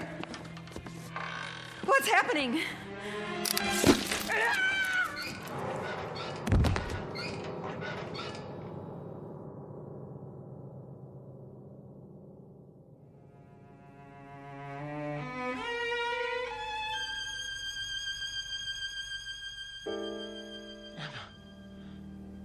Where are you? Emma? Emma? Are you down in the basement? What are you doing? Emma? I asked you not to go down in the basement alone, Emma. I don't want you touching the figures. You leave them to me. Emma? Oh, where's the light switch? Ah, that's better. Emma! Emma! Emma! Oh, good Lord, what happened? Your throat. For the love of Emma. Who could have... Oh, you. The Ripper's knife? The blood? Oh, so much blood. No. No.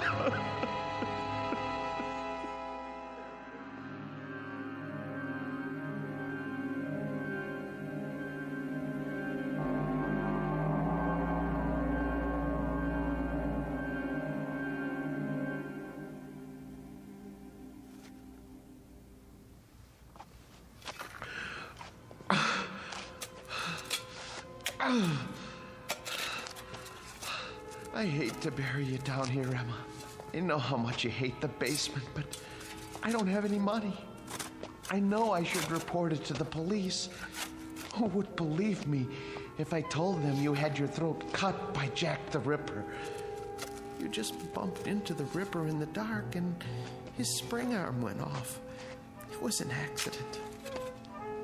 Besides, if I go to prison, who will take care of the figures?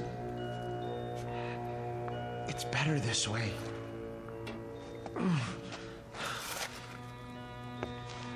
They didn't like you, you know. You said some very unkind things about them, and they heard you. You have to be careful around Jack. He has such a temper. I should have warned you. There. Now for the cement. Oh, poor Emma. But it's too late to tell her anything now.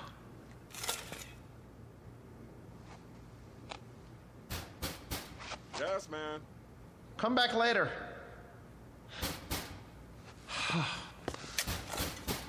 All right.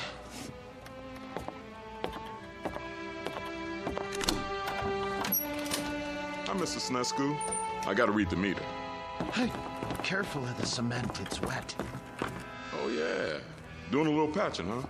Floor must have been pretty bad. Yes, it was cracking. I had to do the same thing. These old houses, holy mackerel! Something the matter? Woo! For a minute there, I thought they were real. How'd you ever get statues like that? Yes, well, they're wax, actually. From the museum, I'm taking care of them. Boy, they're the most realistic things I ever saw. You sure they ain't alive? Well, not altogether. Well, you could have fooled me. Should be a fine thing come Halloween. Something like this will really throw a scare into people. Man, oh man. Even close up, they... What's this? What? Whoever made these thought of everything. Even put blood on the knife.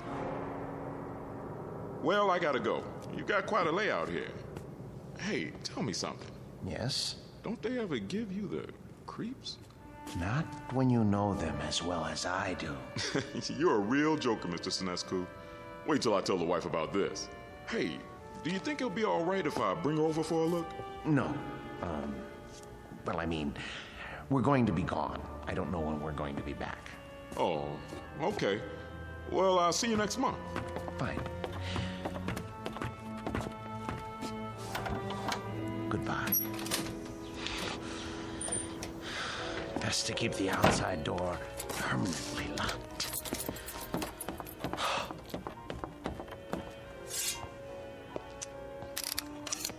Check. I'm surprised at you. I really am. How did you manage all those murders without being caught by Scotland Yard? Any killer knows you can't leave blood on the murder weapon. And I don't mean to make a joke, Mr. Ripper. It's a dead giveaway. There. Knife's good as new. Now behave yourself. Emma? Oh, no. It's her brother. Martin, you in there?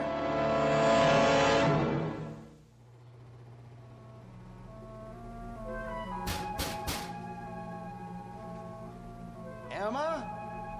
Martin? Where are you? Gotta lock the basement door.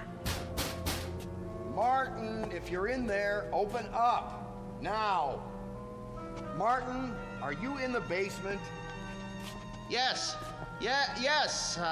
Is that you, Dave? I'm down here. Open the door, will you? I can't. Why not? I'm painting the stairs. Look, give me a second. I'll go out the cellar door and come in the kitchen. Okay.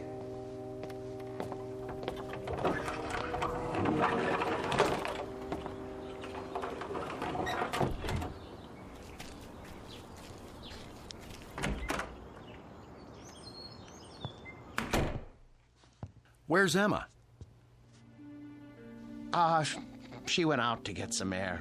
Just as well. Mind if I sit down? Why? What do you want? You sit down too. Dave, look, I don't have time. I'm in the middle of something. Now, just tell me what you want. Emma came to see me yesterday. I'm very embarrassed. She told me about it. She did, huh? Well, that'll make it easier. Perhaps. Oh, you two have an argument? Yes. But look, everything is settled now. Glad to hear it. She was pretty upset when she talked to me. I know. You didn't treat her square when you brought those dummies home. That's been changed. Well, now, I guess I had you pegged wrong. You got rid of them. Yes. Must have been pretty hot in here last night, huh? What? For a bunch of wax dummies. Hey, what's that humming noise? I don't hear anything. It sounds like it's coming from the basement. No, is that the air conditioner? I don't know what you're talking about. What are you driving at? Why's this door locked? I told you, the steps are wet from paint. I don't smell any paint. And why is the air conditioner still going if you got rid of the dummies? Well, I thought it might help the paint dry. Yeah? I thought it might get rid of the fumes. Is that all right? This is my house, isn't it? I think you locked it because you don't want me going down there. You'd better open up. Are you threatening me in my own house? You didn't get rid of those things at all. Where's Emma?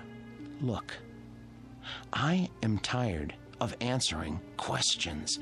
I've had a busy day. I'll thank you to leave now. All right. I don't want to cause trouble for Emma, so I'll go. But have Emma call me when she gets back, here? I will.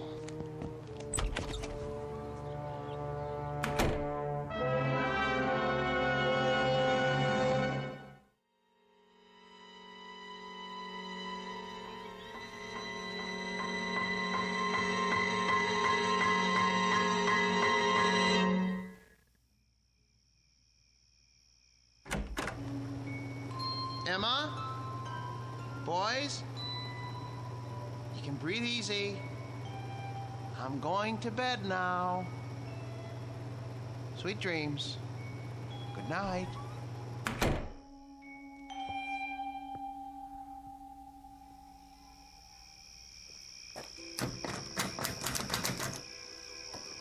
Huh. Locked up tight as a drum, huh? Now, what's so important down there he didn't want me to see? Ugh, window's too dirty to see in.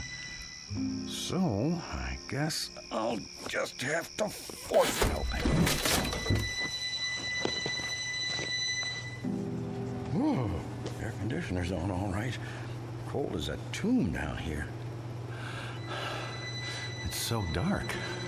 Now, let me light a match. Oh, a dummy in a sailor suit with an axe. Oh, Martin, old boy, you need help. You really do. Ugh, will you look at these two? Plug ugly. And two more big ones. Oh, some knife. Looks real. What the heck? Oh, a shovel. Fresh cement? What is he trying to cover up? Blasted match. Who's there? Who's there? Wait. What the? Where's the axe?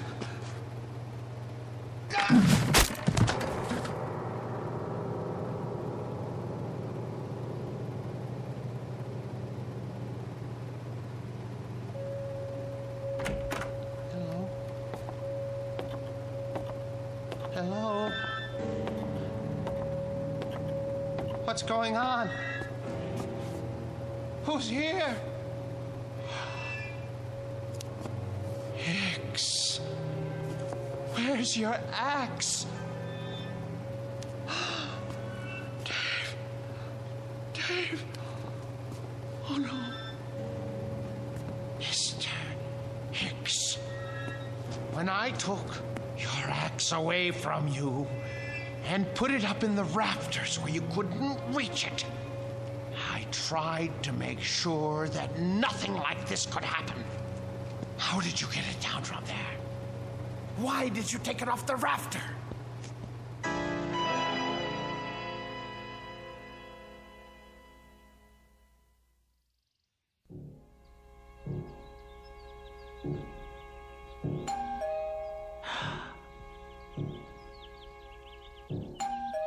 Martin?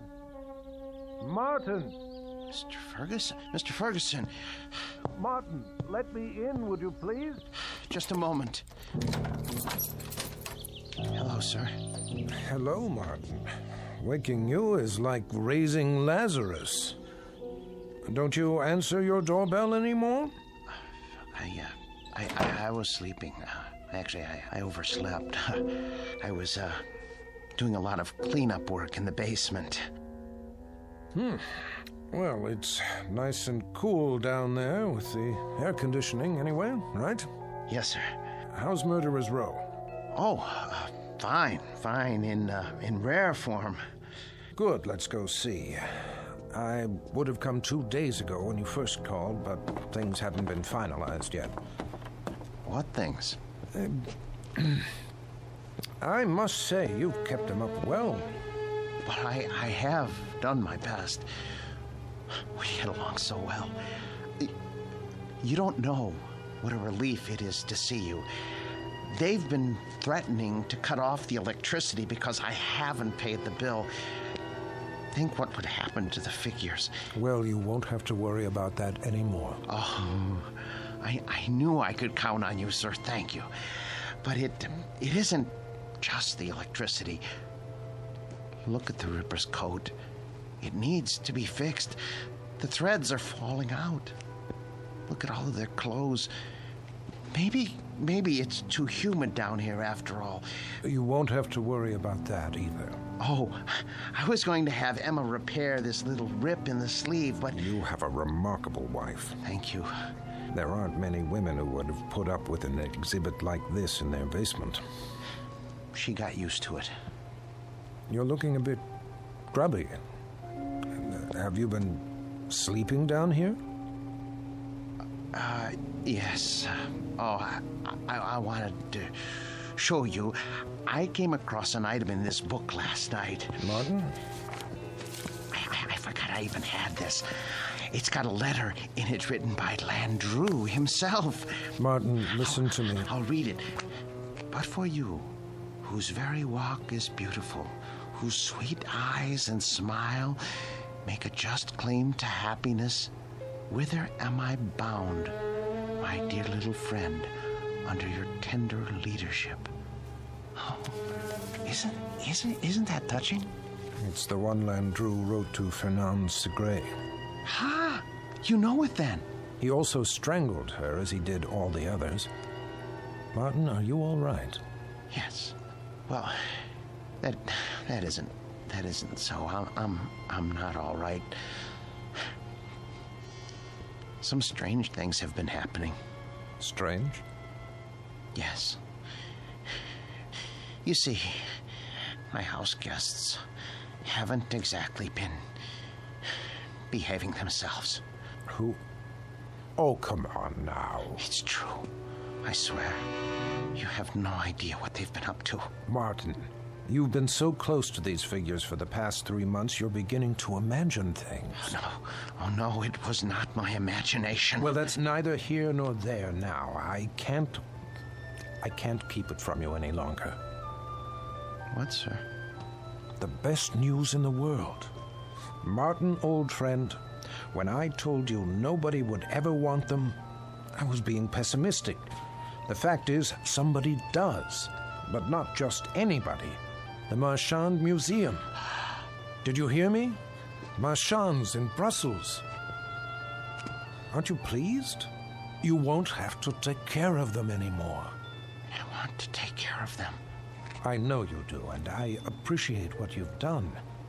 But it's all signed. You don't mean that you've sold them? Yes, and for what I'm getting, there will be substantial compensation to you for the years you've put in. But my museum? I was going to buy them.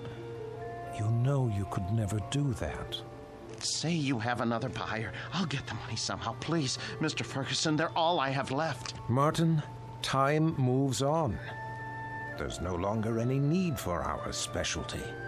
I thought with the closing of the Grand Guignol in Paris that things must be the same in Europe. But Marchand's is actually expanding. They were delighted to make an offer. The transaction was consummated only this morning. But what am I going to do without the figures? I'd die without them. Oh, come on now, man. You'll get over it. Why don't you go upstairs and prepare us a cup of tea or something while I take some measurements? The Marchand people want the exact dimensions. All right, Mr. Ferguson. If you're sure that that's how you want it. I'm sure. Very well. Very well.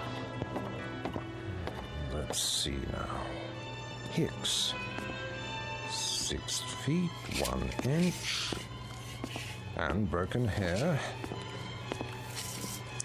Hello there, Landru.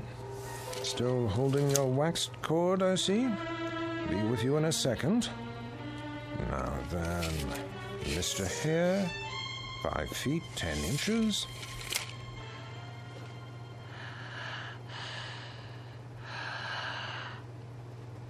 What? What?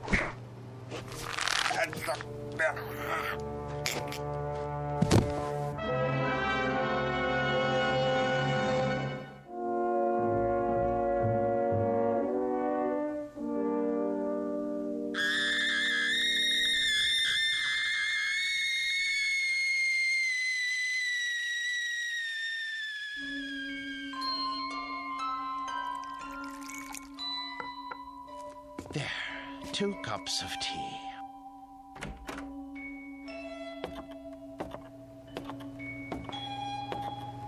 Mr. Ferguson, I don't remember whether you take cream and... Mr. Ferguson? Mr. Ferguson! Your throat. The cord.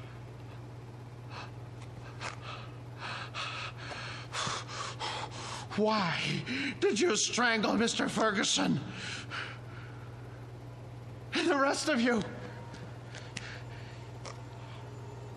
I know you didn't have any part in this, but you didn't stop it either. Landru, you have gone too far. I gave all of you my best years.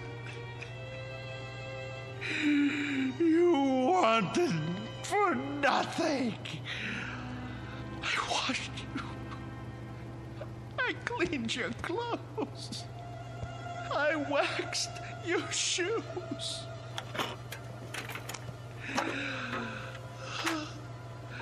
The air was always the right temperature because I made it so. I defended your deeds against the thousands who came to see you. And when Mr. Ferguson sold the museum, who spoke up for you? Who wanted you? And now, what have you done to repay me? Murdered Mr. Ferguson? He was a good man. The books were right. You are monsters through and through, and for that, I am going to punish you. Do you know what I'm going to do? Do you know what I'm going to do? I'm going to take my saw, and I am going to cut you into little pieces. Then I'm going to turn up the heat and let you melt into pools of wax. It's no more than you deserve. Who's going to be first? You, Landru? Because it was you who murdered Mr. Ferguson. It was not I, Martin Senescu, who strangled your friend. It was you. No, it was you. You killed him while I was upstairs making tea. No, maid, it was always you. With my blade, you murdered your wife. You killed her while I was asleep. You used my axe to kill your wife's brother. Get away from me, Hicks. Get away from me. You are the murderer. Perk, stay back. You are the murderer. You killed them all. You lie. You're monsters.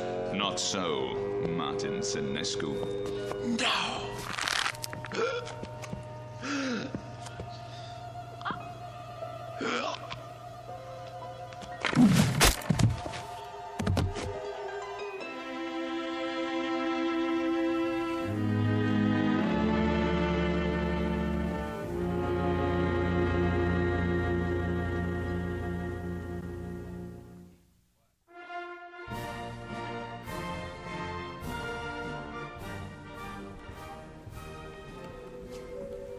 And here is the latest addition to Marchand's Wax Museum, Murderer's Row, complete with its newest cast member, Martin Lombard Senescu, a remarkable and most versatile man.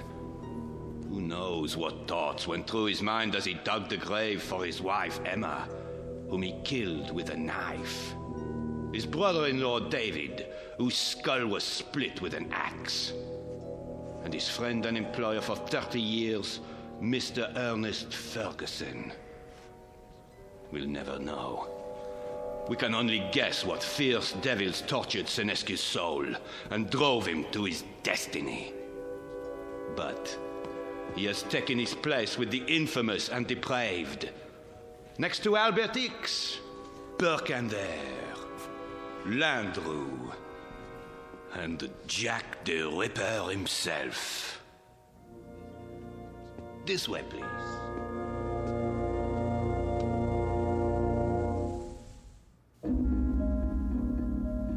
The new exhibit became very popular at Marchand's, an instant hit. But of all the figures modeled so lovingly in wax, none was ever regarded with more dread than an American named Martin Lombard Senescu. There was something about the eyes, people said, dazed, vacant, as if he had seen too much and come to understand it a moment too late. But they shouldn't have been surprised.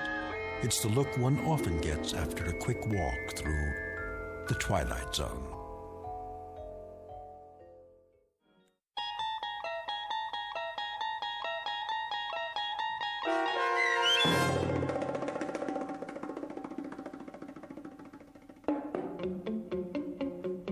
The new exhibit, starring Joby Cerny with Stacy Keach as your narrator, was adapted for radio by Dennis Etchison and Joby Cerny, and written for the Twilight Zone by Jerry Soule and Charles Beaumont.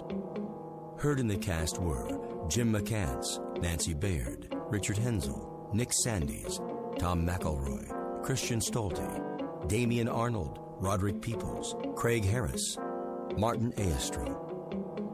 This copyrighted radio series is produced and directed by Carl Amari for Falcon Picture Group. Sound design and custom Foley effects for The Twilight Zone by Cerny American creatives Bob Benson, Craig Lee, Michael Slaybach, and Matt Sorrow. To learn more about the Twilight Zone radio dramas and to contact us, visit our official website at twilightzoneradio.com.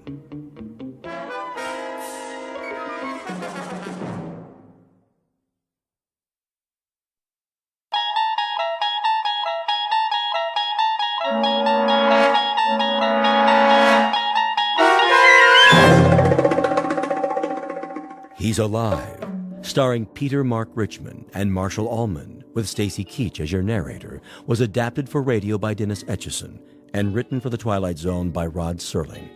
Heard in the cast were Roger Mueller, Jason Bradley, Christian Stolte, Doug James, Jeff Lupetin, Amanda Amari, Elizabeth Lido, Vince Amari, Alex Sopner, Frenette Lebo, Carl Amari, Kurt Nabig, Peggy Roeder, and Jason Mallow. This copyrighted radio series is produced and directed by Carl Amari and Jason Mallow for Falcon Picture Group. Doug James speaking.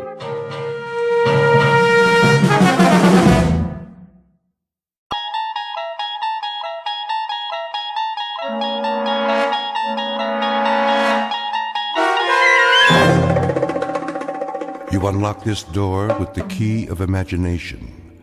Beyond it is another dimension, a dimension of sound, a dimension of sight, a dimension of mind. You're moving into a land of both shadow and substance, of things and ideas. You've just crossed over into the Twilight Zone.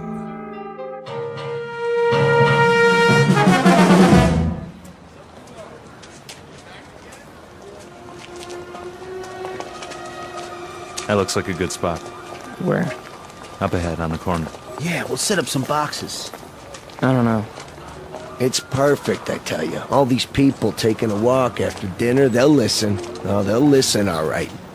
Just hand out the pamphlets for now. I have to work on my speech. What speech? You don't need one. Just say it the way you say it to us. These people, they don't know what we stand for. So tell them, Pete. We'll make sure they listen. Put the flag up against the building. Which one? Both of them. Ours and Old Glory. The big two. There's some boxes. You can stand on them. I'll go set them up. Man, oh man, this is gonna be the night, huh, Pete? Well, I guess it's now or never. Got that right. How's my uniform look? Here, straighten your tie. The cap, the boots, perfect. You look like a leader. Big time. Go, Pete. Give him a dose of the truth. Hey, mister. Excuse me, little girl. Are you in the army? No army you ever heard of, sweetheart, but you will. My daddy's a lieutenant. Are you a lieutenant? Better than that, kid. A lot better. Now stand back. You're in the way.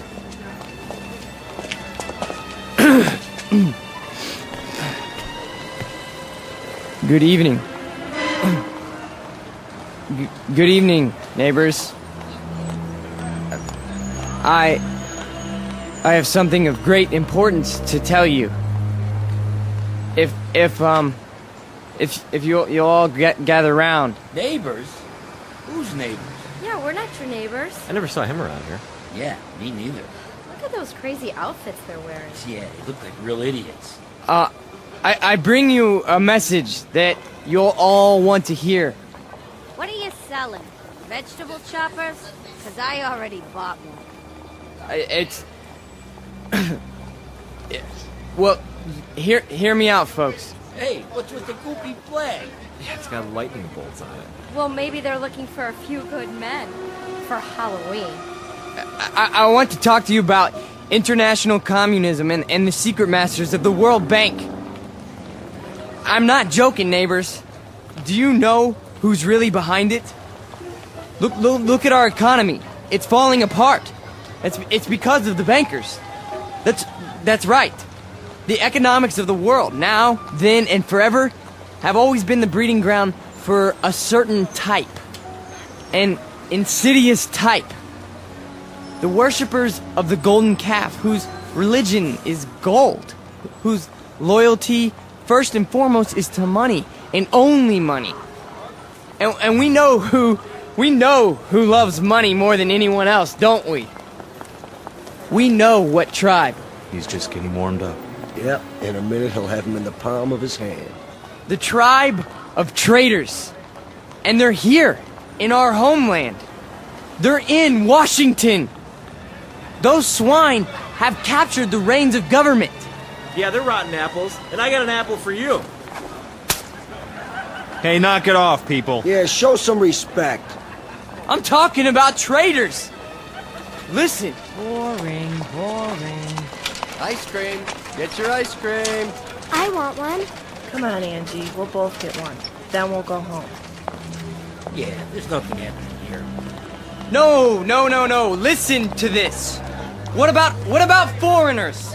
Huh? Foreigners. Take a look at the way that they're controlling us. The lines lead directly to Palestine and to the Vatican. Yeah, I've had about enough of this. Let's go. It's a conspiracy, I tell you. A conspiracy of men who aren't like us. Yellow men, brown men, black men. They come here and they infiltrate our economy. They're right here on our doorstep. If there's anybody sitting on your doorstep, buddy, it's the man in the white coat. Here, take a tomato with you. You think that's pretty funny, don't you? You think it's funny that your country can be sold out? That they can sell out your flag and your birthright? You think that's funny, huh? Well, the day will come. Oh, shut up. Let him talk. What's the matter? No more big talk? He's just a scrawny kid with a big mouth. Real big. As long as you got a couple of punks to protect you. We gotta do something. Where's Nick? Go on, get out of here. Back off. This here's a real American. Yeah, a real jerk. Why, you? Get off! Cut it off! Kick you right now! Oh, my God. Portrait of a Bush League Führer named Peter Vollmer, a young man who feeds off his self-delusions and is left perpetually hungry. Like his goose-stepping predecessors, he searches for something to explain this hunger, to rationalize why the world passes him by without saluting.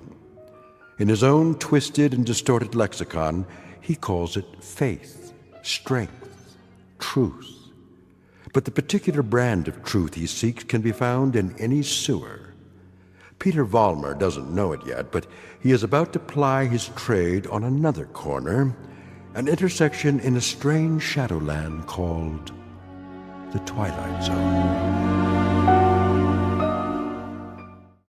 And now, The Twilight Zone and our story, He's Alive, starring Marshall Allman and Peter Mark Richmond, with Stacy Keach as your narrator.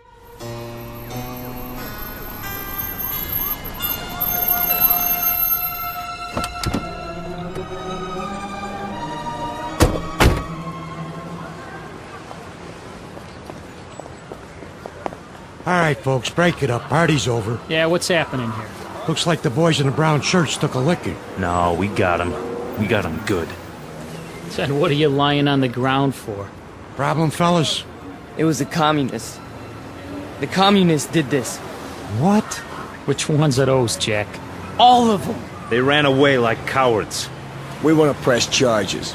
What about names? We need names if we're gonna charge anybody. Look, forget about it. We can take care of ourselves. Sure you can. You need some medical attention? No, we don't need your help. Come on, Peter, I'll help you up. Let's get out of here. Hey, Jack, you forgot your flag. Yeah, your mama made it for you. Give it to me. Sure. There'll come a day when guys like you will crawl on your belly to salute this. There'll come a day. Yeah, well, let me know the date, Jack, so I can stay home sick.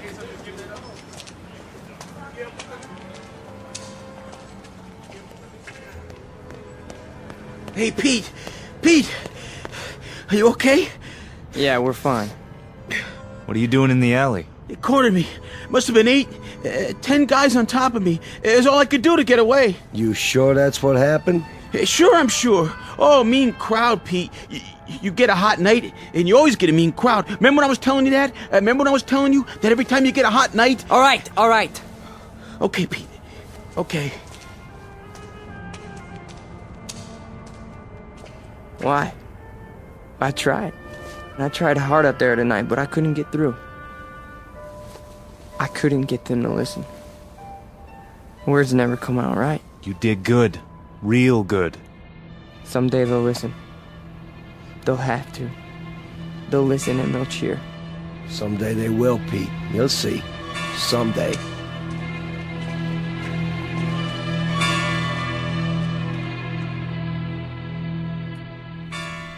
Now, hold still. It's only a cut, not a mortal wound. Wash your face when you get home and put some iodine on it.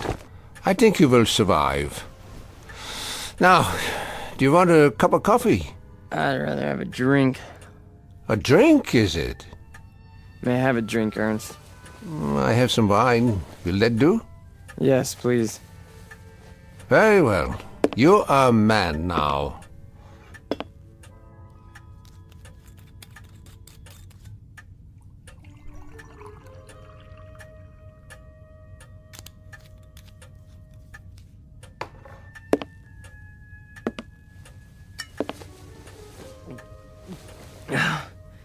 Thank you.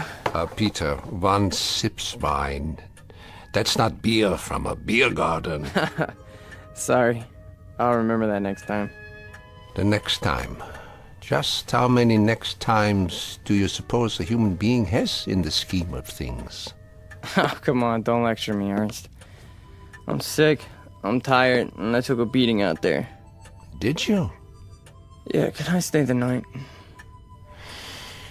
Yeah, the couch remains in the corner, as usual. You're a good friend, Ernst. You understand. Sad to say, I do. A man does what he believes in. A man usually does. I believe in certain things. Is that right? You know I do. I mean, we're friends. You've known me since I was a kid. When you were a little kid, Peter, and I used to find you crying at my door late at night, I could pity you then. And now? What do you think? Now you peddle hate on street corners as if it were popcorn. It's not hate. It's a point of view. A philosophy. Oh, I know the philosophy. I know it quite well. 9 years in a place called Dachau. And you know who put me there? Peter Vollmer. What? A lot of Peter Vollmers. Frustrated men, sick men, hungry men. But the result, the effect, never mind the cause, was 12 million bodies in shallow graves. And it all started with young men in uniforms, talking on street corners. Hey, you let me come here. You never sent me away. No, I never did. I never do. That's the weakness that you scream about on your street corner. The sentimentality, the softness, the weakness that makes a man his brother's keeper. So I must be one of the worst of your criminals, Peter. Sentimental, soft, and very preoccupied with my brothers. I should close the door on you, but perhaps this is my sickness. I only see the boy, not the man. Go ahead. Sleep on my couch. Look, why don't you understand? You're the only person in the world I ever had. What else have I had? What? A drunk father who used to throw me against the wall? An old lady who drank till she had no marbles in her head? She didn't even recognize me half the time. That's why I used to come over here to your apartment, because, I mean, you were gentle with me, you know? You'd talk to me. You'd feed me. You'd take care of me. Ernst, you're my real father. Ah, this is the boy speaking again. The little boy with so much fear in him. Yeah, you rest now, Peter. You rest well.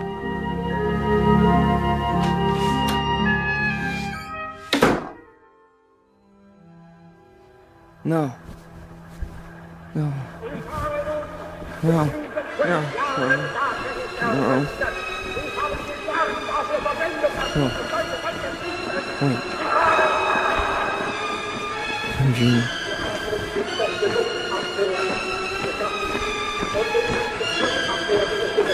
What?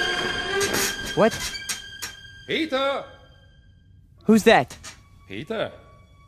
Who's out there? Who is it? A friend, Mr. Vollmer.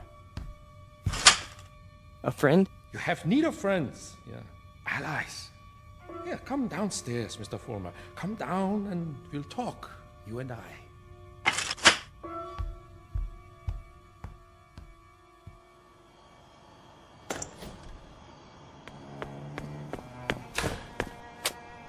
Hello, Mr. Vollmer. I heard people out here. Oh, did you? And your voice. Well, a dream, perhaps, of better days to come.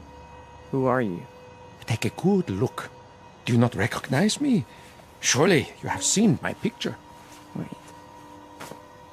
That hair. With the mustache. No. It can't be. You died a long time ago. Did I? Or perhaps I only wanted people to think so. But you're a great man. I am aware of your opinion. How did you know where to find me? I simply followed your tears, Mr. Vollmer. You said you have something to talk about? I do. I do indeed. I have you to talk about, and the things you believe in, which are the things I believe in as well. See, your success, Mr. Vollmer, will be my success. Are you interested? I am. I am. Please go on. Good. Then let us start by discussing a most important point. What are the dynamics of a crowd? How do you move them, Mr. Vollmer? How do you excite them? How do you make them feel as one with you?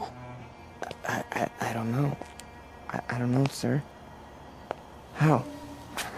Join them first, Mr. Vollmer. Yeah? When you address them, speak as if you were a part of the mob. Speak to them in their language, on their level. Make them hate the things you hate. How do I do that? If they are poor, talk to them about poverty. If they are afraid, talk to them about their fears. And if they're angry, Mr. Vollmer, if they're angry, give them objects for their anger. But most of all, what is most of the essence is that you make the mob an extension of yourself. Say to them things like, things like this. They call us hate mongers. They say we're prejudiced. They say we're biased. They say we hate the minorities. The minorities. Understand the term, neighbors. Minorities? Shall I tell you who the minorities are? Shall I? We are. We are the minorities. That way, Mr. Warmer. See, you started that way. I think I understand. That's right.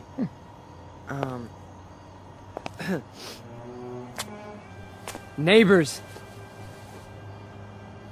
Neighbors. They call us hate mongers. That's it, more. They say we're prejudiced. They say we're biased. Yeah, now you have got it. Go on. The minorities? Understand the term, neighbors. The minorities. Shall I tell you who the minorities are? We are the minorities. Because patriotism is the minority. Because love of country is the minority. Because to live in a free white America seems to be a minority opinion. Let me tell you something, neighbors. I want you to dwell on this. Just dwell on it. Once we had an atom bomb, and suddenly the Russians had it. We wanted to send men into space, but it was the Russians who got there first. We had a hydrogen bomb. It was the Russians who exploded theirs. Who gave them the bombs? Who sold us out? Who stabbed us in the back? Well, if it's the minority opinion that we must survive, then we are the minority. And this minority will not stop until it's the majority. This minority will not give up the fight. No, this is the promise, and this is the legacy.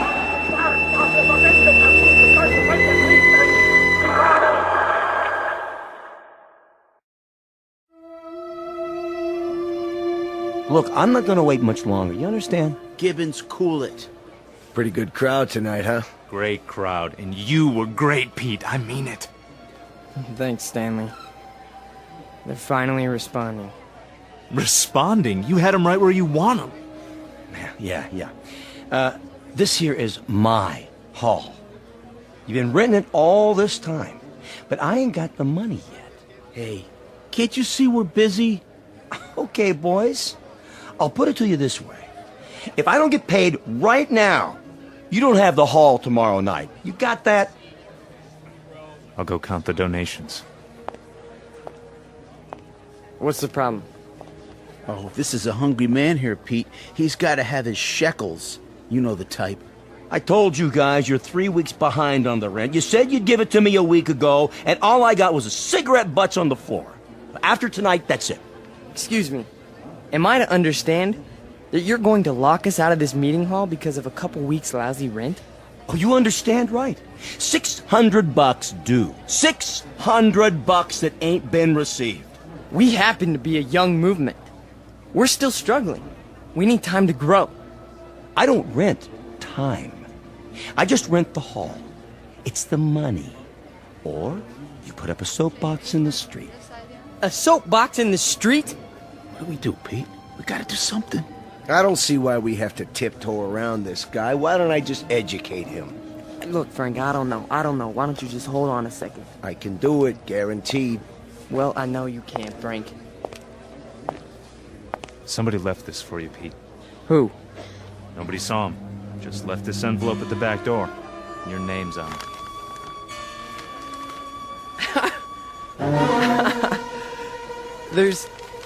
There's money inside. 6 C-notes. Hey, how about that? We need $600, and here it is. Oh, man, how about that? Hey, Gibbons, come and get it. Yeah, it's about time. You satisfied? Then don't bother us. All right. You're paid up through this week. Where'd the dough come from, Pete? You have any idea? We must have a secret supporter. I can see why. You were really something tonight. I can't even tell you how it sounded. You had him. You really had him. Hey, we're gonna make it. And now something tells me we're really gonna make it. You bet your life. You guys go on. I'll see you outside. Sure, Pete. Anything you say.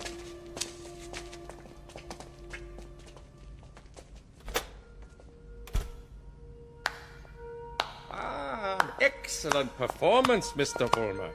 Yes, very effective. Very effective. You learn quickly. Well, thank you. I didn't know you were here. I am always here. Pleased to be of help. You learned the style very well. You delivered it precisely as I told you. I'm very obliged. And the money? Oh, it was the least I could do. We couldn't have you thrown out into the streets, yeah? I happen to feel that your work is very important. You're with us? With you? Oh, Mr. Vollmer, you might say I am you. Now, I have some suggestions. I'll continue to give you speeches, but there's a matter of importance that must be taken care of. What is it? An expedient, Mr. Vollmer. Oh, you might call it a cause célèbre. Something to cement the organization together. I don't understand. The organization needs a martyr. A martyr? How do we find a martyr? You don't find one, Mr. Vollmer. You choose one. You pick out the one of least value, and you make him a symbol. You wrap him in a flag, and you make his death work for you. Find a man, Mr. Vollmer, who has no worth while he's alive, but who can serve you when he's dead. Like who?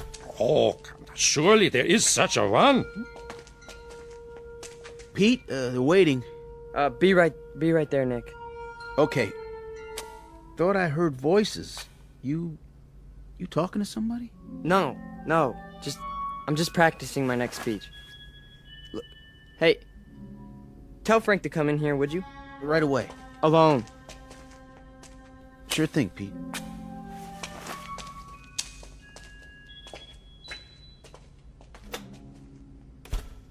An excellent choice, Mr. Vollmer. The little fat one. Yeah. Now, all you have to do is arrange it. The only thing is, I've known Nick for a long time. Isn't there some other way? Other way? No, there is no other way, Mr. Vollmer. And if you weaken now, there's no point in going on. When Frank comes back, tell him you've discovered an informer. Tell him the informer has done you irreparable damage. The informer must be put out of the way, but cleverly, subtly, so that there is some question as to who is responsible.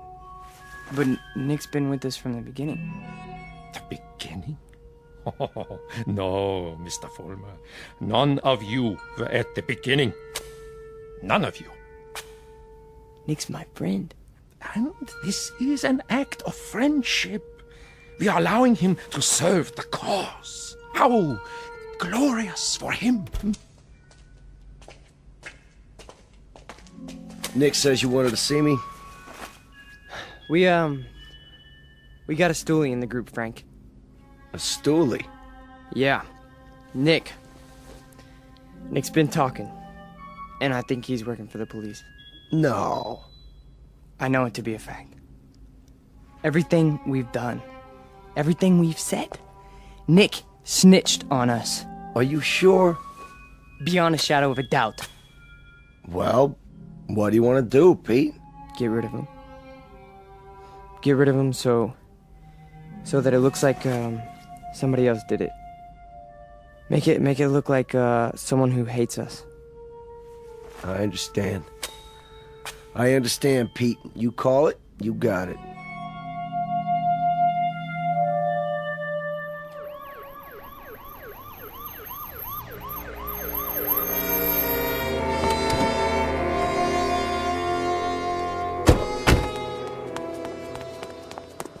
There you are, officers. Thank God. Stay calm, ma'am. Now just tell us, where's this body? Over here, in the alley. Shine your flashlight on it. Look at all that blood. Somebody did quite a number on him, huh? I've seen him before. It's one of those young hooligans. You can tell by the uniform.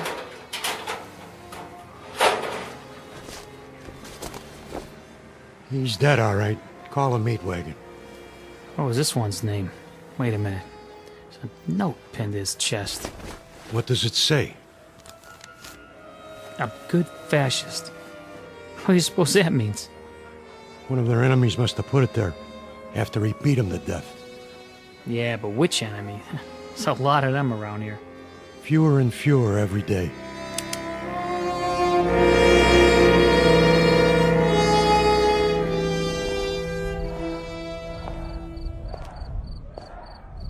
Hurry up, Frank. We've been waiting for you. Is it done? Cross off the little creep. Anything else? Then, we finally have our martyr. Pete, you better go on. They're going nuts in there. It's a good crowd tonight? Right to the ceiling. What's the matter, Stanley? Oh, nothing. Then why the look? It's just that... Nick was a nice guy, Pete.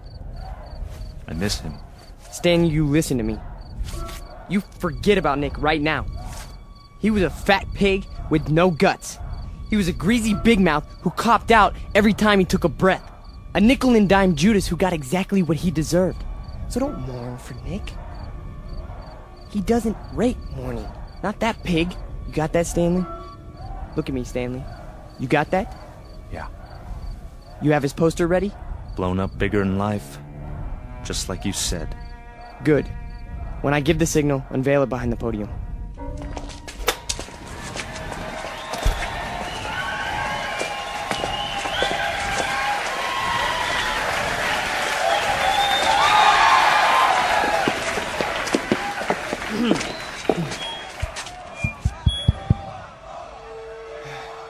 All right, everyone. I have something very important to say. A man of honor has died tonight. A decent, courageous fighter for the cause of freedom. He gave his life. He gave his life for us. Some skulking assassin murdered him. But friends and neighbors and co-fighters, Nick Bloss did not die in vain. They stilled his great heart, but they could not stifle his memory. They could not obliterate his courage. They could not wipe away his honor. He lives, my friends. He lives in you, and he lives in me. He lives deep in the gut of any human being who believes that the United States of America should be free, should be untainted, should be free from the mongrels who try to enslave it. Now, Stanley, look at this portrait of Nick Bloss in his uniform. He wore it proudly. He died for it.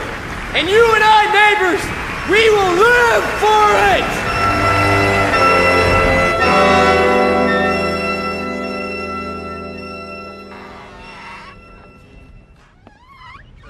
Oh, hiya, Mr. Gans.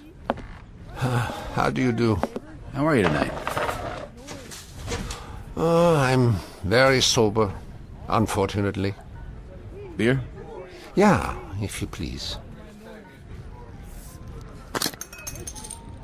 Boy, listen to him across the street. Guy's got a voice on him. And I knew it when it was only a whimper. That's a wild kid, that one. Used to be people would laugh at him, but lately he gets the crowd. Not many people laugh now. Say, you know him, don't you? Yeah, since he was a child. A silent little boy with very little to say. But now, I've been here before. Oh yes, I've seen and heard it all before. That was another time, Mr. Gans. Another place. Another kind of people. That stuff doesn't go here. That's what we said, too. They were brown shirt scum. Temporary insanity. Part of the passing scene. Too monstrous to be real. So we ignored them. Or laughed at them. Because we couldn't believe that there were enough insane people to march for their cause.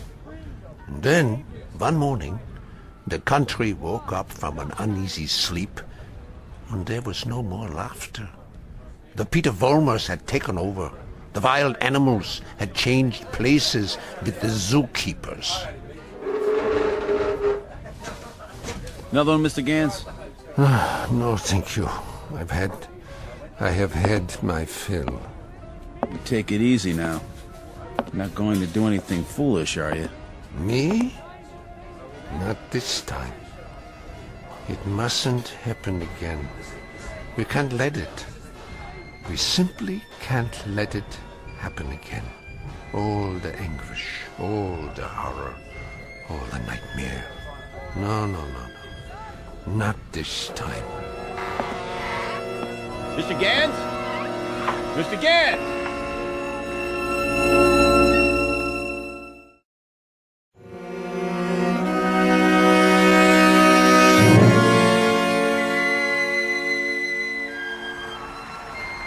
And so I tell you, my friends, we will take it to the streets. There's going to be a big meeting tomorrow night with searchlights and banners and drums and armbands. For every one of you who wants to join us, we have armbands. And soon, very soon, we will have uniforms for all of you. When we march! Who's that? Search me. Go on, Mr. Vollmer. You were saying? Ernst, what are you doing here? I can tell them what you were saying. I have heard it all before. I have heard it 1,000 times before. In Munich, in Berlin, on 100 different street corners. It was drivel then, and it is drivel now. Ernst, you've got to stop. And what is this one here? The latest model? A new Führer right off the assembly line? Well, this one isn't so new. He is just a cheap copy. Oh, let me tell you about this one. About the breed, the species. They are all alike. Problem children with illusions. Sick, sad neurotics who need applause like a needle. That's enough, Ernst. Please. Please. Listen to me, Peter, and let them listen, or I will tell them about a quaking, whimpering boy who cried on my couch, who still cries on my couch. Ernst, don't! They need parades and torchlights and slogans like therapy. They need uniforms and armbands, because without them they are naked and pitiful.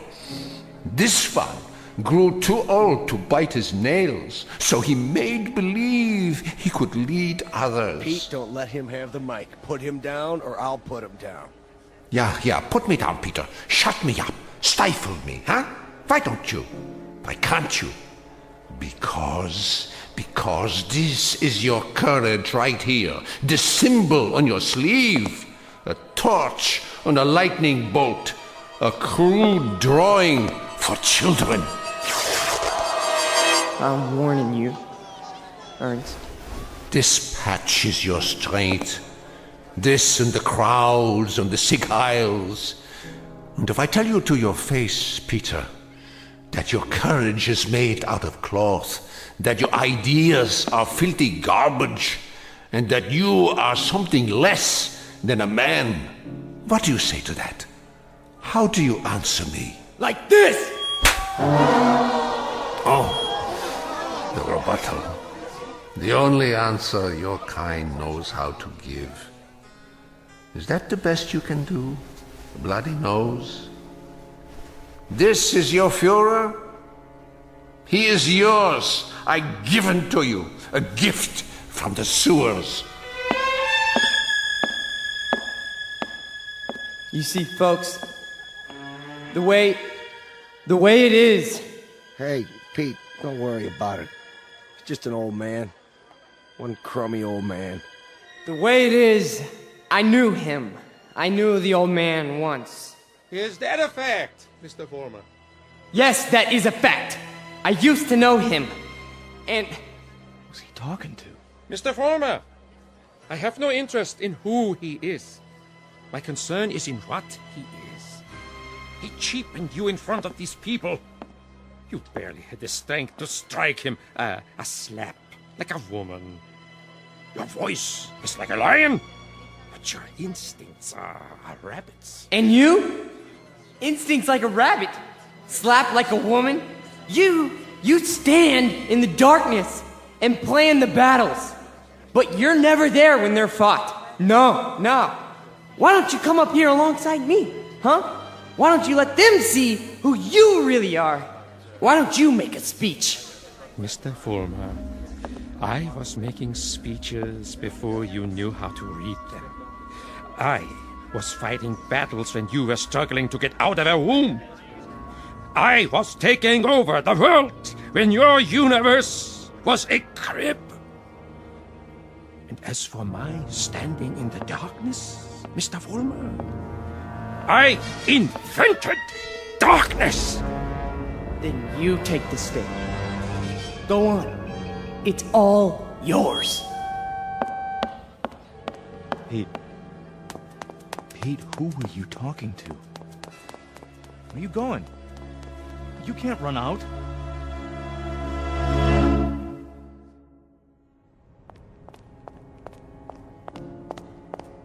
Ernst!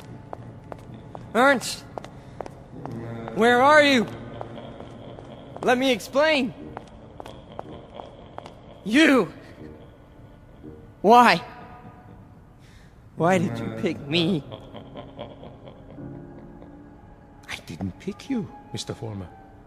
You picked me.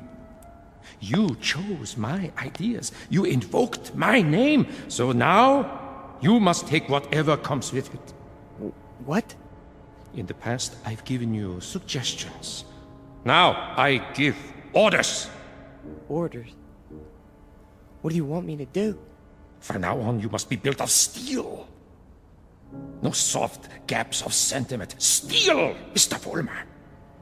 The way we handled Nick, and the mobs, and the speeches. And gradually, bit by bit, we shall forge something strong, something powerful, just as I did before, with my own hands. The old man, the Jew, he'll be back again tomorrow night, the next night. I know him. I know the type. We sent them into the ovens. But always, there was a handful left to point a finger. His kind, Mr. Fulmer, his kind are dangerous. See, they talk, they think, they plant seeds, they hold us back. Here, take this. What is it? What do you think? A Luger 9mm pistol. My personal sidearm. Kill him. Kill the old man. Kill Ernst? Tonight, he will be in his room. If you are man enough. If you are steel. All right. I'll do it. I'll do it now. Then, Mr. Fulmer, when you come back, there's much we have to talk about. Plans, campaigns, ideas, the next steps. This is only the beginning, the dawn. It will be a long, long day.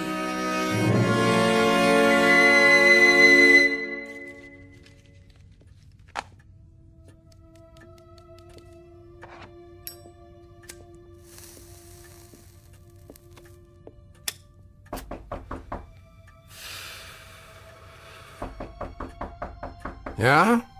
Come in. Ah, I thought it was you. You wouldn't listen to me, Ernst. On the contrary, I listened to all that I was able to stand. You should pay attention now. I can't even begin to tell you what's happened. It's too incredible. It's too unbelievable. I can tell you this much. We're on the march. From now on, we only go forward. There's no stopping us. No stopping you, Peter? An old man stopped you tonight with a few words.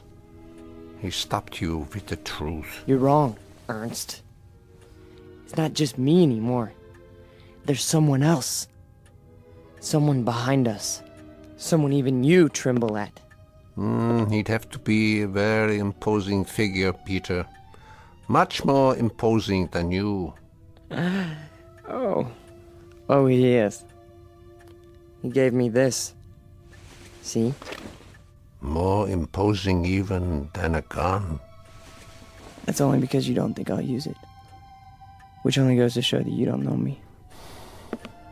I know you, Peter, I know you.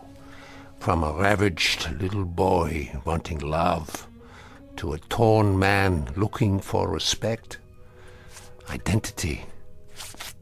I don't fear you. So you may do what you have in mind at any time you wish.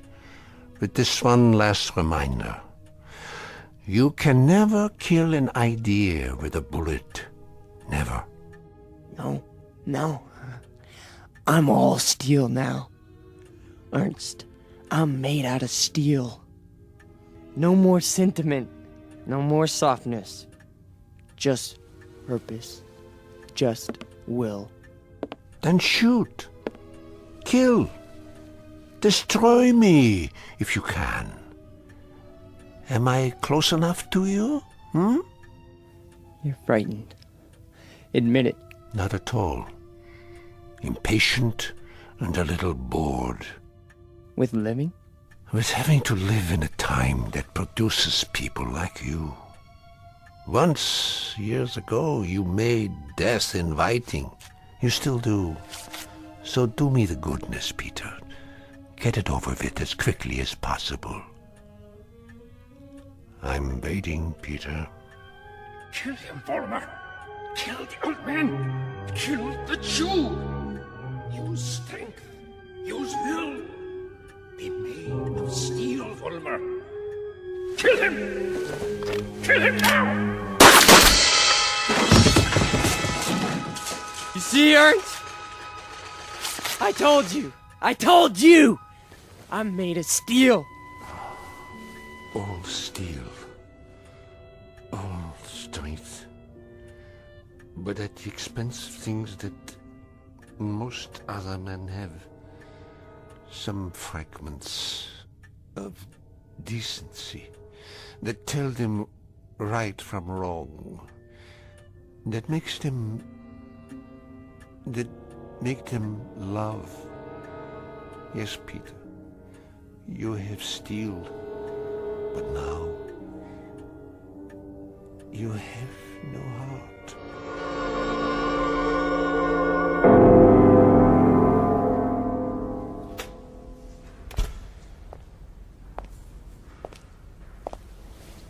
Where is everybody? Pete? We were just cleaning up. What happened to you? Nothing. Nothing happened to me. You tell them. You go out there and you tell them. But they've all gone home. Tell them I'm still in charge. I'm number one. You serve, I lead. Understand? You serve, I lead. Come on, Pete. Let's go. No, he picked me. Out of everybody, he picked me. What's wrong? Don't you believe me? He did. He picked me. So long, Pete. See ya. Don't you walk away from me! Frank! Frank!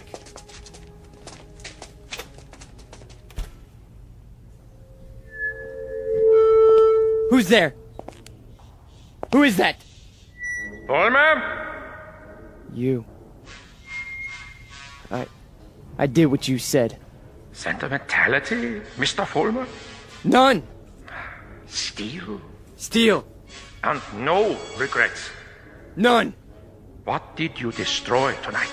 Only a disease. A growth on our flesh that had to be removed. Not a man, then? No. Hardly a man. How did it feel? It felt like I was immortal. Mr. Vollmer, we are immortal. Yes. Yes.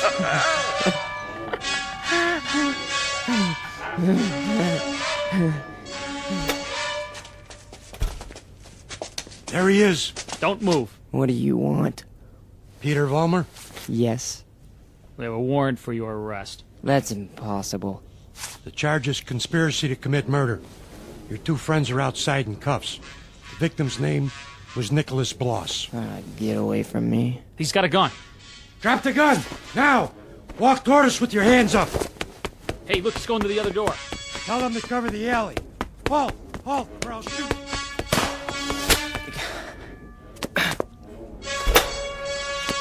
Hold it right there.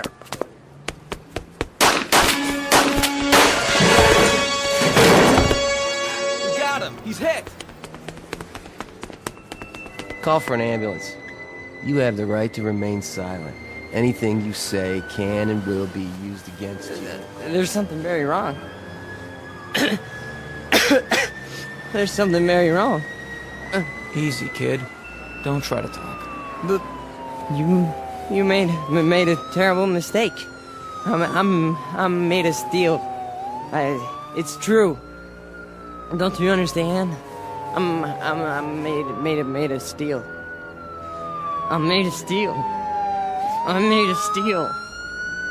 I'm made of steel.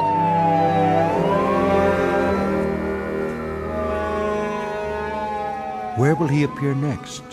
This phantom from another time, this resurrected ghost of an old nightmare. Chicago? Los Angeles? Miami, Florida, perhaps. Vincennes, Indiana. Syracuse, New York. Any place, every place where there's hate, where there's prejudice, where there's bigotry.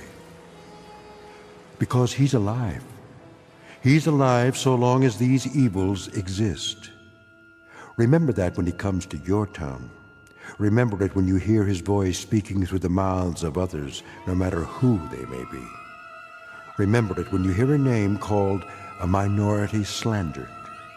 Any blind, unreasoning attack on a people or any human being. He's alive. Because through these things, we keep him alive.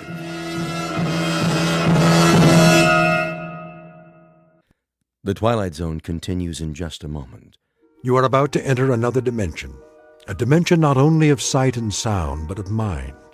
A journey into a wondrous land of imagination.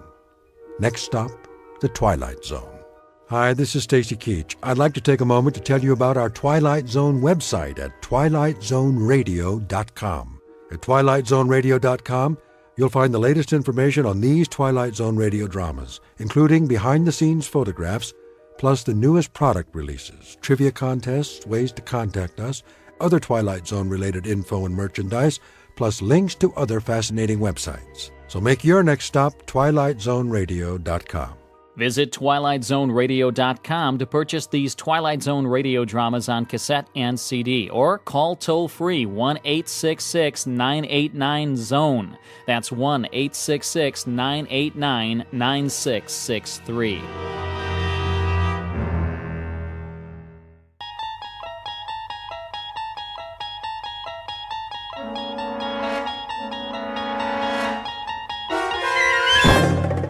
There is a fifth dimension beyond that which is known to man. It is a dimension as vast as space and as timeless as infinity. It is the middle ground between light and shadow, and it lies between the pit of man's fears and the summit of his knowledge. This is the dimension of imagination. It is an area which we call the Twilight Zone.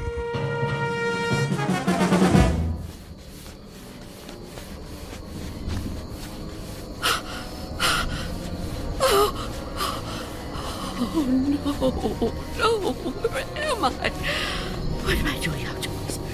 I don't remember leaving my... Oh, it's so dark. I don't live here.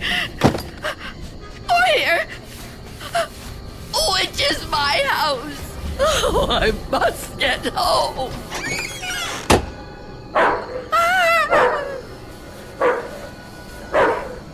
May I assist you, madam?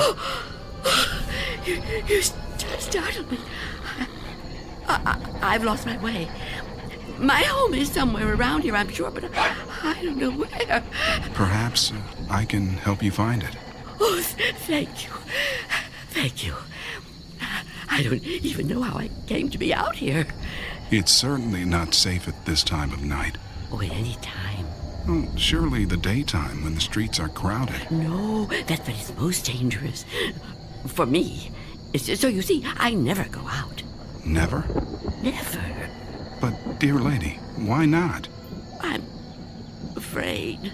Afraid? Of something or someone? Someone. It's difficult to explain. Please, try me. Oh, I'm not sure you'd believe me. You'd think I'm just a senile old woman. I'd believe you, Wanda. What did you call me? Wanda. That is your name, isn't it? Yes, but I didn't tell you that. You didn't? Are you certain? Yes, I'm certain. How do you know my name? Because I've been looking for you for a long time, Wanda. Oh, no. You've kept me at bay for many years, but no longer. No! Get away from me! There's nowhere to turn, Wanda. You don't know where you are, remember? You certainly couldn't run from me, a frail old woman like you. Please! No, I won't let you! Say that again. It amuses me. You won't let me? How do you imagine you're going to stop me? You really have no choice, Wanda. There's nowhere for you to go now. Come to me, old woman. Take my hand. No! Take my hand. No! No!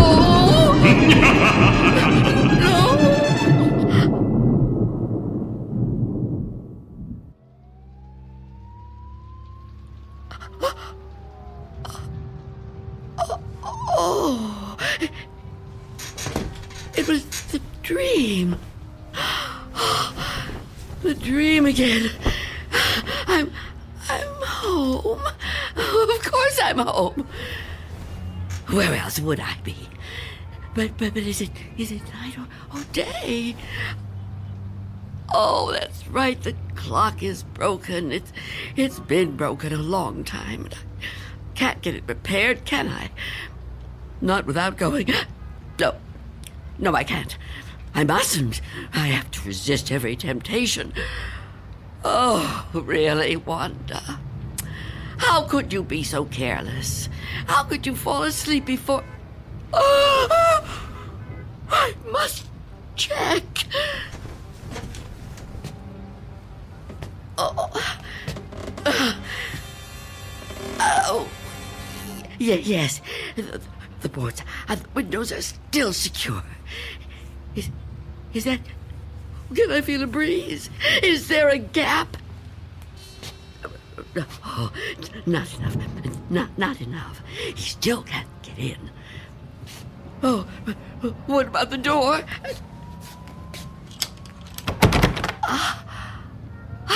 Chain is on. And the door is locked.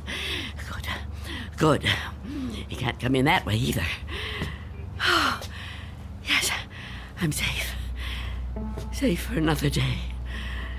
But I've been careless. Really, falling asleep before checking. I mustn't take chances. I can't take chances. Not while he's out there. And he's always out.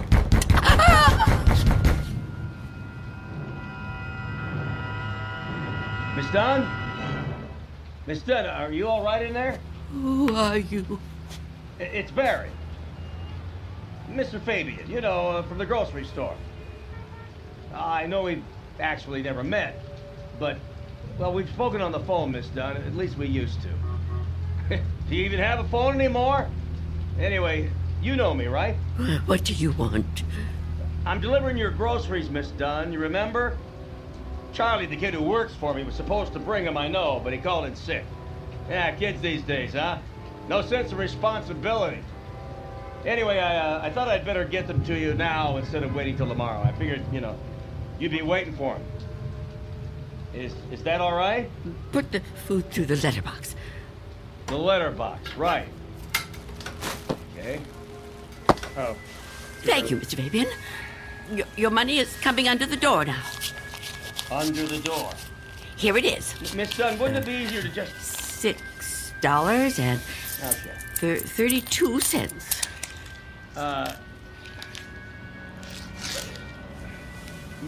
Many thanks, Miss Dunn, but, Good day to you, Mr. Fabian. Miss Dunn, are you still there? Yes? What is it? I've been thinking. I just wonder, Miss Dunn, does anybody else bring you food? I really don't see what business of yours that is, Mr. Fabian. Well, no, it's nothing like that, I promise you. I mean, this hasn't anything to do with business. I'm just concerned for your well-being. I mean, it seems to me a person can't live on food big enough to fit through a letterbox. I can assure you, Mr. Fabian, I'm in no danger of dying as long as I observe this strict regimen. Oh, well, I'm glad to hear you talk like that, but I don't know. Maybe if I could come in for a minute. Come in? Yeah, I just want to talk, Miss Dunn. I mean, I can't do that so well out here. I really think you need to see a doctor. Out of the question. No one is coming in here, Mr. Fabian. Not a doctor, and not you. Miss Dunn? Miss Dunn, could you open the door, please? Go away! Miss Dunn, I just want to help you. I know what you want. Leave me alone. Miss Dunn, all I know who you are. You do? Well, that's good. That's very good. Myself, I have a very bad memory. Every morning, you know, my wife gives me a pen. Every day I lose it somewhere. So, will you let me in? Stop trying to get in here. You won't get me. Just go away and leave me alone. Come on, Miss Dunn. Look, I've got other deliveries to make. I just want to help you if I can. I think you could use a little help. Ah, the heck with it. Good luck living here in this neighborhood. What's left of it.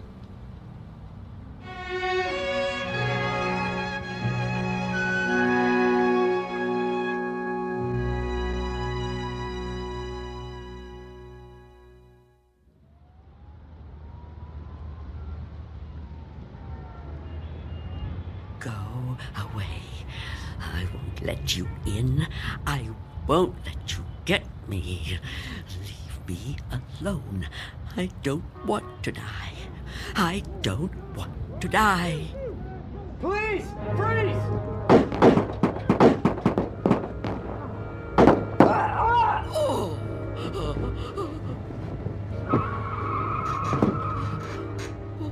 What's going on out there?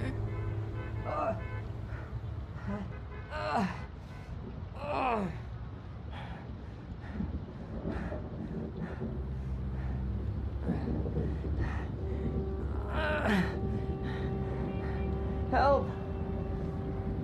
Is anyone in there? You gotta help me. What is it? Go away! I've been shot. I need help. Please.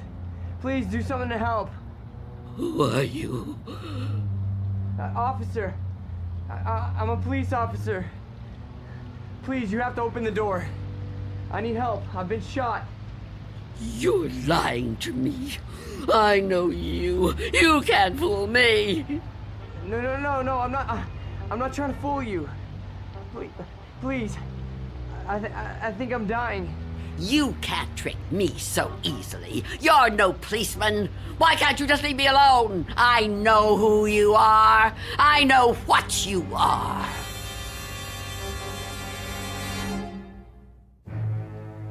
An old woman living in a waking nightmare. An old woman who has fought 1,000 battles with death and has always won. Now she's faced with a grim decision. A decision that might to others seem the simplest in the world. That of whether or not to open a door.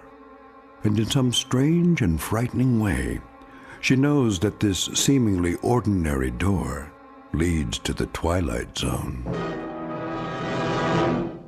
And now, The Twilight Zone and our story, Nothing in the Dark, starring Marshall Allman, with Stacy Keach as your narrator.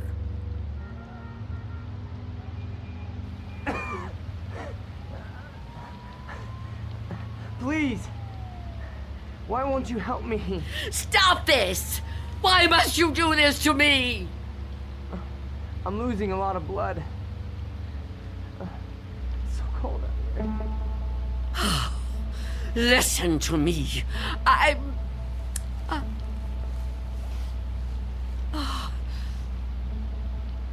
going to open the door. Oh, thank you. Thank you. But I'm leaving the chain on. Don't even try to touch me. I won't let you. Don't worry. I'm not gonna hurt you. I couldn't hurt anybody. Oh. You're so young. Almost a child. Unless you help me, I'm gonna die. I don't think I can even move very far. Oh, don't say that. Oh, it isn't fair. No, it just isn't fair. You keep trying to trick me. I don't know what you're talking about. Don't move. Don't do that again. Or I'll close the door. What? Listen, lady. I've been shot. I'm bleeding to death. Do you understand? Do you understand? Please. My name is Harold Belden. I need a doctor. I need a doctor right away. Please, call the hospital. I can't get there myself. I can't call the hospital. I haven't got a telephone. Not anymore. Then let me come inside. You can't just leave me. I'm begging you, I'm freezing. I'd have to unlock the door. You can't ask me to do that. You can't. I don't want to die. You understand? So you're not gonna help me? You're just gonna let me die out here? I know who you are. No, I told you who I am. My name is Belden. Officer Harold Belden. That's not her name. There is no such person. Stop trying to trick me. I don't understand why you keep saying that. Look, it hurts. It hurts, okay? Please, lady, please. Stop! Stop! Oh, why are you torturing me like this? I tell you, it isn't fair. I don't want to die. Well, I don't want to die either. If I could get help for myself, I would, but I can't move. I've been shot in the side, you see? Look, I'm bleeding. Oh, it isn't fair. It isn't fair.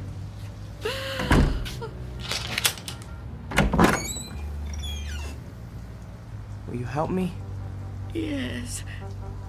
Yes, I'll help you. Thank you. Take my hand.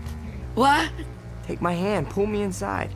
No, I won't. I mean, I can't. Oh, can't you?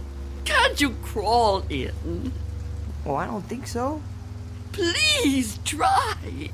Quickly. I don't want to leave the door open.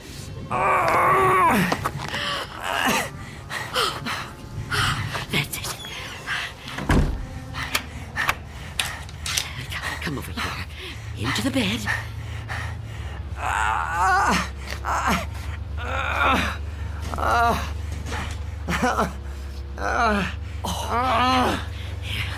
You just rest. Rest. Oh, what have I done? And what am I going to do?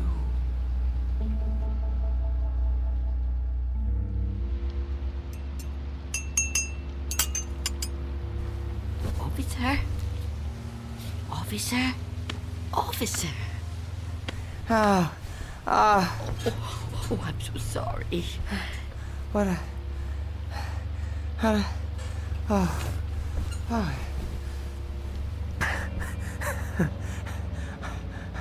Oh, I'm alive. Yes. Yes, you are. Yeah, you're the lady that helped me. Yes. Eventually. Now, drink this. What is it? Tea.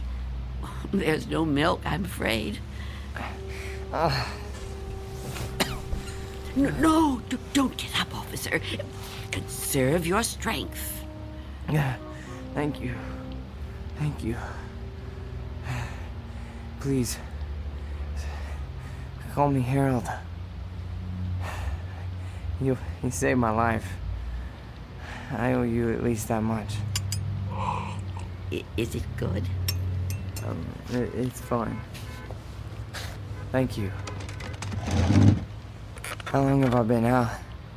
Hours. What time is it? I'm not sure. Morning, I think. What do you think? I don't have a clock. I guess it is morning. It's hard to tell. What happened to your windows? Who boarded them up? Well, I did. A long time ago now. But they're still as strong as ever. What? Why would you do that? Oh, I have my reasons. Well, we all have our own reasons for doing things. Why would you want to be a policeman?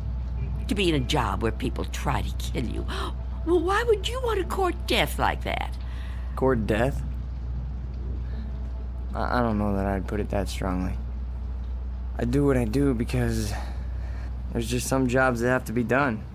You mean it's a sort of vocation? Yeah, I guess you could say that. Listen, Mrs. It's Miss Dunn. Listen, Miss Dunn. You should try to get some rest yourself. You need it more than I do. No, really, I feel much better. When the doctor gets here, he'll take me off your hands for good. The doctor? Yeah, sure. He'll check my wound, take me to the hospital. You didn't call the doctor? No, I didn't. Why not? I told you last night. I haven't got a telephone. Don't you remember? No, I don't. I was kind of out of it last night, I guess. Oh, of course. Perhaps you could use your radio to ask someone to come get you. Well, you could wait outside for them. No, I busted my radio when I fell on it. You see?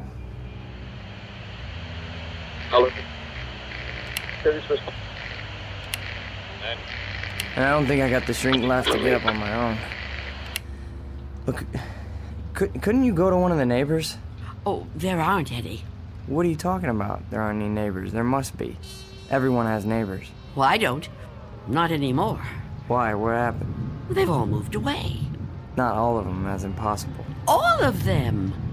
Trucks came and took away their furniture. First one, and then another. Is something happening to these buildings? I wouldn't know. I'm sorry to ask, but how can you not know something like that? I mean, if it was my home... I don't have a great deal of contact with the outside world. I haven't for quite some time. I couldn't even tell you who the president is. Wow. But there has to be somebody around who can help, you know? Or maybe a phone booth somewhere where you could call a doctor. Perhaps. I don't know. But even if I could call the doctor somehow, I couldn't take a chance and let him in. Why not? It's too dangerous. Dangerous for you? Yes. You let me in. Oh, I didn't have a choice. You were going to... I didn't know if I could trust you, but I'm still alive. Of course you're still alive.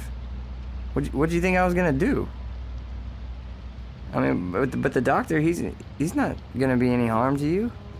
I keep telling you I can't let the doctor in. I can't let anyone else come in. Don't you see? It might be him. It might be him. Who? Him who? Mr. Death. Mr. Death? What? I know he's out there. He's trying to get in. He comes to the door and knocks. He begs me to let him in. Last week, he said he was from the gas company. The gas company? Oh, he's clever. After that, he claimed to be a contractor hired by the city. He said this building was condemned, that I'd have to leave. But I knew who he was. I kept the door locked, refused to let him in. Eventually, he went away. Condemned, huh? I mean, that explains why there's no one else in the neighborhood. No, he knows I'm on to him. Yesterday, he said he was Mr. Fabian from the store. But all he really wanted was to come in. That's all he ever wants. Wait a second. No, it's no use. You wouldn't understand. I knew you wouldn't. How could you? I mean, wait, but I want to understand. I do. I mean, this man you're afraid of, you say he's Mr. Death. That's right. You don't mean just anybody, do you? You mean like death, right? Death. That's right. So is this Mr. Death a person like you or me? I know it sounds crazy to someone like you, to anyone but me, but it's true. I know it's true. Okay, I understand what you're saying, but, I mean, people die all the time, all over the world. Now how could one man be in all those places at once? I don't know. Don't ask me that. Maybe there's more than one of him. Maybe. I didn't mean to upset you. Please don't cry. I'm not gonna hurt you. I'm sorry. Okay? Can I have another cup of tea? Please? Of course. Tell me about Mr. Death. Your tea. Thanks. Please, Mr. Death. I would like to know about him. All right. At first, I couldn't be sure. It was a long time ago. Everything is. It's been so long since anything happened to me. But I was on a bus. There was an old woman sitting in front of me, knitting a scarf, I think. There was something about her face. I felt I knew her. Then a man got on the bus. He wasn't special in any way. Not short, not tall, not fat. Just a man. I remember that there were empty seats, but he sat down right next to the old woman. He didn't say anything to her, but I felt that his being there upset her in some way. I couldn't understand why. He seemed like such a nice man. When the old woman dropped her ball of yarn, he bent down and picked it up, right in front of me. He held it up to her. I saw their fingers touch. He stood up and got out the next stop. I couldn't move. It was as if I knew what had happened. But I couldn't do anything. I was just so frightened. When the bus finally reached the end of the line, the driver came over to the woman. He thought she was asleep. But I knew she was... What, dead? Dead. And right then and there, I knew it was his touch that killed her. Okay, but you said it yourself. She was an old woman. Okay, just because this man touched her... Mr. Death. Just because he touched her hand, it doesn't mean he killed her. Maybe what you saw was just what it looked like. A man trying to be helpful.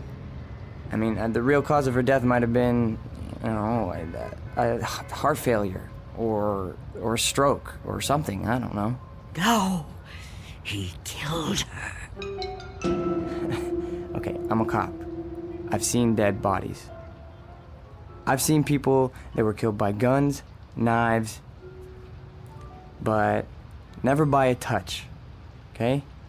The man being there when she died, that's just a coincidence. But seen him since then, several times. I've seen him in crowds. I've watched for him. Every time someone I knew died, he was there. He, the same man, the one on the bus. No. Once he was a young soldier, then a salesman, a taxi driver.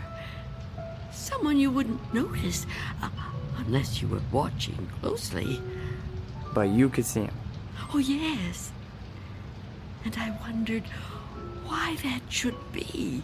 Why I could see him when no one else could. And then I knew. Why? It was because I was getting older. And my time was coming. I could see clearer than younger people, people like yourself. Now, do you understand? Oh, I know you don't believe me. That would be too much to ask of anyone. But do you at least understand? Please. I have to know. All right. Maybe. Maybe, okay?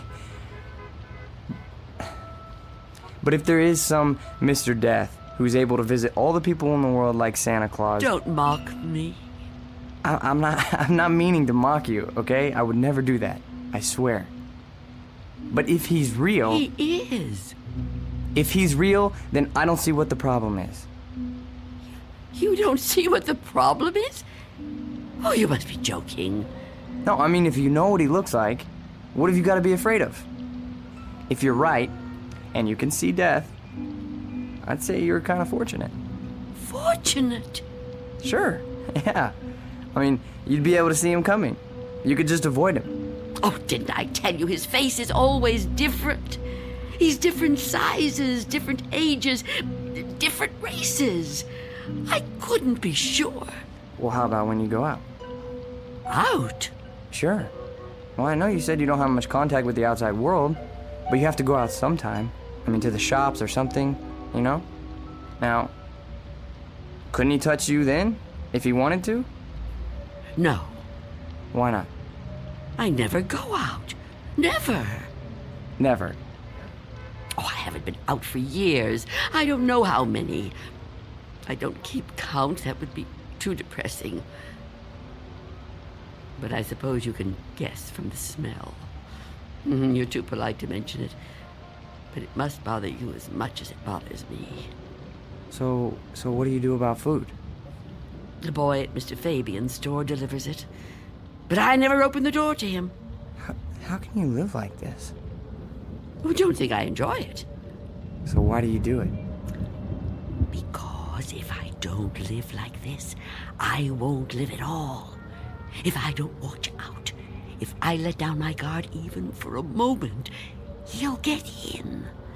I know he will. I haven't always lived like this, you know. I was young once. People said I was pretty. I lived out in the sunlight. I hated to be inside, even for a minute. My mother always said I'd spoil my fine complexion. But I didn't care. I loved outdoor things. I lived out in the sunlight, so warm, so beautiful. Beautiful, like I once was. You're still beautiful. Oh, no, I'm not. I'm old and cold. I miss the warmth of the sun so much. See that patch of sunlight on the floor? Where's it coming from? I think it's coming in from between the cracks in the boards of the window over there. Oh, yes. It's so warm to the touch. You know, I've always hated the dark and the cold. And now I'm old. I've lived a long time, but I don't want to die. I've heard people say it was his time when an old person dies. But it's not your time if you're not ready to die. I'd rather live in the dark than not live at all. Miss Dunn, I promise you, there's nothing to be afraid of. We're all alone here. Okay, there's nobody outside the door. I know you're upset, okay? And you're clearly under a lot of pressure. But I think all you need is some rest. Officer. Yeah, and I need help. Oh, I don't know what to do. Just give me some medical attention. Look, I don't know how badly I've been hurt, okay? But I've lost a lot of blood. And I need help soon. Or I don't know how much longer I can... I've told you I can't go out there. You can't ask me to do that. Look, this whole Mr. Death thing, I promise you, you don't have anything to worry about. Shh. Someone's coming. Well, get them to help me. No! There's nothing to be afraid of. Please, answer it. Go on. That's right. Go ahead. You're doing fine. Answer it. Go on. I'm keeping the chain on. That's fine. Do whatever you want. Just see who it is and get them to call for help. I'm sorry, lady, but I got my orders. No! Get away! Officer Belden, help me! I can't fool around any longer. Step aside, I'm coming in.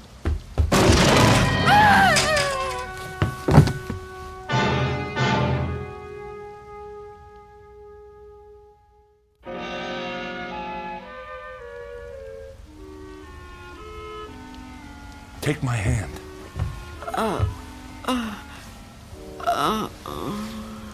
Easy, lady. Just lie quiet there till you get your strength back. What? You gave me quite a scare there when you fainted like that. Sorry I pushed you when I put my shoulder to the door. You started to faint and I offered you my hand, but you passed right out. For a second I thought that... Well, I don't even want to talk about that. But I'm glad you're okay. And still I live. Huh? I told you I didn't mean to hurt you. It was an accident. You're not gonna sue, are you? What do you want with me? Here, let me help you get up. Take my... I can get up myself. Look, you gotta understand, man. I don't get no pleasure out of busting indoors. Who would? Except maybe some thug, but I'm no thug. I'm just a guy doing a job. Your job? Look, you don't seem to realize how important this is. I've got a crew and equipment coming in an hour to pull this tenement down. Begging your pardon, man, but looking at this place, I say it's long overdue. Frankly, I'm kind of surprised it's still standing. And you're really not Mr. Death? Mr. Who? I don't know what you're talking about, ma'am. My name's Armstrong. Bud Armstrong. I don't know about any Mr. whatever you said. All I know is I got a contract to demolish this row of buildings. That's what I got to do. Everybody else moved out a long time ago. Until the other day, I thought this whole building was deserted. I seen them windows boarded up, and I figured you moved out when the rest of them did. Thank goodness I met that guy from the grocery store, that Mr. Fabian. Oh, Mr. Fabian. Then he was real, after all. Real? What are you talking about? I told him about my job down here, then he told me all about you, that he was worried about you. Told me he had a kid bring you your stuff. That was the first I knew about you, and it's you're darn lucky I found out. Well, you'd still be in here when the wrecking ball hits. Now, come on. We gotta get out of here. You want me to go outside? Sure. Didn't you just hear me? This place is coming down. You can't stay in here. You want me to leave here? You have to. I can't. It's Miss Dunn, right? Well, Miss Dunn, you were notified about the demolition job months ago. Look, I'm not out to bully you. I'm just trying to do my job here. These buildings were condemned by the city. Can't say I blame them. And I'm the one who's got to tear them down. Tear them down? Well, how can you? Look around you, ma'am. This building has had it. You can see that. I can see that. Anyone could see that. It's all worn out, dilapidated. All these buildings have got to come down. You seem like a nice person. A nice person shouldn't have to live in a place like this. Now let's the two of us just... Get away from me! Don't touch me! Please don't act like this. I ain't a monster, lady. I've got a heart just like anybody else, and I can see how you could get attached to a place, but, not want to see it wrecked. But when a building's this old, it's not fit to live in no more. It's dangerous. It's got to come down to make room for a new one, a stronger one. That's life, lady. Old make room for the new, you know? No. People get the idea that I'm some kind of destroyer. They think I get kicks out of tearing stuff down. But that ain't the way it is. No, that ain't the way it is at all. I just clear the ground so other people can build on it. In a way, I guess I kind of help them do it. Can't have one without the other, am I right? Look around you. It's just the way things are, like when a big tree falls in the forest and a new one grows right out of the same ground. Old animals die and young ones take their places. It's just nature. That's how it is. Even people step aside when it's time. I won't. When I finally kick the bucket, or when I get too old to contribute, my son-in-law will probably take over The door!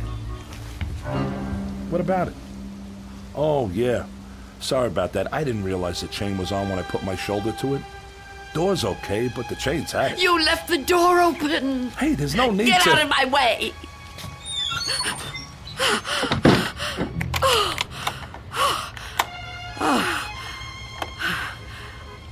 You don't have to do that. What's the sense of locking a door that won't even be here in an hour? I'm on the clock here, and we've waited long enough. If you've got any possessions you want to keep, Miss Dunn, I'd move them out while there's still time. I'll help you. You think you're helping me? I'm not going to leave here. Not with you. Not with anyone. Don't try to touch me. I don't want you anywhere near me. Now look, ma'am, I've been nice to you. I've been trying to go easy. I know this must be tough for you. Any kind of move is a big upset, especially to an older person like you. But if you insist on staying here, I'll have to call a cop. A cop? A police officer? It's just for your own good. Please, cooperate, lady. Hey, where you going? Of course, Mr. Belden.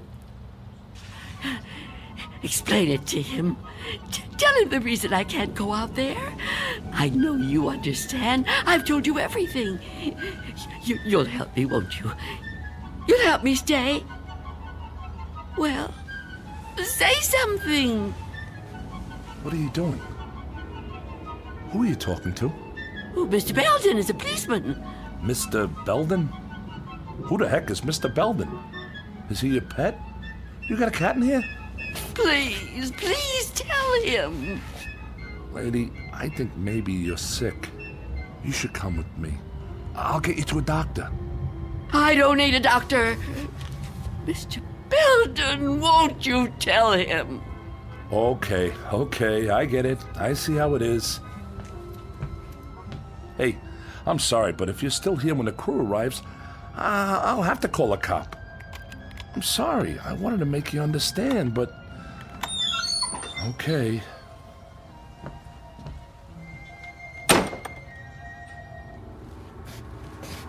What's the matter with you? Why didn't you say something? Why didn't you help me? I thought you understood. I thought you'd help me. I think the question you should be asking yourself, Wanda, is how he looked straight at this bed and didn't see me. You called me, Wanda. But I never told you my first name. Oh no. No. It's not true. It's not true. Yes, it is. The mirror, Wanda. Look in the mirror. What do you see? I can't. I won't. Look in the mirror, Wanda. What do you see? I see nothing. Nothing but an empty bed. Turn around. Now what do you see? I see you, Mr. Death.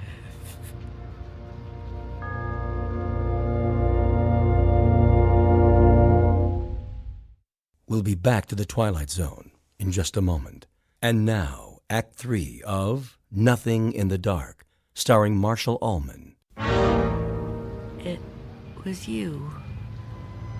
It was you all the time. Yes. It was me. Oh, don't get up. You're still... Oh. You're not hurt. No. No, I'm not. But you were shot. Those men... Did you see me get shot? No, but you were bleeding. Do you see any bloodstains now? No. And the men? Did you see them? You were never hurt, were you? I can't be hurt. You tricked me. Yes, Wanda. I tricked you. It was all an illusion. One I created just for you. If it helps, I'm sorry. I would have preferred to avoid it if I could. But why? Why did you do it? The moment I let you inside, you could have taken me any time. Yes, I could have. But you were nice. You made me trust you. But I had to make you understand, Wanda. You see me now, and you've seen me before. Many times before. Starting with that day on the bus. Oh, I was right. It was you. The old lady's name was Iris. I knew then that you were upset. Upset? I thought it was important that you got to know me. What I said to you before, it was true. What you said? And you thought I was a policeman. You asked me why I did what I did. And you said there were some jobs that had to be done. That's right. That it was a kind of vocation. Actually, Wanda, you said that. But I suppose you're right in a way. Now ask yourself, am I really so bad? Am I really so frightening? You've talked to me. You've confided in me. Have I tried to hurt you? Well, no, but... Do you really believe I would ever hurt you? You don't look like someone who would want to hurt me. You see? It isn't me you're afraid of, is it? You know me now. You understand me. What you're afraid of, what you've really been afraid of all these years, is the unknown. That's right, isn't it? Yes. Don't be afraid. But I am afraid. You must be very tired, Wanda. I am. But the running's over now. It's time to rest. I'd like that, but...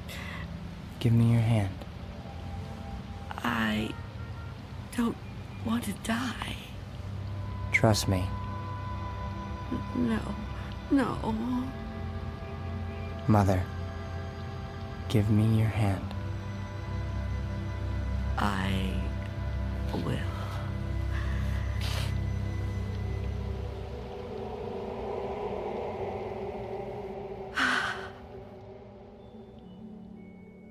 There.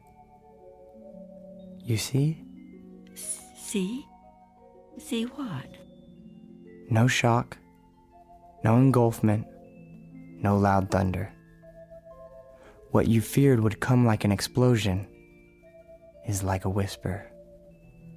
What you thought was the end is the beginning. When will it happen? When will we go? Go? Yes. I'm ready now. Look over there, on the floor. What is there to... Oh. Now do you understand? It's me. It's you. My body. I look so calm. You see? We have already begun. Come with me. Yes. Please. I'd like to.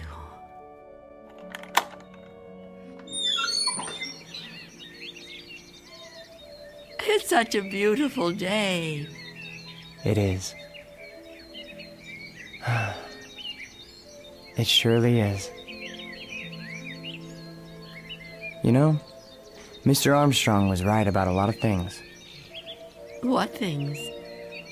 Well, for one, his son does take over the business when he dies. Will that be soon? Another 16 years. Oh, dear. It'll be quick. I'm glad to hear that. I'm afraid I was a little harsh on him. Now the son-in-law, he lives to be 102. 102? Oh, goodness. I know. It's remarkable, really. Of course, the oldest person I ever met was a lady in Tibet. Well, how old was she? Take a guess. Oh, I'm no good at guessing. Come on, take a guess. You'll never believe it.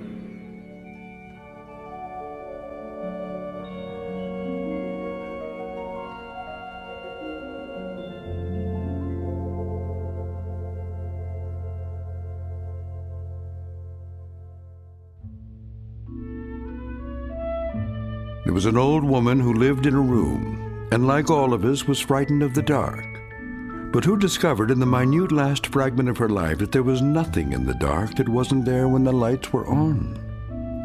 Object lesson for the more frightened amongst us. In or out of the Twilight Zone.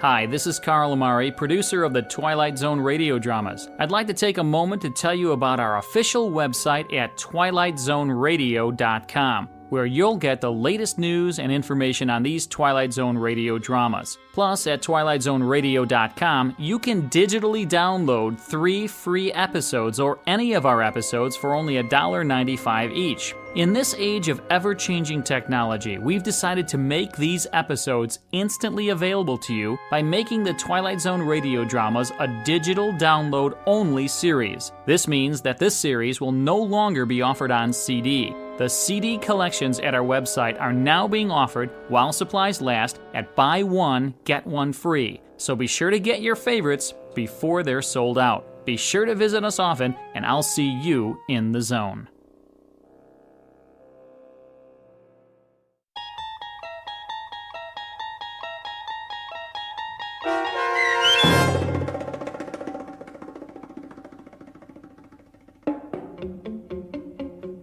Nothing in the Dark, starring Marshall Ullman with Stacy Keach as your narrator, was adapted for radio by M.J. Elliott and written by George Clayton Johnson. Heard in the cast were Roz Alexander, Jeff Morrow, Doug James, and Mike Starr. This copyrighted radio series is produced and directed by Carl Amari for Falcon Picture Group and Westwood One. Custom Foley effects, sound design, and mixing are done in the Cerny American Sound to Picture Theater by Cerny American creatives Matt Sorrow, Bob Benson, Todd Beyer, and Tim Cerny. To learn more about the Twilight Zone radio dramas and to contact us, visit our official website at twilightzoneradio.com. Miss Dunn, it's Doug James speaking.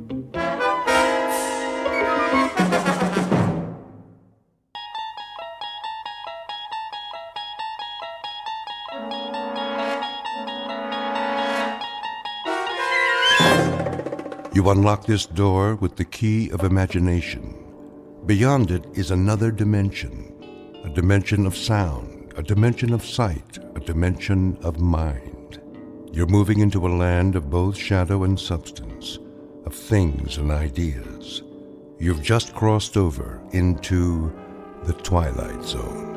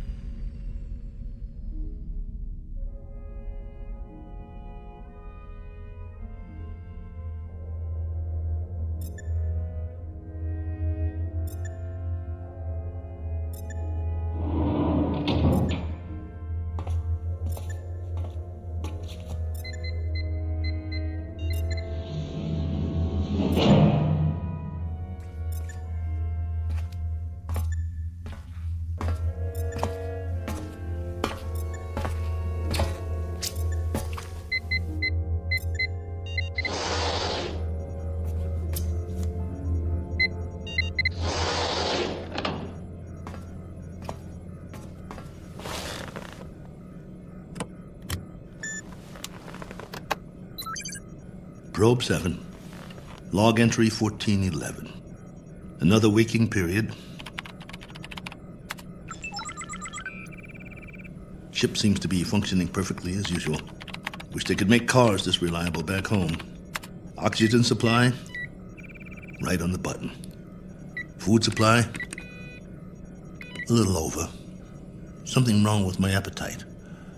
Not enough exercise, I guess. I know. More workout time. Gotta stay in shape. Never know who I might meet in space.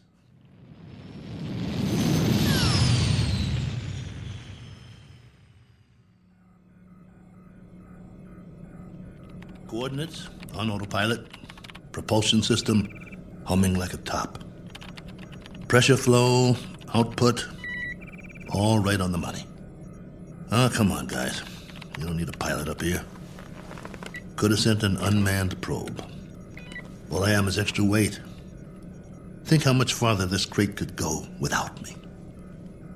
Of course, you wouldn't have my brilliant observations. Boredom followed by prolonged disinterest, with periods of great loneliness. Must be fascinating. Here's an observation. All these blinking lights in the cockpit. They remind me of stars, or candles, or cigarette lighters. That's it. You remember cigarettes? Did you know at concerts people had these little lighters, and sometimes they'd hold them up and it looked like a sea of stars out there in the dark?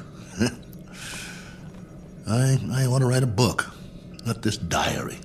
Doesn't have enough plot. Just me remembering. That's who I am, boys. He who remembers. Oh, well. Better send you the numbers. Here goes the download. Transmitting now. Till next time, this is Colonel A.L. Cook. Over and out.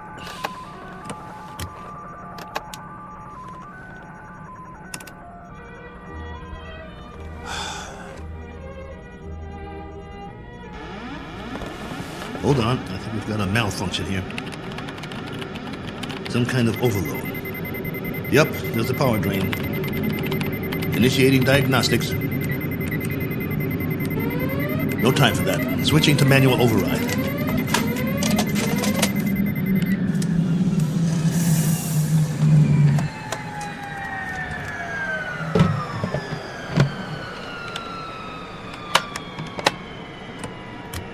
Base, this is Probe 7.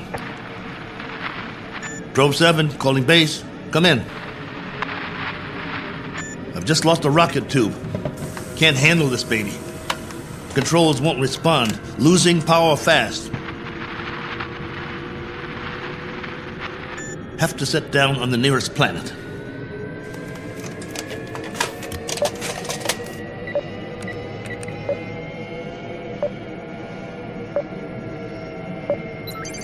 Got one in view now. Not much choice.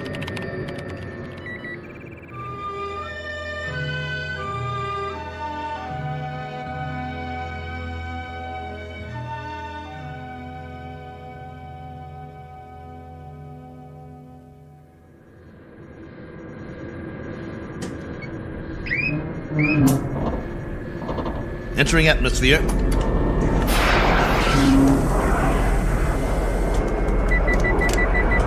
Surface coming up fast.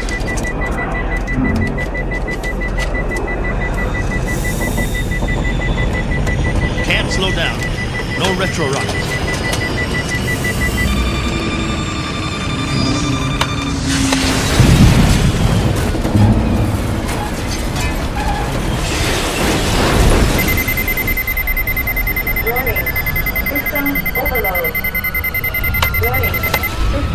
Ship's about to catch fire. Base, do you read? This is Probe 7. Probe 7. Mayday! Mayday!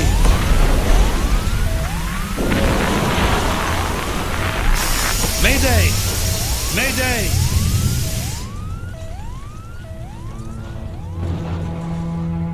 One Colonel Cook, a traveler in deep space several million miles from his point of departure and presently out of options. He set a course across an endless ocean in a one-man lifeboat, now scorched and broken on an alien shore. But even if he should survive, his greatest ordeal is yet to come, for he must face a far more dangerous challenge, an opponent more menacing than the cold, lifeless vacuum of space. He must face what awaits him on the other side of the bulkhead and do battle with the unknown. As soon as the dust settles, he will take stock of his plight with very little effort, a single 360-degree movement of head and eyes. For Colonel Cook has come to rest on a small, undistinguished planet not on any chart, one that is actually an outpost in the Twilight Zone. And now, The Twilight Zone, and our story, Probe 7, Over and Out, starring Lou Gossett Jr., with Stacy Keach as your narrator.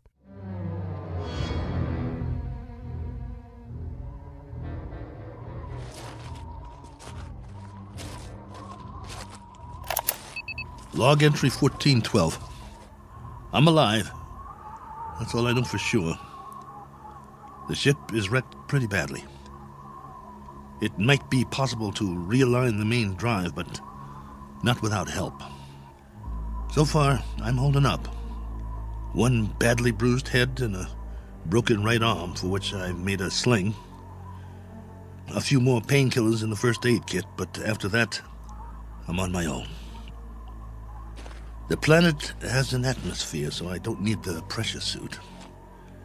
That's another stroke of luck, if you can call it that. The terrain is desolate. Sand, rocks, some low-grade plant life. That means there's water. The question is, how much and where? The ship has cooled down now, what's left of it.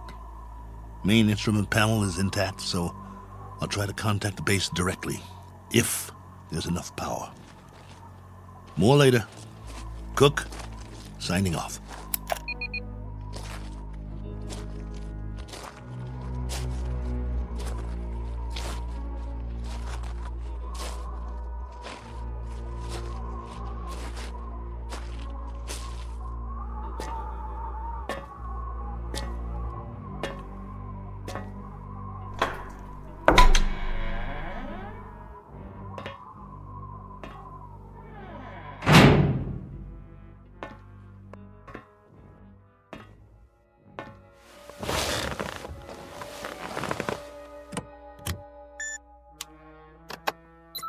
This is Probe 7. Do you read? Probe 7. This is Probe 7, calling base. Probe 7, with a landing report and damage assessment. Over to you, base.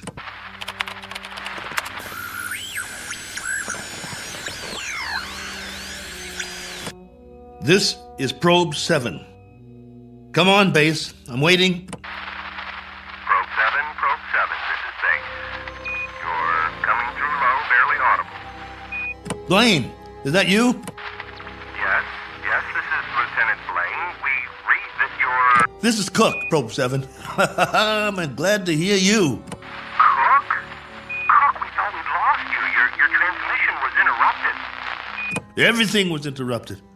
I'm lucky to be alive. Probe 7 made unscheduled landfall approximately 7 hours ago. What? Come again. Can't hear. I thought you said... I've crash-landed, Blaine, in another planetary system. Didn't have much choice. One of the thrusters broke off the ship. This planet is 92,900,000 miles from the nearest star. Good Lord, Colonel. We're having trouble seeing you on the monitor. Sorry, but I can't send or receive a visual. Most of my equipment was fried in the crash. Okay. How's your oxygen? And that's the least of my worries. There's an atmosphere here. I don't know its density or composition, but it's breathable. Probe 7, your signal's drifting. Can you increase power? Not much chance of that. Far as I can tell, this is the last of my juice, at least for now. I've got half a generator and 3 solar cells working. I was afraid it wasn't enough to get through it all. Okay. Can you effect repairs? Say again? Repairs. Can you make repairs? If you give me maybe 20 years, a good right arm, and a new head while you're at it, I might make a start. The bottom line is, I need help. Got that, Base? Help. And right away. Probe 7, you're breaking up. Probe 7, are you there? Probe 7, we're having difficulties. Probe. All right, just stay there. Stay in transmission. Probe 7, we've traced your signal. We know where you are. Great. How soon can you send a ship? Colonel, I'm sorry to say we have nothing here that can reach you. What? You had several ships on the drawing board. Repeat, we have nothing available. Say again? All construction is suspended pending the current crisis. Ah, come on! Colonel Cook, I've been told you'll have to make the repairs yourself. Base, now hear this.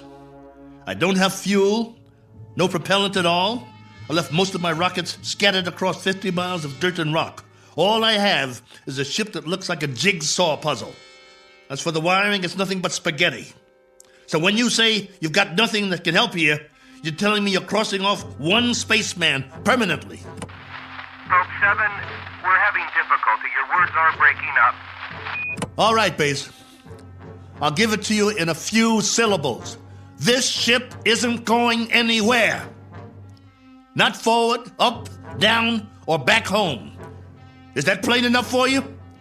Now I'm asking you again. Isn't there anything you can do to help me out here? Or are you just going to write me off? Colonel Cook? There's the low power warning. I'm losing transmission. Got to sign off for now. I'll make contact again in 3 hours. Roger that, will you please, Base? We will stay on this frequency, Colonel, and wait to hear from you. Oh, just a minute. There's someone here who wants to speak to you, Colonel. Colonel Cook, this is General Larrabee. We understand the spot you're in. We wish we could help. Thank you, sir. Well, there is a possibility that once you give us a full report on the ship, we can send you instructions for its repair and walk you through it step by step. That's still an option. Is it? Well, here's an option. Why don't I just build me a new one, General? I'll make it out of tin cans and chewing gum. I'll burn some circuit boards with a magnifying glass. That's a possibility, too. Colonel, I'm trying to be frank with you. Sorry, sir. I'll transmit again in 3 hours. Over and out. Heaven help me. I wonder if that's a possibility.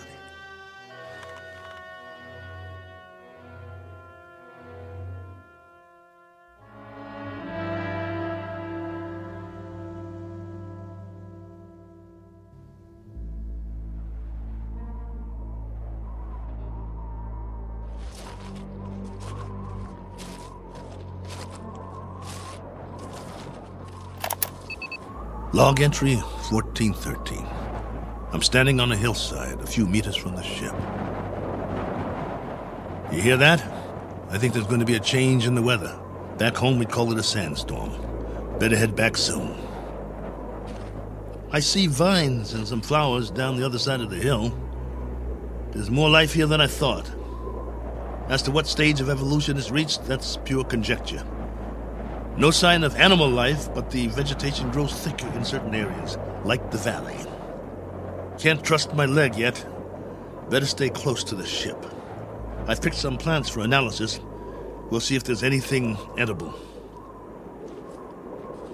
Hey! Anybody! Hey! Take me to your leader. I've got beads and wampum. Is anybody here?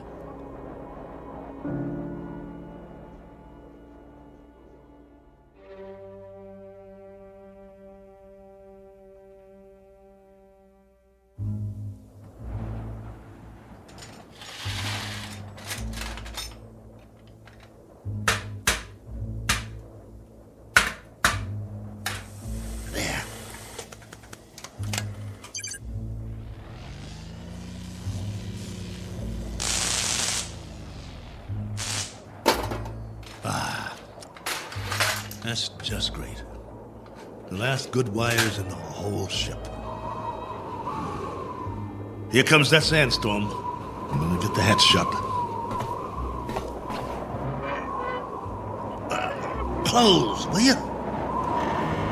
That's it. A little bit more. There. That'll have to do.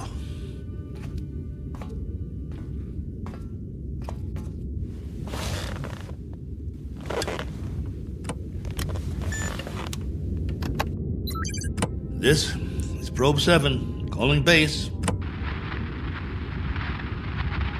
Probe 7, calling base. Over to you, if you read. We read you. We read you very well, Colonel. Ah, you've got the video going. For now, General, I've wired all the solar cells in the series. At the moment, I'm running off the storage batteries, though. It's almost night here. All right, tell us your situation, please. My situation? Yes. Any change, Colonel? I've done what I can, but I'd have to call it unchanged. The power level's higher as long as I charge up during the day, but I don't know how long that will last. At least, I've got you on the screen. Got to see another face, both of you. You should be used to solitude. You've been in space a long time. Yeah, I should, but that was different somehow.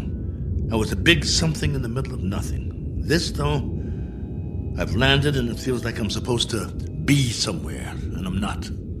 My memory of home is fading fast. Colonel, and the condition of the ship, still a total loss? Probe 7 is no longer probing, General, unless it's the few feet of dirt I tore up when I crashed. There is life here, like I said, vegetable life, pretty elementary. I've explored the surrounding area in all directions, but I can't get down to the valley with this leg. The gravity is roughly the same as ours. From what I can tell, the atmosphere is similar as well. At least, there's no pollution. I haven't started coughing yet. Describe what's left of the ship. What's left of the ship, General, is a few feet of bent-up metal. I told you, it's unrepairable. You're sure, Colonel? You're absolutely positive? There isn't one other section that's still intact. She'll do for a museum or a junkyard. Take your pick. As for me, I don't have the luxury of making a choice. Nor do we, Colonel. Nor do we. Right. The crisis. Listen to me, Cook. We've got a major problem here. Oh, you do? Since you left, we've had an international incident. A serious one. There's talk of war. The next 24 hours will be crucial. As long as I can remember, there's always been a crisis, and there's always been talk of war. Well, hasn't there? Yes. this time, I'm afraid. You'll forgive me, General, but I've got a crisis too, and it's a very immediate one. I have the remainder of my rations and 2 broken bones in one arm. You have my location. I need to know that help of some sort is on the way, or would you call that unreasonable? Now listen up, Colonel. The rest of the fleet's been taken out. There isn't another ship, unless we build one. And if we go to hydrogen war in the next few hours, there'll be nobody left to do the building. Do I make myself clear? You're serious? That's the realistic view, Colonel. It may go down hard, but I'm giving you the facts of life. 10 hours from now, maybe 6, maybe 4, we'll be fully committed. I'm talking about 500 million people, not just one man. That's about as clear as I can put it. Very well then, General. I guess that's it. We don't see any alternative. Will there be any point in making further contact with base? Yes, Probe 7. For 2 reasons I can think of, both of some benefit to you. 1, so you'll know that you're not alone up there. And 2, to confirm that your own world still exists. Though the latter is a moot question at this point. Over to you, Colonel. I can't think of anything else to say at the moment. Feel free to keep the signal open, if you like. Can't do that, General. I need to charge the batteries when it's light again. Here's that storm. Don't know how strong it'll be or how long it'll last. But I'll try to get through it. Nothing else I can do. Then for whatever it's worth, know that we're still here. For now. Over to you, Probe 7. Roger, base. And out.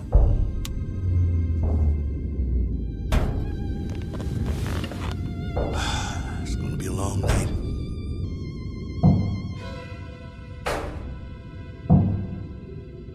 Wait. What's that? Hold on. Blaine? General?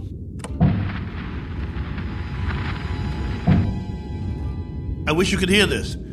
There's something outside, I swear. Something or someone.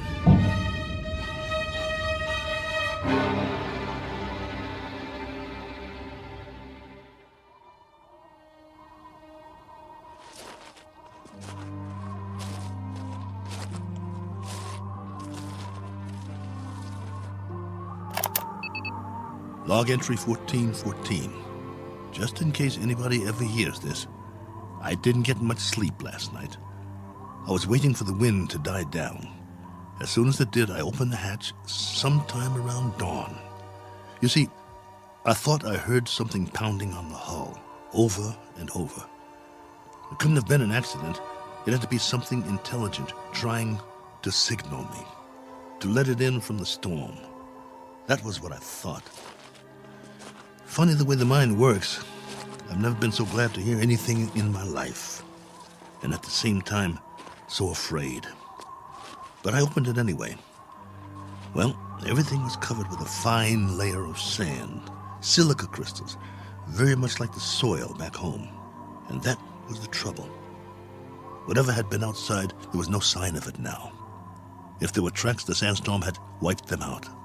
The ground, everything, smooth as a beach where no man has gone before. I did find something, though. A broken branch. So, it was only the wind, after all, blowing it back and forth before it broke off. Had me going for a while. So much for my man Friday. Now I'm back to the old routine. Reconnaissance, hunting, and gathering. Just think, a few million years from now, something on 4 legs, or 2, or 8, may actually walk this barren planet again. A few million more years, and it will grow a bigger brain so the species can start doing the same things I'm doing. Foraging for food, trying to survive. Wonder if there'll be anything left of the ship by then. Probably not. Me? I'll be a fossil at the bottom of a tar pit somewhere, and no one will realize I was ever here. Well, onward he marched, for want of anything better to do.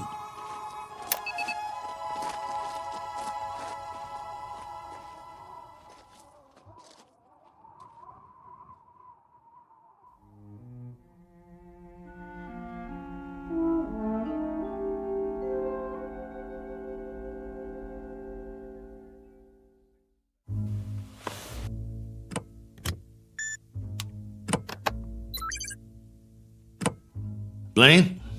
General Larrabee? Are you still there? Here, Colonel. Go ahead. Well, you look like you haven't slept. Not much. And you? Not really. Up at dawn to do some hiking, north, east, south, and west. I had been hoping. Yes? Just a crazy dream I had. No sign of anything? It's a primitive planet. I'm very much alone here, after all. Oh, not completely. I've got a wind that sings sad songs and some scrawny plants that check me out every now and then as I walk by. There might be some fruit trees that are edible down in the valley, if they're not poisonous. But that's it. That's all of it. I'm truly sorry. There used to be an old saying, if life gives you lemons, make lemonade. The only thing wrong is I can't even find the lemons. But don't worry, I'll keep trying. Not that this will provide any vast solace to you, but at 9 o'clock this morning, Colonel, we went to war. And? The whole eastern seaboard went up. You mean all of it? The cities, everything. It took 12 minutes. Exactly 12 minutes. I suppose we retaliated? Oh, indeed. With great alacrity and effectiveness. And we still are. With everything we've got. It was our old enemy? That's right, if it matters now. And the result of all this? Our world is doing a little wholesale dying at the moment. And there's nothing to do but watch it happen. What about the base? Are you safe? For the time being. Our location's classified. Only you and a few others know where we are. The signal's encrypted. That's good then. Trouble is, we can't stay here much longer. There have been bombs as close as 400 miles from us, falling through the night. It's now a question, Colonel, of the manner of death. Very fast or very slow. It's that kind of consideration, not one we thought would ever be a reality. General. You know, it's really quite a pity that we didn't send others with you. What you think of as a prison might have proved to be a haven of sorts for the survival of the species. Don't have any illusions about it, General. What you think of as a haven is only a very sizable dungeon. A good-sized dungeon with a breathable air. But that's what it is, and there's no way out. I don't much care for solitary confinement, and neither would you. Unfortunately, both of us have very little choice in the matter. General, this is urgent. Give it to me. What is it, General? What's happening there? In a moment, Blaine. But, General... I said in a moment. Cook, I've just received an official communication. We're going to have to move out of here. Now, I don't know whether we'll be able to transmit again or not. If we are able to, I'll do my best to make contact. You have my word. Thank you. Try if you can. It means a lot to hear a real, live voice. I wish we could do more. Silence. Or cries. That's the story from our world. Silence or cries. God bless you. And good luck.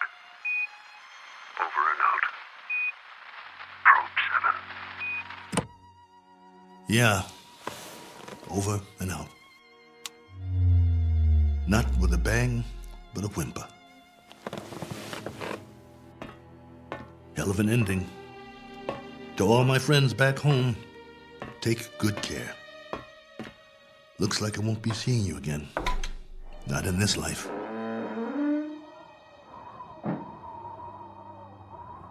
Time to start a new project. Chapter 1. The Memoirs of Colonel A.L. Cook. And I've got a very good memory. You wouldn't believe the stories I could tell. Who knows? After I'm gone, maybe someone else will crash here and find it.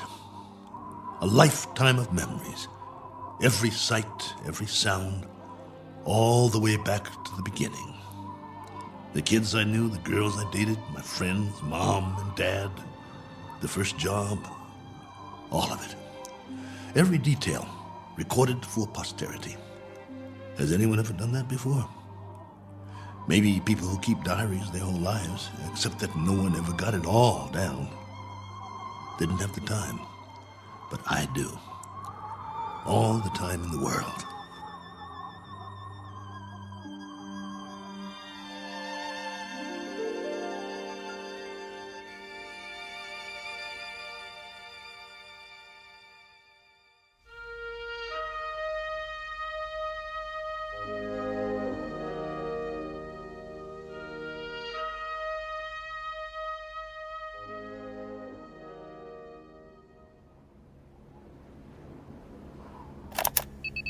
Log entry 1415. This one's for the record. A final official entry. From here on, it'll be the life story of Colonel A.L. Cook. Me, myself, and I. If for no other reason than to keep from going batty. But for now, it's a beautiful day. Here on Primordial World. Ship's still standing, of course. You'd never know that's what it was. More like something from a scrap metal yard. The cost that went into building it, the man-hours, and for what? To come to rest here. A little way station that isn't even on the map. I'd call that a waste. Exhibit number 1 in the elephant's graveyard. Ever hear of that? They used to say there was a place where elephants go to die. Hundreds, thousands of them. A secret place off the beaten path. And there were bones and tusks. And once in a great while, someone would stumble upon it. Like the Sargasso Sea, where sailing ships caught in the kelp and were trapped forever.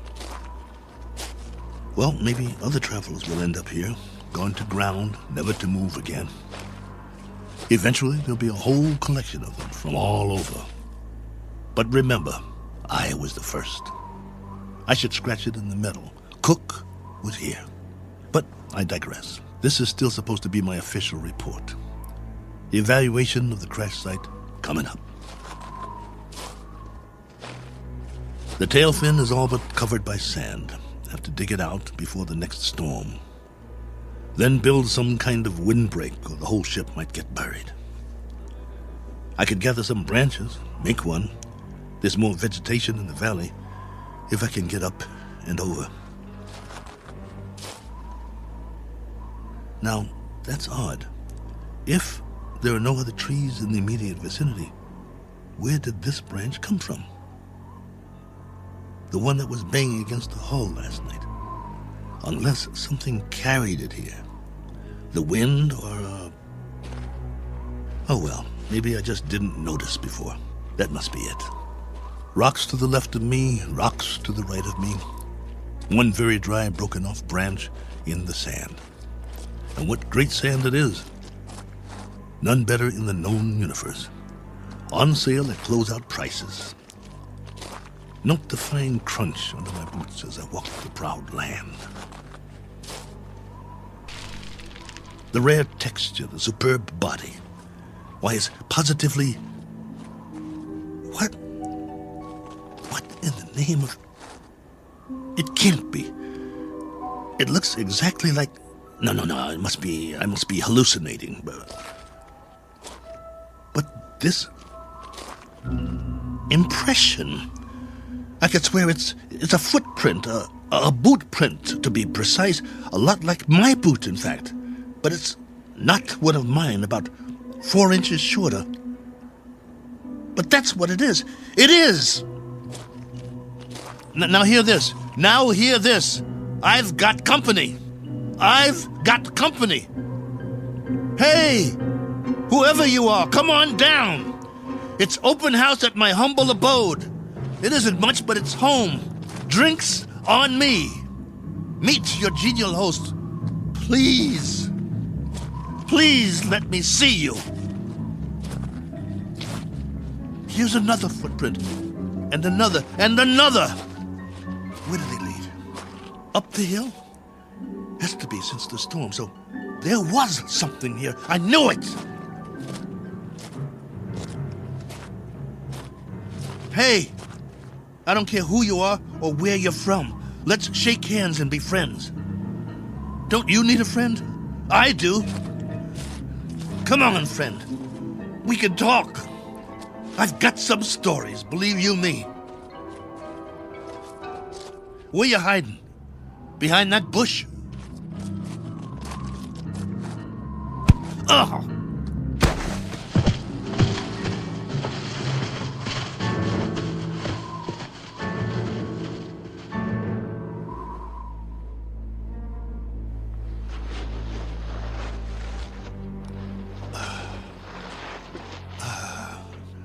Blood on my head. Something hit me. Why'd you do that? Probe 7, come in. Got to get inside.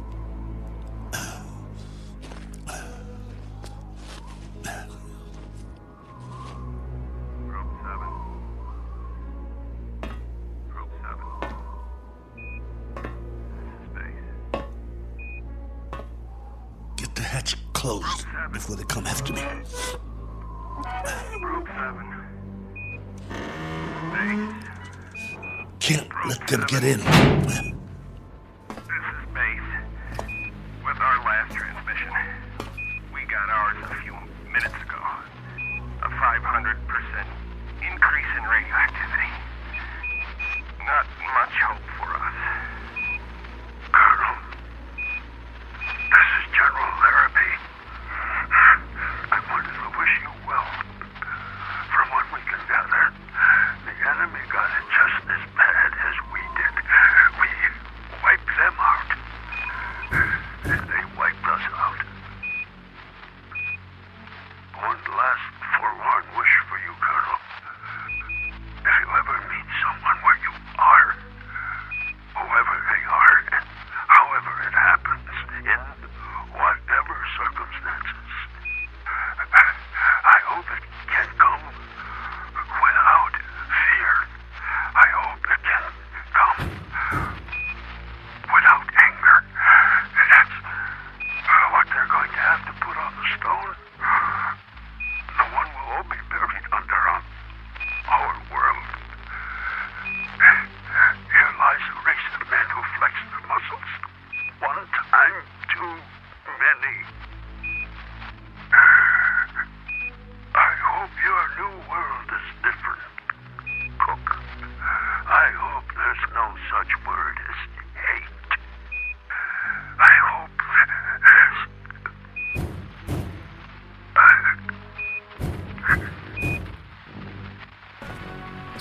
All right. All right. I'm ready for you. You want in? Maybe I'll let you, and maybe I won't. It's up to you. You can be friendly, or you can be dead.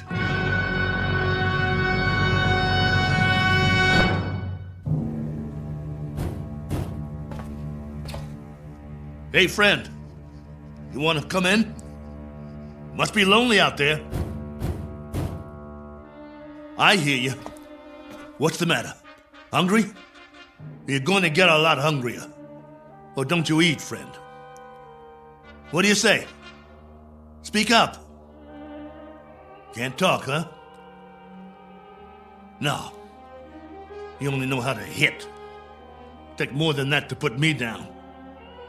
What'd you use, a tree branch? Not very friendly, if you ask me. Well, I've got a nice piece of metal in my hand, and I know what to do with it.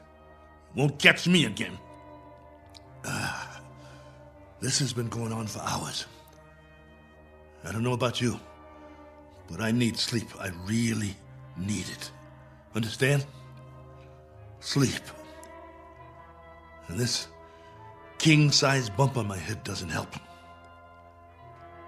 Tell you what, we'll make a deal. I give you one more chance to get away. Go hide, I don't care. You may not understand the language, but maybe you get the message. I'll wait a while and catch some sleep. Then when I wake up, I'm going to have a nice freeze-dried dinner. If I don't hear you out there, we'll forget the whole thing. You stay up the hill, and I'll stay down here. Just remember to keep your distance. Otherwise, I might have to come up there and teach you a lesson. A man's got to have his boundaries. Oh, God, I hurt. I want to sleep just for a while.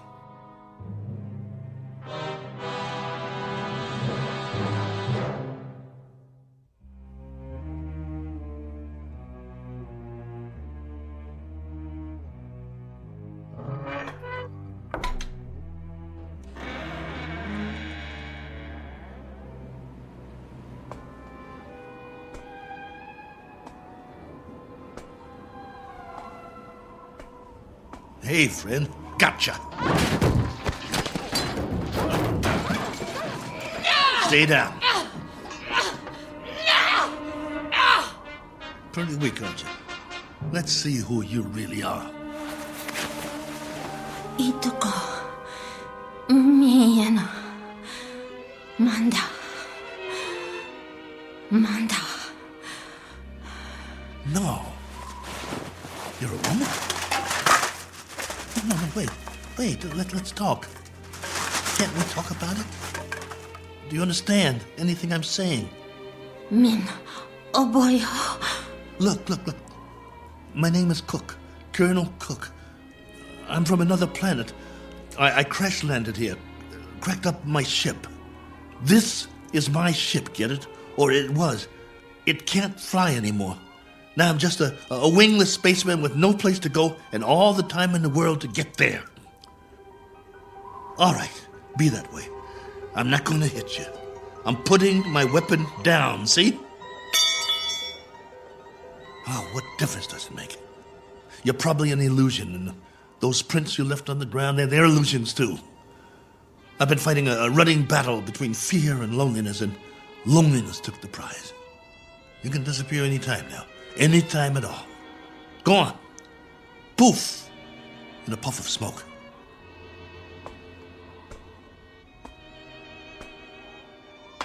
No, wait, please. Are you real? This knot on my head certainly is.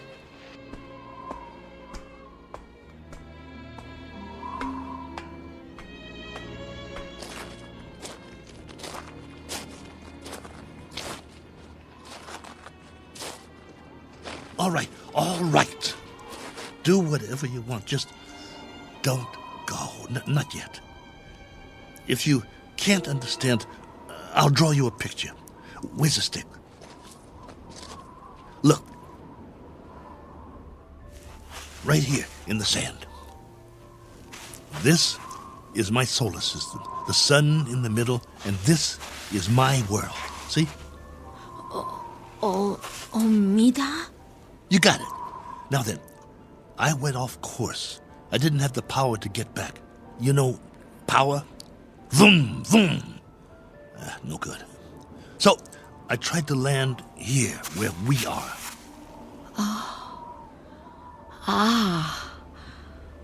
Omida korum. Go ahead, you draw.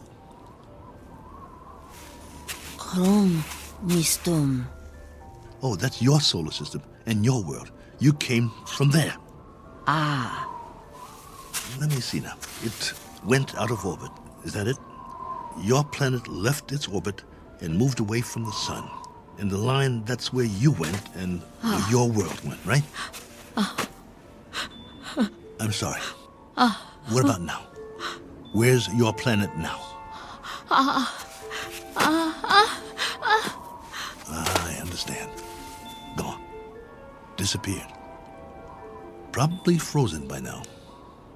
But you got out. How many others? How many got out?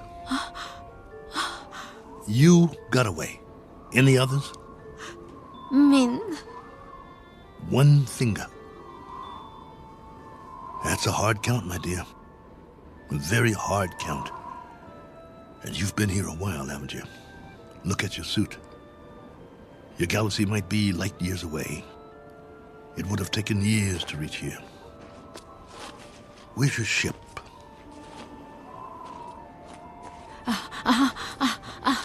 Ship. Where's your ship? It crashed too, didn't it? So you've been here a long time. A very long time. Me, Cook. Colonel Cook. You? Korava. Korava? Korava. Well, what do you know? Pleased to make your acquaintance. How does it figure? I thought you'd be a 50-foot flesh-eating ant or something. And you turn out to be a woman. Which is neither here nor there. Because however you slice it, we're stuck here. A one-armed man and one very tired lady. Quite a pair. What have you been living on? What food? You understand food? Eat? Well, I can offer you lunch or maybe it's breakfast. I'm not sure which. And some companionship. And we can spend the rest of our lives drawing diagrams in the sand, which will be somewhat tedious. But the brighter of us will have to learn the other's language eventually. I hope it's you. Because I got some stories to tell, believe me. Come, Korova. Eat. Food. In the ship. Chow time. Come along. Inside. Eat. Food. Food. Okawa? Okawa? No. Not that way. Come here. Food. Please come back. I'm not going to hurt you. Please. Okawa! Oh, for heaven's sake. Korova, please.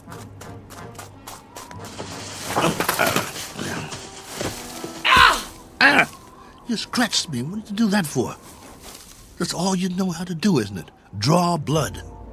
Well, go ahead. Get away from me. It's not just language, is it? It's our animal nature, the way we instinctively respond to one another. In that case, there's not much hope.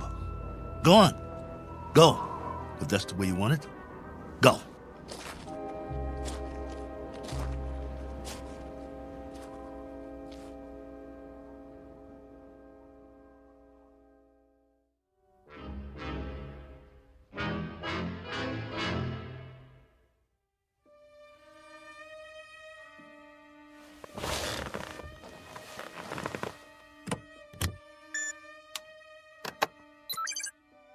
Base, this is Probe 7. The following is sent on faith, which is appropriate since this transmission is in the nature of a fairy story. I don't know under what heading you would classify it. Very likely space medicine or space opera. The long and the short of it is that I'm not alone here. There's a woman from another planet. Her name is Korova. I don't know much about her. I do know that she comes from another planet in another galaxy. A planet that left its orbit and moved out of space away from its sun. I suppose the inevitable happened. They just froze. She's not very old, so she must have been sent in a spaceship as a little girl. But now that ship is no more. They probably sent others too. God knows what happened to them. Died en route, lost their way, landed elsewhere, who knows. But somehow or other, she made it. Perhaps as a child on a preset course. She was here alone until I came. If by some chance you're still there, I can't send you any soil tests. I can't send you data about plant species or anything like that. But I can give you an observation about the psychological makeup of the animal kingdom. They're a frightened breed, a very frightened breed. It must be a universal trait wherever there are advanced life forms. Though it's questionable how advanced we really are, so I guess we aren't alone in that regard, which is really quite a pity, as you may understand all too well, if any of you survived. Base, this is Probe 7. Last call. Absolutely, positively, the last. Over and out.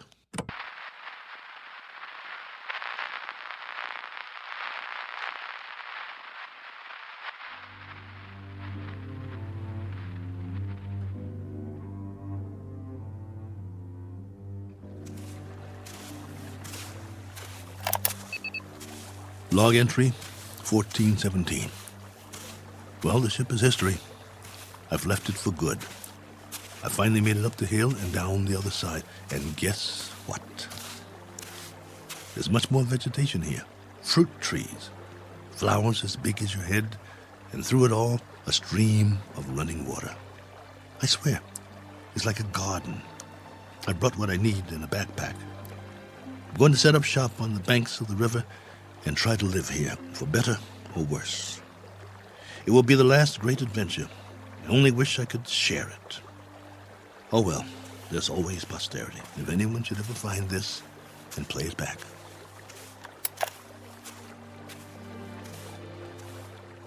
Cook! Oh, you. Never mind. Talking to myself. But you wouldn't understand. Why don't you just keep your distance? Cook? Ah. Cook. Not going to hit me, are you? No? That's a surprise. Well, you're just in time to say bon voyage, friend. I'm going that way. There are even more fruit trees over there. No reason to get in each other's way. Cook. You want to come? You may, if you like. We'll eat and we'll live. I don't know how or for how long, but we can try. Cook. What? Dirt? Soil? What do you call it? Earth. Earth? What does that mean? Earth. Is that the name in your language? All right. We've just given this place a name. We'll call it that. We'll call it Earth. Cook. Korava. Earth. That's right. My name's Cook. My first name is... But there's plenty of time for that. No need to rush things. Okay, Korava. This is our home now. This is Earth. What's that? Food. So that's what you've been eating. Some kind of red fruit. Any good? Food. Eat. All right.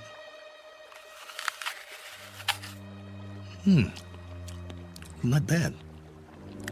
We'll take some with us. If you think it's all right. Come on. I wanted to tell you something, but now I've forgotten.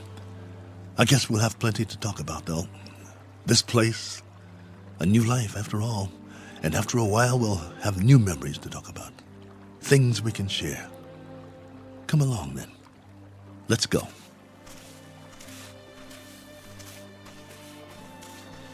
This fruit's all right. Any other life forms around? I hope not, for the moment.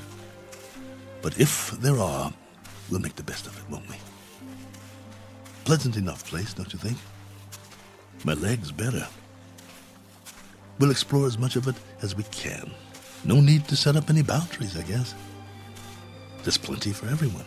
For you and for me. And it's a beautiful day.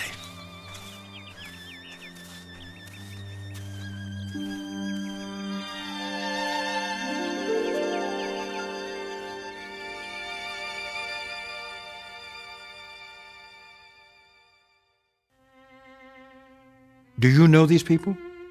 Their names might be familiar were you to hear them. They lived a long time ago. Perhaps they're part fable, perhaps they're part fantasy, and perhaps the place they're walking through now is not really called Eden. That's for you to decide. we offer it only as a possibility and a presumption in the Twilight Zone.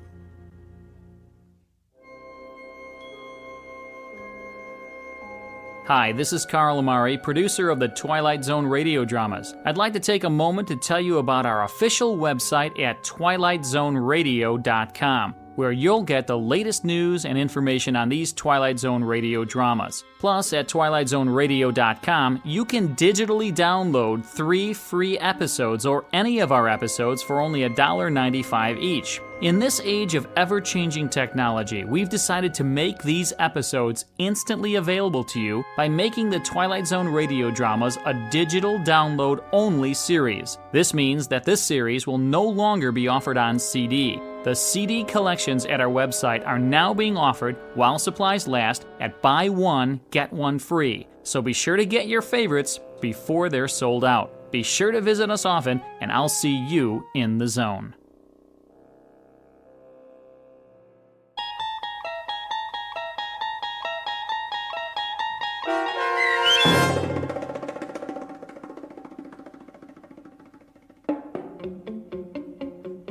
Probe 7, Over and Out, starring Lou Gossett Jr., with Stacy Keach as your narrator, was adapted for radio by Dennis Etchison and written for The Twilight Zone by Rod Serling. Heard in the cast were Tony Maka Sr., Sam Darrence, and Oksana Fedanushin. The producers of The Twilight Zone wish to thank CBS Enterprises and the Rod Serling estate for making this series possible. This copyrighted radio series is produced and directed by Carl Amari and Joe B. Cerny for Falcon Picture Group and Westwood One.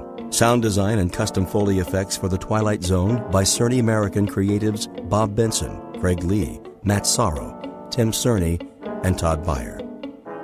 To learn more about The Twilight Zone radio dramas and to contact us, visit our official website at twilightzoneradio.com. James speaking.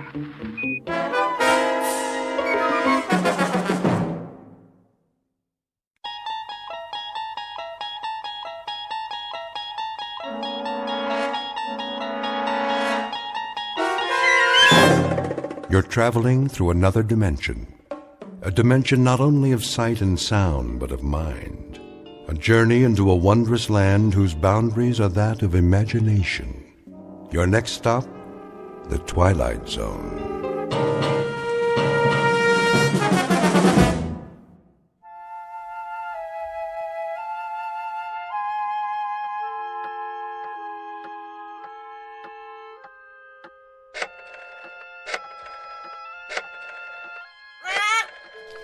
Yes, Pete, here's a nut for you. Now, don't bother me, if you please. I have work to do.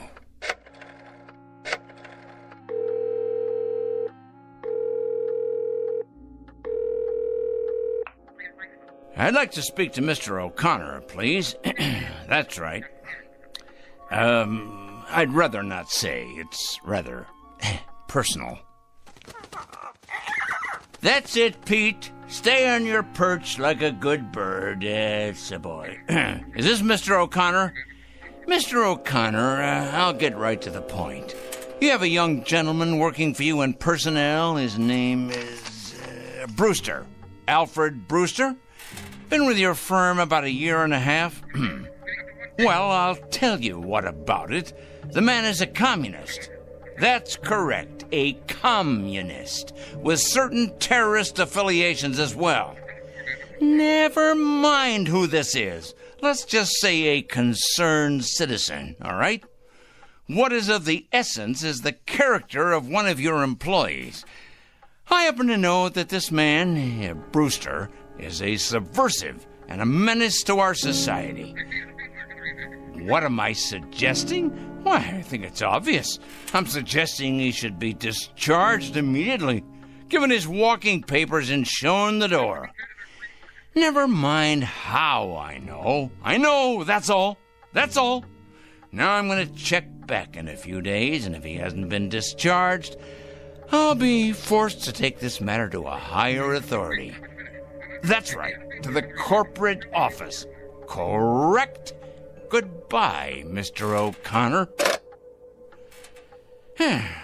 Rather a full day, Pete, wouldn't you say? 11 so far. 11 names on this list. I better sharpen my pencil. And scratch off one more. Of course, it's questionable what concrete results we can expect, but at least the seeds have been planted. Oh yes, the opening gun's fired. The first salvo, so to speak.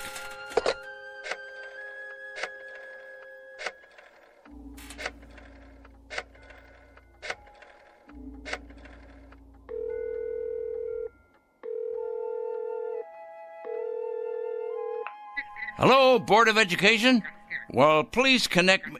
Yes, I'd like to speak with the Superintendent of Schools, please. It's a personal call. No, I'm not at liberty to give my name. That's right, it's urgent. Is this the superintendent? This is a concerned citizen. I'm calling about a teacher and your employee. That's correct. His name is Farwell. William J. Farwell. He teaches at your North End High School. That is correct. The man is morally objectionable. He's a drinker, a carouser, and I have it on good authority that his relationships with students are questionable at best. The man should be investigated immediately. Oh, yes. Never mind who this is. I happen to be giving you facts, and that is what is at issue here.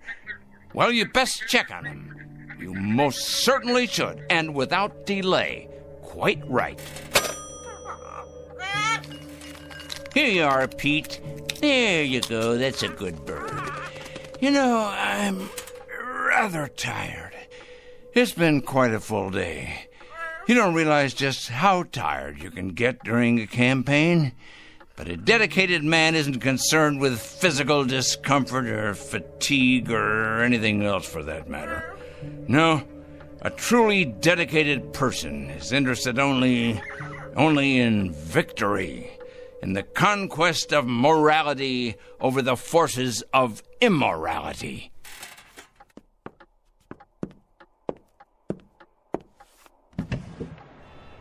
Hey, look at him out there, the dregs, carrion, leeches sucking us dry. Oh, yes, carrying evil around with them like infectious germs.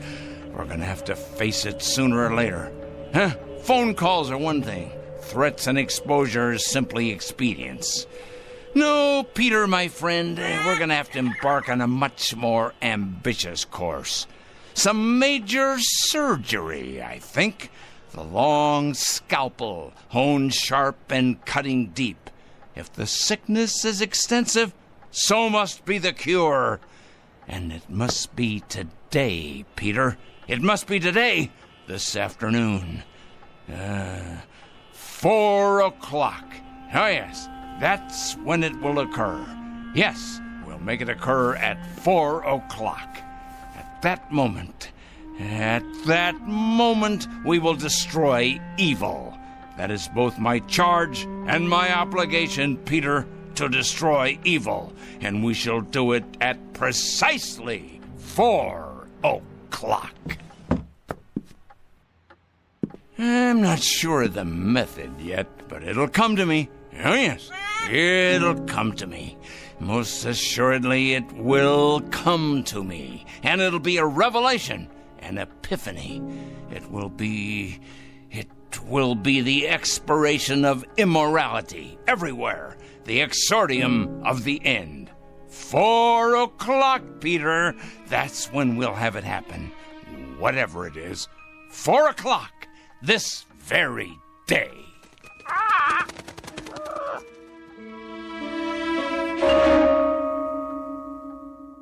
This is Mr. Oliver Crangle, a dealer in petulance and poison, a self-appointed, self-designated, self-ordained vigilante, whose jaundiced eyes peer out at an unholy world and find it undeserving of anything but judgment and punishment. And Mr. Oliver Crangle is both the judge and the executioner. He has rather arbitrarily chosen 4 p.m. as his personal Gotterdammerung. We are about to watch the metamorphosis of a twisted little fanatic poisoned by the gangrene of prejudice to the status of an avenging angel, Upright and omniscient, dedicated and fearsome. Whatever your clocks say, it's almost 4 o'clock. And wherever you may think you are, at this moment you happen to be in the Twilight Zone. And now, The Twilight Zone and our story, 4 o'clock, starring Stan Freberg with Stacy Keach as your narrator.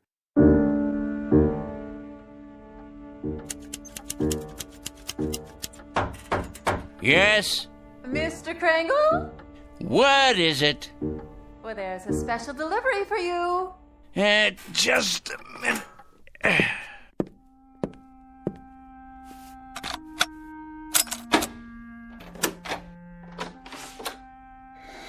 Here you go. A whole lot of stuff, 8 or 10 envelopes at least. Thank you, Mrs. Williams. Something else, was there? Something... Oh, no, nothing else. Then in that case, why do you stand there trying to read the contents of these envelopes as if you were an X-ray machine, Me? Read your mail? Oh, I can assure you, Mr. Kringle, I have many more things to do than trying to read my tenant's mail. Your mail in particular. I feel reassured. You sure get enough of it. Somebody'd think you were running some sort of mail order business or something. Just look at that desk of yours. So much mail and papers and I don't know what all. What is your business, Mr. Kringle? What I do is none of your concern. I pay my rent on time, and I keep to myself. A respect for privacy you should learn, Mrs. Williams. Well, I never... You never? That's good to know. Now, have you any more comments to air? Because if not, I would greatly appreciate your leaving me alone. I have a great deal of work to do. I believe that. The question is, what kind of work? You should believe it. You may thank me one day, Mrs. Williams. Oh, yeah. You and everyone else. Assuming you're still around, and assuming you retain the capacity to feel appreciation. What's that supposed to mean?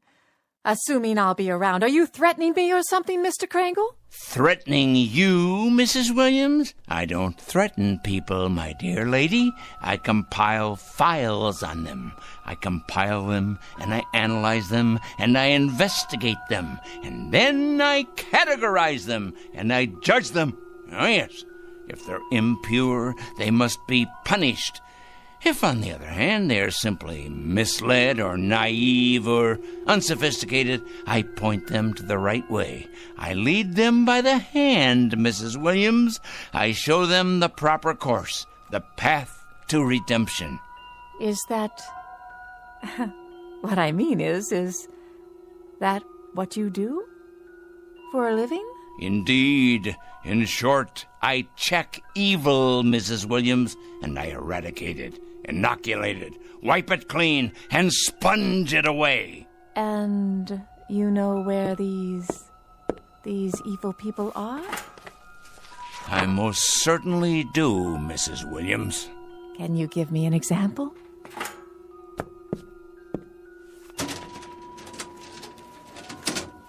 How about this one? Mrs. Claire Williams, age 54, widow, formerly married to John Alistair Williams. Political affiliation? None. Husband's political affiliation? None. Evidence of subversion? None. Negative personality traits? Curiosity and ignorance. Of course, that's just a preliminary report, Mrs. Williams. The in-depth research is in the master file cabinet right over there. Well, aren't you the strange one? You ain't nothing if you're not a strange one. I'll be going now, Mr. Kringle.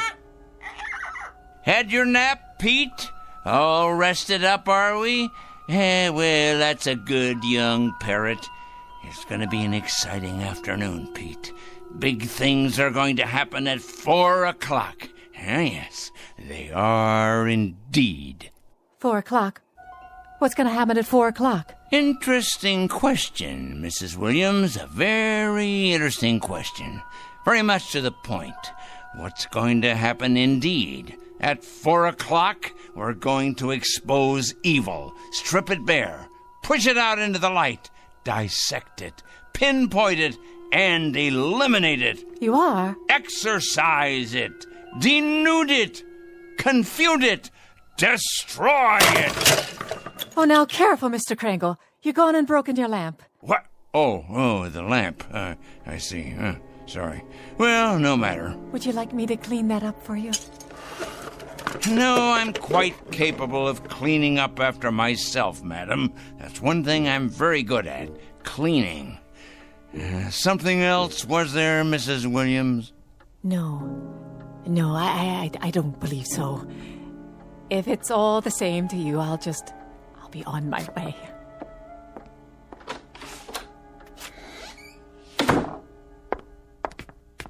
Saints preserve us. Excuse me. Oh, yes. I'm looking for a Mr. Krangle. I can't imagine why. I was told he lives in this building. Oh, he lives here, all right.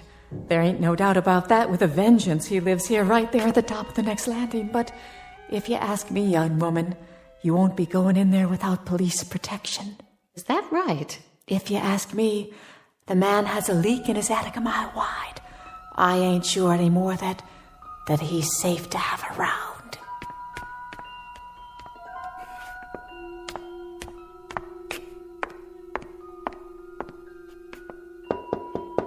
Mr. Krangle?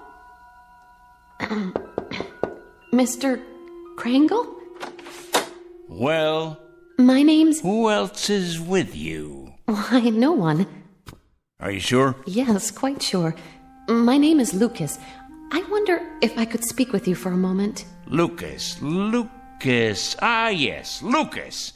Kurt J., age 27, intern, East Side Hospital. That's my husband. Is he indeed? Well now. Your husband, you say. Come in, please.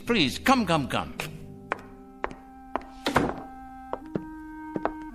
Have a seat, by all means. Thank you. Now, what about your husband? Why, Mr. Krangle? Why what? Why are you trying to hurt him? Hurt? My dear lady. What has he ever done to you? To me? Why, nothing to me. That is, nothing personally. I don't know your husband, Mrs. Lucas. That is to say, I know of him. Oh, yes, I know of his background, but we've never met. He's a stranger to you then, isn't he? He's a perfect stranger. A stranger, yes, but not a perfect stranger, Mrs. Lucas. By no means. Your husband happens to be most imperfect. And when you perceive, quite correctly, that he's done nothing to me, at least not directly, I hasten to enlighten you. He nonetheless happens to have done a great deal against society. In what way? Ho, don't play dumb with me. Don't give me any of that naive stuff. My husband, for your information, Mr. Krangle, is a dedicated young doctor. A gentle, decent, fine human being. He has only one abiding interest in life, and that is to cure, to heal, to stop pain. And to kill. How can you say such a thing? Yeah, that's his other abiding interest, the one you've conveniently skipped. L-U-C, Lucas. Here we go. I know his file well. Lucas Kurt J., M.D., second-year intern, East Side Hospital. This year, on the night of March 12th, while serving in the emergency ward, he permitted the death of one Mrs. Angela Rienti by failing to relieve pressure accumulated as a result of a brain injury sustained in a traffic accident. It wasn't his fault. It was too late. That's his only crime. He wasn't able to treat her because he was responsible for half the ward that night. And by the time he got to the woman, she was already dead. That's your interpretation. It's not an interpretation. It's a fact. It's exactly the way it happened. By the time he got to her, by the time she was put into his care, she'd already died. He should have gotten to her earlier. How could he? Do you know how many lives he saved that night? How many people he saves every day, every week? He did nothing to her. That's about the size of it, Mrs. Lucas. miserable dereliction of duty resulting in the untimely death of a woman who by rights should be alive today. These facts came to my attention, and I simply called them to the attention of the hospital supervisor, an institution, by the way, which I help to support through taxes. By what right, I must ask you, Mr. Krangle, excuse me, but by what right do you presume to pass judgment on my husband? You're not even a medical man. Why, you weren't even there that night. You don't know anything about it. And yet you write your letters to the hospital, dozens of nasty letters accusing my husband of being a murderer. Why, you wretched, small-minded... Enough, Mrs. Lucas. That will be quite enough. I've suffered your presence here, but I'm not required to tolerate your abusiveness, although I don't wonder you're the type of woman you are. Oh? And what type is that? You're obviously greatly attracted to your husband, and there's no secret that birds of a feather, well, you know the rest. I think I catch your implication, Mr. Krangle, and you're over the line. Way over the line. You're as cracked as that lamp of yours. Tell me, has the hospital discharged your husband yet? Discharged? That's right. Let him go. Cashiered him out. Eradicated him from the payroll. Given him the sack.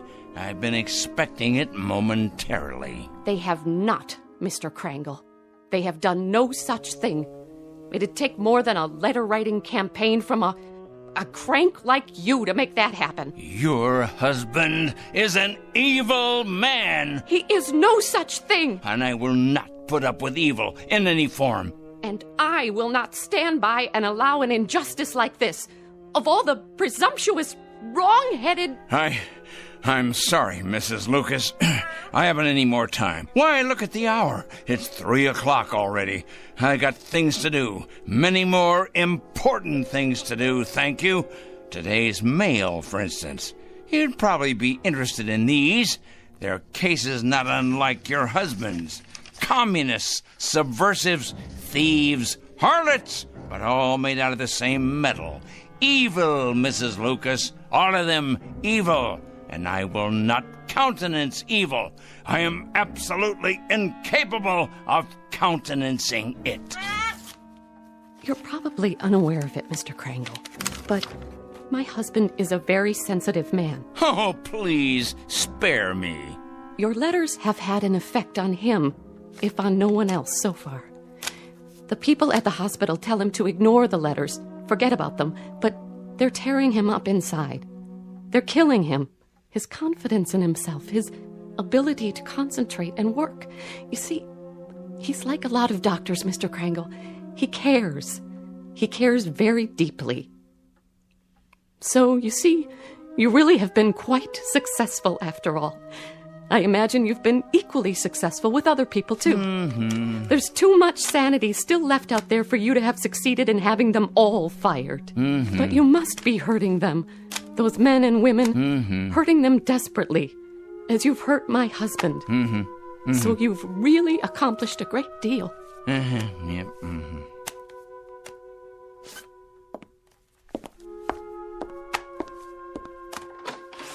Tell me, Mr. Krangle, if you can, that is. Why? What's that? Why do you do it? I really need to understand. Why? You ask me why?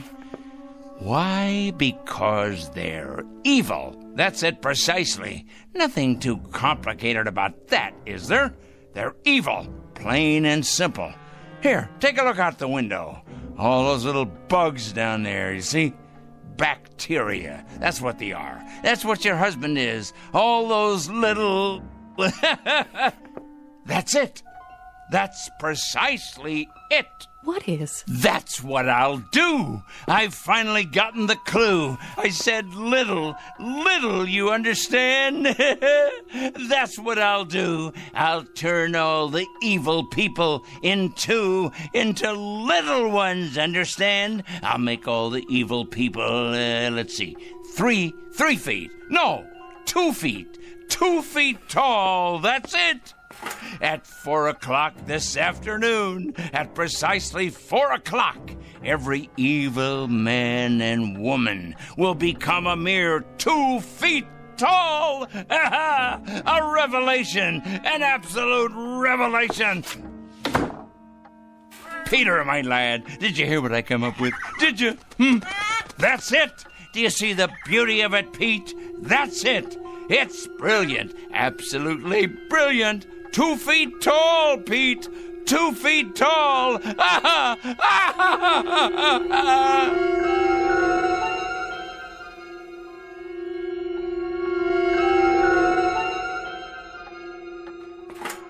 At 4 o'clock this afternoon, I'm going to turn all the evil people, the wicked, morally stunted troublemakers everywhere, into tiny little freaks for all the world to see. I'll make them all 2 feet tall.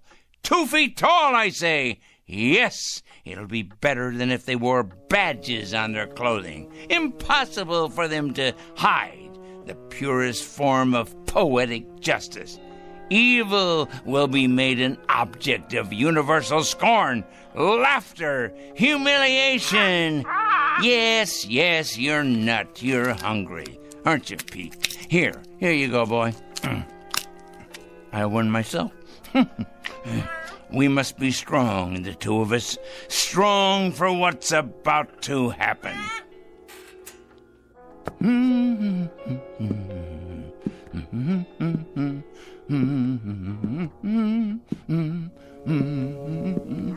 That's right, Petey. 10 minutes past 3. It won't be long now. Yes, a peanut. Here you are. That's a good, strong boy. I'll bet you could crack open just about anything with that great big beak of yours, couldn't you? Yes, you could. I'm sure you could.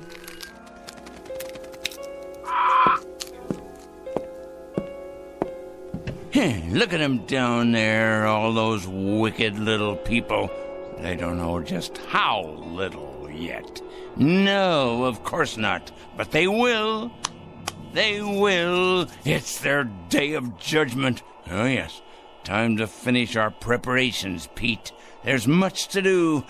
Less than 50 minutes left now. Must be sure all our pencils are sharp. We have a great many names to cross off the list. Cross off the list. Soon now. Very soon. Yes. Oliver Kringle? Come in. Yes, I'm Oliver Kringle. I'm the one who called. Yes, sir. Agent Luther Hall, Mr. Kringle, Federal Bureau of Investigation. Our office received a call. Indeed, yes. I placed the call and asked you to come. I felt it was my civic duty. Can I get you a cup of coffee or something? No, thank you.